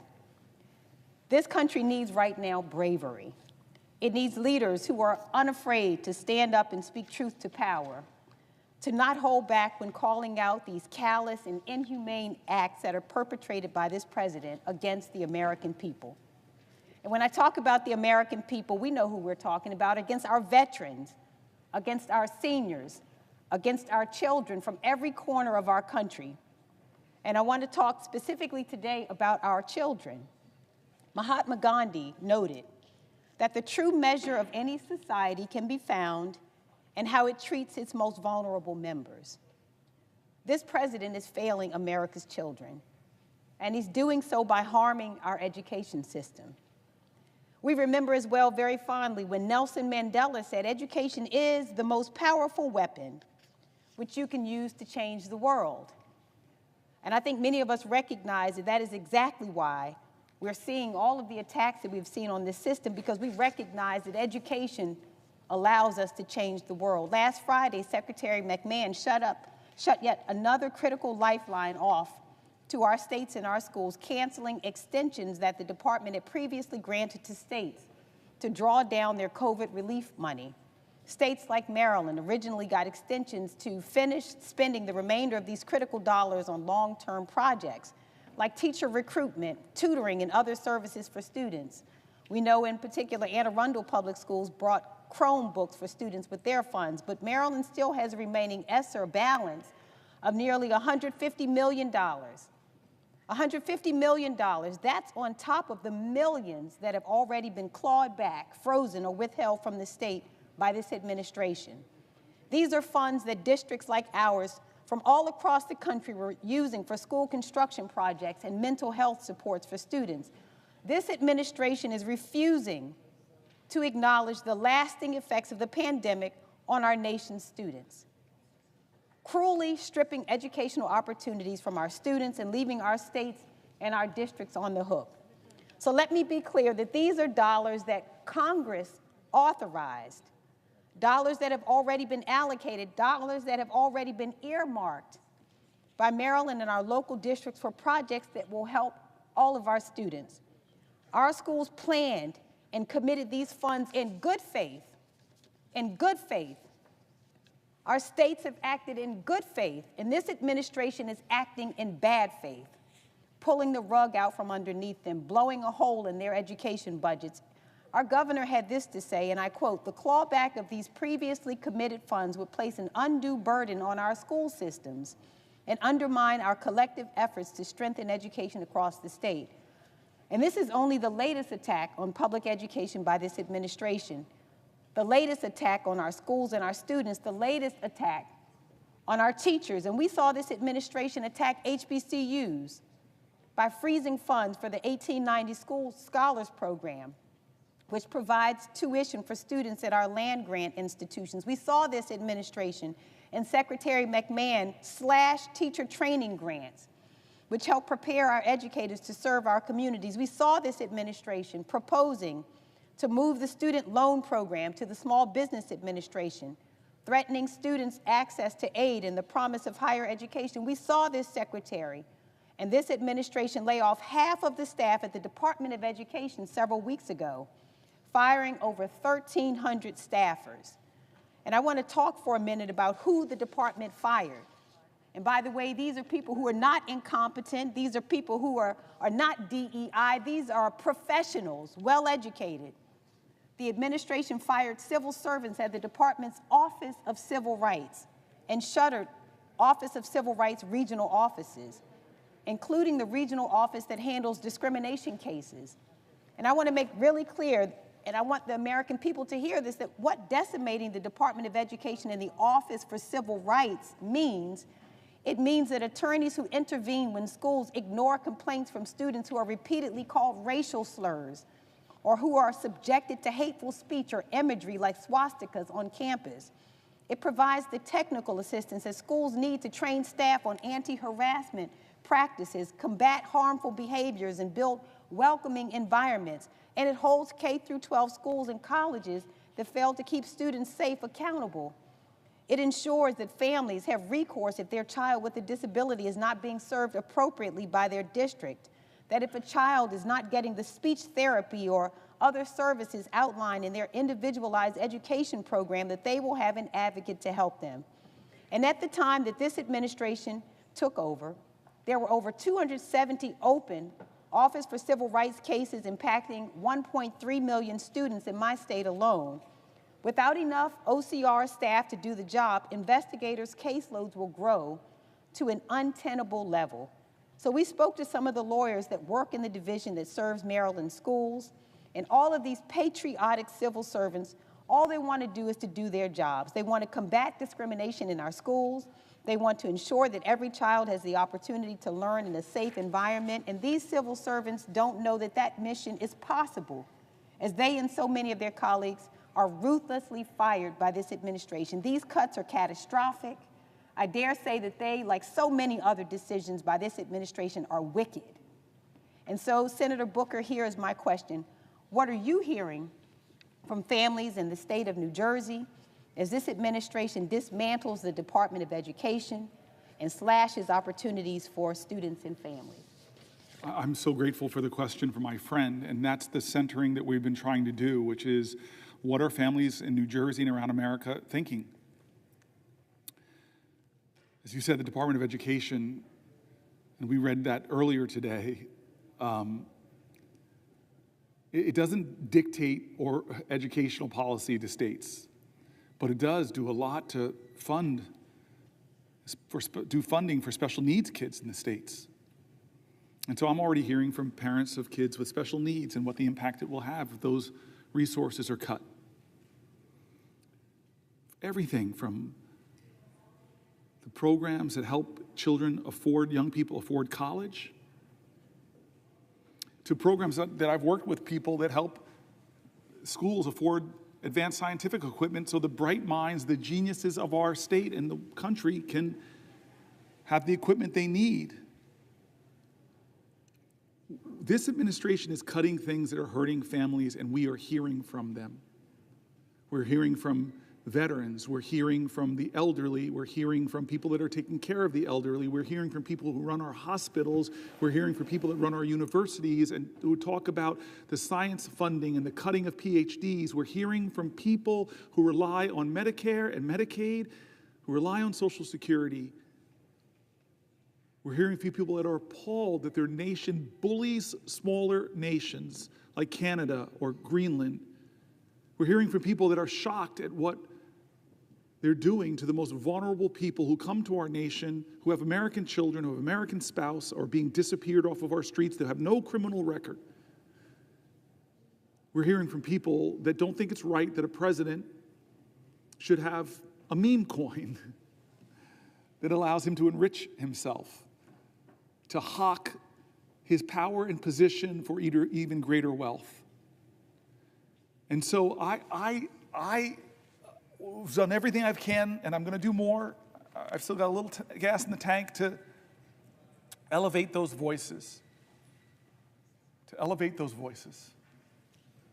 Will the senator yield for a question? Before I yield, because I just keep wanting to exercise this power that I might have for a little while longer, and exercise it over a man that I have a real chip on my shoulder. He's a senator from Arizona. Yeah, he's been a military fighter pilot. He's been an astronaut, has been out of this world. But what ticks me off, sir, I've said nice things about everybody else, but I'm not saying them about you, sir. Because when I go home to New Jersey and I walk through my airport, I was a Newark mayor, my airport, I see your big bald head up in big picture of you saying New Jersey Hall of Fame, Mark Kelly. Who the heck am I? You're the senator from Arizona, but yeah, you're right, okay. You're this great, celebrated military veteran and astronaut who grew up in New Jersey, who went to high school in West Orange, whose parents were cops. And so you have the accolades in my state, and I am proud of that, and proud I get to serve with you. I still have the floor. Stop trying to speak. Well, there's rules in this place. Don't make me think the parliamentarian or the presiding officer. Thank you, sir. Thank you, sir. Senator, my apologies for the big giant... With that kind of deference, I now will yield for a question while retaining the floor. My apologies for my giant mug at Newark Airport, where I overshadowed me literally. As Senator Booker knows, I did grow up in the state of New Jersey. And growing up in New Jersey, I came from a very working class family. My family didn't have a lot of money. My dad was a cop. He was a union member. From my earliest days of remembering my mom going to work, she started out as a waitress. And I remember those days after working these night shifts at these banquets, how tired she was. She would work some long hours. And then she became a secretary, but she also would work as a waitress at the same time. And this was just to make ends meet. Eventually, my mother decided that she wanted to become a police officer like my dad. But this was New Jersey in the 1970s. And for a woman to become a cop, it was really, really hard. It was practically unprecedented. And my mom had to take a written test and then a physical fitness test. And the physical fitness test, it was designed for men. And part of this test required that my mom climb over this 7-foot 2-inch wall. Now, my mother was all of about 4 feet 13 inches tall. And to help my mom out in passing this test, my dad built a replica of this wall made out of a door between 2 pine trees in our backyard. He didn't tell her he made it an inch higher at 7'3". And I'd watch my mom go out there after dinner every night and try to get over this thing. And initially, she couldn't reach the top. And when she finally could, she would usually just fall off into the dirt. But my mom, she wasn't one to give up. And eventually, she was able to get over this thing. But it took her a long time. But she practiced for months. And when she finally took this test, instead of getting over in the required 9 seconds, she got over in 4.5, much faster than almost all the men. And my mom became one of the first female police officers in northern New Jersey. And she kept that job for a long time until eventually she was injured.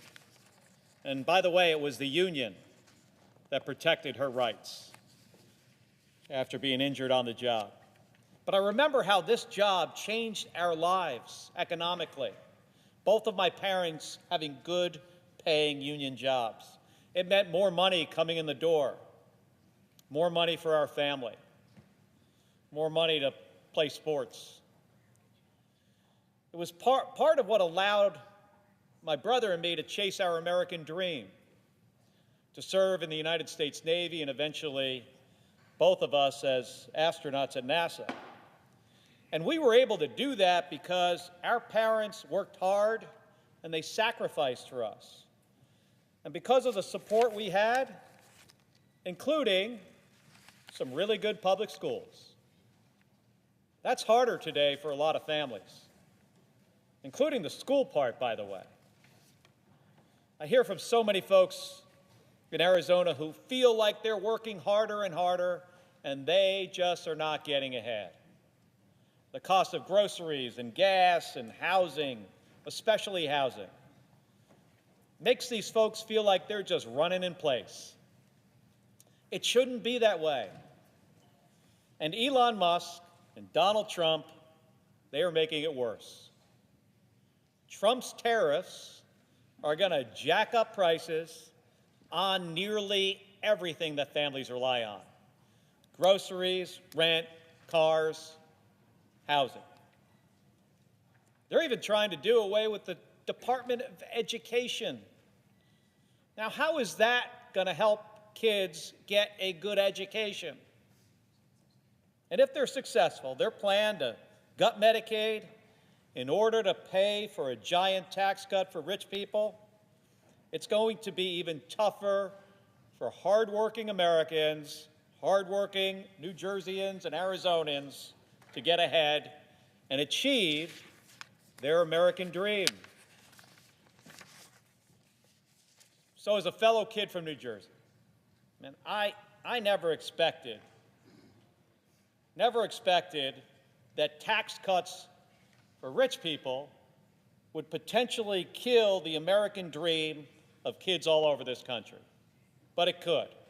And as a kid, you, Senator Booker, growing up in New Jersey, I'm interested to hear what was your American dream and why would these giant tax cuts make that kind of dream harder? I appreciate the New Jersey Hall of Fame member, the only one in the United States Senate, and I appreciate his question. I appreciate the service of his parents out there every day putting their heart and soul in serving the community in a dangerous job where you often see people at their worst. I said this earlier, James Baldwin said, children are never good at listening to their elders, but they never fail to imitate them. You are living up to the example your parents set in so many ways. And then you go and pull something off that really makes me jealous is you're one of the guys in the Senate that probably most married up.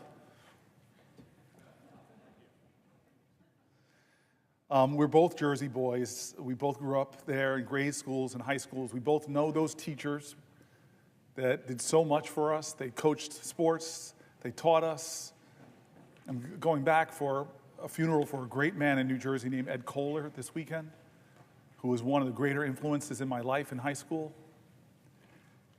And you know how much people invested themselves. I remember learning Little League from a guy that would come back from working at a gas station, a parent of another kid. I still remember his big, thick hands teaching us how to hold the bat. And this guy's working a job at a gas station and rushes home to teach his kid Little League, but treated me, only black kid, like one of his own kids. Special communities, special heritage, a special culture that we share, this Jersey culture. We got the chip on our shoulders, we're tough, we're strong, we're proud. And a lot of New Jersey's watching. Thousands of letters and emails and phone calls from all over New Jersey. Andy, Kim, and I are hearing from so many people. And they're afraid, they're angry, they're worried. They don't understand why they're going after our Social Security programs, cutting benefits by cutting so many employees and cutting the service people get. They don't understand why they're seeing veterans being laid off from their government jobs. They don't understand why Social Security is being called a Ponzi scheme. The President of the United States is making up lies. They don't understand why veterans and Medicaid and Medicare, there's so many things that are making people worried, and I'm hearing their letters, and they're praying that we stop some of these things, like $880 billion worth of it. And the question is, why? Why are we doing this? We're doing this, and they're saying it, is to extend or make permanent the Trump tax cuts. The overwhelming disproportionate benefit went to the wealthiest amongst us and the wealthy corporations. So Trump's economy in the first 72 days is pretty bad because of his reckless, chaotic behavior. Prices are up. Inflation is up. The stock market had its worst quarter in 2-3 years. Consumer confidence is down. And now we're going to see tariffs tomorrow, which are going to further drive up prices, create more chaos. Trump squandered the progress we were making on the economy. He tanked the market. He jacked up prices. Is it any surprise that Americans are feeling more pessimistic, as I said, with consumer confidence going down? And what's his first major legislative push? This is what we're talking about, my colleague, my friend, my fellow New Jerseyans. His first big legislative push in this body is not to help families. No plan to lower costs. That's what he said he would do. Is his first legislation coming here about lowering costs? No. Is it any relief for seniors? Is it some big idea like we did to lower prescription drug costs? No, that's not what he's doing. Is his first priority helping our veterans? No. What is his first priority? As I said, it's extending the 2017 Trump tax cuts, a multi-trillion-dollar giveaway that slashed corporate taxes and overwhelmingly benefited the wealthy and left the middle class with crumbs, relative crumbs. He and his allies promised that the benefits would trickle down to workers. That was what we heard. It would pay for itself, it was said. But in 2022, the Fed and the Joint Committee on Taxation confirmed the truth. 90% of workers, 90% of folk in our states saw no benefit.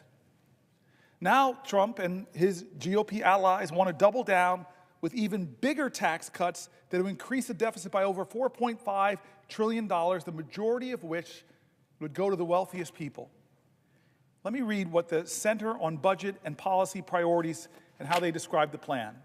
Here's a quote of their writings.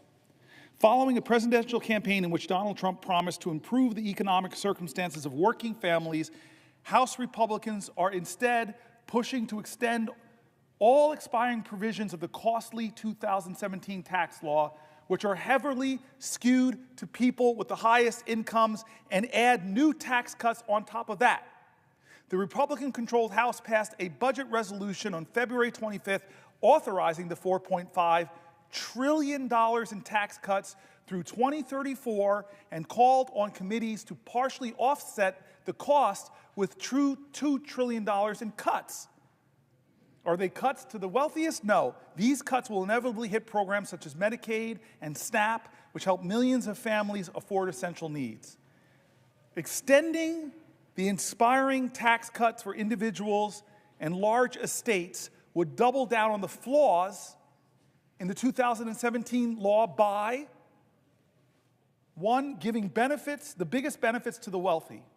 Households with income in the top 5% who have incomes over $320,000 would receive roughly half of the benefits. So millionaires above that, billionaires, all together, they would receive roughly half of the benefits.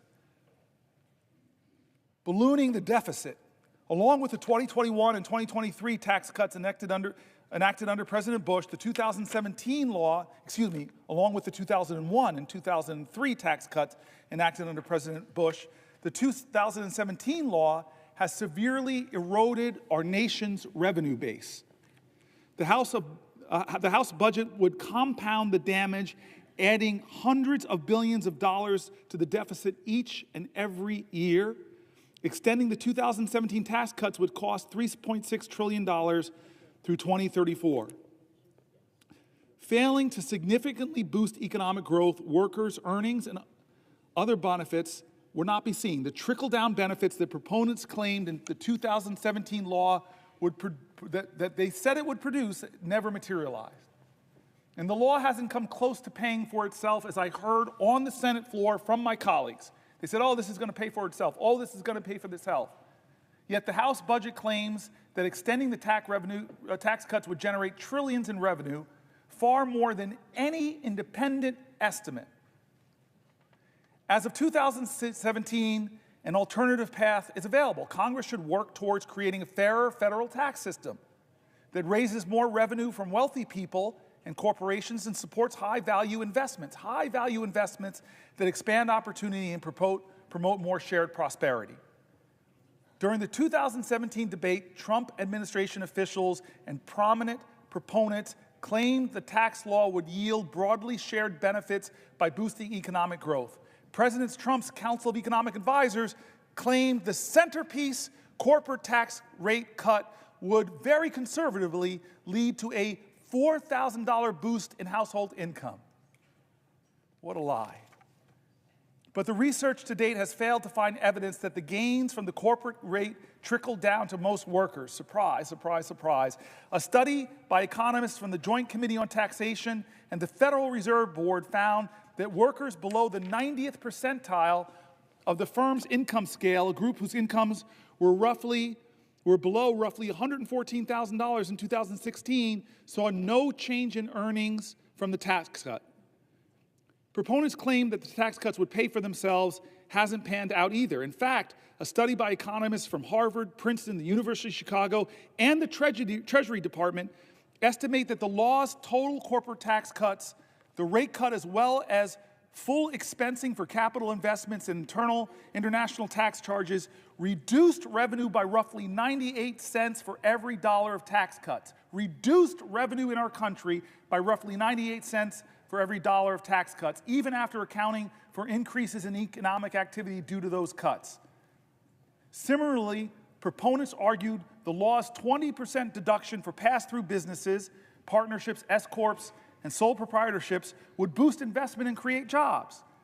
Then Treasury Secretary Steven Mnuchin, for example, argued that the deduction would be good for the economy and good for growth.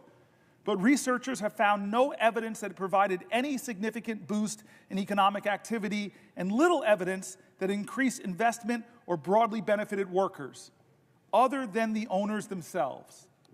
Despite the underwhelming performance, the House Republican budget resolution assumes that in enacting a $4.5 trillion in new or extended tax cuts will produce enough additional economic growth to generate an extra $2.6 trillion in revenue through 2035.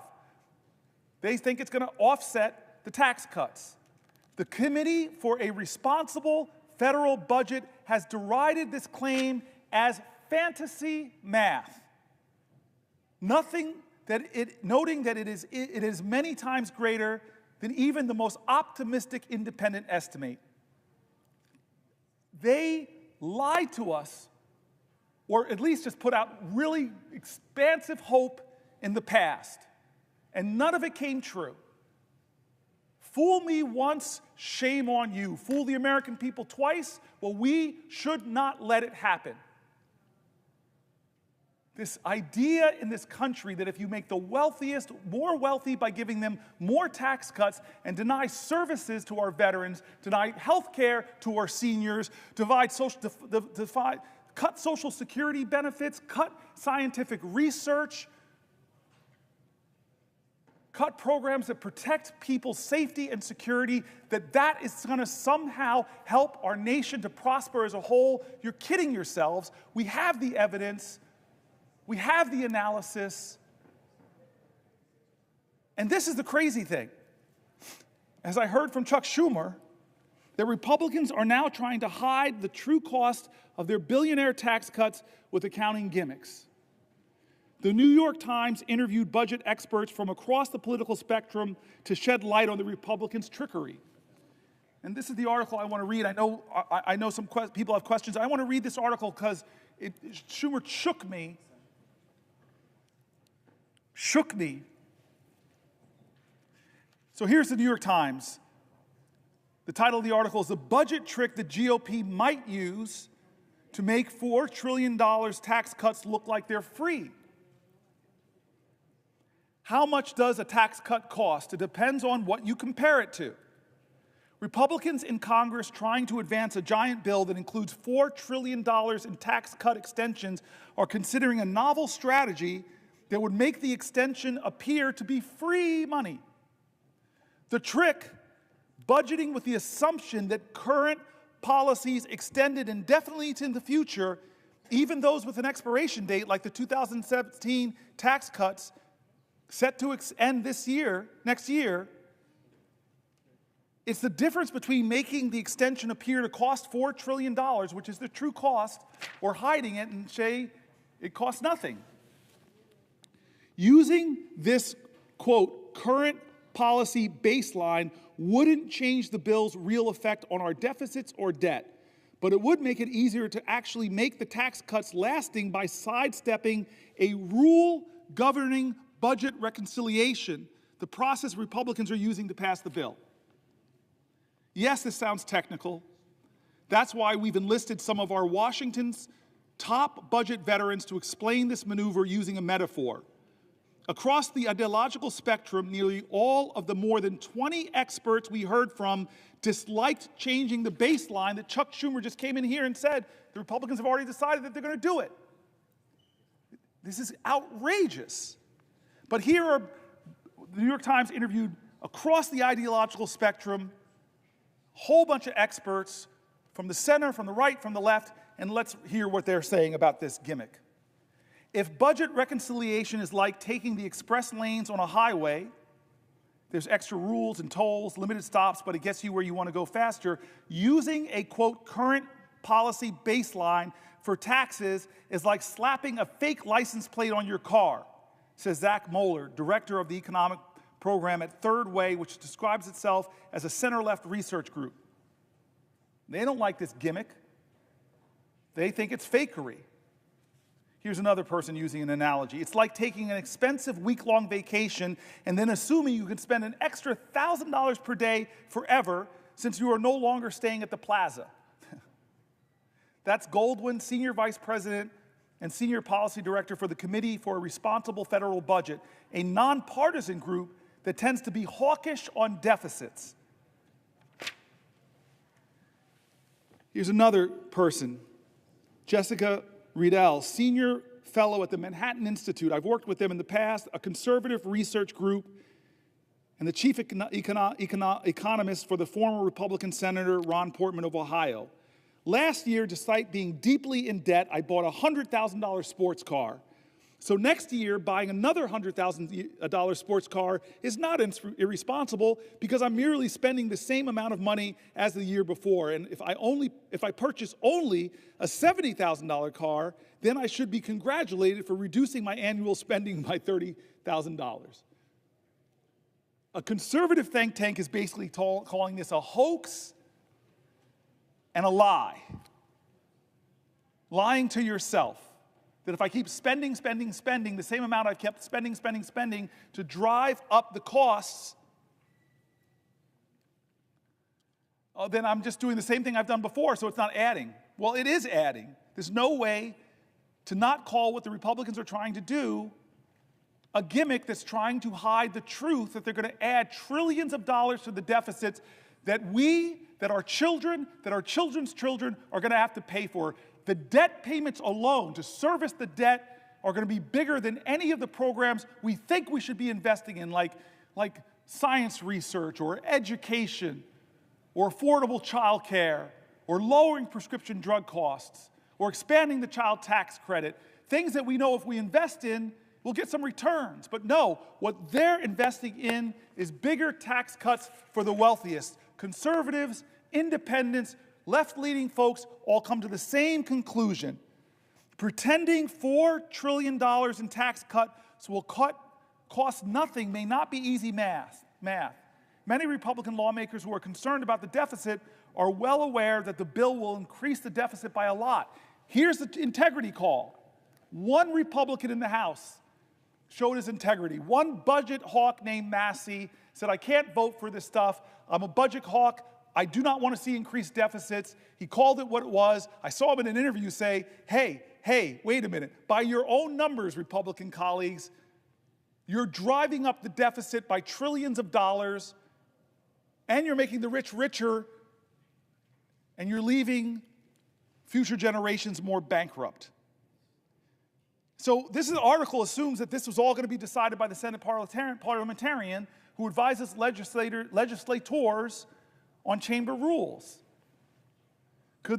This parliamentarian, I thought, could rule that the current policy baseline isn't allowed, forcing the Republicans to have to make a choice, overruling or replacing my friend, parliamentarian, somebody that on both sides of the aisle we respect. It's very rarely done. I've been here for 13 years. We've had the same parliamentarian. But that doesn't mean Republicans won't try, this article assumes, and I guess they did try. They found a way around the parliamentarian. They found a way around the rules of the Senate. They found a way around the ideals of reconciliation and the Byrd rule. They are deciding that the way we're going to do this is break the Senate and make up our own rules. This is how they're going to get a bill through that gives $1 trillion of tax cuts to the wealthiest in our country who are doing very well. Let's not hate on other Americans. I celebrate success. God bless you. But you don't need tax cuts, especially not that are going to be given to you on the backs of the poor, on the backs of our elders, on the backs of our children, on the backs of expectant mothers, on the backs of my mom's, your mom's Social Security. What does it say about our values and our priorities to allow that to happen? Who are we, America, if you don't think this is a moral moment where the character of our country is being tested?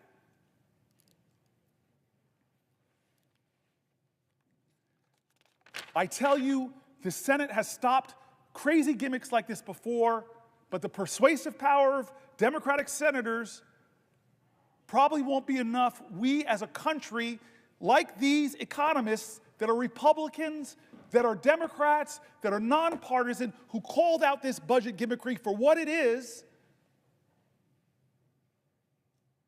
when is it enough? When they came after journalists, when they came after colleges and universities, research and science, when they came after law firms who had the audacity to defend clients or to represent clients that were suing the president, who, God bless America, lost in civil courts, lost in criminal courts. When do you cross your line?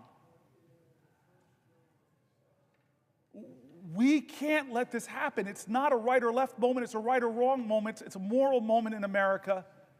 I've read Republican after Republican, from Republican governors to Republican mayor groups, from the Cato Institute to the Manhattan Institute to AEI, calling out this budget gimmickry for what it is, and the result will be the same: blowing up our federal deficit to stratospheric, almost unimaginable levels. This is wrong every way you look at it.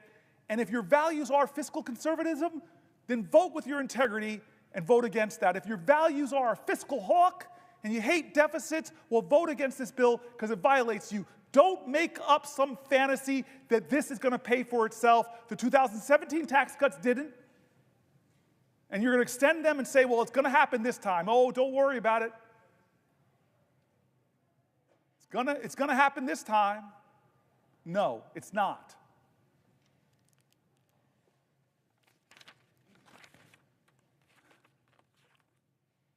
Here's an article. Donald Trump built a national debt so big that it'll weigh down the economy for years. One of President Trump's lesser-known but profoundly damaging legacies will be the explosive rise in the national debt that occurred on his watch.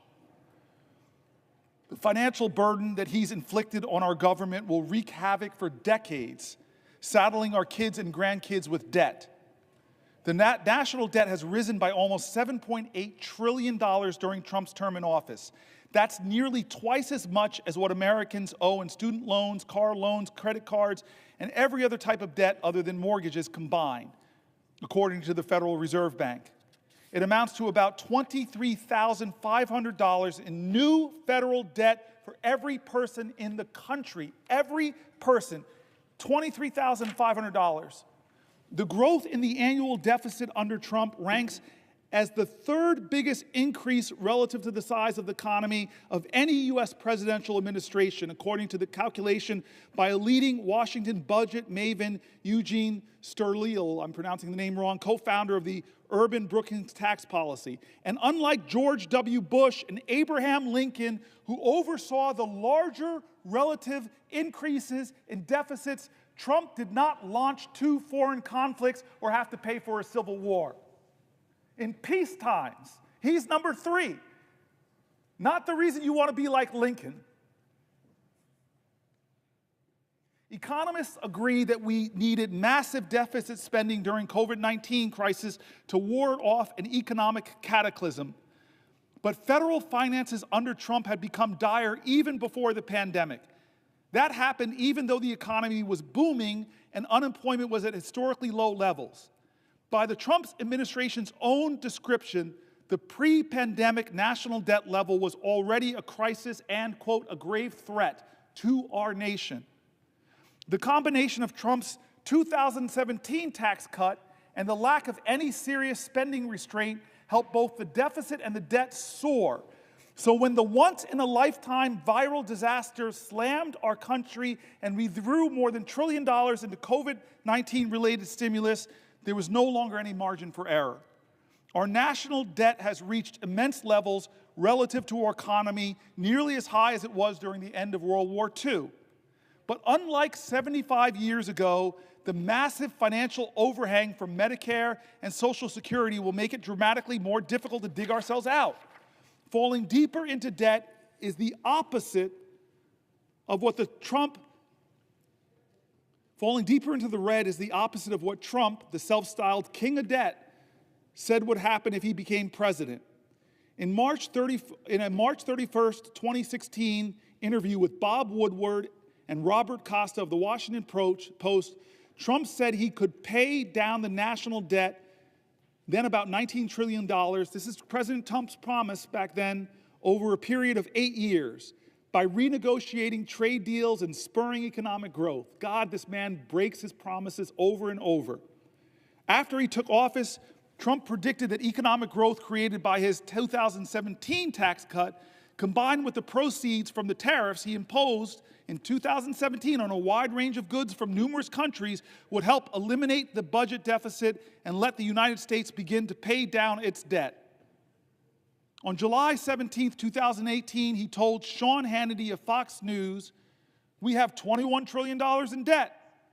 When this, the 2017 tax cut, really kicks in, we'll start paying off the debt like it's water." That's Trump on Fox News. Lying. 9 days later, he tweeted, quote, "Because of tariffs, we will be able to start paying down large amounts of the $21 trillion in debt that has been accumulated, much by the Obama administration." The guy can't help blaming Obama. That's not how it played out. Nothing he said came true.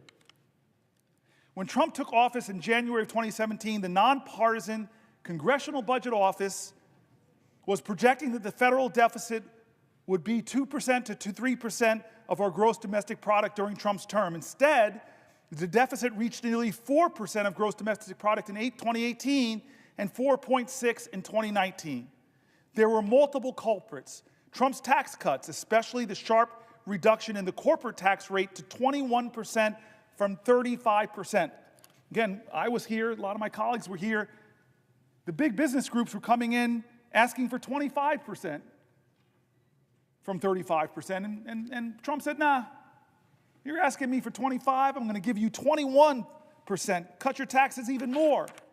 It took a big bite out of federal revenue. The CBO estimated in 2018 that the tax cut would increase deficits by about $1.9 trillion over 11 years. Meanwhile, Trump's claim, I wish the author wrote Trump's lie, but he says Trump's claim that increased revenue from the tariffs would help eliminate or at least reduce our national debt hasn't panned out. Surprise, surprise. In 2018, Trump's administration began hiking tariffs on aluminum, steel, and many other products, launching what became a global trade war with China, the European Union, and other countries. The tariffs did bring in additional revenue. In the fiscal year 2019, they netted about $71 billion, up about $36 billion from President Barack Obama's last year in office. But although $36 billion is a lot of money, it's less than 1/750th of the national debt. That's $36 billion could have covered a bit more than 3 weeks, just 3 weeks of the interest on the national debt. That is, had the Trump administration not unilaterally decided to send a chunk of the tariff revenue to farmers affected by his horrible trade wars. Businesses that struggled as a result of the tariffs also paid fewer taxes, offsetting some of their increased tariff revenue. By early 2019, national debt had climbed to $22 trillion. Trump's budget proposal for 2020 called it a grave threat to our economic and societal prosperity. He called his own damage that, and asserted that the U.S. was experiencing a national debt crisis. However, the same budget proposal included substantial growth in the national debt. By the end of 2019, the debt had risen in our country to $23.2 trillion, and more federal officials were sounding the alarm. Not since World War II have we seen deficits during times of low unemployment that are as large as those that we project, nor in the past century has it experienced large deficits for as long as we project, said the CBO. Weeks later, COVID-19 erupted and made the financial situation far worse. As of December 31st, 2020, about a month left or 3 weeks left in his term, the national debt had jumped to $27.75 trillion, up 39% from the $19.95 trillion when Trump was sworn in. He increased our deficit by 39%. The government ended its 2020 fiscal year with a portion of the national debt owed to investors, the metric favored by the CBO, at around 100% of GDP. The CBO had predicted less than a year earlier that it would take until 2030 to reach that approximate level of a debt, but not under Donald Trump, including the trillions owed to various governmental trust funds. Under his leadership, the total debt grew and grew and grew. It's now at about 130% of GDP. Where are the fiscal hawks? Normally, this is where you give Trump's versions of events, but we couldn't get anyone to give us Trump's side. Judd Deere, a White House spokesman, referred us to the Office of Management and Budget, which is a branch of the White House. OMB didn't respond to our requests. The Treasury directed us to comments made by the OMB director, Russell Vought, in October, in which he predicted that as the pandemic eases, the economic growth rebounds. The fiscal picture will improve, he said. The OMB blamed legislators for deficits when Trump submitted his proposed 2021 budget. Unfortunately, the Congress continues to reject any efforts to restrain spending. It ain't me, he's saying, it's them. Instead, they have greatly contributed to the continued ballooning of the federal deficits and debt, putting the nation's fiscal future at risk. Still, the deficit growth under Trump has been historic. The Tax Policy Center has said that a comparison of every American president using a metric called the primary deficit, they are saying Trump had the third biggest primary deficit growth, 5.2% of GDP. He's our biggest debt man.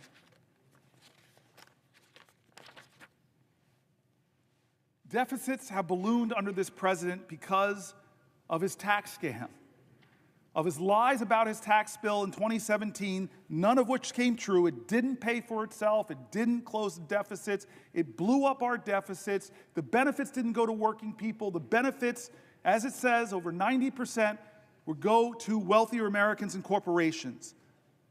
Even some Republicans have been calling out the hypocrisy. One of our colleagues, Rand Paul, in 2018, I can't, in all honesty, Rand Paul says, in all good faith, just look the other way because my party is now complicit in these deficits. The other thing is there's a huge hypocrisy factor. Republicans lambasted President Obama to no end for trillion-dollar deficits, and now they have to put forward a multi-trillion-dollar deficit. Mick Mulvaney, Trump's former chief of staff, said in 2020, my party is very interested in deficits when there is a Democrat in the White House. The worst thing in the whole world is deficits when Barack Obama was president. Then Donald Trump became president, and we're a lot less interested in deficits as a party. We don't care at this point. And here's a guy I've mentioned numerous times, Thomas Massie, a Republican member of the House, said earlier this year about Republicans, we have no plan whatsoever to balance the budget other than growth. But what they're proposing is going to make deficits worse. This is what our president is trying to do with the complicity of a lot of people who call themselves deficit hawks, who call themselves fiscal conservatives. They're going to try to blow it through here, gaming the system, creating some kind of scam to obscure the real cost of this when we all know them on the Republican side, us on the Democratic side, we all know the truth about these tax increases and what they're going to do, how much they're going to cost. But we're going to play a game, it looks like here, unless more Americans speak up, Republican and Democrat, people who know numbers, who know what we're doing to future generations in this country. This is wrong, and I say again, this is not right or left, it is right or wrong. This is a moral moment in America. What are we going to do? I'm so glad my friend, the senator from Hawaii, is here.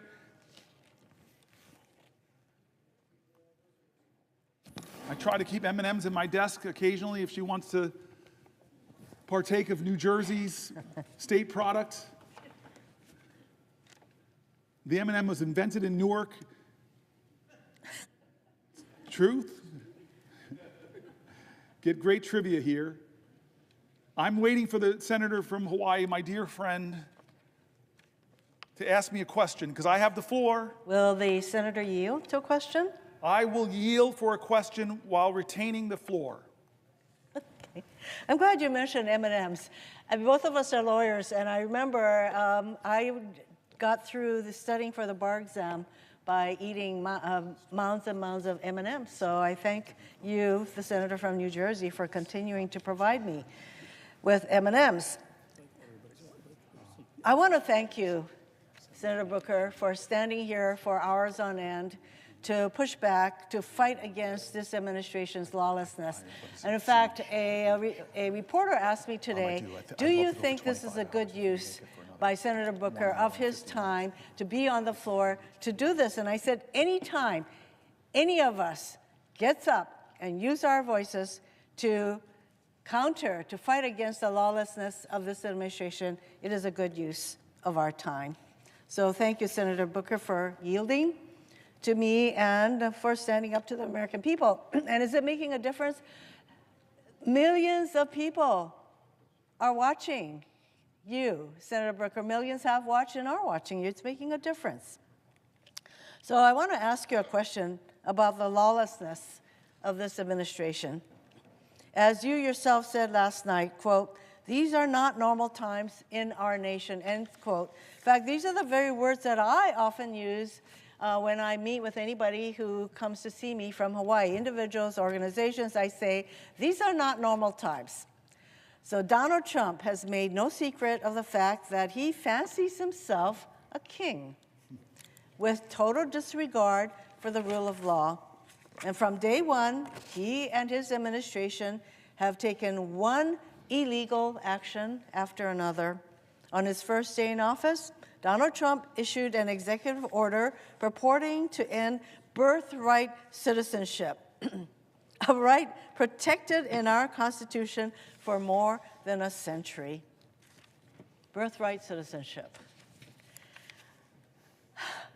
He tried to unilaterally freeze federal funding for everything from cancer research to disaster aid, funding that had already been appropriated by Congress and that the executive branch is required by law to spend. It is not as though it's up to the president to decide what programs he's going to release money for. Congress already made that determination. By law, he is supposed to expend these funds. But again, he thinks he's the king. He can do whatever he wants. So he's put a freeze on these funds.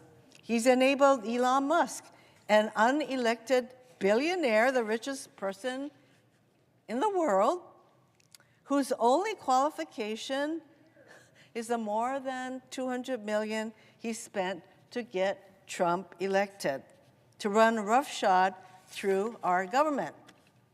Together, they've attempted to shutter USAID and the Consumer Financial Protection Bureau, just for two examples. This Consumer Protection Bureau, which has returned more than $21 billion to consumers through its enforcement actions. $21 billion going to our consumers. And apparently King Trump can't stand that, and neither can Elon Musk. These are agencies that do critical work at home and abroad and represent just a minuscule part of the federal budget, but this doesn't stop either Trump or Musk from going after these programs. And Musk's so-called DOGE team has gained access to sensitive databases and payment systems across our government containing the personal information of millions of Americans. So he has access to the Treasury Department database, all our Social Security numbers, our tax payments, all of that. He is running roughshod until stopped by a court on these databases. And they've done all this without any transparency or accountability whatsoever, meaning we still don't know the full extent of where DOGE has been or what they've done. Trump has launched an all-out assault on our federal workforce. He attempted to fire tens of thousands, he actually fired them, who are on probationary status overnight, and only for courts to order them, these thousands and thousands of federal employees in probationary status, to be reinstated weeks later. Talk about chaos, talk about sowing fear. So now he's attempting to reclassify whole swaths of federal employees to strip them of civil service protections and in some cases eliminate their ability to bargain collectively.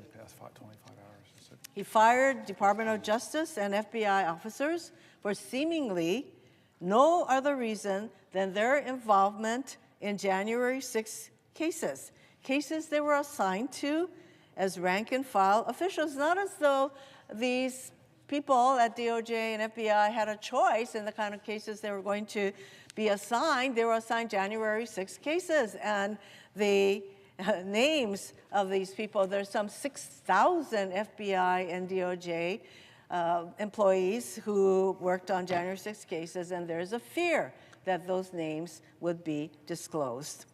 He's going after schools, from kindergartners to universities, as part of his war on diversity, equity, and inclusion.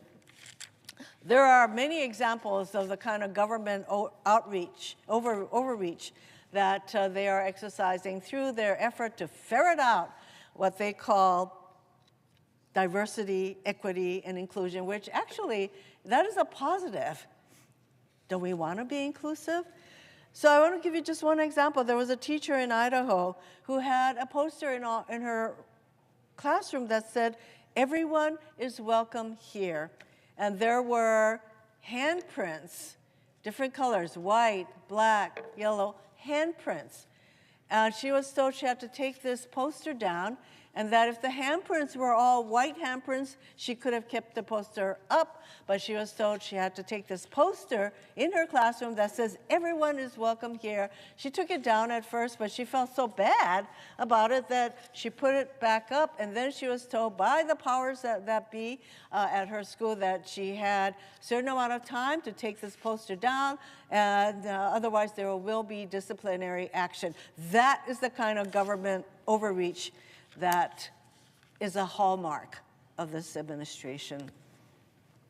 To date, the Trump administration has withheld millions of dollars from hand-picked colleges and universities, conditioning the funding on unreasonable demands meant to bring these colleges to their knees. So he's starting with Harvard, Columbia, there's probably a whole long list of colleges that he's threatened to withdraw hundreds of millions of dollars from. They've slashed funding or staffing at the Department of Education. In fact, they would like to dismantle the Department of Education, which is responsible for administering billions in funding for low-income students, students with disabilities, and something as critical as school lunch for kids. Every single state in our country relies on the funding they receive from the U.S. Department of Education. In Hawaii, we're talking about some $300 million in funding for our schools to help our kids with disabilities, to provide school lunches through the U.S. Department of Agriculture, the things that I mentioned.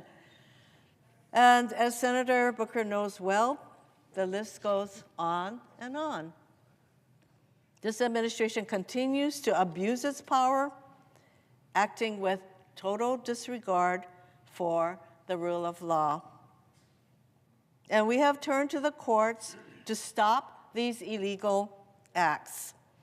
And now Republicans are calling to impeach these judges who are applying the law, who are doing what they're supposed to be doing, and not just giving Trump whatever results he wants, but these judges are now deemed open to impeachment. It's clear Trump and his cronies will keep on doing whatever they want, regardless of the Constitution or the law. They are crippling government and sowing total chaos across our country while doing nothing to address the actual issues people care about. I know my colleague from New Jersey is just as concerned about lawlessness as I am. We both sit on the Judiciary Committee. We know how important adherence to the rule of law is, and in fact, I have said many times that it's the rule of law that separates the democracy from all other forms of government. And we now have a president who does not think that the rule of law applies to him. WTF comes to mind. So, Senator Booker, my question to you is, what are the consequences of this total lawlessness on our government, our country, and the American people. Thank you, Senator Hirono. I think I need somebody to say what WTF, and to come from you is particularly precious and great. I'm grateful. And this rule of law is really important. It's part of this whole moment in American history that I keep calling a moral moment, something beyond the normal, where we shouldn't respond in a normal fashion.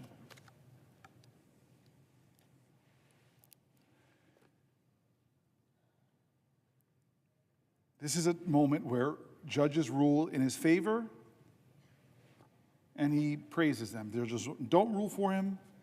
He drags them and threatens them, so much so that Chief Justice of the Supreme Court has to tell them to back up. When elected officials speak up, many of them fear what the consequences would be for them or their reelection if they speak against him. Lawyers decline, possibly, to represent people because they're worried that this president has already showed that if you represent the wrong people or represent, God forbid, people against him, he's going to try to shut down your law firm in ways that are against the rules of law that this country believes in. Journalists and media organizations, they don't report in a way that he likes or confirm his arbitrary name changes of the Gulf of Mexico. There's a punishment that he dishes out to try to make them succumb to submission. State and local governments literally could get extorted for their funding if they don't carry out his demands.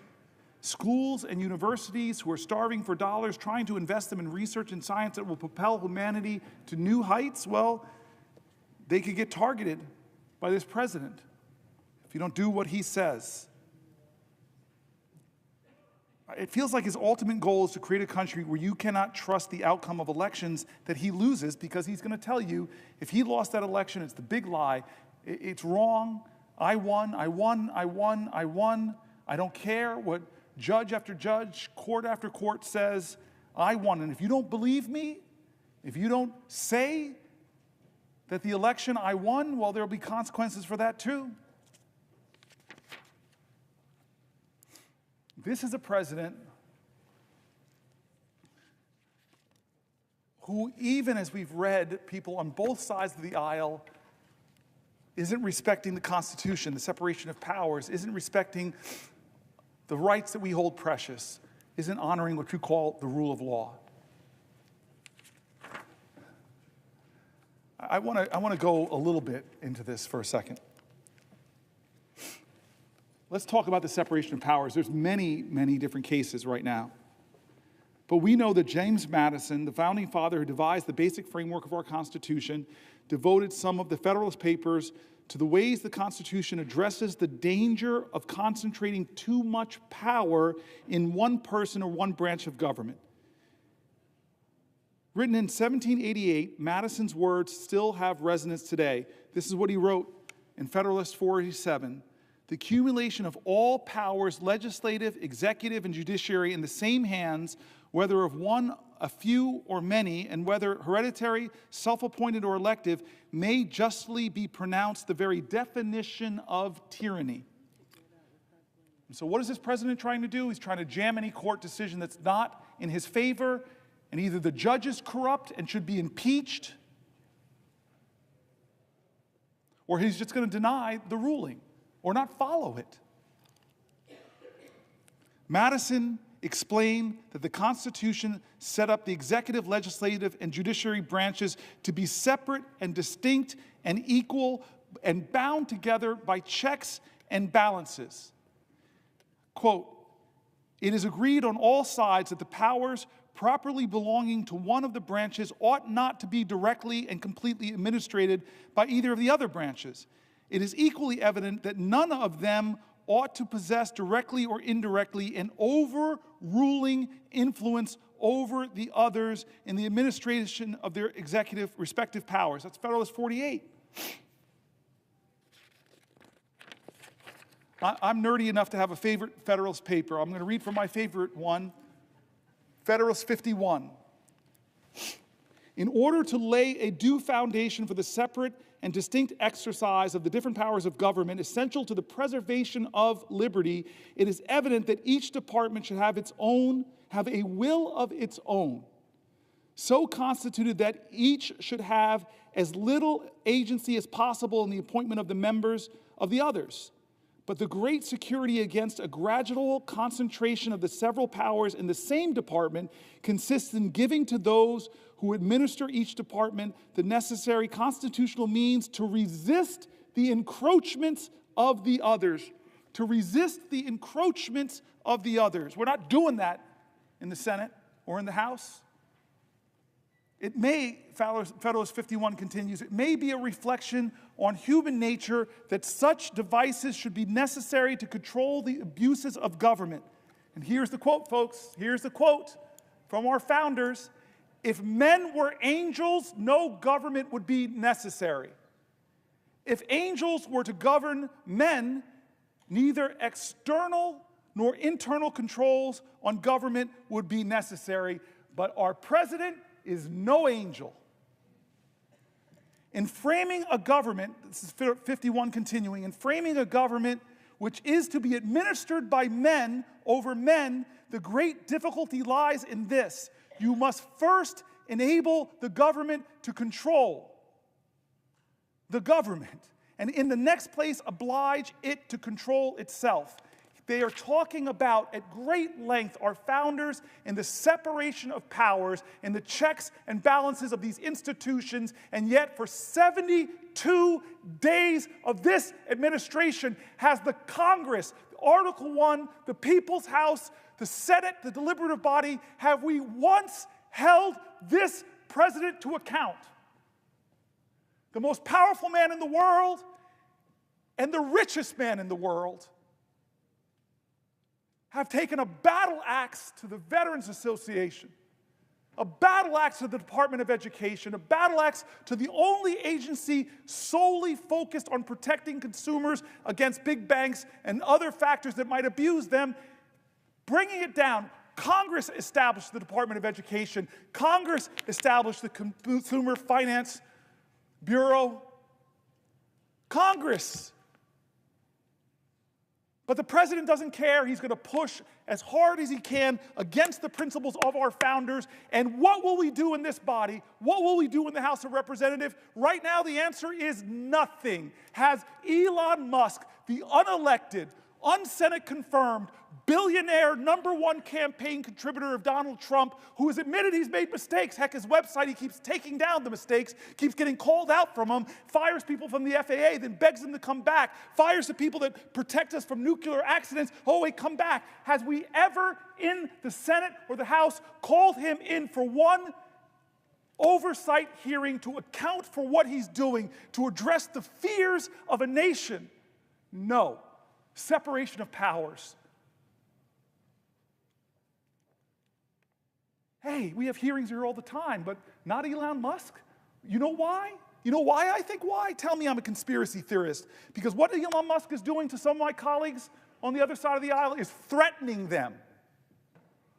Threatening to run primaries with what to me would be a quarter, but to him is $100 million. I'm going to drop $100 million against you in a primary if you step out of line. Or if you dare to say Hegseth is not qualified to be the Secretary of Defense, we're going to drag you through X. We're going to awaken a mob to threaten you. Our founders spoke so eloquently to protect against that kind of corruption, to protect against that kind of egregious tyrannical power that says, only I can save this country. Give me all power. Let me be the strong man. And we know who he respects on the global stage. I was stunned. I thought it was a joke during the election when he said his favorite leader is Viktor Orban, whose rolled back democratic principles, whose concentrated power. I see, who does he choose to call a dictator? The man who was trying desperately to lead his country in defense against the authoritarian dictator and preserve his democracy? Or does he call the dictator a dictator? No. Simple test. Most high school students would simply pass it, but no, he calls a hero a dictator. Do we have any conversations about that in an informal capacity? To talk about the Ukrainian war, which I know people on both sides of the aisle. Mazie Hirono brings up the separation of powers. Why is history's lesson so relevant today? Why do we study history? Why did I learn that in high school, that you study history so you don't repeat the mistakes of the past? You study history to gain inspiration and insight and courage against tough times. You study history to be inspired by heroes who stood up against despots, who sacrificed themselves. What is the lesson in history? How is it relevant to us today? Because the separation of powers between the branches of government has allowed our democracy to thrive for nearly 250 years. And now we have a person in power that's barely being checked. And if the courts check him, what he does to the courts? In the 9 weeks or 10 weeks since Donald Trump was inaugurated, there have been more than 140 federal lawsuits filed challenging his actions. I don't know if another president has, in my lifetime, ever has had 140 federal lawsuits in about 9 weeks. It's a staggering figure. We should consider it a staggering figure. He must be the most sued president in U.S. history. Somebody should fact check that. But at least in my lifetime, I don't remember Reagan, don't remember Bush, don't remember Obama or Clinton or Biden being dragged into court in the first 9 weeks so many times and losing case after case. He may have a record for the most lawsuits filed by a president himself, because he's a guy that says he loves to sue folks. In support of the big lie, he did so many lawsuits and lost them all. The lawsuits against Trump and his administration are not frivolous. Federal judges appointed by Republican presidents and Democratic presidents alike have found Trump's executive actions illegal, temporarily pausing many of them too. Trump's executive actions and the outcomes of these lawsuits have a direct effect on Americans. These lawsuits challenge Trump. Here are some of the examples, folks. And I'm wondering where the American people stand on these lawsuits, not the people who are blindly loyal to him because they believe the lies that he so artfully, creatively, and convincingly tells, but just tell me, where do you stand on these issues? Attacks on veterans who have served our country in the military and civil services. Well, there are lawsuits challenging his right to attack our veterans. There's lawsuits challenging Trump on his attacks on government agencies that protect your grandmother from online scams. I don't know where you stand with the grandmas getting scammed, to defend them, or the president.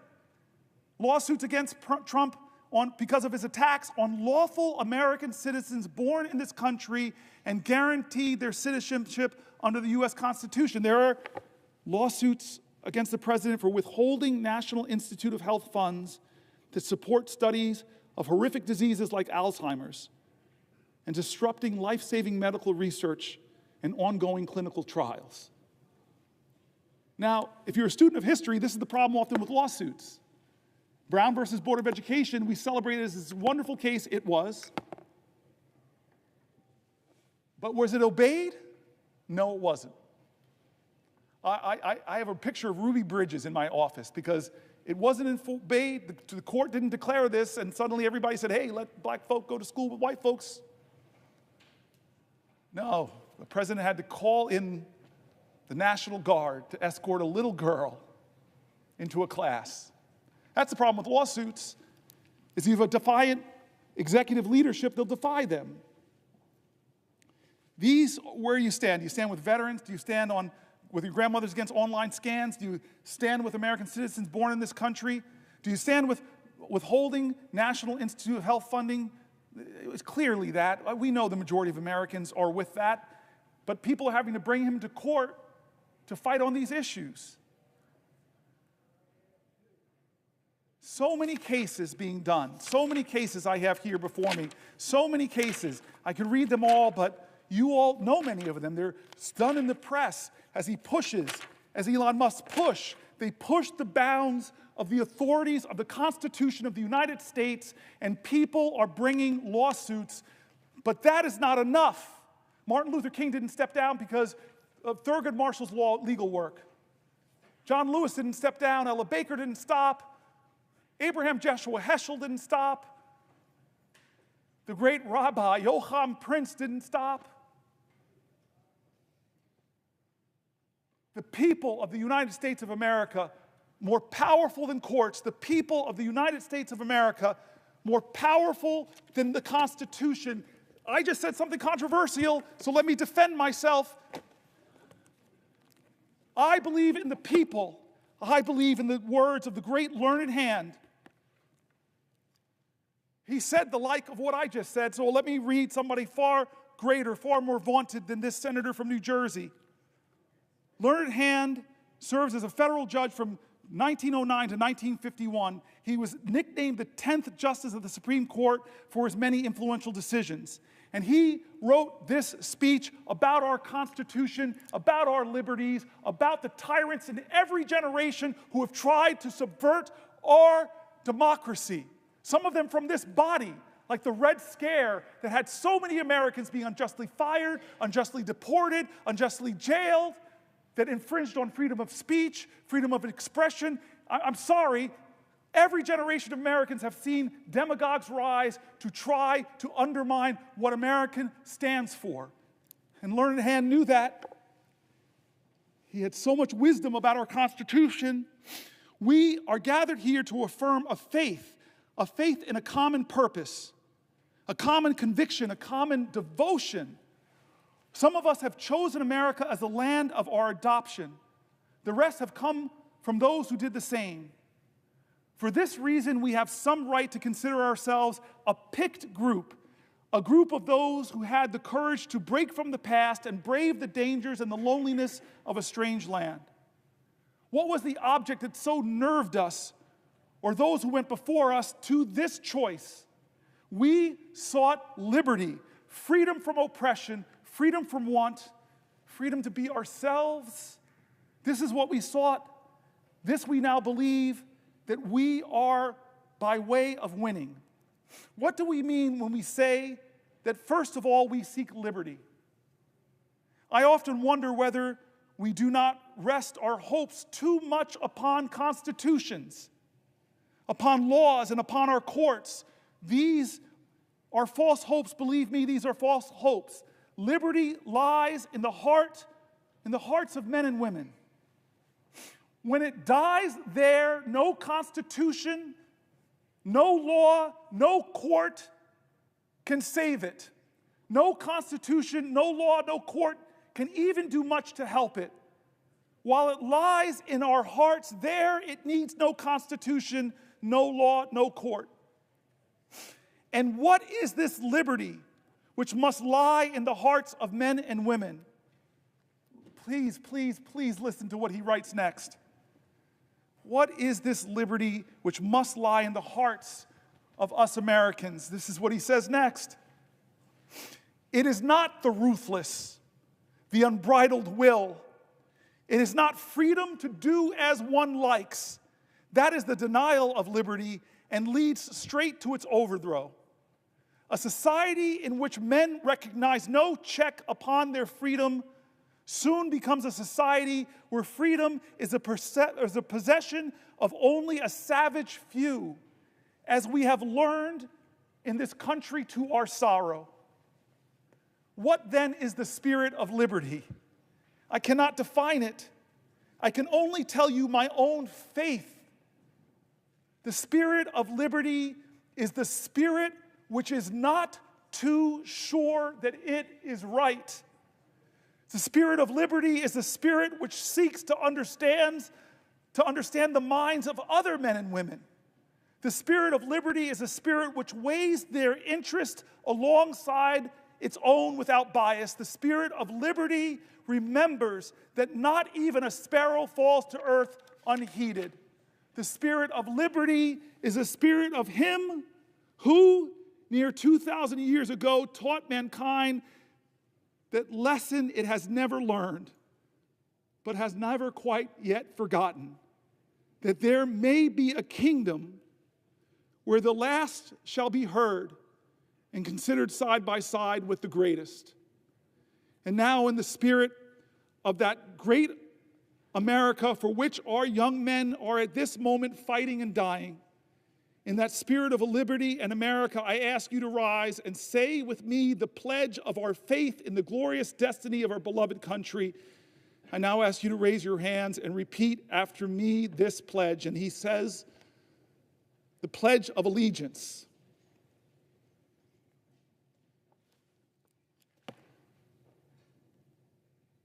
He believed that the Constitution dies if the spirit of it dies in the hearts of men and women.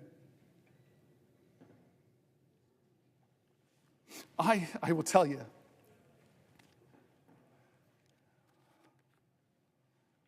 this Constitution has saved my life.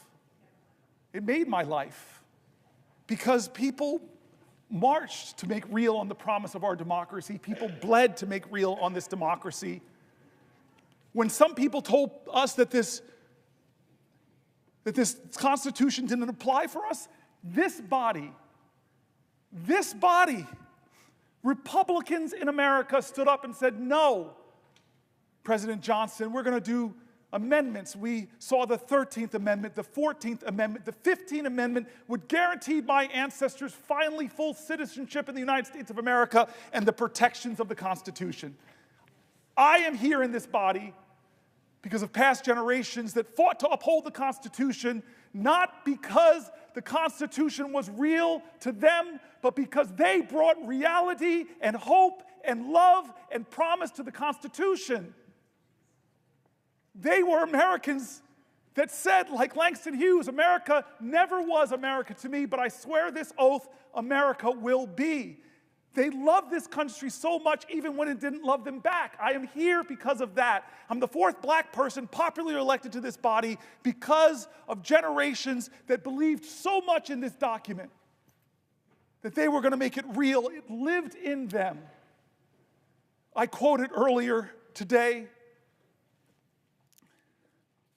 It's worth quoting her again. The great Margaret Chase Smith, a U.S. Senator from Maine, a Republican, in her famous Declaration of Conscience speech, delivered on June 1st, 1950. Thank you, my good senator friend Whitehouse, because Lord knows I would have slipped and fallen on my tuchus and have ended this long filibuster because I fell to the floor. That's what you mean when the brother has your back. What did this Republican say in a time of tyranny in her times, in a time where the Constitution stopped living in people's hearts, where people believed that whipped up fears of others by demagogues,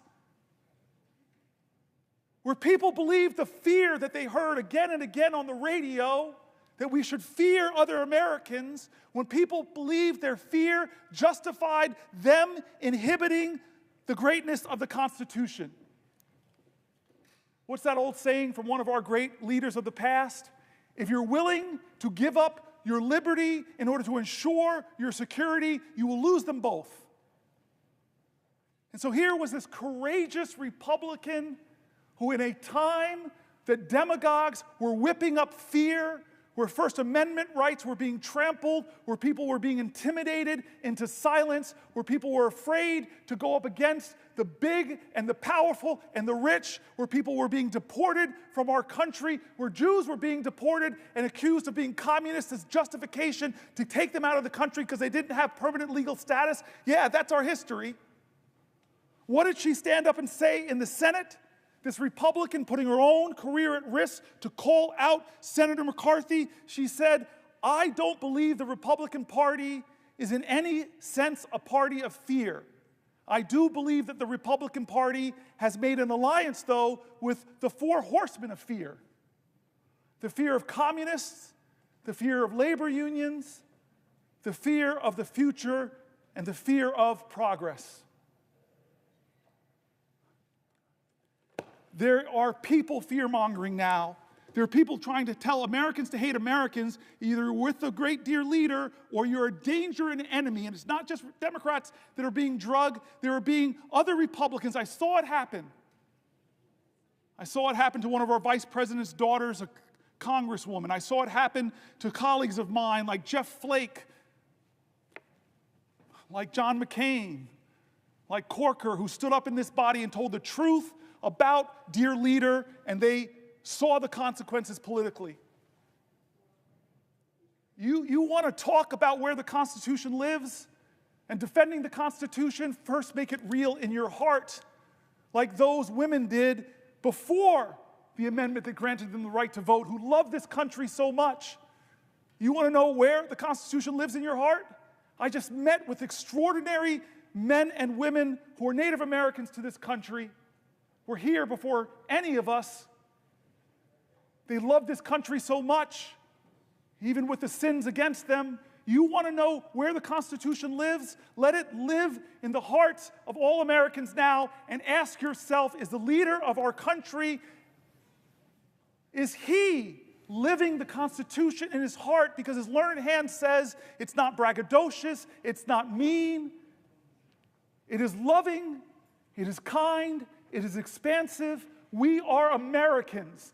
Our creed above the presiding elder says it all, e pluribus unum, trying to remind our country that despite racial difference, gender, besides Republican or Democrat, ethnics, you know all the lines that divide us are not nearly as strong as the ties that bind us. That's what e pluribus unum means. What about the pledge that learned hand read? Listen to the words. It says things. It says things in that pledge. It says that we are one nation under God, that we are indivisible, and we pledge ourselves to liberty and justice, not just to the people who agree with the president, but for all. God bless my courageous colleagues who have spoken out in the past and suffered the consequences. The liberty and the Constitution lives in their hearts. They put patriotism over politics. We are in this moral moment now. We are in this moral moment now. This is not right or left. Don't let them say this is a partisanship. It is not. It is not left or right. It is right or wrong. America, this is a moral moment. Does the Constitution live in your heart?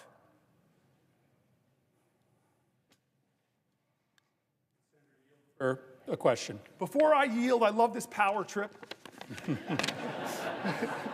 It's the only time in 13 years that I've really felt this power. I don't have to let my colleagues speak.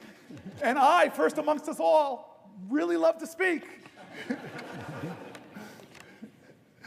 I just want to say thank you to Chris Murphy. I repeated this 10, 15 hours ago, but I just want to tell the story, and then I'll let you go, Chris. 9 years ago on this floor, after the Pulse shooting, we called Chuck Schumer, Chris and I saw a moment, he saw a moment that we couldn't do business as usual. We just said, how can you have this mass shooting, yet another mass shooting, and this body just go on as business as usual? It's why I'm standing here right now. And we agreed, with the Chuck Schumer's help, that we would get control of the Senate. And Chris Murphy went down to that desk, and I promised him, I'll be with you, I'll stand with you, I won't sit down, we'll go as long as we possibly can. And he began a filibuster 9 years ago, and it lasted 15 hours, and he still had fuel in the tank. I know he did. I was a hurting guy. I told you my back was hurting, my feet were hurting. But we had a direct end when Mitch McConnell agreed to give us votes on common sense gun safety, which I think every American, most gun owners agree on, just universal background checks. And it failed to get 60 votes in the Senate, but you stood, and I stood with you. And he said to me days ago, if you're going to do this, brother, I will be your aide-de-camp this time, and you've been with me. You have been with me far past 15 hours. You've been with me for 23 hours and 49 minutes.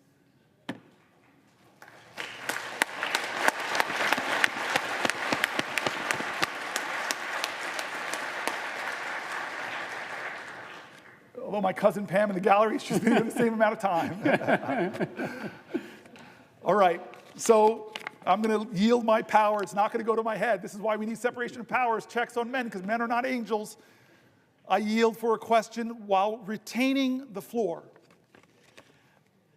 Senator Booker, it has been a wonder to be with you on the floor these last 24 hours. You indeed did something extraordinary and performed a sympathy filibuster with me 9 years ago, where as I stood at that desk for 15 hours, you stood on the Senate floor. You didn't need to, but you did in solidarity. I have been with you for the last 24 hours, but I've sat for most of it. You've done the hard work. You are an extraordinary senator. You are an extraordinary American. And I think I can say on behalf of everyone in this chamber and many people in the gallery, you are an extraordinary friend.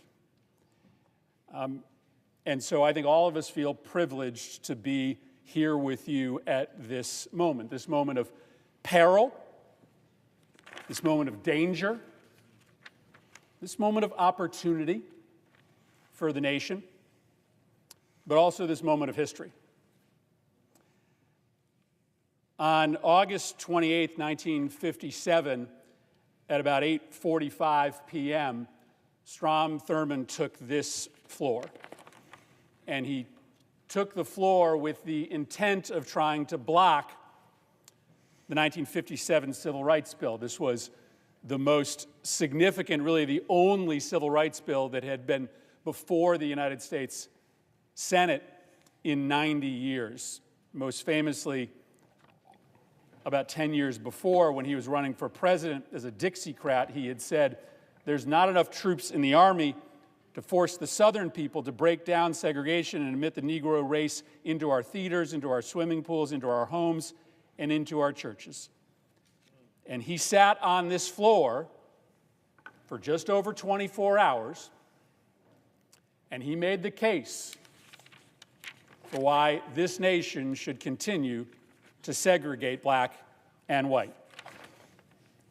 He started, in fact, by reading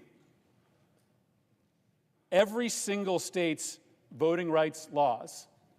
Every single state's laws he read into the record, apparently as proof that every state adequately protected all of its voters and that no additional laws were necessary.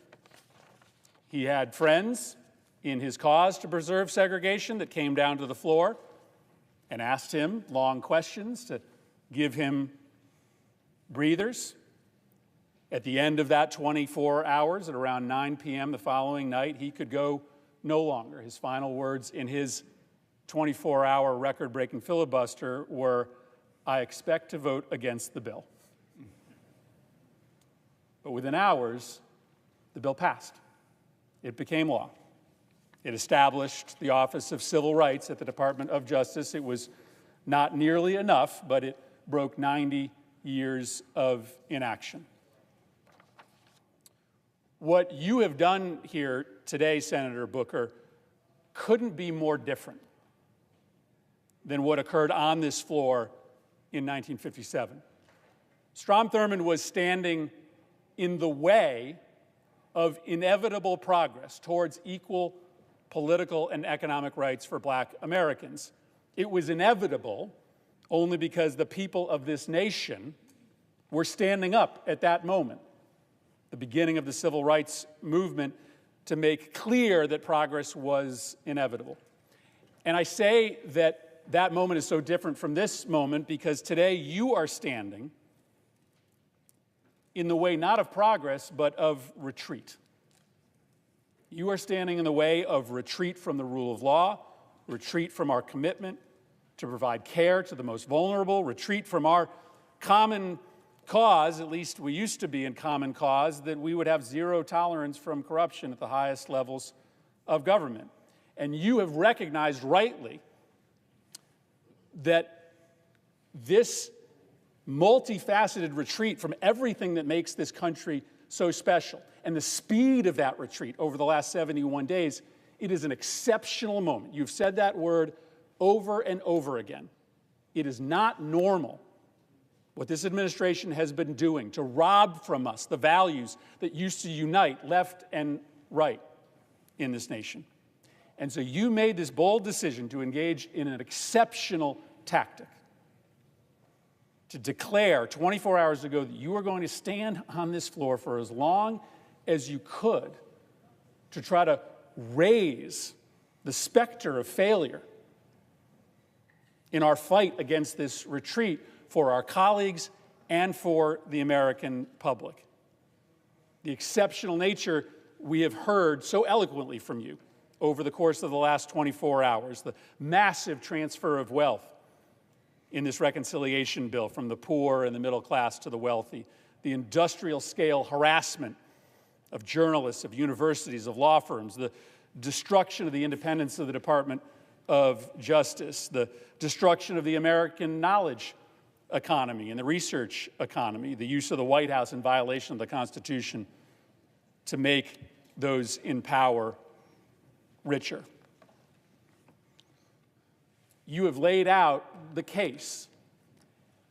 And it's funny, I remember this from 9 years ago. When you're sitting in your spot, you haven't moved in 24 hours, you have no idea what's happening outside of this building. You don't actually know how many people in this country have engaged in the conversation that you started 24 hours ago. On one social media platform alone, there have been 150 million clicks on your live stream. This is a country of 300 million Americans. You have been able to pique a conversation here amongst our colleagues, who we need to stand with us eventually against this retreat, and across this country. And I think we are here as we reach a pivotal hour to just say thank you for having the courage, the audacity to bring us on this journey. And so my question is pretty simple. I think you will find when you finally leave this chamber that you have done something extraordinary, that you didn't solve the problem, that we are still a long ways from being able to successfully beat back this retreat, but that you have accomplished something extraordinary. And so I guess that's just my question. When you set out with this idea, when this was starting to germinate in your mind, my question for you, Senator Booker, is what did you hope to accomplish? I thank my colleague and my friend again. He and I talked about this, that I was challenged by my own constituents to do something different, challenged by my own constituents to do something, challenged by my own constituents to take risks.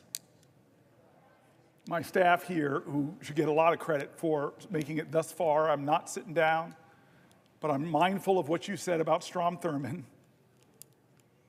I'm mindful of that right now as I watch that clock tick for another 20 minutes.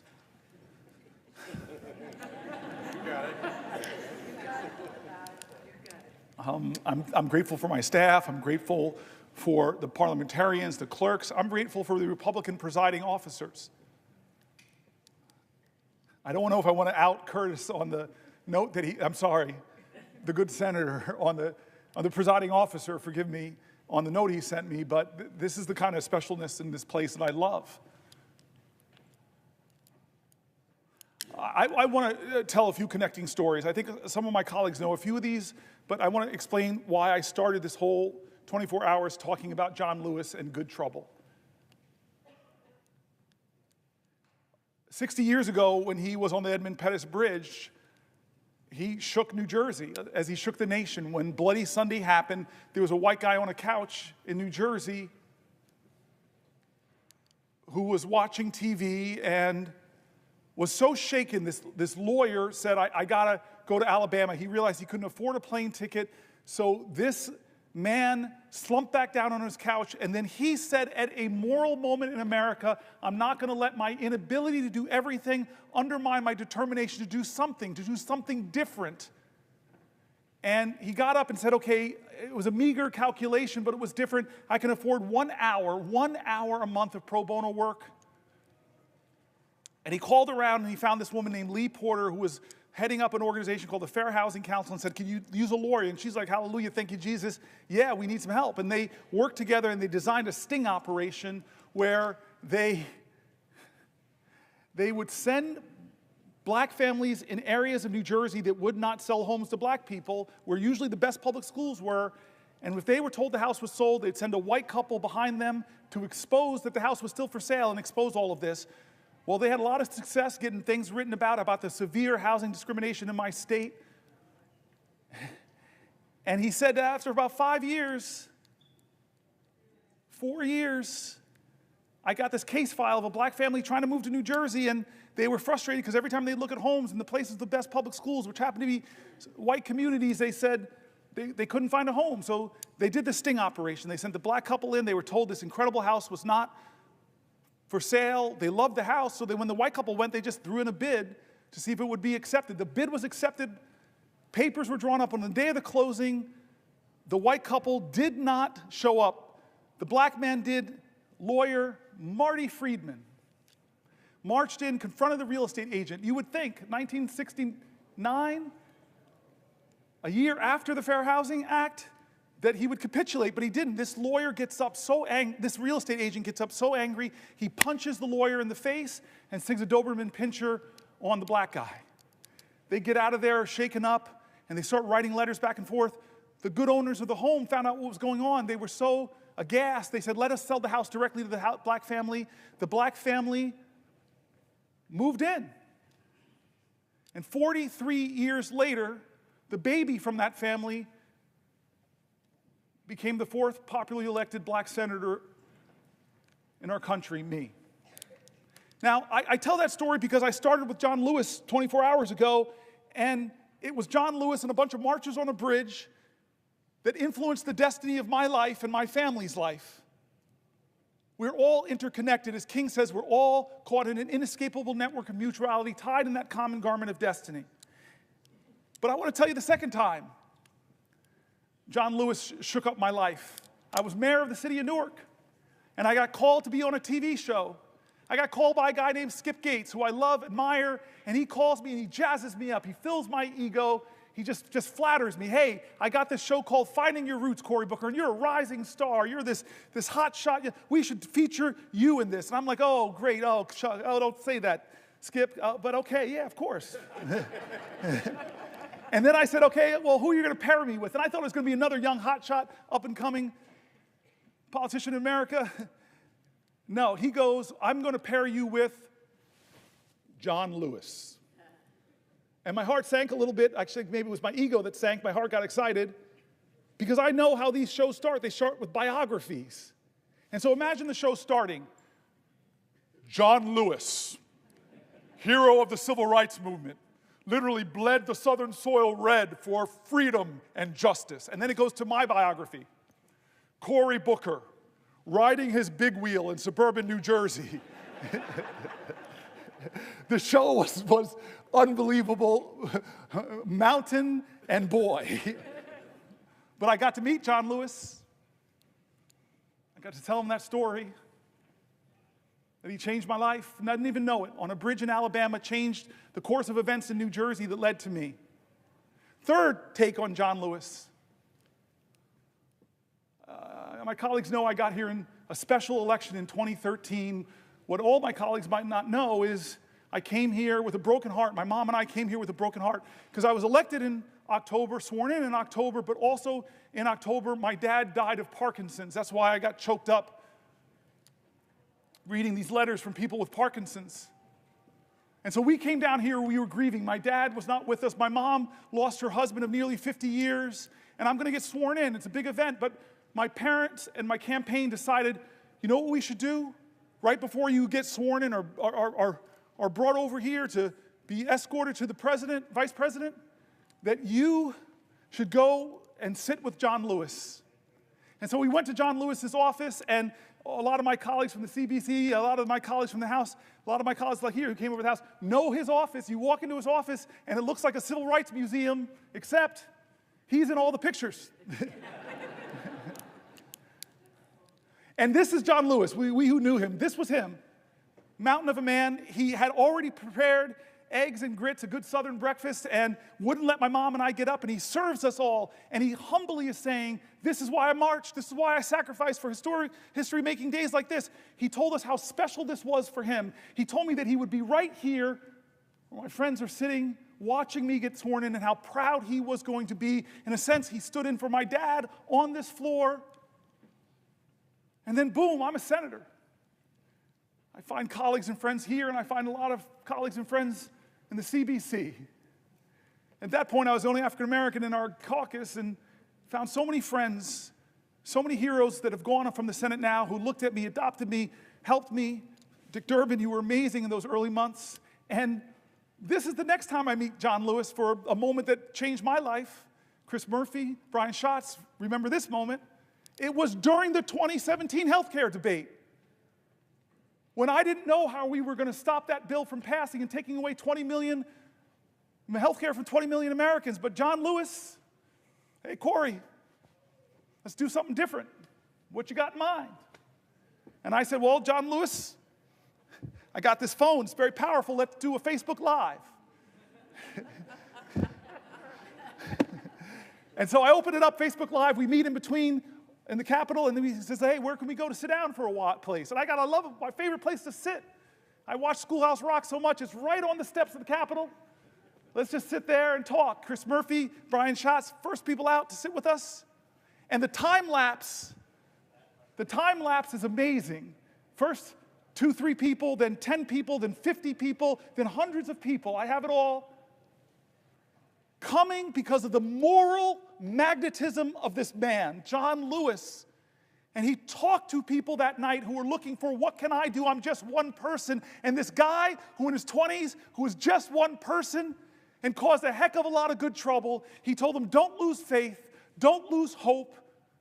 Get angry, but let it fuel you. Be afraid, but know that's a necessary precondition to courage. He was amazing that night, and I know my colleagues remember that.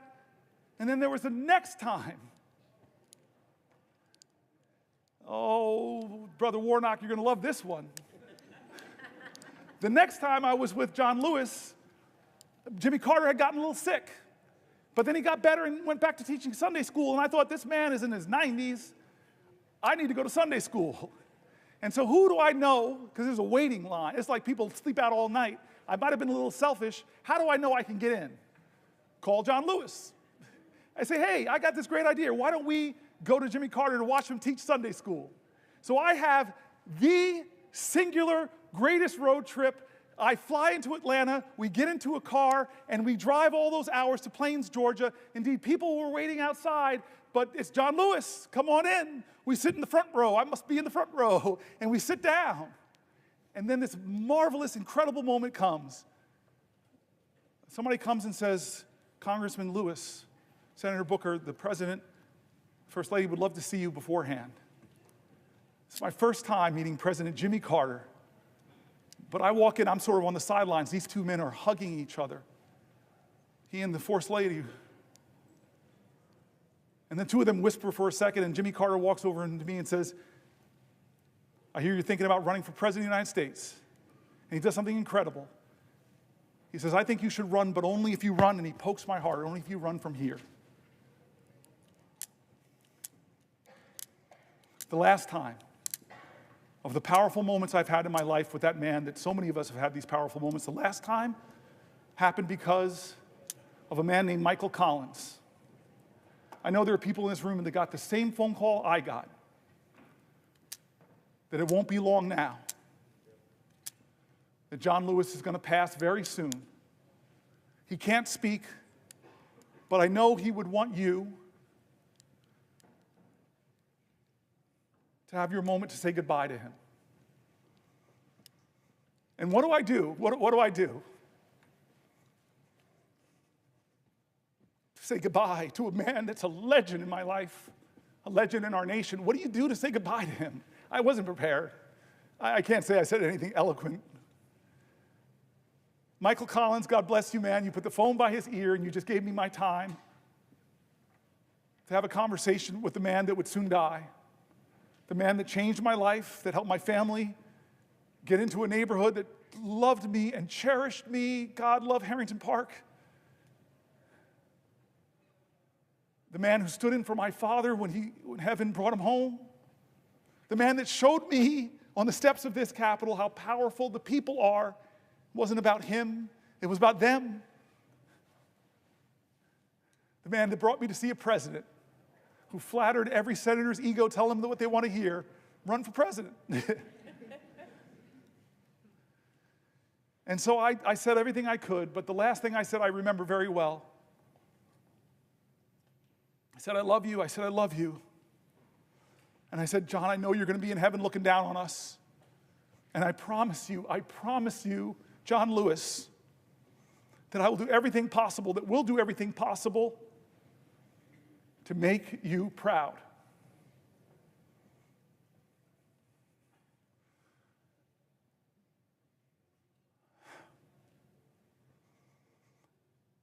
The civil rights generation is starting to be called home. Leaders are leaving us. We in the CBC have lost a lot of greats. And I can't remember forget the promise I made to John Lewis, with all that he gave me, with all that he gave his country, that I said we would make him proud. And so this is one of those moments that John Lewis, he would not be sitting still. He would call me up and say, you still got that Facebook thing? I go, no, I don't really use Facebook anymore. But there's a thing called TikTok or... I don't know what John Lewis would say right now. I know what he said in 2017, but I'll be honest with you, I don't know what he would say. But John Lewis would say something. He would do something. He wouldn't treat this moral moment like it was normal. John Lewis knew what King said, that what we have to repent for, all of us here will have to repent for, is not just the vitriolic words and violent actions of so-called bad people. What we will have to repent for in our day and age is the appalling silence and the inaction of good people. This is our moral moment. This is when the most precious ideas of our country are being tested, where the Constitution, and the question is being called, where does the Constitution live? On paper or in our hearts? This is the moment. Generations get them. We're on a crossroads here, folks. Healthcare is on the balance. Veterans are on the balance. Priorities are on the balance. Where's our priorities, America? More tax cuts disproportionately going to the wealthy?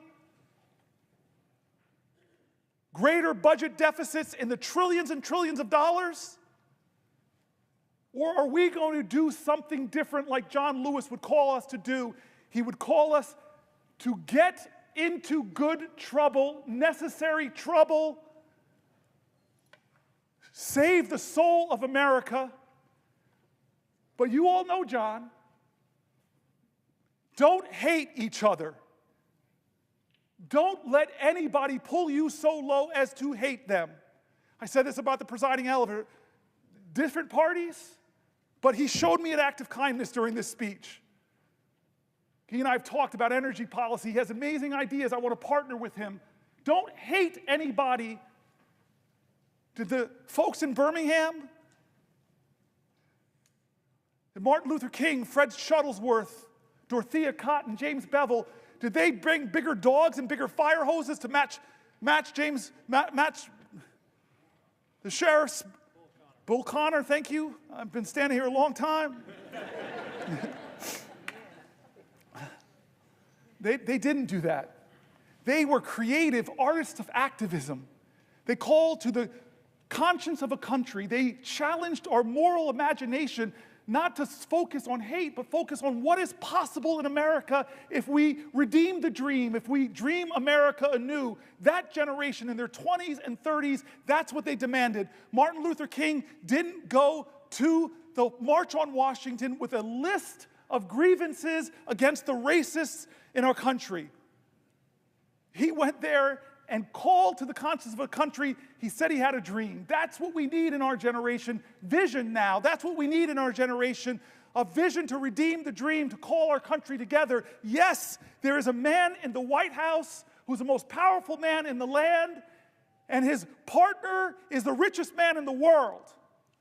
But as long as this is a democracy, that we can still protect the power of the people is greater than the people in power if they use their power. As a great African-American woman author once said, the most common way people give up their power is not realizing they have it in the first place. I've been calling out names, folks, to tell them they have power. I read the stories of Deanna, of Wendy and Cassie, of Tanya, of Cameron, of Jean, of Susan, of Edna, of Randy, of Dylan, of Teresa, of Pamela, of Sally, of Mike, of Carol, of Rosemary, of Danielle, of Judith, of Elizabeth, of Sandra, Alicia, Maggie, Nibel, Laura, Michael, Robin, Mary, Allison, Ash, Roseanne, Carrie, Samantha P., Raphael, Will, Anthony, Sean, and so many more. I read their stories here because while we were elected, they are the power of our country. I've made mistakes. We all have. Both parties have a lot of mistakes to account for. The ballast of this country, what will anchor us to our ideals, what will call us to new heights, lift our heads, lift our hopes, what will call us to rise is each other. We need each other. We need a greater love in this country. We need a greater fight in this country. We need a greater determination. We can't act as if this is normal times.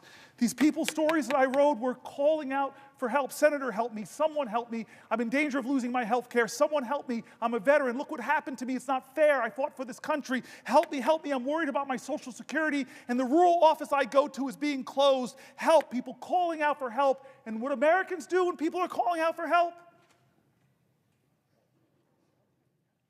They built an infrastructure. The greatest project ever, called it the Underground Railroad, where Quakers, white folks, joined with black folks to shuttle people to freedom. What did they do when people were worried and fearful?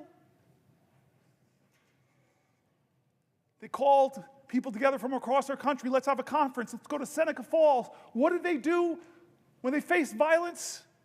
Well, look at the people at Stonewall who stood up, who pushed back, who organized, who won. What do they do when the dogs are unleashed on us, the fire hose are unleashed on us? Look at what they did in Selma. I'm getting close to a record, folks, but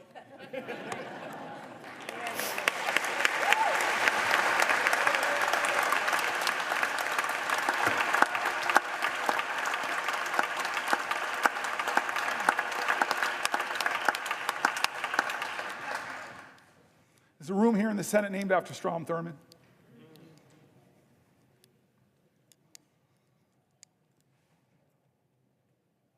To hate him was wrong. And maybe my ego got too caught up that if I stood here, maybe, just maybe I could break this record of the man who tried to stop the rights upon which I stand. I'm not here, though, because of his speech. I'm here despite his speech. I'm here because as powerful as he was, the people were more powerful.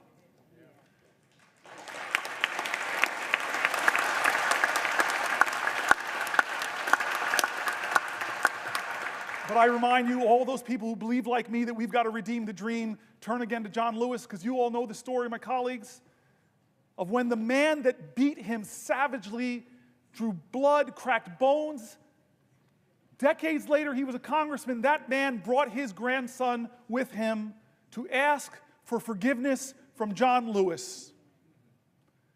I heard about this story when I was in the car in Georgia with him.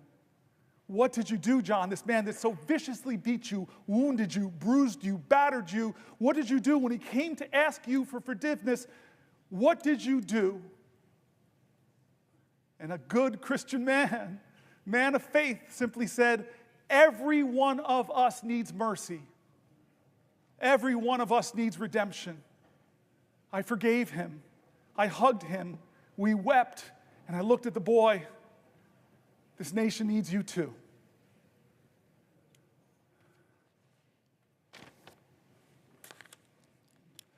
John? Would the senator yield for a question? Chuck Schumer, it's the only time in my life I can tell you no. I just want to tell you a question. Do you know you have just broken the record? Do you know how proud this caucus is of you? Do you know how proud America is of you?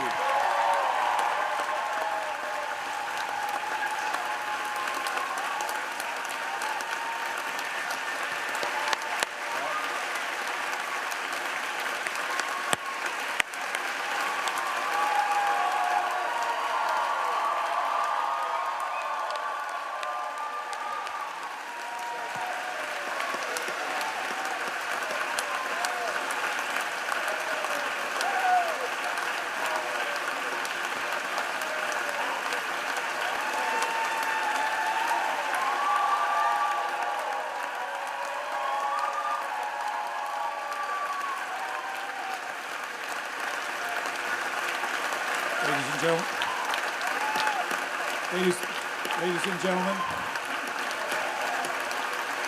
ladies and gentlemen,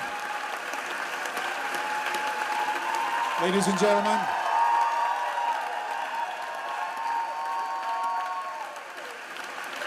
order. Order. The chair does not wish to take away from this moment, but I think the best way to honor this great accomplishment to our guests in the gallery, to make a rare exception and let you stand to show your appreciation, I will not constrain my fellow senators. Thank you. I'm Chuck Schumer. I have yielded for a question, and you asked me, did I know? I know now.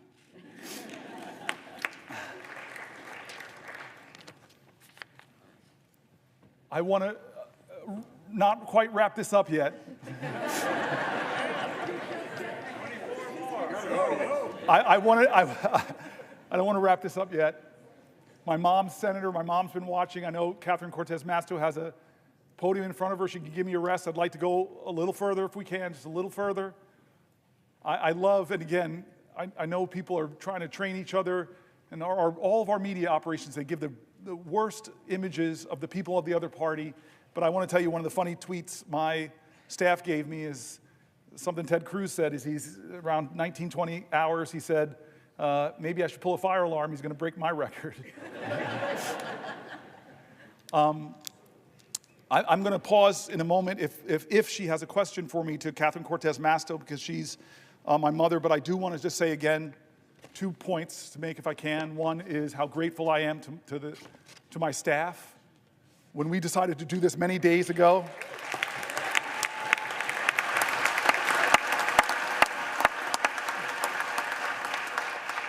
when we decided to do this days ago, they were like, we have to do this. And we started preparing and working on this, and they did an extraordinary job. They were with me late nights, writing. I just feel guilty because they wrote about 10 books, and we didn't use all of them. They were really substantive stuff, pulling from Republicans and Democrats in critique of this moment, pulling from Democrats and Republicans, Republican governors that were saying, do not cut Medicaid. States that know, as my colleagues do, that have a trigger, that if the Medicaid funding goes below 90%, they stop the Medicaid expansion. My staff really worked hard to not make this just Democratic voices, to make it people in our country, that Republicans and Democrats, you heard mentioned in the speech, the Cato Institute, the Manhattan Institute, all people who are honest arbiters and are saying that what Trump is doing is wrong, that a budget like this that blows massive holes in our deficit, it will be something our children are trying to pay for. And what are they ultimately paying for that's caused this big deficit? It's trillions of dollars of tax cuts that people like DOGE, multi-billionaire Musk will benefit from, but children won't. They did such a good job bringing together authorities on both sides of the aisle. I just want to thank them. I want to thank my cousin Pam and my family. Cousin Pam, like Chris Murphy, was here for the whole time. I want to thank Chris Murphy again.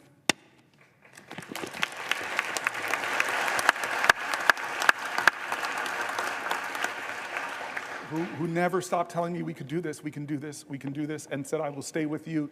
He's been with me on the floor. I hope you don't look as tired as I look, because you look beat, man. Do I look that bad? No. All right. I want to go a little bit past this, and then I'm gonna deal with some of the biological urgencies I'm feeling.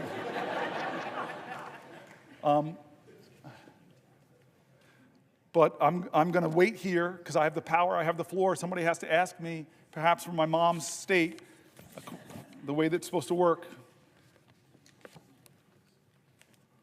So will the good senator from New Jersey yield for a question? My mom would be so upset with me, my Aunt Marilyn, my Uncle Butch, my Aunt Shirley, all the people that are your constituents, not mine. They would be upset with me if I didn't yield to you for a question while retaining the floor. Well, first of all, Senator Booker, I have to say, we in Nevada are so proud of you. We are proud to be Nevada Strong. You are one of us. You are definitely New Jersey, Nevada Strong, and so proud of what you have accomplished so far, and willing to stay here as long as it takes to help you get your message across. And I think that's the important moment. We are all here right now. So I want to pose a question to you, actually a couple of questions, but I want to start off and set the stage here, because you have been here now, for over 24 hours. You are missing some of the national news, things that are happening out there. But one of the things I want to point to that is happening that you may not be aware of, and you've touched on it a little earlier today, is this notion that we have now a president who is actually focused on billionaires and tax cuts for billionaires at the expense of the American public. And one of the things we have watched him do is cut funding for medical research. Now, what you may not know is just today I found out that HHS laid off the entire healthy aging branch of the CDC, just today. This office administers Alzheimer's disease programs. Yes. And it oversees the funding from the Bold Infrastructure for Alzheimer's Act, and it is a piece of legislation that I was so proud to partner with Susan Collins on. And she has fought for, and we have fought for, funding for it to support caregivers and their families. And Congress just reauthorized this funding. And now we have a president that has stopped the critical work that scientists are doing to try and cure Alzheimer's. And I bring this to your attention, Senator, because like you, and I think like all of us, there are personal moments in the work that we do. My personal moment is my grandmother, who I'm named after, died from Alzheimer's. And she died at a time in Las Vegas when there was not enough research, when there was not enough health care, when there were really not enough providers to understand what was going on. And so for many of us, this fight, not only is it personal, but we recognize the impact that it has outside the Beltway in so many families and lives across the country. And that's what this is about. In Nevada, as of 2023, there are 49,000 people, 65 and older, are living with Alzheimer's. And that's projected to reach 65,000 this year. Not only did we hear that HHS laid off the entire healthy aging branch of the CDC, but Donald Trump also recently terminated a $14,000 NIH research grant that had been supporting Alzheimer's research at the University of Nevada, Las Vegas. And he's continued to cut the grant for essential research for so many reasons. We've seen these funding cuts, we've seen mass layoffs, and the impoundment of grants that have already been approved by Congress. This is a violation of the rule of law, and you have been talking about that for the last couple of hours. President Trump is forgetting that this is personal. It is happening to so many families. So my question, Senator Booker, to you is, what do you think families and caregivers of those impacted by Alzheimer's, how they are feeling about what is happening right now? So this bothers me for two reasons, and the first you've already mentioned, is this is the points of bipartisan work that we do. I talked about Chris Murphy and the bipartisan gun bill that lots of people here worked on with Senator Cornyn and others, and how upset my state is that some of that community violence intervention money that I worked so hard to get in that bill is being clawed back by a president. There are people in this room, I know so many of you, and I know on the other side, that have done such great work to work with our colleagues to find common ground and get really important programs passed that bring resources to families. And it's being clawed back by our president, not with consultation, not with a hearing, not with a discussion of even why you would target Alzheimer's research. That is a violation of the separation of powers. And I wish my Republican colleagues would hold more hearings about that. These are programs that they like. I saw that with USAID. I worked with Marco Rubio on some of that programs and those investments that are now been cut and clawed back. So it's a separation of powers issues. It's an offense to the common goals that we share in this community of leaders. But the second reason it bothers me is an article I read hours ago by Fareed Zakaria. And he talked about what's happening to a nation that cuts so dramatically what is one of the best taxpayer investment dollars in biomedical sciences.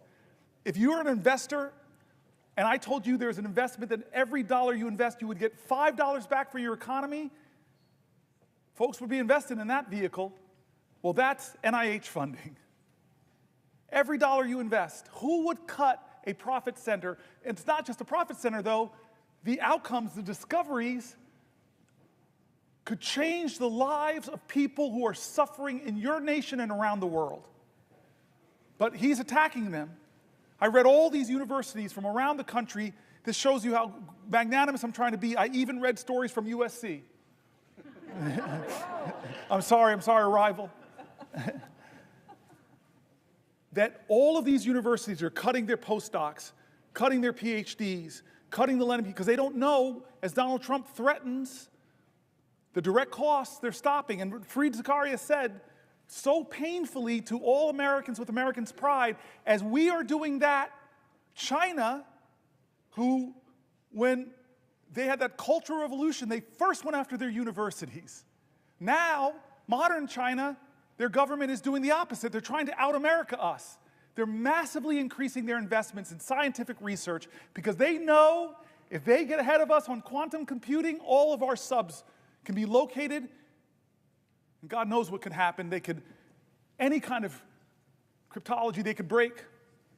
They know if they get ahead of us on scientific research, the power and advantage it will give them, so they're doubling down. But what are we doing in America? We're tolerating a president that is cutting the funding that will predict who defines the future and what values will define those futures. Will they be democratic values, or will it be the values of the country that's competing with us to beat us, and right now we're giving them a head start?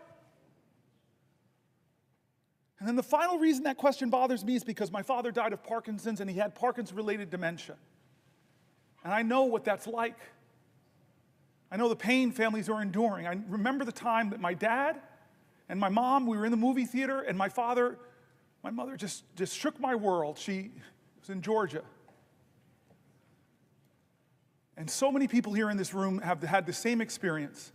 We're in a movie theater, and my mom leans over to me and said, "You need to take your dad to the bathroom." I never imagined the years of my dad as a 2-year-old and 3-year-old taking me to the bathroom, that one day I'd have to take him. And so in this Atlanta movie theater, in the middle of a movie, which I was like, okay, it's time for me to do this ritual that so many families know. I pick my dad up, who's shuffling with his Parkinson's. I'm not seeing any light in his eyes that he's there. I'm just letting him hold me, and he's shuffling into the bathroom. And then we get to a public bathroom. His hands are shaking. He's standing in front of the urinal. And then I realize I got to unbuckle this man's pants. So many families know this, and my ego, I'm sorry, I was leaning over and I'm saying, wait a minute, I'm in a public bathroom, leaning over, I'm buckling another man's pants. Please, please, God, don't let somebody come in. And as if God heard my call, someone walked in. And I hear the person walk, and I'm like, just please keep walking. Go into a stall, please keep walking. And then suddenly I hear the feet walk past me and stop. And then the man turns around and says, "Oh my God, Cory Booker." And then I look up at my dad, and I see the clarity in his eyes. He is 100% there, and he's grinning and loving my mortified embarrassment. Alzheimer's? It's devastating so many American families who are watching the loved one of their lives diminish. And we're cutting funding. Donald Trump is cutting funding, democratically, bipartisanly approved. So forget the separation of powers. It's important. It's so important. If that doesn't get you, then maybe think about the competition with China. If that doesn't get you, if those two don't get you, America, then think about the millions of Americans struggling with Alzheimer's, the struggles it does to those families. This is a moral moment, America. This is going to define the character of our country for years and years to come. Has the Senate called a hearing on your bipartisan funding, Senator? No. Have we done our oversight responsibility? Have we checked, as I read from the Federalist Papers, as our founders wanted us to do, is to check the executive, be the check at the executive that balances our governmental powers? No, we're not checking that executive.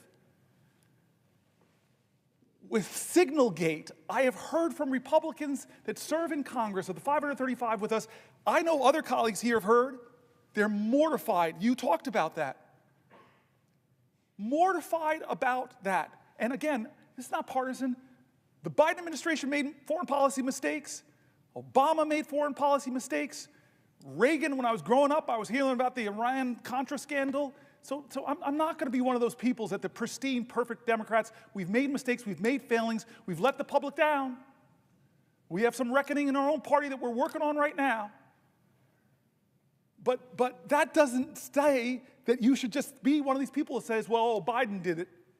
No, you should be a leader of character that says there's something wrong here. And in fact, it could point to real problems in the national security of our country and the laws that we established. One of those laws is very simple. You're supposed to preserve records. How can a signal chain that disappears not be a violation of the law of this land? Is there a hearing on that? Head of the Intel Commission, not a hearing at all. Where are the checks and balances spelled out in the Constitution? We are derelicting our duties here in the Senate. We really are. And the consequences of that is the very national security of our country. How many times do you think this was the first time they created a signal chat? Or is this a pattern of practice? You're a really rational man. I keep looking at you, Mark. You're my leader on these issues, or Jack Reed. No, this indicates a real problem, and the Senate, the United States Senate, should get to the bottom of it.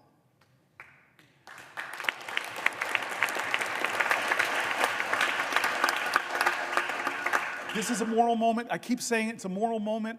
Who are we going to be? What's going to define us? And it's time not for the typical tribalism. It's time for leaders to start standing up and saying, you know what? We can go a different way. We can imagine a different country. That's why I pointed out the new leader of the Democratic Party on the House side. We're a different generation. There's a rising generation of people. I've talked about my friend who wrote this great book, Abundance. There's a whole bunch of new ideas out there that are about the future, about the possibilities, about the hope, about the greatness of America, not the greatness that is braggadocious, not the greatness that says, I'm better than you, not the greatness that says, only I can fix things. That's not the America we want. We want America that says, we the people. An America that says, e pluribus unum. An America says that our history shows that rugged individualism and self-reliance are important values, but rugged individualism didn't beat the Nazis. It didn't take us to the moon. We did that together, America. We need bigger visions that can unite us beyond our narrow partisan divides to get a real mandate. And you know what a real mandate should be? It should be government efficiency. It really should be. God, I have heard from so many of my colleagues on this side of the aisle that have said, if they formed a commission of former executives in this body, I see you, Maggie Hassan, it was hard, but I had to cut 24% of my budget, 1 out of 4 employees. It was really hard, it caused a lot of pain, but we had to reduce my government. There are a lot of people here that are executives on both sides of the aisle that would have said, pick me, let's form the most exciting team possible. Because Jack Reed knows that the military of the United States of America could do things more efficiently. It's a little bit of waste over there because they haven't passed an audit. Where's Maria Cantwell? The Commerce Committee. So many ideas about how to create profit centers in the American government. You have talked to me about them. You're brilliant on some of these ideas. I look around here, but I could look to the other side of the aisle. The farmer sitting over there, the guy who's been so good to me, Chuck Grassley. I forced that man to hug me when we passed. I forced him to hug me, sir. I have pictures. Can't deny it. I don't know how you're going to get reelected now, sir. You hug this dude, black dude from New Jersey. You're so sweet to me still. We passed a big bipartisan bill because people like him, like the presiding officer, I've met with you, you still have big ideas. You still have big ideas that aren't partisan. If President Trump, from his inaugural address to his first speech before a joint session of Congress said, enough, there are big ideas in this country, I want the best, I want people to come together. I'm tired of us talking down at each other. It's time for us to come together and imagine ways to create real abundance in America for all Americans. I trust the genius of America, the kindness and the decency, but this president doesn't do that. He violates all of our common senses of decency. And don't say it doesn't happen, folks. Don't say that. I listen to him. I listen to how he talks about people. We have a government now, as I said earlier, that isn't ask not what your country can do for you, but what you can do for your country. We have a country now where a president says, ask not what your country can do for you, ask what you can do for Donald Trump. And you're seeing who gets the special treatment. Some law firms are really threatened right now with being bankrupted by Donald Trump targeting them. Others have decided a different path. I'm not hating on them, but they said we're going to go to Trump and we're going to offer him what he wants. We're going to give him tens of millions of dollars of free pro bono work. I wish they would bring some of that free pro bono work to Newark, New Jersey. A lot of people who need lawyers, folks in my city. What are the standards here of our government? You want a merger? Well, maybe you should put a lot of money in Donald Trump's meme coin. I read the document, there's something word called emoluments, and we sit by and act like, oh, no big deal. He's made millions and millions of dollars from who we don't know. We haven't held one hearing of oversight to know who is giving him millions of dollars to that meme coin. Is it the Turks? Is it the Saudis? Is it the Chinese? Is it the Russian oligarchs? Do we know? Should we know? Yes, America, stop falling into tribal lanes and closing your eyes to things that should not be normalized. Why are we normalizing these things? They're wrong. They're patently, on the face of it, is wrong. If you use Signal to discuss a military attack, the time of the attack, the weapons that are going to be used, and you do it on a commercial app and decide to include a reporter, there should be accountability. Am I crazy?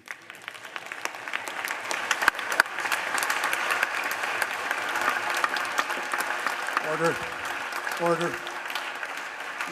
Ladies and gentlemen, let me just remind you, expressions of approval and disapproval are not permitted by the gallery. Thank you. He was forced to say that. Look at you, defiant man.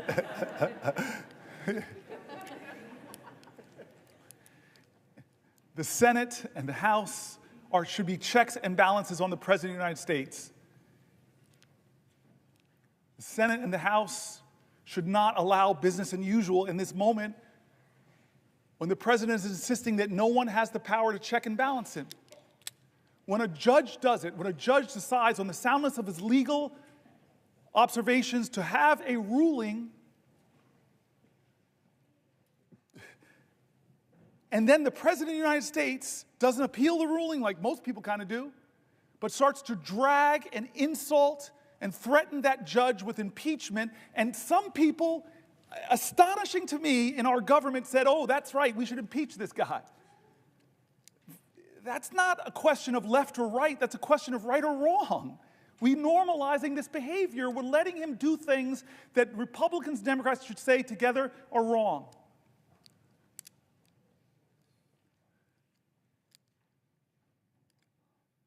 And So I want to say, I'm going to stop soon. Well, for a question? Oh, yes. God bless you.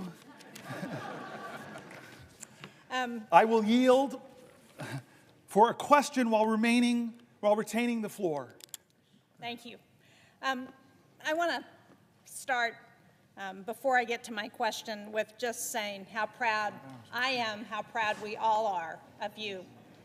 And I think I'm old enough to remember Strom Thurmond's filibuster. I can remember being in high school and seeing the news every night and the reporters coming from the steps of the Capitol because they were filibustering the Civil Rights Bill.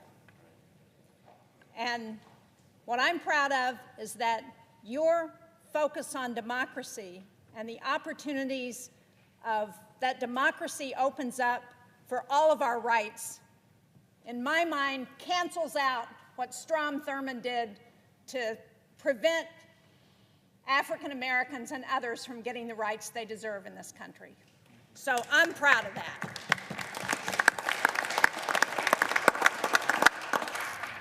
But I really want to, you talked earlier this afternoon about the rule of law and the overreach of this administration.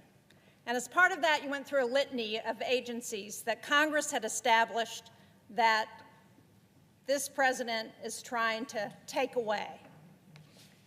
And I just wanted to point out that, and you mentioned this earlier, one of those agencies that Congress established is the U.S. Agency for International Development. And earlier today, we had a shadow hearing roundtable, the Democrats on the Foreign Relations Committee. It was on the dangerous consequences of funding cuts to U.S. global health programs. And I know that as ranking member on the subcommittee on Africa and global health policy, you would have really been interested in this.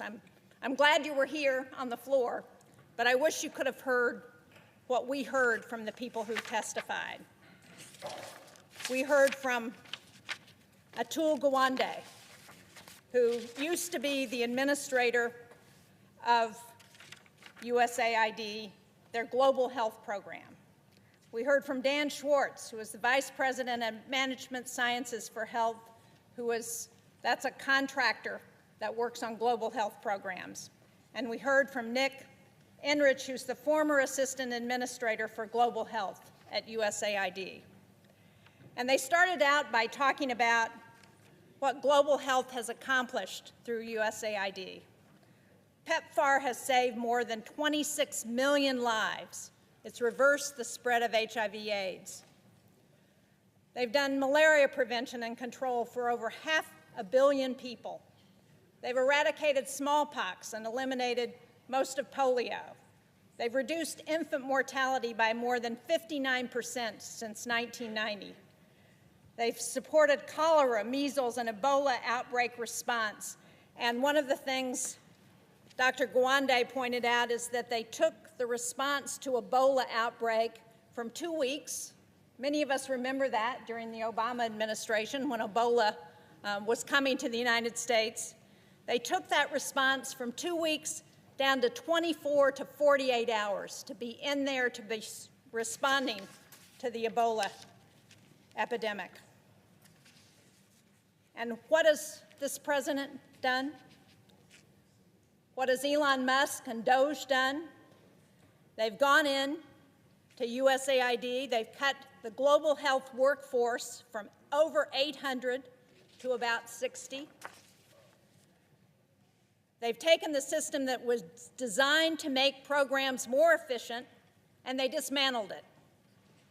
And when the Inspector General Paul Martin reported on food rotting in ports, he was fired. USAID has been the largest civilian ground force to address global goals. As Dr. Gawande said, what we learned from USAID is that prevention is a whole lot more efficient and a lot cheaper than emergency treatment. He said that what we spend on global health through USAID has been $9 a household in America in a year. $9. Think about what we've done with that $9. And as they were going through the litany of programs that have been cut, the one that caught my eye was 75% of the pandemic threat comes from diseases jumping from animals to humans. That program has been terminated.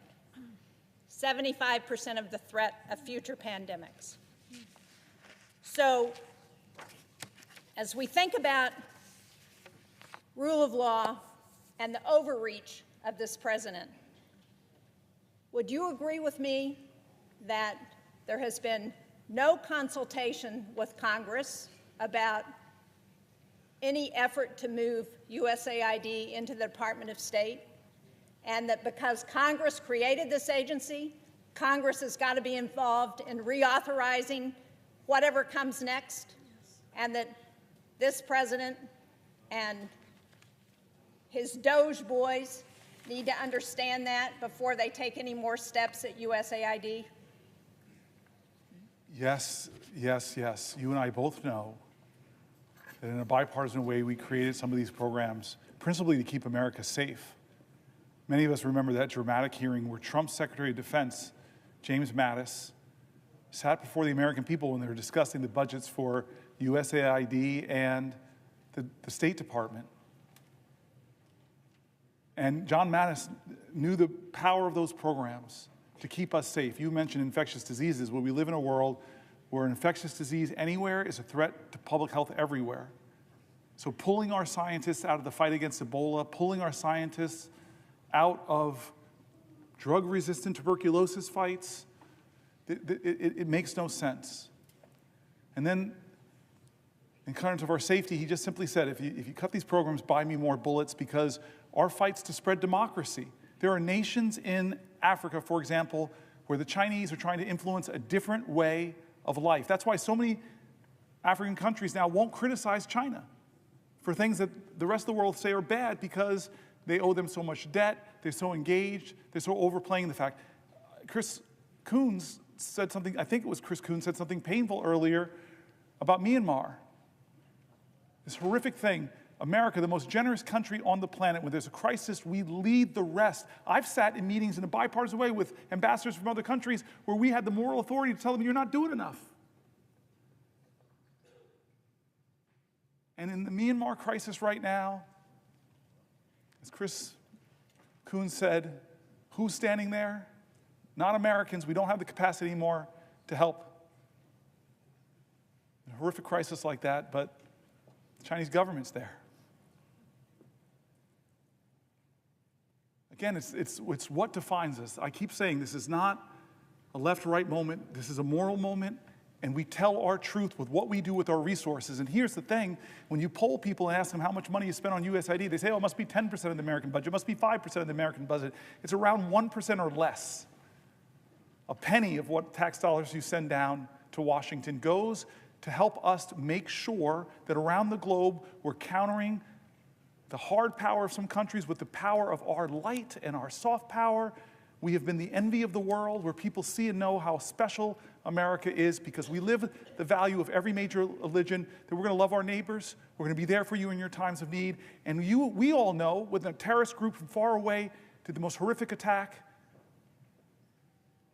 that in a lot of these countries, terrorist groups are trying to counter the democratic governments there. Look in the Sahel region. Look what's happening. When I was in Nigeria, I was shocked to say what they're talking about, instabilities in the north, the threats of terrorism in the north. I'm going to go for 7 more minutes and stop, but I want to use these last 7 minutes to return one more time to the people of my state and actually other states who demanded we do things different, who asked for help. Before I do, I just want to thank Mike Lee today. He's my partner in antitrust, a specialty of my friend Amy Klobuchar. And I don't know if you got my text, but you got it, where I said to you, I'm kind of going to the floor to hold it for as long as I can. and I may not make our first subcommittee together on antitrust where we have a lot of common ground. So I'm sorry I missed it today. I know you'll fill me in, but I know my friend filled in. Thank you. So I want to close back where we started, about us, about why I'm here.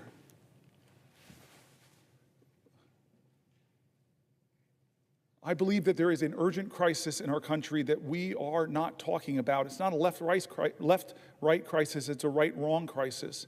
It's a moral moment, and again, in America, that's going to define our character, about who we are and what we stand for. There's a threat to the bedrock commitments we've made to each other as a country. People are threatening that bedrock commitment of Social Security. They're calling it a Ponzi scheme. They're making up absolute lies about it. When I read American after American who said that that is their lifeline, they told stories that if they don't get their Social Security payment, or they get caught up because nobody's answering their calls, if the rural Social Security office, I read states, red and blue, where they're closing Social Security offices, if I now have to drive not 100 miles, but 150 miles at 93 years old, it doesn't quite make sense. One of my colleagues stood up here and said, that's already a cut in benefits if you can't access the folks. I stood here because there's a threat to these bedrock commitments. The bedrock commitment we've made in healthcare in this country. We won the defense of the Affordable Care Act, but my colleagues know when you start talking about Medicaid, that's not 20 plus million Americans.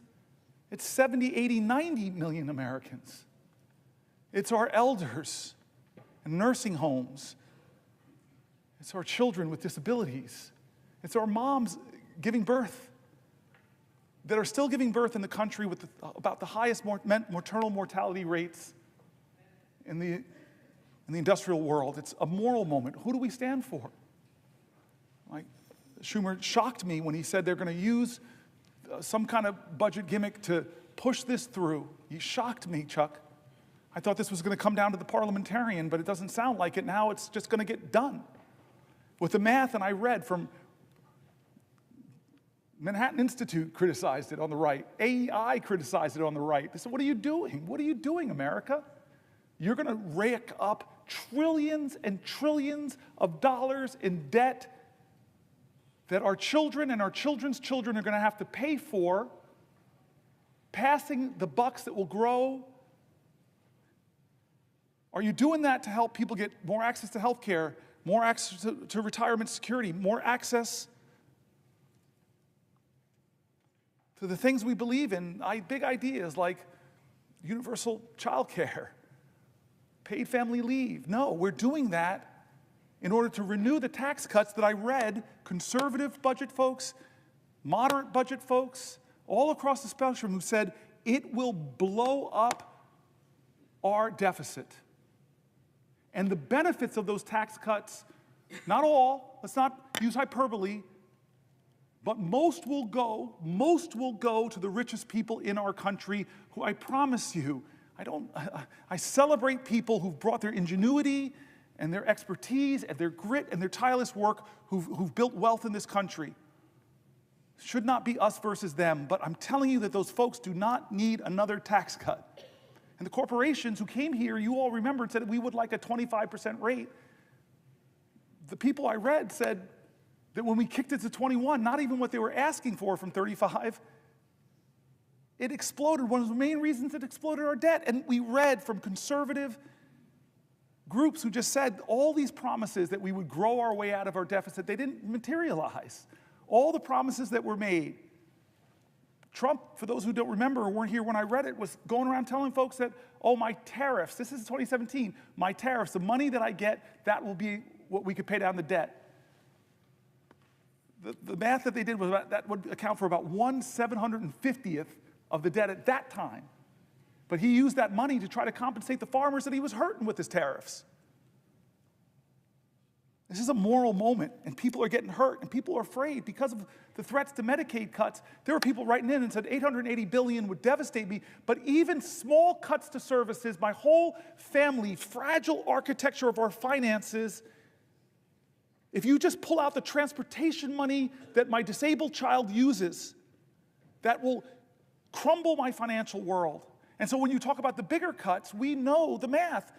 Many states who expanded Medicare have a trigger that if it goes below 90%, all the Medicare expansion goes off in that state and millions of Americans will be hurt. That's not right, guys. That's not right. And so this is the choices we have before us. Our veterans and the VA. I'm mad at you now. You made me get very emotional with your story. We read John McCain's story. We read the stories of the poems of the unknown soldier looking over us and saying, what are you doing to the Gold Star families? What are you doing to the veterans? Are you living up to your promises that you made? Well, right now, with the cuts of tens of thousands, over 80,000 veterans who work for the VA, but even more, because about 20% or so of all federal workers are veterans. And we read stories from veterans in America who are shaken by what's happening, who are losing their jobs, but yet all they want to do is serve. They're not what they're being called. They're not leeches. They're not criminals. They shouldn't be degraded for wanting to continue to serve their nation. This is what we're talking about, our veterans, our seniors, our health care, our financial security going forward. I asked the question to all those people who voted for Donald Trump, who believed in him that he would lower your grocery prices. I asked you, look at your financial self. Are you better off than you were 72 years ago financially? Well, the answer for most people who believed in him is no, because he didn't set out to do anything to lower prices. He set out to rename the Gulf of Mexico, to threaten Canada, to say I'm going to take over Greenland. He's done a lot of things, 140 executive orders. Many of them actually drive up your costs, make it more expensive to enroll in the ACA, reduce a lot of the tax credits there. He's increased your costs. He's taxed your bedrock services. Stock market tumbles, your 401k accounts are less. Inflation is up. Consumer confidence is down. This is what the voices we brought into this chamber, the voices of our constituents, red states, blue states, the voices of Democrats and Republicans, Republican governors, Democratic governors. We brought all the people that are saying, no, this is a moral moment, not left or right, right or wrong. And so I've tried over the last 25 hours and 1 minute to center the conversation back on what will we do of good conscience. People who are saying, I served this country, I risked my life, shouldn't be able to keep my job. People who are saying, this country once made itself the envy of the world because we invested in high-quality education for every child. I don't like what's going on at the end of the Department of Education. People who are saying, I worked harder than I ever have, but the prices on everything in my life are getting higher. People who are saying that the America I learned about in school, the one where people's rights are protected, the people who are saying that why are we yet again going through another healthcare battle that threatens millions of people, the people who are saying that I'm worried about the financial security and the future of my country, the voices of folks. And so I end by saying simply this, where I started was John Lewis. I don't know how to solve this. I don't know how to stop us from going down this road. Chuck Schumer's now told me that they're greasing the skids to do these things. I'm sorry, but I know who does have the power. The people of the United States of America. The power of the people is greater than the people in power. It is time to heed the words of the man I began this whole thing with, John Lewis. I beg folks to take his example of his early days where he made himself determined to show his love for his country at a time the country didn't love him. To love this country so much, to be such a patriot that he endured beatings savagely on the Edmund Pettus Bridge, at lunch counters, on freedom rides. He said he had to do something. He would not normalize a moment like this. He would not just go along with business as usual. He wouldn't know how to solve it. But there's one thing that he would do that I hope we all can do that I think I did a little bit of tonight.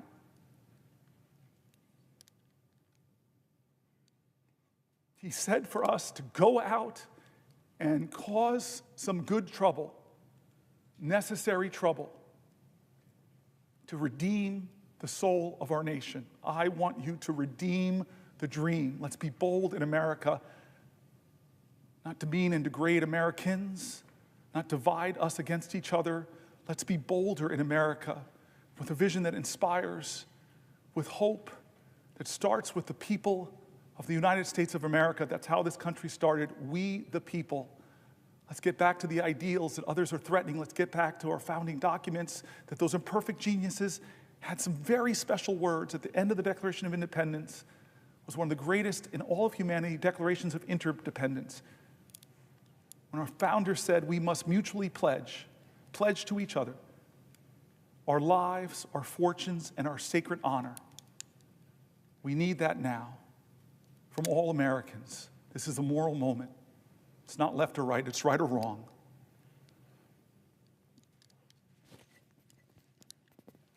Let's get in good trouble.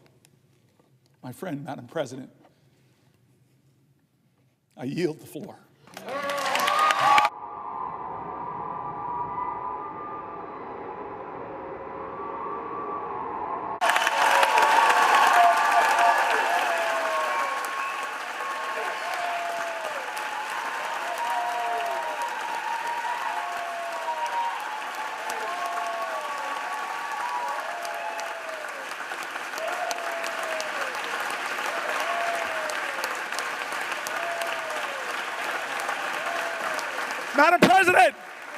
Madam President, thank you to the pages, thank you to the parliamentarian staff, thank you to the clerks, thank you to the doorkeepers. There are so many people that make this place special. I kept you up all night, kept you up 24 hours. I just want to say thank you. Thank you, everybody.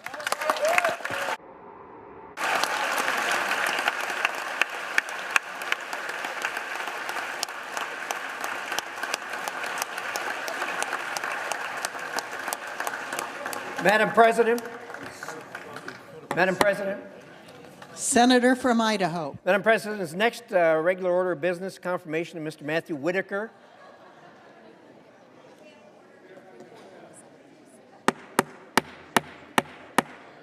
Order in the Senate, please. Order in the galleries. Madam President, is the next regular order of business confirmation of Mr. Matthew Whitaker to be ambassador to NATO? So that's the next order of business up. It is. Thank you. I'd ask unanimous consent that myself and the senator from Iowa be permitted to speak each 3 minutes, and immediately upon conclusion of that, we proceed to the vote on the confirmation. Without objection. I yield the floor to the senator from Iowa. There will be order in the Senate.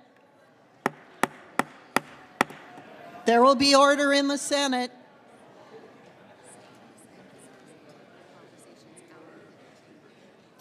Senators and visitors will take their conversations out of the chamber.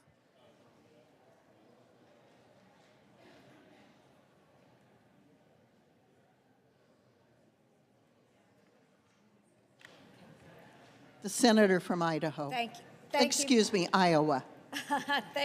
Thank you, Madam President. And today I rise in support of the confirmation of Matt Whitaker to serve as the next United States ambassador to NATO.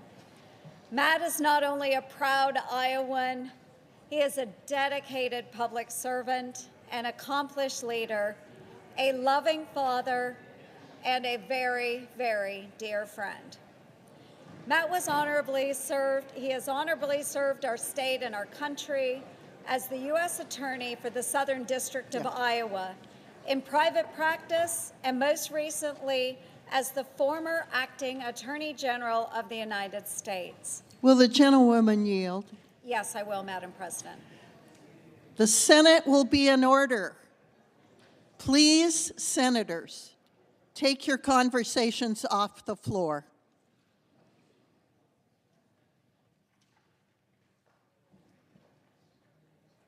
The gentlewoman from Iowa may proceed. Thank you, Madam President. Matt and I first crossed paths during the 2014 U.S. Senate primary in Iowa. What began as opponents in a race turned into a mutual respect and ultimately a strong friendship. Since 2014, Matt has supported me in countless ways, offering wise counsel and keen insight on the issues facing our state, nation, and our world today. While some may just brush it off as Iowa nice, I believe this is a clear demonstration of Matt's character. He's willing to put differences aside, strengthen relationships, and put our country over politics. Over the last few years, during exchanges with NATO allies, a consistent theme emerged: the need for American leadership, a willingness to speak hard truths and encourage our partners to step up. Matt's experience has prepared him for this aspect of the job. With decades of law enforcement experience and having served as acting Attorney General, Matt has successfully collaborated across many organizations and jurisdictions. He understands the evolving threats our nation and our allies face, from terrorism to cyber warfare to transnational crime. His experiences navigating complex security challenges will make him an asset to NATO and a force for strengthening our alliances. Matt Whitaker is a principled leader with a proven track record. Under President Trump's peace through strength approach, I have no doubt that Matt will be an effective advocate for America's interests and a champion of our national strategy. I urge my colleagues to support his nomination.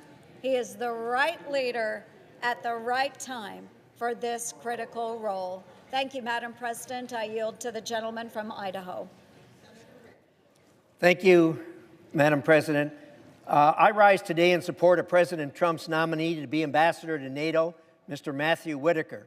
First, the good news. NATO remains more than ever relevant to the security of the United States and to Europe. NATO is stronger today than it has ever been. Putin made a horrible mistake when he attacked Ukraine, thinking he would split NATO. He did not split NATO. He made it stronger. Indeed, we've added 2 additional nations to NATO, and Putin has picked up another 800 miles of border with NATO. Now the concern. Unfortunately, some NATO members have taken the alliance and America's support of it for granted. Our European allies have left the heavy financial lifting to us, and by many of their own admissions, have not pulled their weight in defense spending. Dramatic investment from NATO members in our collective defense is absolutely necessary. Mr. Whitaker, as our next ambassador to NATO, will help President Trump preserve the fidelity, commitment, and integrity of NATO. He will encourage our allies to rise to meet the challenges of an increasingly dangerous world. And he will help our allies understand that this must be a true partnership. It's a tough job. I urge my colleagues to support Mr. Whitaker as he takes on this challenge as our next U.S. ambassador to NATO. And Madam President, I ask the Senate execute the order of March 27th with respect to the Whitaker nomination. The clerk will report the nomination. Department of State Matthew Whitaker of Iowa to be United States Permanent Representative on the Council of the North Atlantic Treaty Organization. The question occurs on the nomination. Is there a sufficient second? There appears to be. The clerk will call the roll. Ms. Alsobrooks.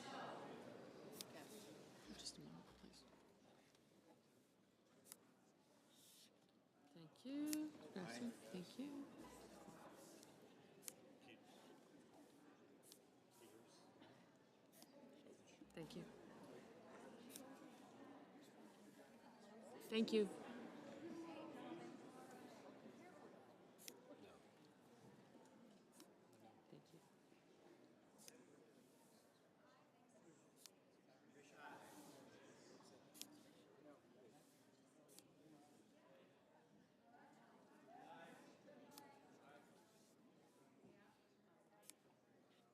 Okay, gotcha.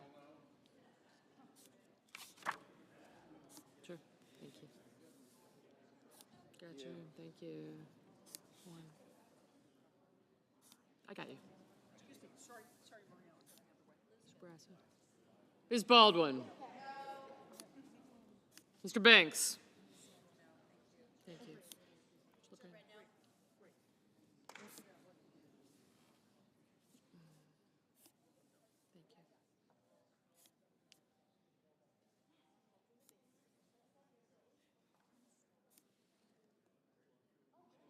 Yeah, I'll get him in a second.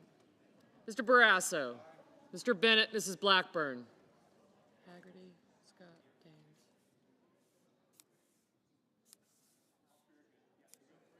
Rose, I got him. I've got other guys. Thank you.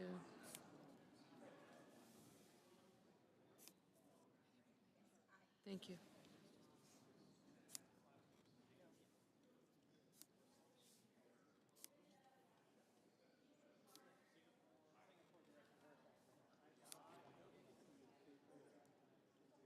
Mr. Blumenthal, Ms. Blunt Rochester.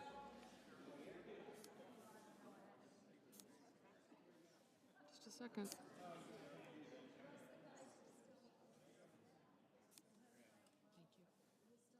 Thank you. You too.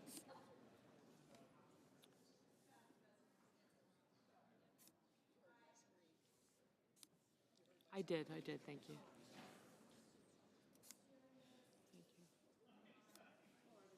Mr. Booker. Mr. Bozeman. Mrs. Britt. Yes, for me. Thank you. Mr. Budd. Ms. Cantwell. Mrs. Capito, Mr. Cassidy, Ms. Collins. Mr. Coons. Mr. Cornyn. Ms. Cortez Masto. Mr. Cotton. Mr. Kramer, Mr. Crapo, Mr. Cruz, Mr. Curtis, Mr. Daines, Ms. Duckworth, Mr. Durbin, Ms. Ernst, Mr. Fetterman, Mrs. Fisher, Mr. Gallego, Mrs. Gillibrand, Mr. Graham, Mr. Grassley, Mr. Haggerty, Ms. Hassan, Mr. Hawley, Mr. Heinrich, Mr. Hickenlooper, Ms. Hirono, Mr. Hoven, Mr. Husted, Mrs. Hyde-Smith, Mr. Johnson, Mr. Justice, Mr. Kane, Mr. Kelly, Mr. Kennedy, Mr. Kim, Mr. King, Ms. Klobuchar, Mr. Lankford, Mr. Lee,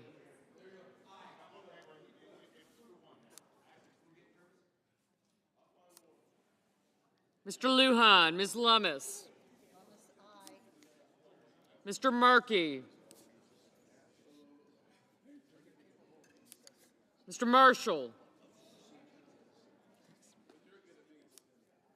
Mr. McConnell, Mr. McCormick, Mr. Merkley, Mrs. Moody. Thank you. Thank you.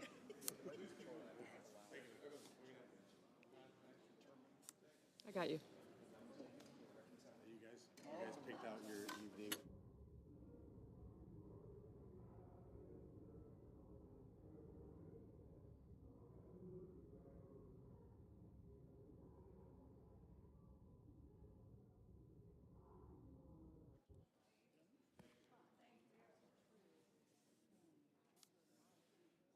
Mr. Moran.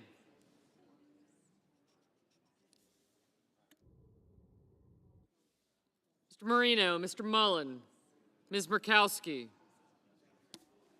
Mr. Murphy, Mrs. Murray, Mr. Ossoff, Mr. Padilla, Mr. Paul, Mr. Peters, Mr. Reed, Mr. Ricketts, Mr. Risch, Ms. Rosen, Mr. Rounds, Mr. Sanders, Mr. Schatz, Mr. Schiff, Mr. Schmidt, Mr. Schumer, Mr. Scott of Florida, Mr. Scott of South Carolina, Mrs. Shaheen, Mr. Sheehy, Ms. Slotkin, Ms. Smith, Mr. Sullivan, Mr. Thune, Mr. Tillis, Mr. Tuberville, Mr. Van Hollen, Mr. Warner, Mr. Warnock, Ms. Warren, Mr. Welch, Mr. Whitehouse, Mr. Wicker, Mr. Wyden, Mr. Young.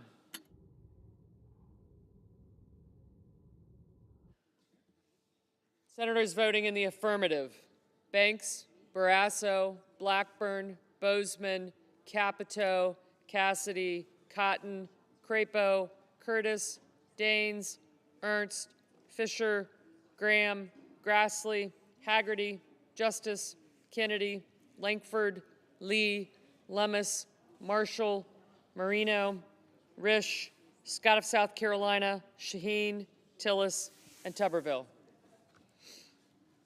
Senators voting in the negative: also Brooks, Baldwin, Bennett, Blumenthal, Blunt-Rochester, Coons, Cortez Masto, Duckworth, Durbin, Fetterman, Gallego, Gillibrand, Hassan, Heinrich, Hickenlooper, Hirono, Kelly, Kim, King, Klobuchar, Lujan, Markey, Merkley, Murphy, Ossoff, Padilla, Peters, Reed, Rosen, Sanders, Schiff, Schumer, Smith, Van Hollen, Warner, Warnock, Warren, Whitehouse, and Wyden.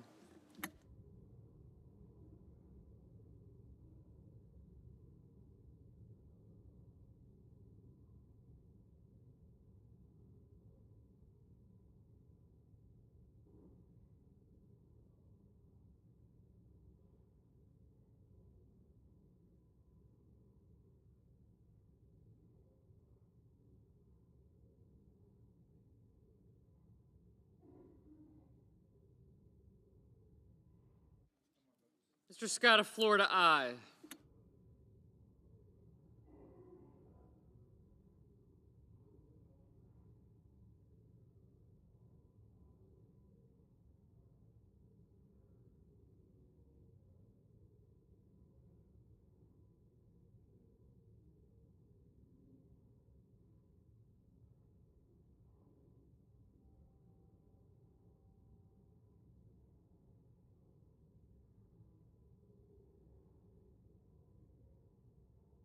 Mr. Welch, no.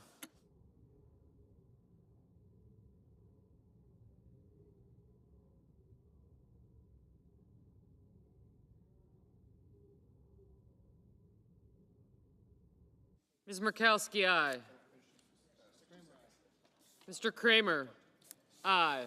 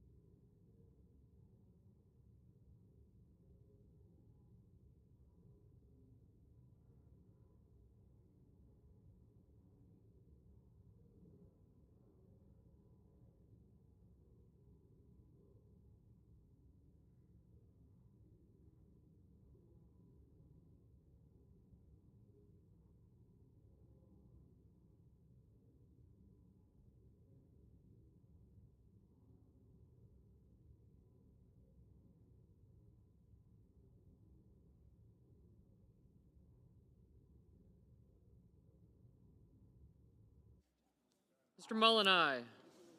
Mr. Wicker, aye.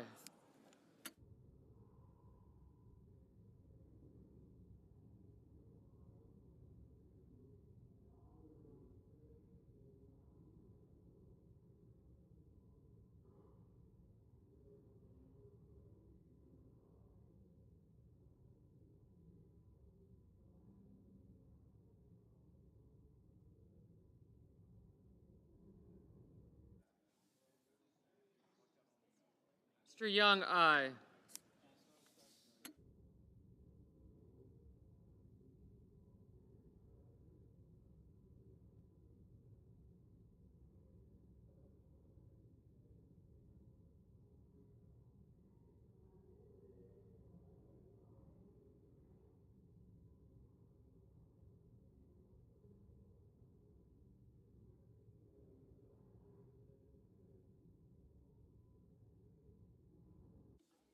Mr. Kane, no.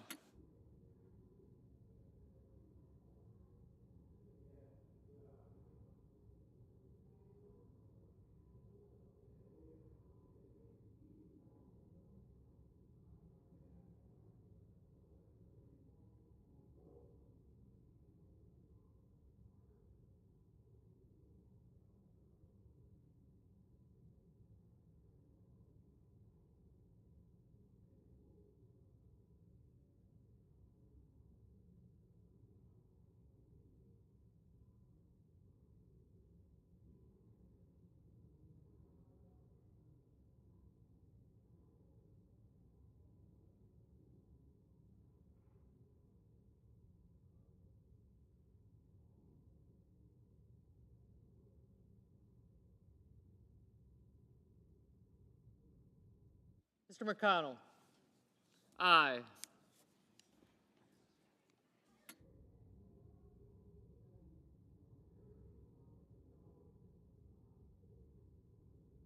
Mrs. Britt, aye.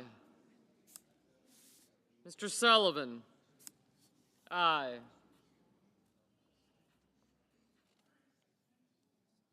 Mr. Booker, no.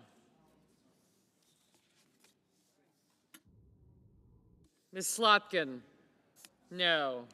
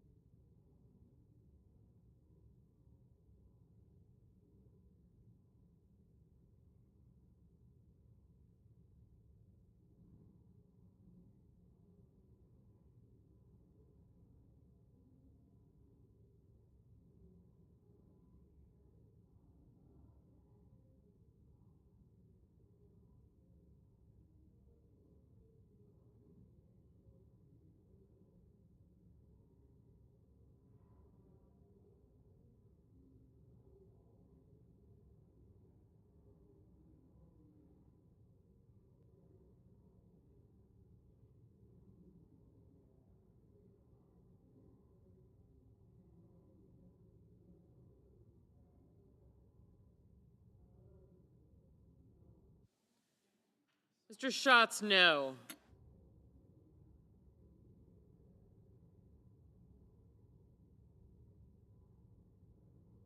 Mr. McCormick, aye.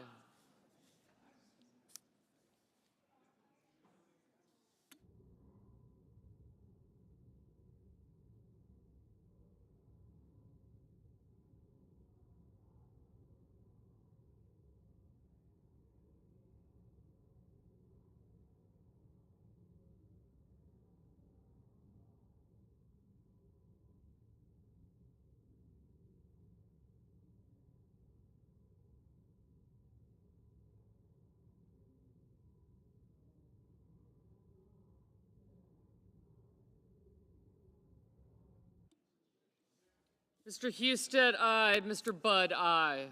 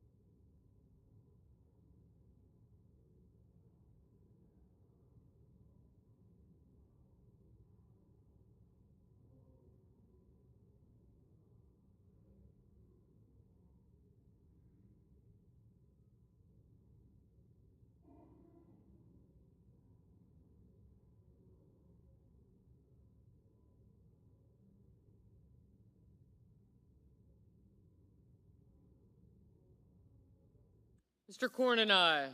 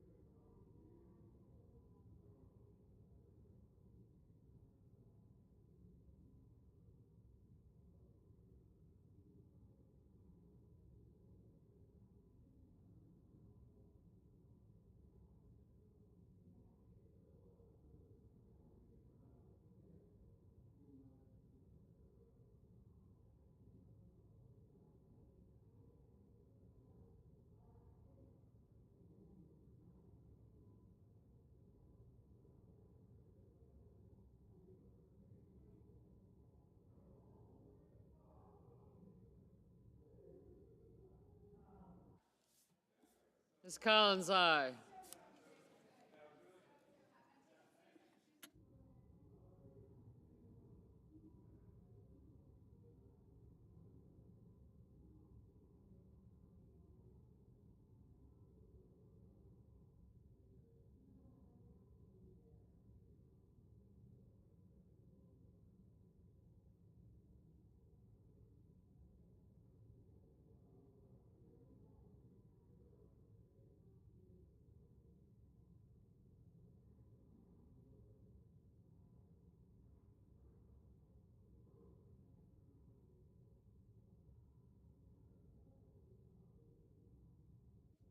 Mr. Johnson, aye.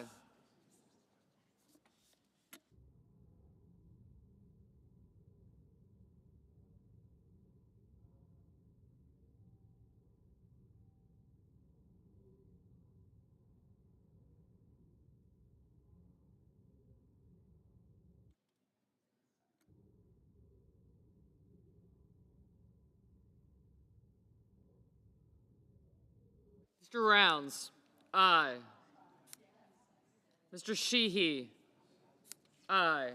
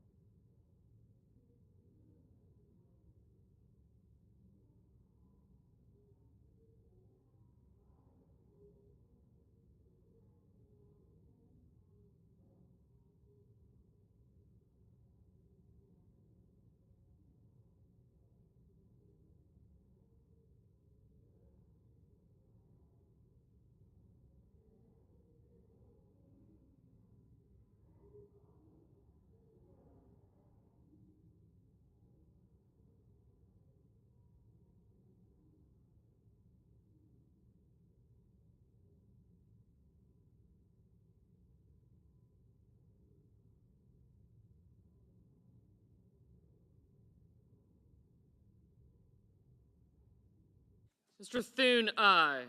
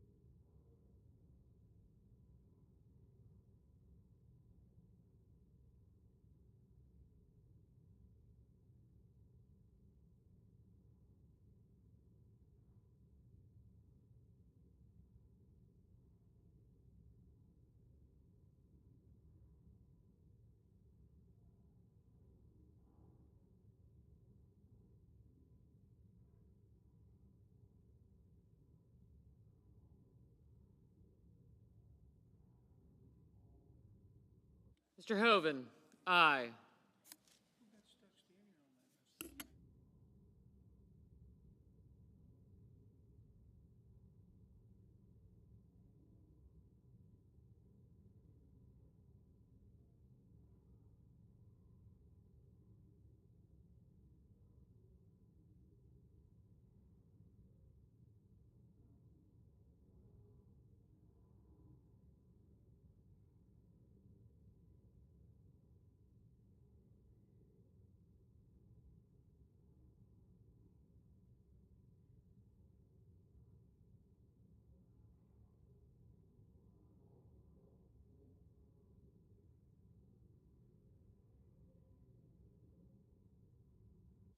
Mrs. Moody, aye.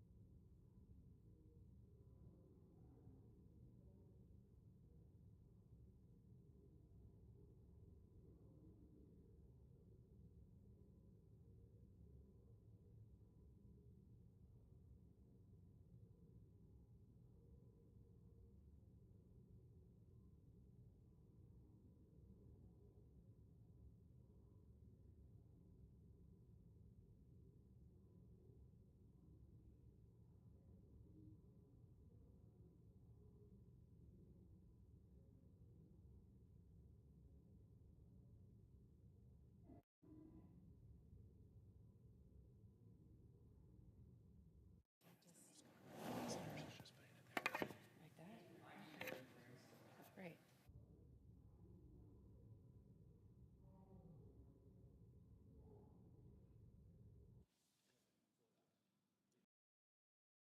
Mr. Moran, aye.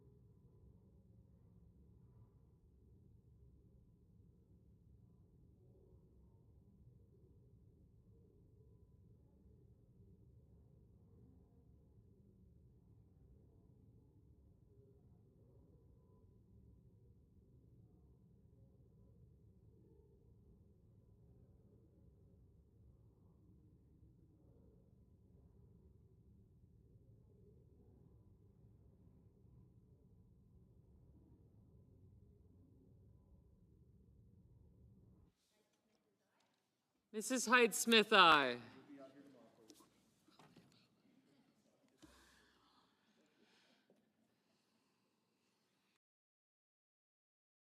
Is Cantwell coming back?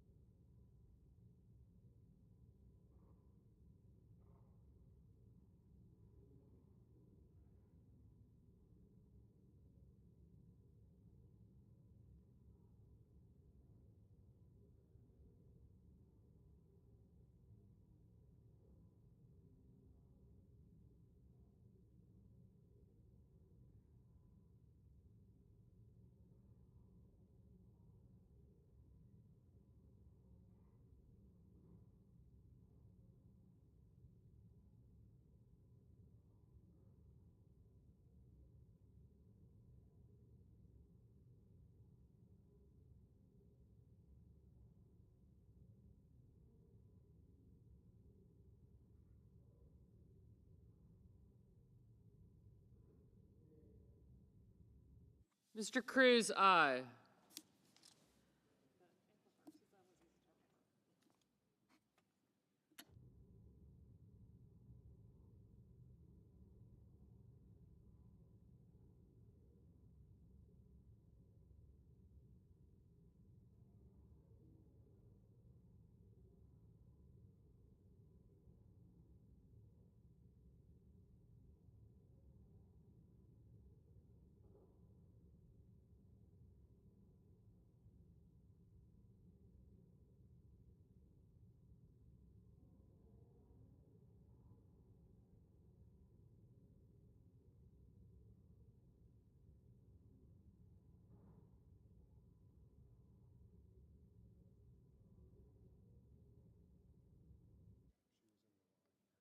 Ms. Cantwell, no.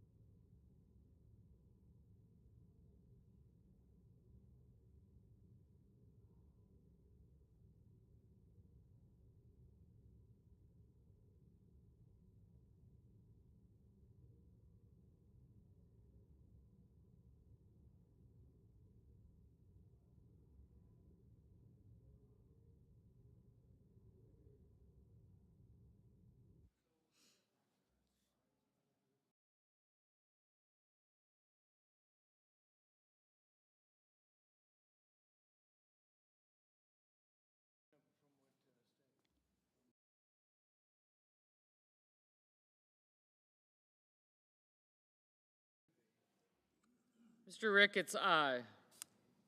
Yes. Mr. Paul, aye.